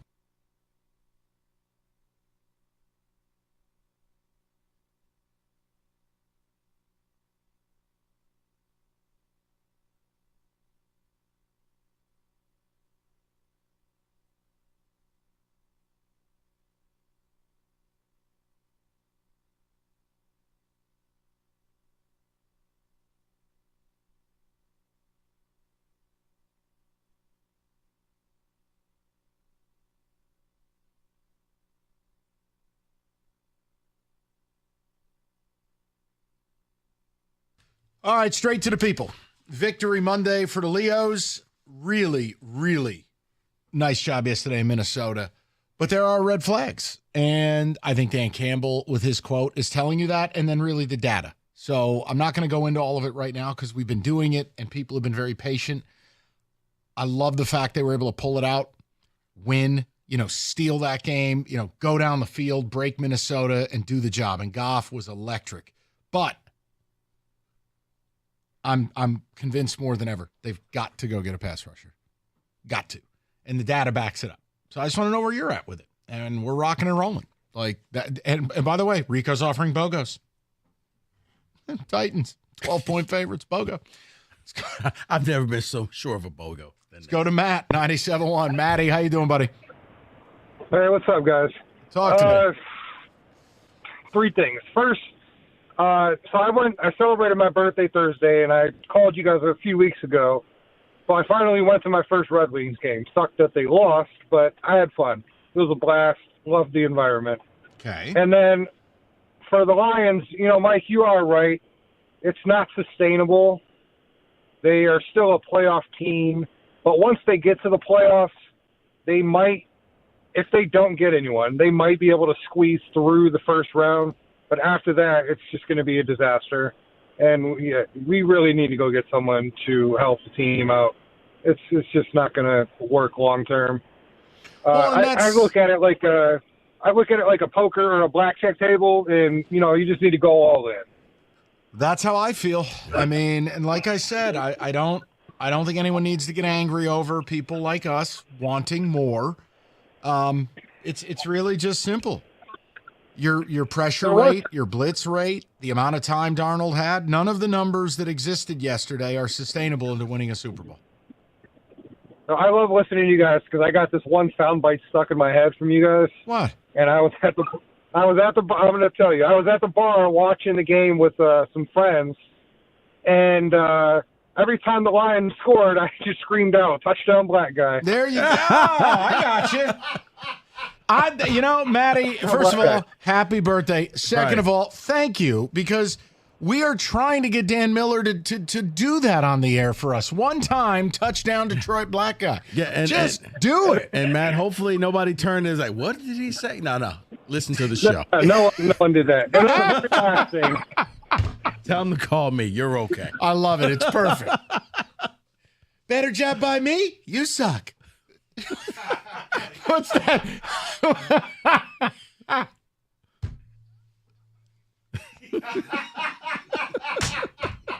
Like, I really think Dan Miller we could start mixing it up. The team's good enough. He could start really just getting after it a little bit. Both teams meet out in the middle. One team's good. The other team's mom's a streetwalker. Let's go down to the sidelines with Lowdown. Wow. Like, if you're Dan Miller, you've done these games for a quarter of a century, and the team has been god-awful for most of it. Dan should be cutting loose. Yeah, you had to remain professional as bad as the team was. Yep, you're right. I'm just going to throw things in and see who's listening. Two teams go to the middle of the field. Lions got kicked in the wiener again. Let's go down to Lowdown. I mean, for years, he couldn't say anything. Right. I mean, Dan Miller should be like the old Macho Man promos on WWF. Yeah. Just go nuts with it. He should throw in some stuff about Detroit and let's go to people. 8 Mile Strip. Yeah. Oh God. Go to Jeff, 97.1. Jeff, how you doing, buddy? Hi. I can't follow your act except maybe we'll see something from TJ saying he's in Las Vegas, on a quote unquote, gambling junket or something. Exactly. The recruiting trip begins now. What's on your mind? Because I listened to you Friday, and Sunday's game just confirmed it. I mean, I can honestly say I thought I was watching one of the two best teams in football, and if what we need to get to that Super Bowl and win it is going out and finding a pass rusher. Someone mentioned the name I thought of, because my brother lives in Cincinnati, I thought of Hendrickson, but the more Cincinnati wins or stays close, that's probably a little less likely to happen. But I wanted to just touch on something you said. I noticed without Hutchinson right off the get-go, the run game. The Lions are usually very good on stopping the run game, but we give up some chunk plays to the quarterback, a big touchdown to Aaron Jones, and it just how valuable Hutchinson is on the run game and maybe even dropping back in pass coverage and disrupting that. We just have to find someone, I believe, to cover that other edge, because as you said, we cannot, the more you blitz, the more there's a chance of an Aaron Jones or someone just breaking through and nailing you with a long run. So well, and again, you nailed it perfectly. Well, no, I mean, at least for the time being, I feel like it. But Jeff, here's the reality too. If you're going to blitz, look, the top blitz rate in the NFL is about 37%. It's the Denver Broncos. You blitzed at almost 60% yesterday. Now, that's one thing if you're getting home, if you are devastating an opponent. You had 15 total pressures yesterday, all in. Aiden had 15 in his last game by himself. It's unsustainable. And it worked yesterday, and I'm thankful it did, because you don't realize it now. You really needed that game yesterday. If the Vikings end up winning, it's a 3-game differential, 2+ tiebreak in division. Massive win by you. Massive. Can't be overstated. But when you're looking at 27 snaps that you didn't blitz, 3 pressures. And when you did blitz, you weren't getting home. Oh, but we had 3 sacks. One's on a Hail Mary, don't care. One, the center fell over and it was a freebie. Like, how things happen matters if you want to intelligently talk about stuff. Now, if you just want to, do a little Michael Jackson crotch grab and yell hee-hee in the air, go ahead, do your thing. I'm not interested. I want to win a Super Bowl. That's what it takes to win a Super Bowl. The data matters. Yeah. And I like the fact that, as David brought up earlier in the show, you know what? Dan Campbell saw. Same thing. Yeah, read that quote again for the people, David, in the 4 p.m. What do you got? All right, here's the quote here. Justin Rogers. Wow. Nope, that is not the quote. Dan Campbell said that all 3 of his coordinators had outstanding game plans, but if there was an area of improvement needed, it was how long they asked their coverage to hold up, acknowledging need more pressure. Quote, we'll figure it out. And then he says, quote, we need just a little bit more.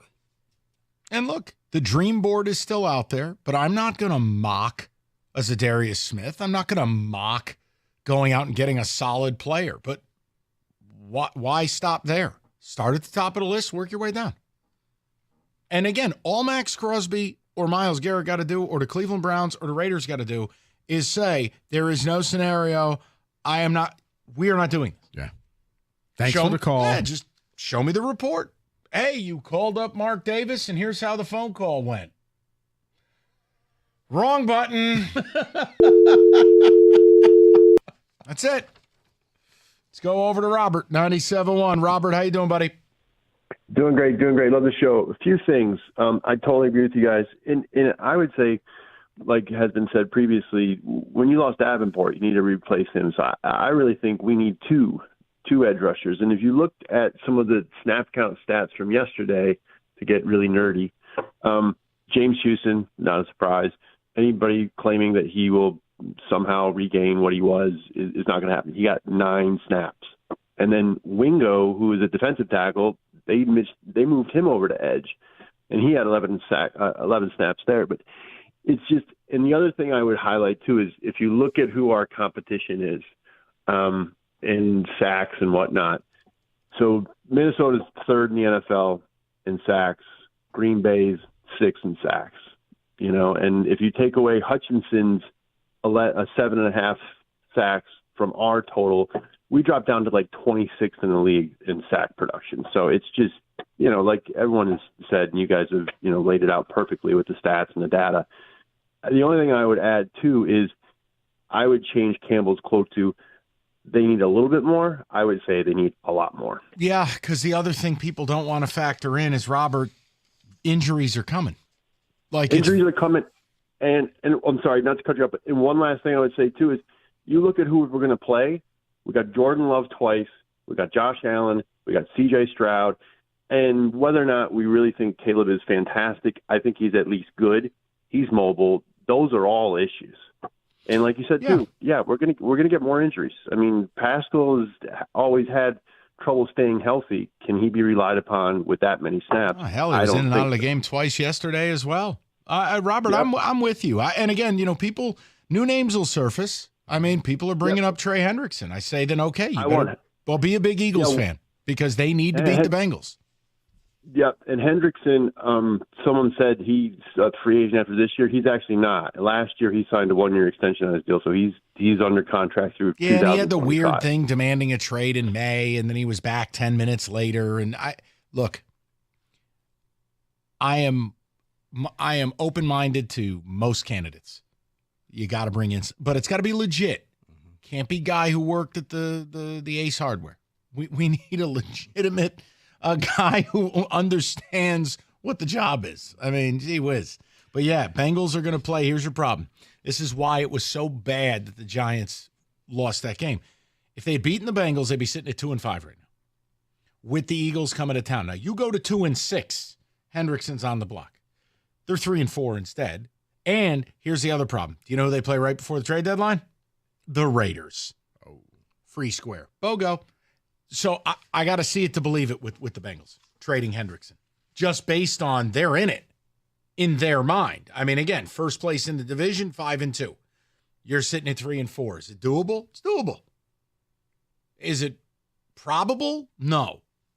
Now, if they lose to the Eagles, 3-5, business decisions. Maybe they call up your guy, Ojulari. Aziz? Yeah. Problem is, he's always hurt. You're basically getting like mini Marcus Davenport. Tucka. You're just getting a smaller Dr. Evil. You're getting a mini Davenport. He's always hurt. Okay. Scott. Give me a hug. Tucka.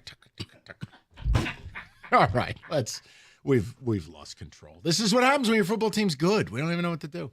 Go ahead, read something. All right, guys, days like today and evenings like this, it's built for a deck. It's built for a deck. Hey, if you want to watch Dr. Evil out on your deck, hey, I'm glad I got Koi Construction to build me one. You should get one as well because I could not be happier. Koi Construction is a Trex Pro Platinum dealer. It's family-owned and operated deck building company that enjoys a rich and proud 40-year tradition in Metro Detroit and Southeast Michigan. And I'll tell you this, I love this deck because I can go out there, I can light a fire, you can watch TV, you can watch Monday Night Football, and the beauty of it is you don't have to worry about staining the deck in the spring and cleaning. It's very simple. It's Trex. It's not wood. While your neighbors are doing that, you will be relaxing on your deck. So, and if you want a deck built this winter, no problem, because unlike other deck building companies, Koi routinely builds decks throughout the cold winter months. So here's what you need to do. You need to call Koi Construction right now to get on their list so they will build your deck during the winter. Call them today and get your project started. You won't regret it.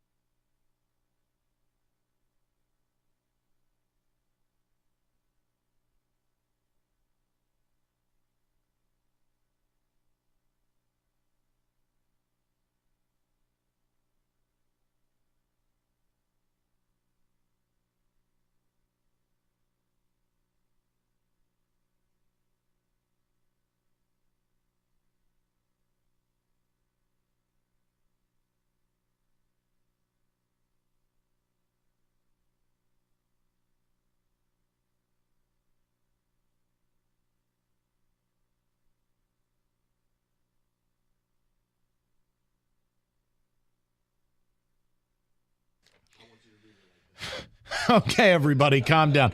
Companies out here advertising BOGO offers, AC and furnaces. Nothing's free. You want a real deal. No fine print needed. You go to Mastercraft Heating, Cooling, Plumbing, and Electrical.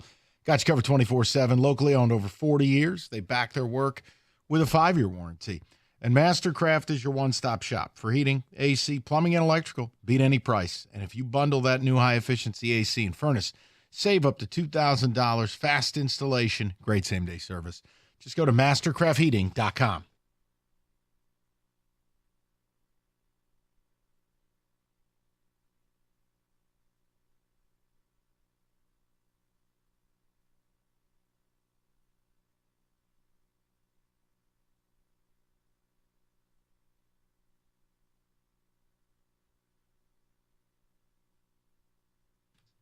Oh, by the way, David, I'm going to need you to isolate that audio from the Phil Simms commercial.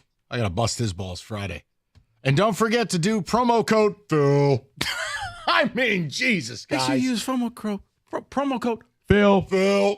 I mean, they didn't even make an attempt to make it sound like he was actually there. Oh, my God. They just took a clip from him saying his name from something 3 years ago. Oh, and then take these vitamins and promo code Phil. Like, what the hell? Right. You would have been better off getting Eddie Murphy from Beverly Hills Cop. Phil! Phil! Jesus. Ay, ay, ay. All right. Ticket text, and I'm going to go to the callers. Couple. We'll get some Lions. I do have one NFL issue I want to do at 4:30. Before we do, can we say that? David first. Go ahead. I agree. They need to add defense. I also think before Hutch's injury, Brad Holmes was going to add help because they already lost 2 other starters. That being said, Minnesota was probably the best offensive line we faced so far. We didn't do too horribly. No, the word horrible isn't used. Right. Unsustainable and horrible are not the same. Two different. When I said what the Tigers are doing is not sustainable, and your manager agreed, that's not saying it's horrible. It's not sustainable. What you're going to try to do defensively, if Aaron Glenn is forced to blitz 60% of the time, and opposing quarterbacks are getting over 3 seconds per drop back, like Sam Darnold had yesterday, and you're not getting home and you're not getting pressures, that's the equivalent of trying to carry pitching chaos over a season. It's not sustainable. You're going to expose your defense. And let us not forget, Derek Barnes, hurt. Davenport, hurt. Aiden, hurt. Problems. Need a pass rush. Go ahead, David. Phil! Don't forget to use promo code Hatchet.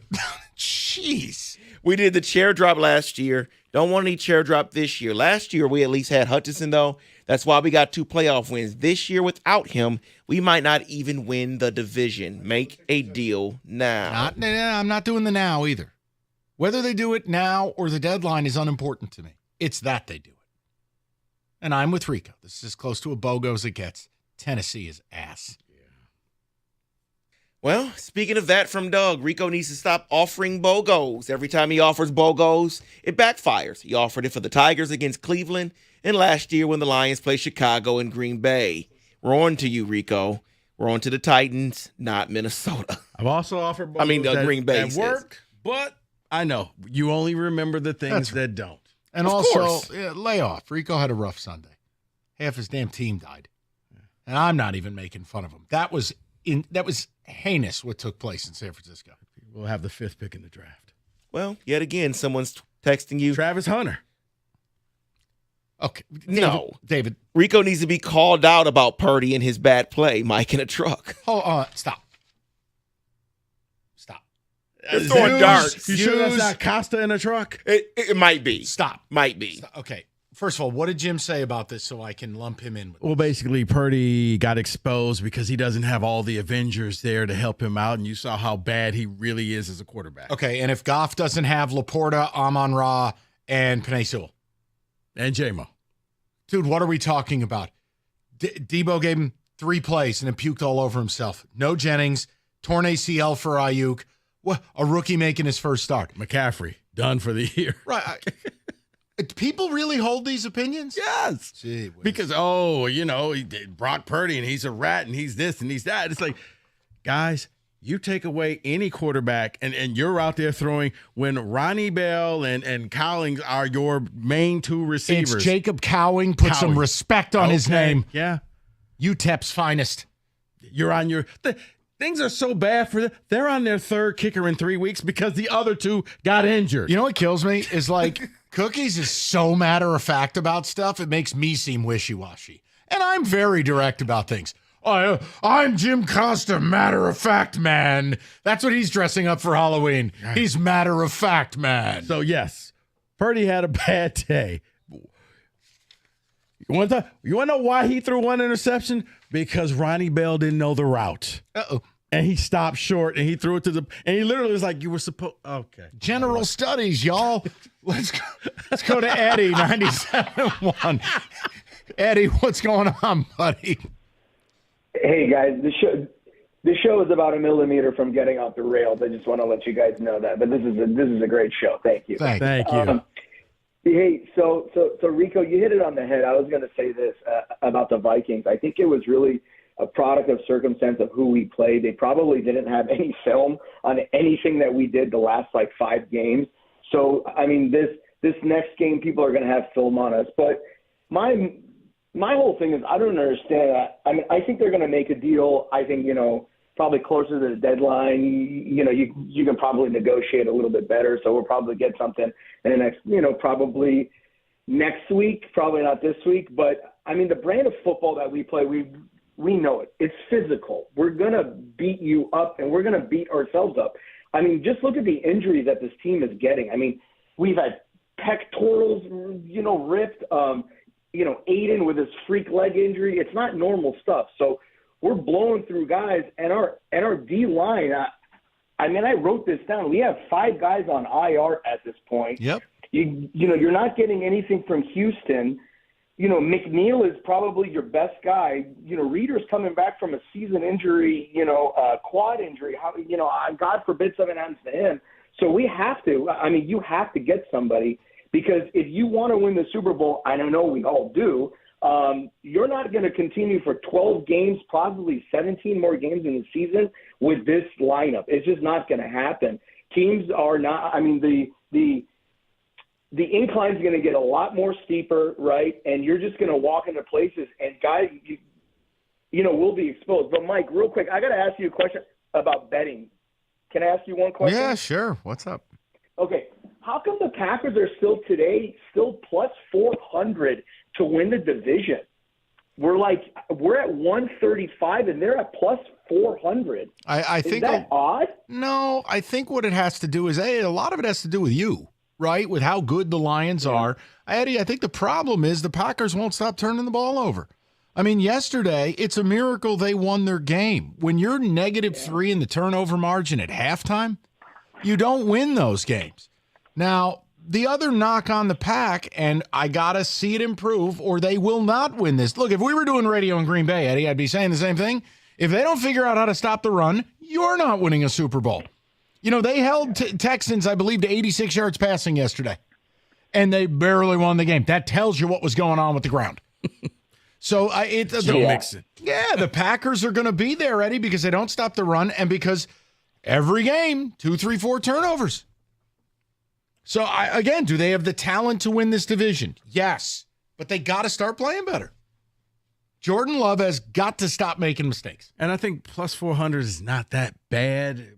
I mean, it's if they were like plus, 185 or plus but 200. Now that you won that game yesterday, you deserve to be essentially the even money favorite to win this division. If you had lost it yesterday, no, the odds would look a lot different.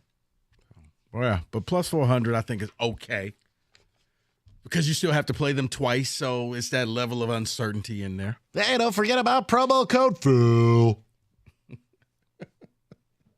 My God. Okay. Rico, it's just I've done radio my whole adult life.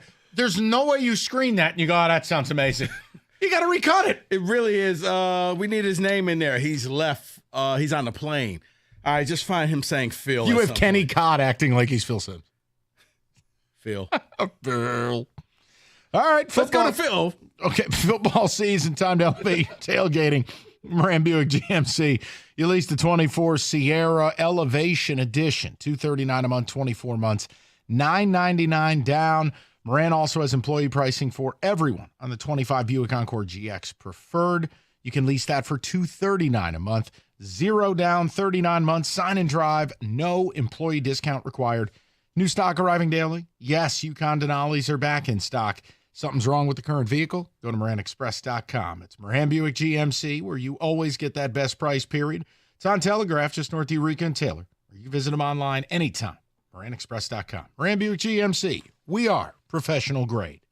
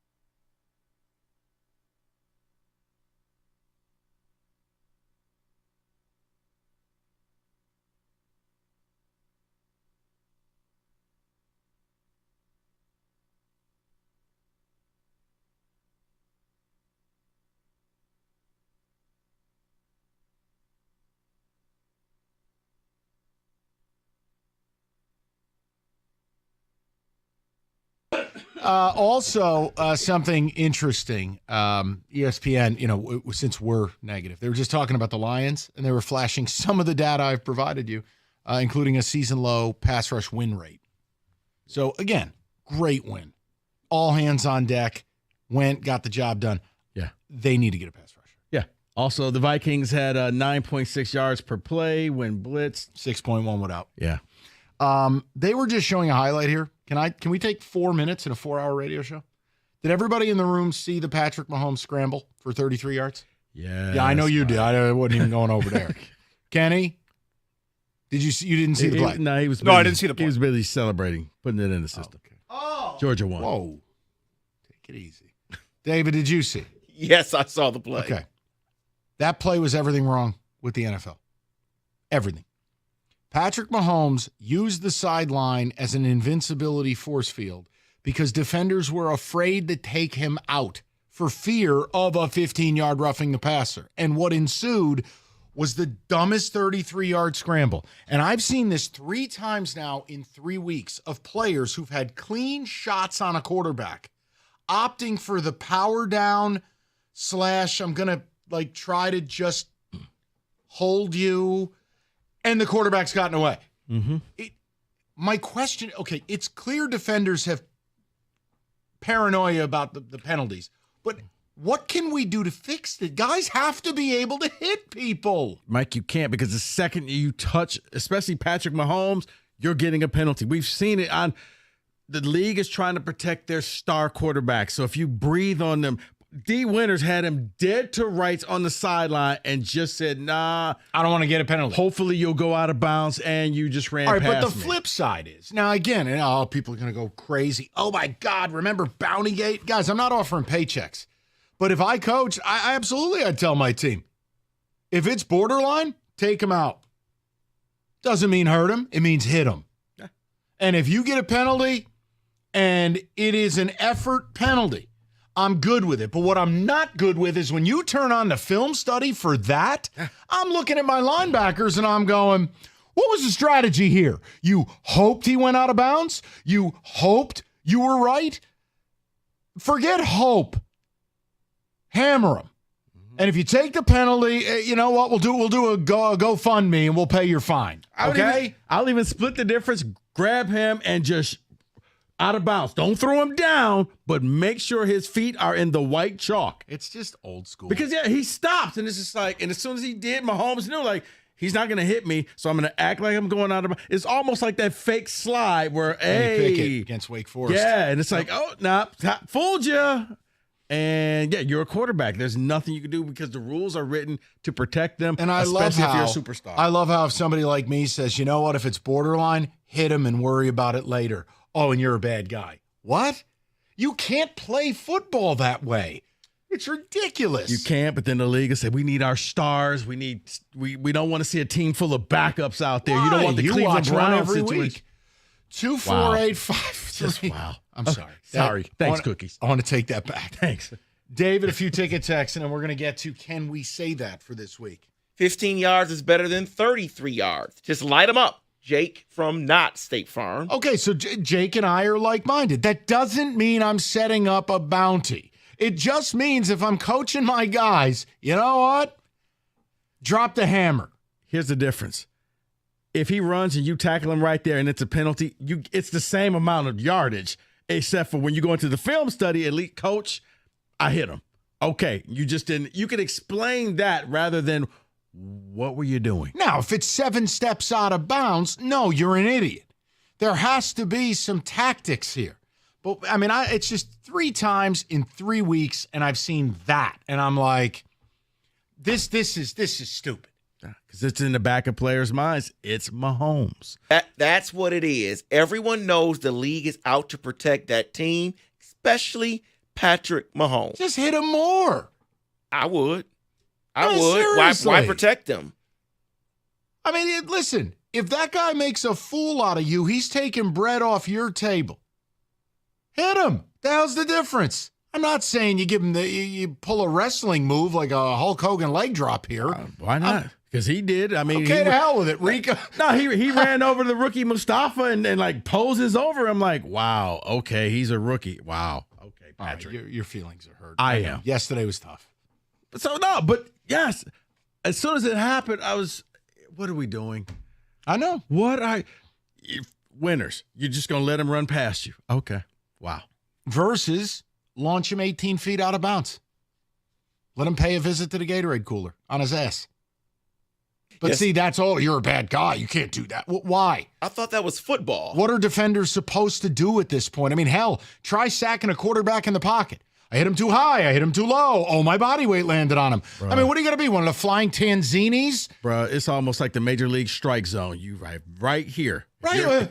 Now a guy, you get a great hit. God forbid you land on the quarterback. I'm sorry, I'm not a trapeze artist. Yeah. These guys are 330-pound monsters, and now they got to contort their body like the little dude they put in the safe in Ocean's 11. Yeah. What the hell am I supposed to do? Yeah, worst thing you could happen is a free run to the quarterback because you better not land One on of my him. favorite hits ever, and I know it ruined you. I'm sorry. 1990 NFC title game, Leonard Marshall, Joe Montana. And Joe just didn't feel that backside pressure. Leonard Marshall tidal wave. It just, all body weight, broke Joe's pinky. It did. Today, please, you'd be thrown out of the league. You didn't have to go that far. You could have just went there, whoever the Georgia guy was that had hit Quinn Ewers. It was just like, wow. I think Quinn's soul just left his body. What did you make of Sark pulling him from that game for a series? You know what? I didn't like that. That was a gigantic mistake, and it was one of those, okay. You're opening Pandora's box. Do you realize what you're doing? Do you know what that kid's last name is? And you got a fan base who's been clamoring to see him out there.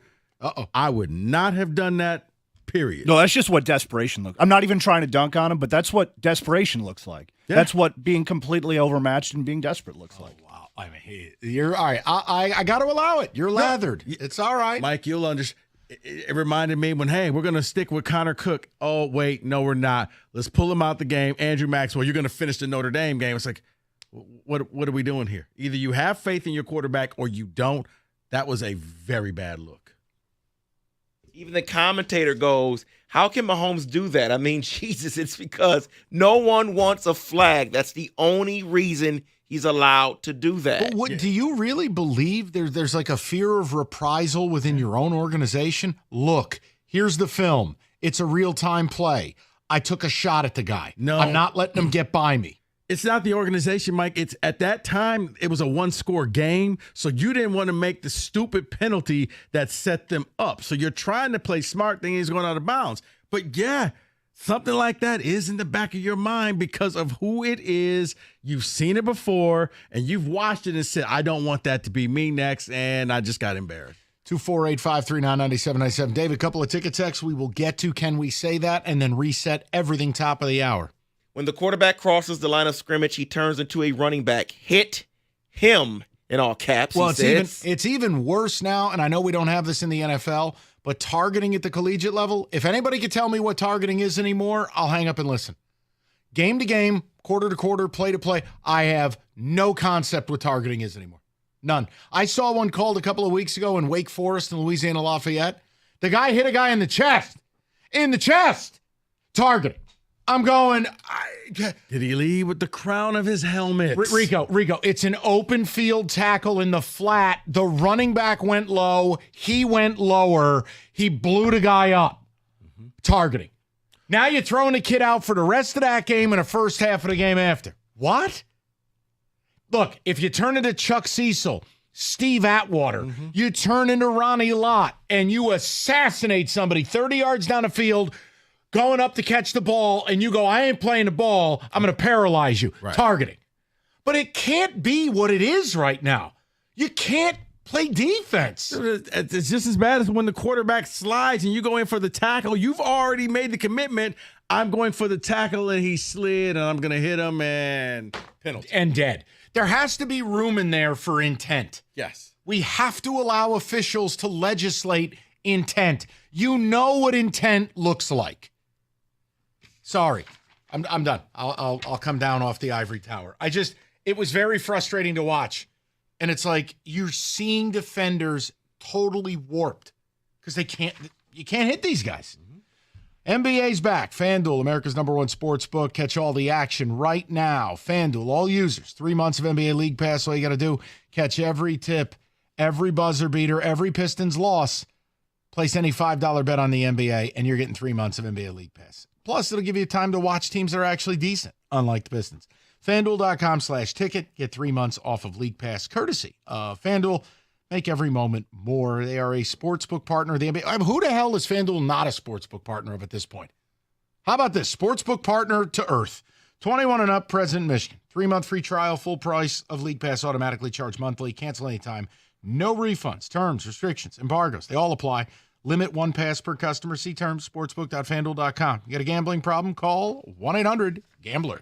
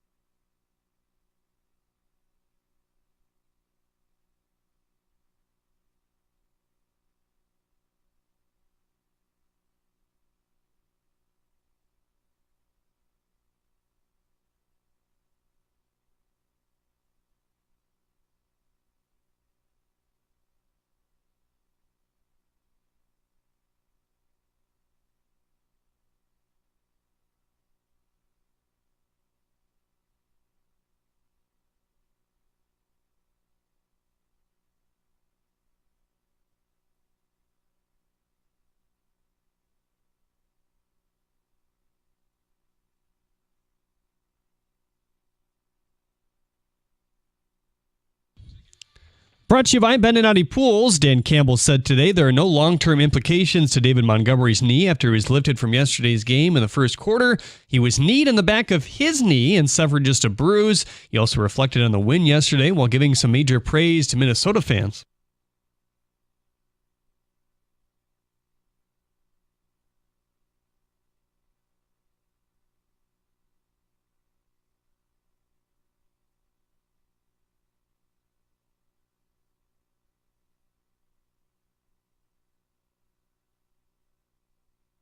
The NBA is experimenting with several potential rule changes at the G League level this season, one being a stat adjustment for long shots. Certain heaves, as they call them, will not count against a player's field goal percentage if they take place within the final 3 seconds of the first 3 quarters, along with if it takes 36 feet or beyond from the basket and the play starts in the backcourt. The miss would only count against the team's field goal percentage. They're also expanding coaches' challenges to include technical fouls, unsportsmanlike acts, and flagrant fouls. OT will be decided by a target score of 7. Once a team reaches 7 points or more, the game is over. WNBA players have opted out of their current CBA deal. A work stoppage may be on the way if a new deal is not agreed upon before the end of next season. Hold on. Your league lost $50 million. You're opting out for a bigger cut of what? And you may sit out the entire season. Good. I just report the news I here. know you don't make the news, you just report it. Jeremy Otto, everybody. The Dolphins are hopeful that Tua can start this week with the Cardinals. However, he still has to pass concussion protocol as well. At the Corwell Health Sports Desk, I'm Jeremy Otto. For more, go to 97.1 The Ticket or Odyssey.com.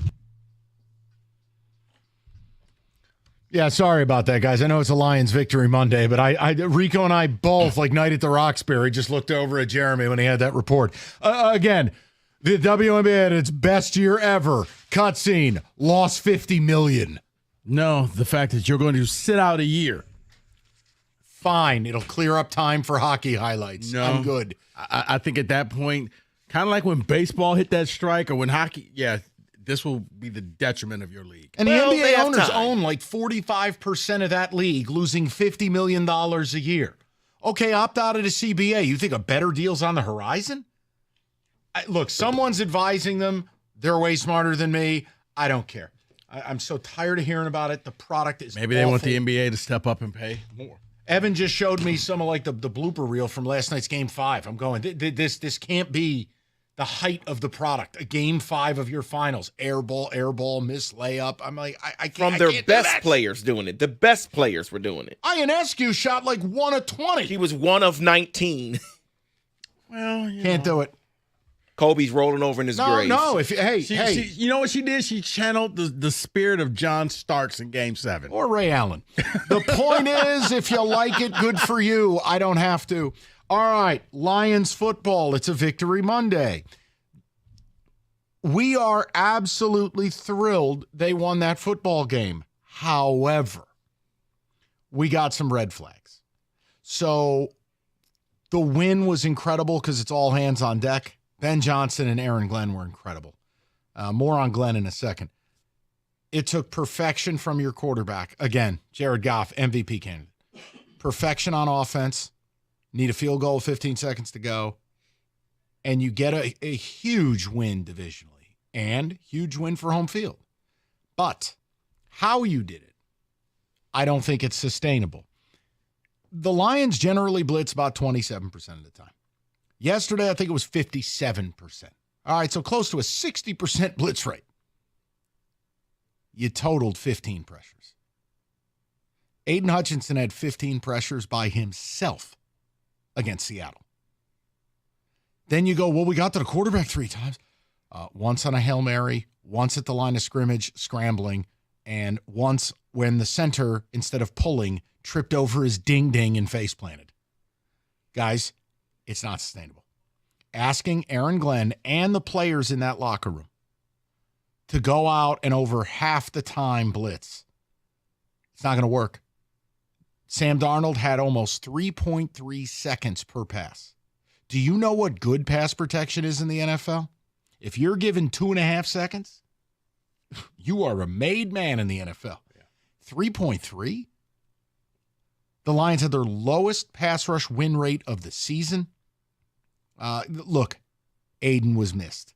It's an incredible win. It's what good teams do, and your team is very good. But if we're looking for a parade down Woodward, I walked out of that game equal parts happy and convinced they need to make a trade. They need a pass rusher. Now, it doesn't have to be today. And I'm not one of these hosts who's going to get angry. Like you have some people at this station that want to get all angry when people bring up Max Crosby. Why? Make them say no. Why? You got TJ texting the guy left and right. What the hell's the difference? Dream. I mean, Christ, Khalil Mack got traded out of nowhere. How about now? I just talked to Rieger. He's out there. His feet are up. He did shower today. We're very excited. Well, he came in after playing golf a couple weeks ago. He stunk like a homeless person. But he said there's now reports coming out of Cleveland. Teams are kicking the tires on Myles Garrett. Well, good. Be one of the teams to kick that tire. I'm not saying you have to do it. I don't want to see you do anything injurious. But if you came to me and said it was 2 first-round picks and a second for Myles Garrett, and I'd have to do some Yale capology to done. Done. Because this is the best team in my life for the Detroit Lions, and you have a major issue up front. Davenport's dead. Aiden's dead. If yesterday's the model for how they got to win, Rico, where Goff's basically got to go 20 out of 21, and you got to blitz 60% of the time, that's not the recipe. Yeah, because you ended up winning the game by 2. You got to play mistake-free football, meaning Goff, no interceptions. You suffered a fumble, and you were able to recover from that, but you're not going to play perfect football, and you're not going to be able to do that. Because the beauty of it, the beauty of it was Minnesota had no tape on what you were going to do defensively. Okay, now the rest of the league sees, oh, this is it? Are you really going to try to blitz over 50% of the time? We'll come up with some new plays. And again, the high in the league is about 36%, which is Denver and Minnesota. Just to give you a context for what a blitz rate that approaches 60% looks like. I mean, that's chaos. Now, is your offense good enough to keep you in just about every game? Yes. But we're trying to win a Super Bowl. So I'd like to know what you came out of it with yesterday. I mean, obviously, Goff MVP stuff, we should have a conversation. Do you realize over the last 4 weeks, you have more touchdowns, 18, than you have incompletions, 16, in 4 games? That is a level of offensive perfection I don't know that I've ever seen. Is that sustainable? Probably not. And it's not fair to the offense to put him in a position where that becomes the expectation. So I'd like to know where you're at with it. 248-539-9797. It was an incredible job. But I think the Lions are self-aware. Dan Campbell talked about it today. Greg Olsen talked about it on the broadcast. Mm-hmm. I don't think any intelligent person, anybody who knows football saw that. Now, you're getting a lot of the irrational euphoria callers on the other day parts. We're winning it all. Okay, cool. Then just you guys stay there and we'll be here. Like, I want to talk reality. This team is really good, and they're missing one real big piece. I can't. 2 weeks from tomorrow, Brad's got to deliver the mail on something. Because my biggest fear was they're going to fall in love and say, hey, we got this done against Minnesota. We got Tennessee coming in. You're 10.5-point favorites. You know what? This works. But I was very encouraged when I heard what David said. Dan Campbell sees this. They see this. So they're not being seduced by, winning, but it's not sustainable because, guys, like it or not, I know they're going to go 15-2, 14-3. There are a lot of good quarterbacks that will take advantage of the fact that you can't put pressure to them, and they'll pick the team apart. You don't want that to happen. You got Love. You got Allen. You got Stroud. You Caleb Williams. You have quarterbacks that are coming down the pipe. You got to be able to put the pressure on them, make them uncomfortable, and actually get to them when you do blitz and get sacks, meaningful sacks, not last play of the game sack. I think the stat that I saw was 27 four-man rushes. No blitz, 3 pressures. Unsustainable. I'm thrilled you pulled it off yesterday. And you'll drop a bomb on the Titans because they don't even want to get out of bed in the morning. But before November 5th, we got to do something here now. And I'm not pounding the desk and making a demand. I'm also not mad. Like, I want people to dream. The beauty of sports is you get to dream about something you've never gotten before. Part of that is shoot for the stars. Both the Browns and the Raiders are in complete disrepair. Find out the pricing. Look, if they come back with something offensive, you say no. But I don't get why people get triggered by it. It just makes no sense to me. Like, I'm going to get mad at a listener, Rico, because they want Max Crosby. Why? You know what? Here's 3 first-round picks. Let's go. If that's not good enough for you, well, keep them and keep losing. I don't care. Myles Garrett, face of the franchise. Woo! Great, you were just calling out the fans yesterday, and the town hates the team. So how do you want to spend your last formative years? Brother, Niners lose to the Cowboys. You can call for Nick Bosa. Dream big. Wait a minute. I'm in. Does that include his gigantic helmet he wears? Yeah, if you're offering 3 first-round picks, come on. Nick Bosa? Oh, I'm in. This is great. Are you reporting that? No. I'm kidding. 248-539-9797. I was about to go breaking news here. I know. I said lose to the Cowboys. Here's what we'll do. We'll let Kenny screen the calls. We will get to those calls next. We'll get some ticket texts as well. Incredible win by the Lions yesterday. But are you more convinced than ever they've got to add a pass rusher? 248-539-9797. Rico? Mike, what do you need to do? Be curious. Oh! I was about to say something entirely different. No. Not while the mics are on. I was trying to... No, David. No. I was trying to set Mike up for radio tease. Well, here's what you're going to learn at Specs at LTU, the art of the radio tease. Or if you want to go into TV, you're a graphics design artist, Specs at LTU can help you get your dreams started. You want to make that career change. You're not happy. Specs at LTU hears you. They're asking you just to go be curious. Go visit the website, ltu.edu/specs. You're going to learn more about the broadcast media arts, the digital media arts, and graphics communications program taught through Specs at LTU right here in Southfield on the campus of Lawrence Tech. I was just there today. Beautiful campus, by the way. Look, you're going to learn by people who, like myself, who work in the business. And what does that mean? It means with the hands-on approach and expert faculty, you will learn the practical skills you need to succeed in today's media industry. So what are you waiting for? Be curious. Go and visit the website, ltu.edu/specs. That's ltu.edu/specs to learn more. Then while you're there, make magic by enrolling in Specs at LTU certificate program. Do that today.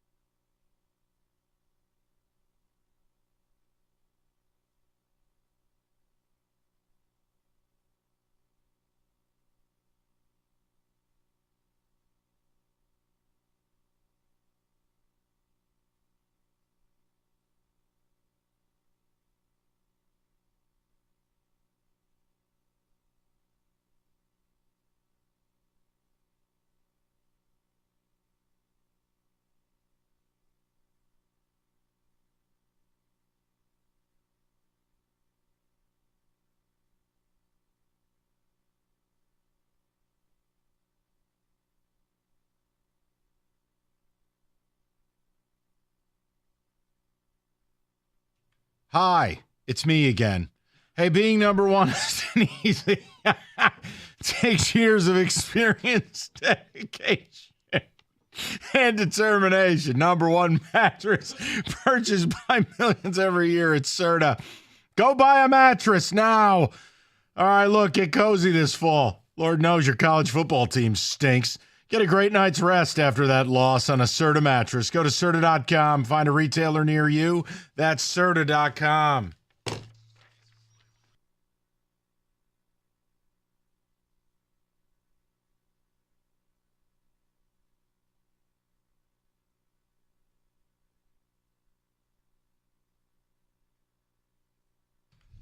All right, I'd ask for the ticket text, but that would require Kenny to read. So we'll opt for something safer. We'll go to Mike in Clinton Township, 97. Just seeing if you're paying attention, Kenny. Hey, Mike, how you doing, buddy? I'm doing well. Let me start off by saying thanks. For over the years, we've talked maybe 10 times, and you make my ride home from work great. Oh, well, thank you, bud. That said, you always go one step so too far that you drive me crazy. Okay. I agree with everything you're saying about trading for the defense and everything you're saying about the defense. Agree. I want to see a deal. That said, when you take that last baby step and you say, there's no way this Lions team can win a Super Bowl as is, then I say, oh, wait a minute. That offense is historic. We may be looking at the kind of offense that we're looking back at, 30 for 30, making a play on. We're getting past the small sample size. That 4-game, the stat you keep reading, the touchdowns more than incompletion. It's crazy, isn't it? Absolutely. With a historic level offense, could this team as is win it? Yes. Okay, so I want to make you a deal. This is a deal between gentlemen. Are you ready, Mike? I'm ready. If it is the first day of December and this team is in control of their own destiny for home field advantage, which means they play indoors as far as they go, and the offense is still humming like this, I will come to your side of things. But there's a long way between now and that. Is that fair? That's fair, but we're starting to get past that small sample size. When you start getting it 1 or 2 games like this, okay. You get to like 4, and you have to start going, oh my. Yeah, I agree with that. I get very leery of the one-dimensional team, meaning, hey, offensively, we're electric. We have to be perfect. In the playoffs, it always feels like that falls apart. And then 2, Mike, listen, if you trade for an edge rusher, and it doesn't have to be some of the sexier names, if you go out and get help, we're all aboard. I'm with you. Mike, I said they were winning the Super Bowl before the year started. The problem is that they lost both their edge guys. That's what I'm saying. I agree with you. I want to see their odds will go way up. This should be the Super Bowl favorite, bar none, in the league right now. But it's not because of the defense. Yeah, and again, I think you are the favorite in the NFC. I'm comfortable saying that. NFL, I can't get there yet. I do think there's another level to achieve to become maybe a Baltimore, a team of that ilk. And I'm not ready to throw Kansas City totally in the garbage, albeit I think what they're doing is fake. Yeah, and I think for some reason just Baltimore was just built to beat this Lions team. That's the one team I don't really think you want to face. And what about playoff Lamar? But can I add a caveat to what you said to the caller? Yes. It's injuries. They have not dealt with one on the offense. Yes, Frank Ragnow is dealing with his bicep. He doesn't get injured. But being banged up in December matters. If you're missing Laporta for a game or 2, that matters. I get what they're playing at right now, but this isn't right. This isn't December or January football yet. It's also the bridge between what Goff and this offense and Ben Johnson are doing right now, fellas, and then saying, okay, well, it's going to carry over for 15 more weeks. Yeah. I'm not ready to go there. Right. So, David, you mean having a receiver throw up on himself, or now one with a blown out ACL and MCL? Yeah, he's done for the year. Yeah. Sorry, Rico. At least he got paid. And it goes to, what did I say at the beginning? You don't pay receivers. You don't pay receivers that much money. Look, man, you're talking to a Giants fan. You think I'm giving you sympathy? No. You got the Yankees right now. You don't care. Yes, give me some sympathy. His quarterback hasn't won a home game since he signed the He's contract. got the Yankees Listen, and Soto. It's just a shame that your cute little ball club didn't make it to play the Yankees. Oh, I'm sure pitching chaos really would have worked. Would have struck Soto out. No, but Soto's the example for what the Lions need to do, because it's about players, not plays. Yeah, I went back and watched that at bat. And by the way, look, Brian Anderson, I bitch about play-by-play a lot now. Brian Anderson on TBS is very good with baseball. But it was him and Ron Darling and I forget the other numbnuts. It doesn't matter. The point is, every pitch, one of the guys was like, fellas, he's stalking Hunter Gaddis right now. Like, he was looking at the mound and like nodding his head. He's licking his lips. He's like, he looked like a serial killer. And then the ninth pitch comes, 97 up, and he goes 4 1/4. He was Signetti. Yeah, it was really like, I dare you. You know you want to throw this pitch. But the reason it's relevant is the Yankees traded for a guy that they had no guarantee to sign. They had to, quote, mortgage their future. Yeah, well, they're in the World Series. There's your future. And the guy they traded for in the seminal moment sent them there. I'm telling you, look at the last couple of Super Bowls, how they've ended. The best player on the field has made the plays. You have to give Aaron Glenn more tools to work with. I don't think it's fair to Aaron Glenn. Hey, Aaron, what's your plan this week? YOLO. Meanwhile, Ben Johnson's Lifestyles of the Rich and Famous with Robin Leach. That's not fair. Good example. You know what I'm saying, though. I mean, come on now. And I'm hoping they do. I still believe in my heart 2 weeks from tomorrow they will do something. I think they're going to do something. I don't think it's going to be the Crosby or the Garrett or this big-time splash. I know. I'm trying to set Detroit up. They know they're going to get somebody. It's going to help the team out, but it won't be that person. And it's probably going to cost them a 4th or 5th or 6th round selection. Oh, God. And then Crosby ends up on the Packers. All right, flavored crust pizza, Hungry Howie's. Let me tell you all about it. It's very simple. You're getting delicious pizza. You're also getting dinner on the table in 20 minutes. Settle in for a World Series you didn't make it to. And make a donation while you're at it. Oh, David, it's right there for you. Hungry Howie's is a 15-year relationship with the National Breast Cancer Foundation. And every dollar spent, a portion of the proceeds goes towards finding a cure. It's a great cause. And it also gets dinner on the table in 20 minutes for you. So, free order of Howie bread. Any online order of $25 or more. Don't just order pizza, order a little Love Hope in pizza. Do it with Hungry Howie's. Only in the month of October.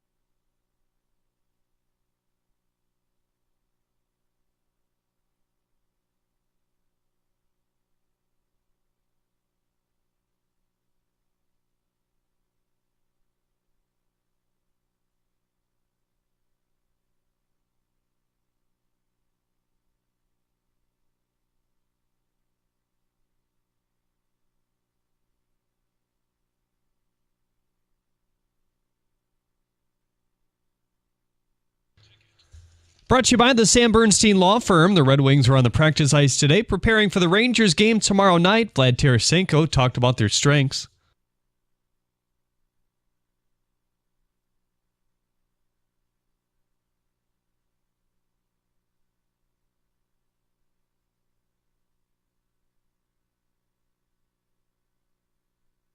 This breaking news, 49ers wide receiver Brandon Ayuk is out for the season with a torn MCL and ACL per Ian Rappaport.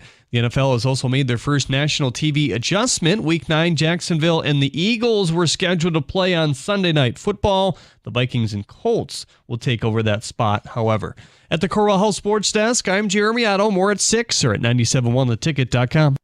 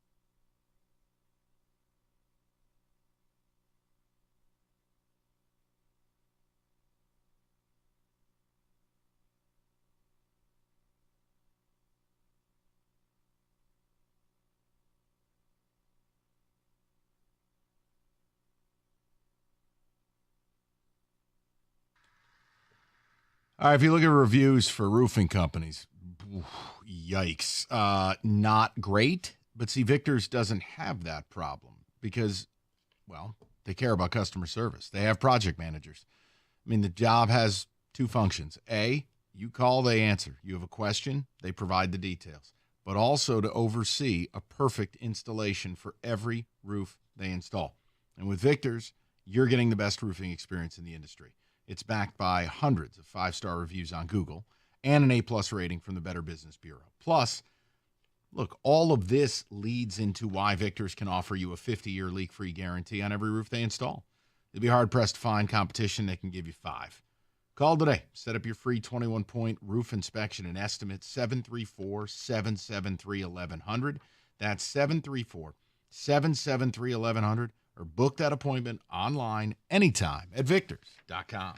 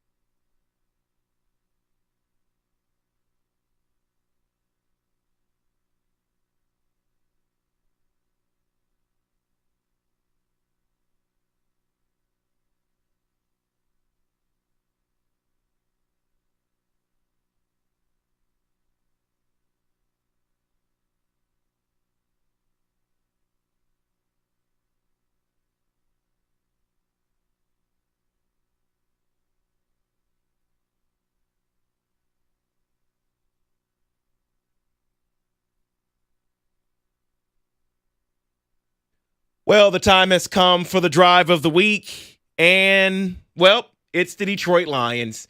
They went on an 8-play, 44-yard drive to win the game yesterday against the Minnesota Vikings. Started with Jahmyr Gibbs, a 4-yard run. Then he had a 14-yard run. Then it was a pass for 16 yards from Jared Goff.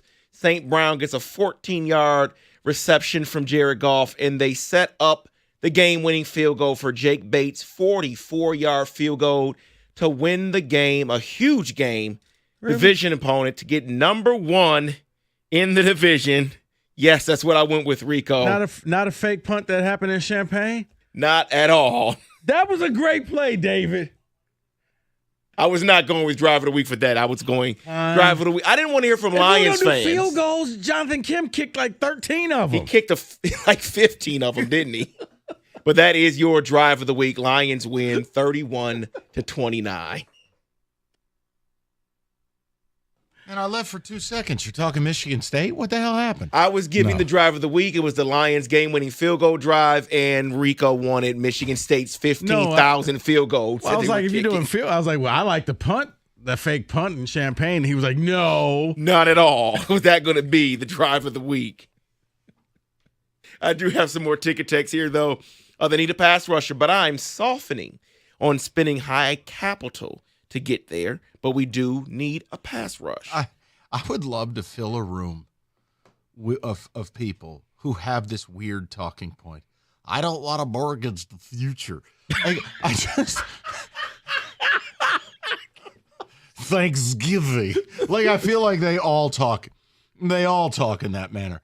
You do understand the only way you're doing that is if you're landing a all-pro / Hall of Fame type player. What are we mortgaging again?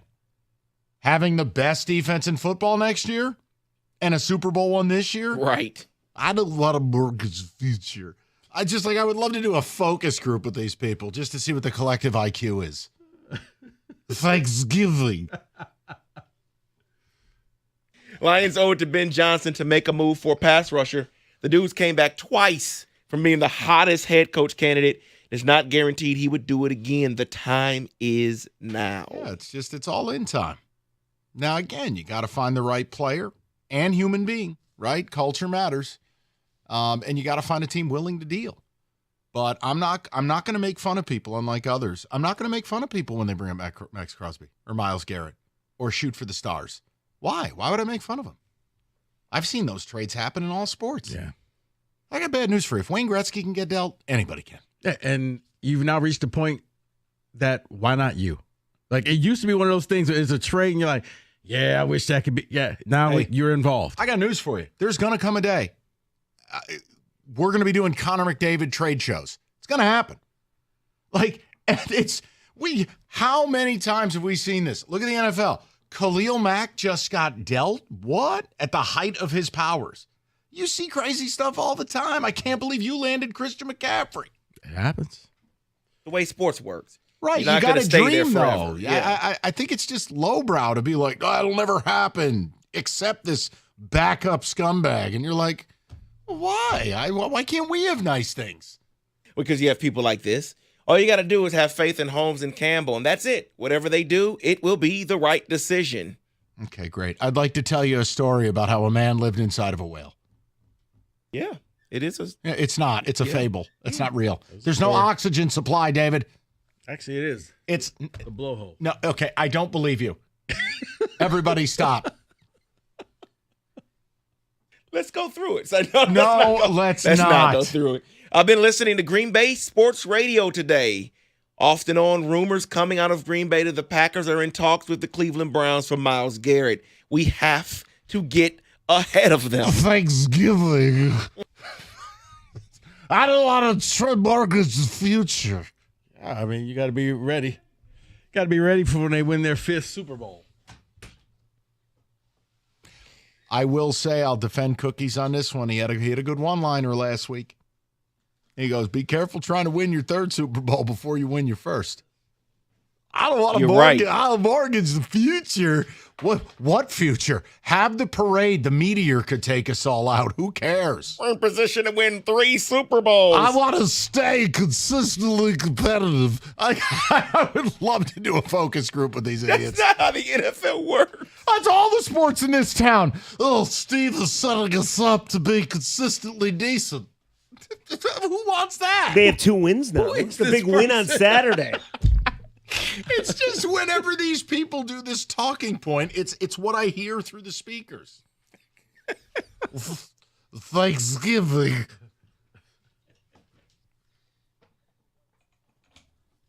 Okay. Oh, wow. Listen. Hey, they may be wearing them. Who stayed? I saw Jonathan Smith talking about the fact that he has that decision. So what is it going to be? What? Their unis. Not a white. Well, listen, they only have 2. We got rid of all the cool stuff. They're there. They're just. It's in storage. Yeah.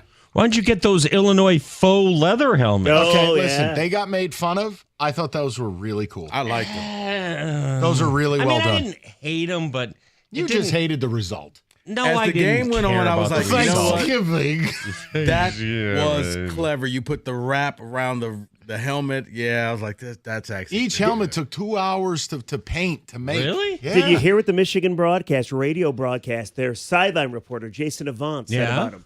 Well, He said they look like something that, comes out of there. your butt? Diarrhea. Yeah, so does your offense, Jason. Your offense is a never-ending stream of it. I was, With a turnover thrown in every now and then. Don't forget that. Yeah, because Please. when I heard about the leather helmet, I'm like, this isn't going to work. I was like, it worked. That was These fine. actually work. I mean, I have no Clever. problem with the attempt. It was just a bad football Didn't game. pop for me. Thanksgiving. With the jerseys, it popped. Not one off. That's it. You don't get to wear those ever again. No, I don't think they will. You But only just- get one 100-year anniversary, don't you? Of Red We Grange. seeing Davis Warren back this week? Could be. Yeah, I think it's Warren or Tuttle. I don't think it's Orgy. No, but why wouldn't you put Orgy in for some change-up plays like they did previously? Bob, I don't listen. I defer to you. Previous years when they threw him in every now and then, he Bob, always ran. Robert, I want to Gay say it to you yardage. again. Yeah. I have no understanding of anything your staff has done offensively all season. Well, nobody does. Especially in the bye week. Thanksgiving. That's my whole Nobody point. does. What did you do on the bye week? They enjoyed themselves. Would you go sit at Bo's grave all week? No, or they did you went do some game plan? They went recruiting. They have to go get some more offensive linemen. Okay then. What's next? We're going to the Lions look like they're pretty good. Are they good enough? No, they're very good. No, they're excellent. But they need a pass rush. Well, of course. But there's never been a Lions quarterback playing like Jared Goff is. And that's not even saying, even Matthew Stafford at his best Never this. faux MVP campaign Last years. 4 weeks, 18 touchdowns, 16 incompletions. Yeah, 85% completion percentage. Do you know what Goff's playing like? Um, Peak Drew Brees. Argue it. Yeah, I mean, he's great at taking what's there. I mean, But he's also cutting it loose, intermediate. Oh, J-Mo's too fast for him. What about that dime he dropped to Amon All Ra? the stupidity I can't take. Oh, you mean the slot merchant? Oh, yeah. Regards, My God. George Pickens. Yeah, or the best receiver in the sport. The big question is, was Chris Christie devastated Okay. after that game the other day? Oh. You think he was upset? Wait, what do you call? Oh, good old front butt, right? I didn't say that. Isn't that no? I don't. That was Charlie Weiss. I don't think Oh, about. Charlie Weiss was front I butt. don't I think knew. about Chris Christie. I don't want to look at Chris Did Christie. you hear what Dan Campbell said about Chris Christie No, today? I don't He know. didn't say much. He did. He I said the know last time he was called classless was when he tried to drink wine out of a bottle. Right. Yeah. What he said. Rieger was acting like he All right. fired back at him. All right. It was fun. Did you hear what Campbell said? All right, that's enough. We're talking Lions. I'm out. I'll see you guys later. Big game.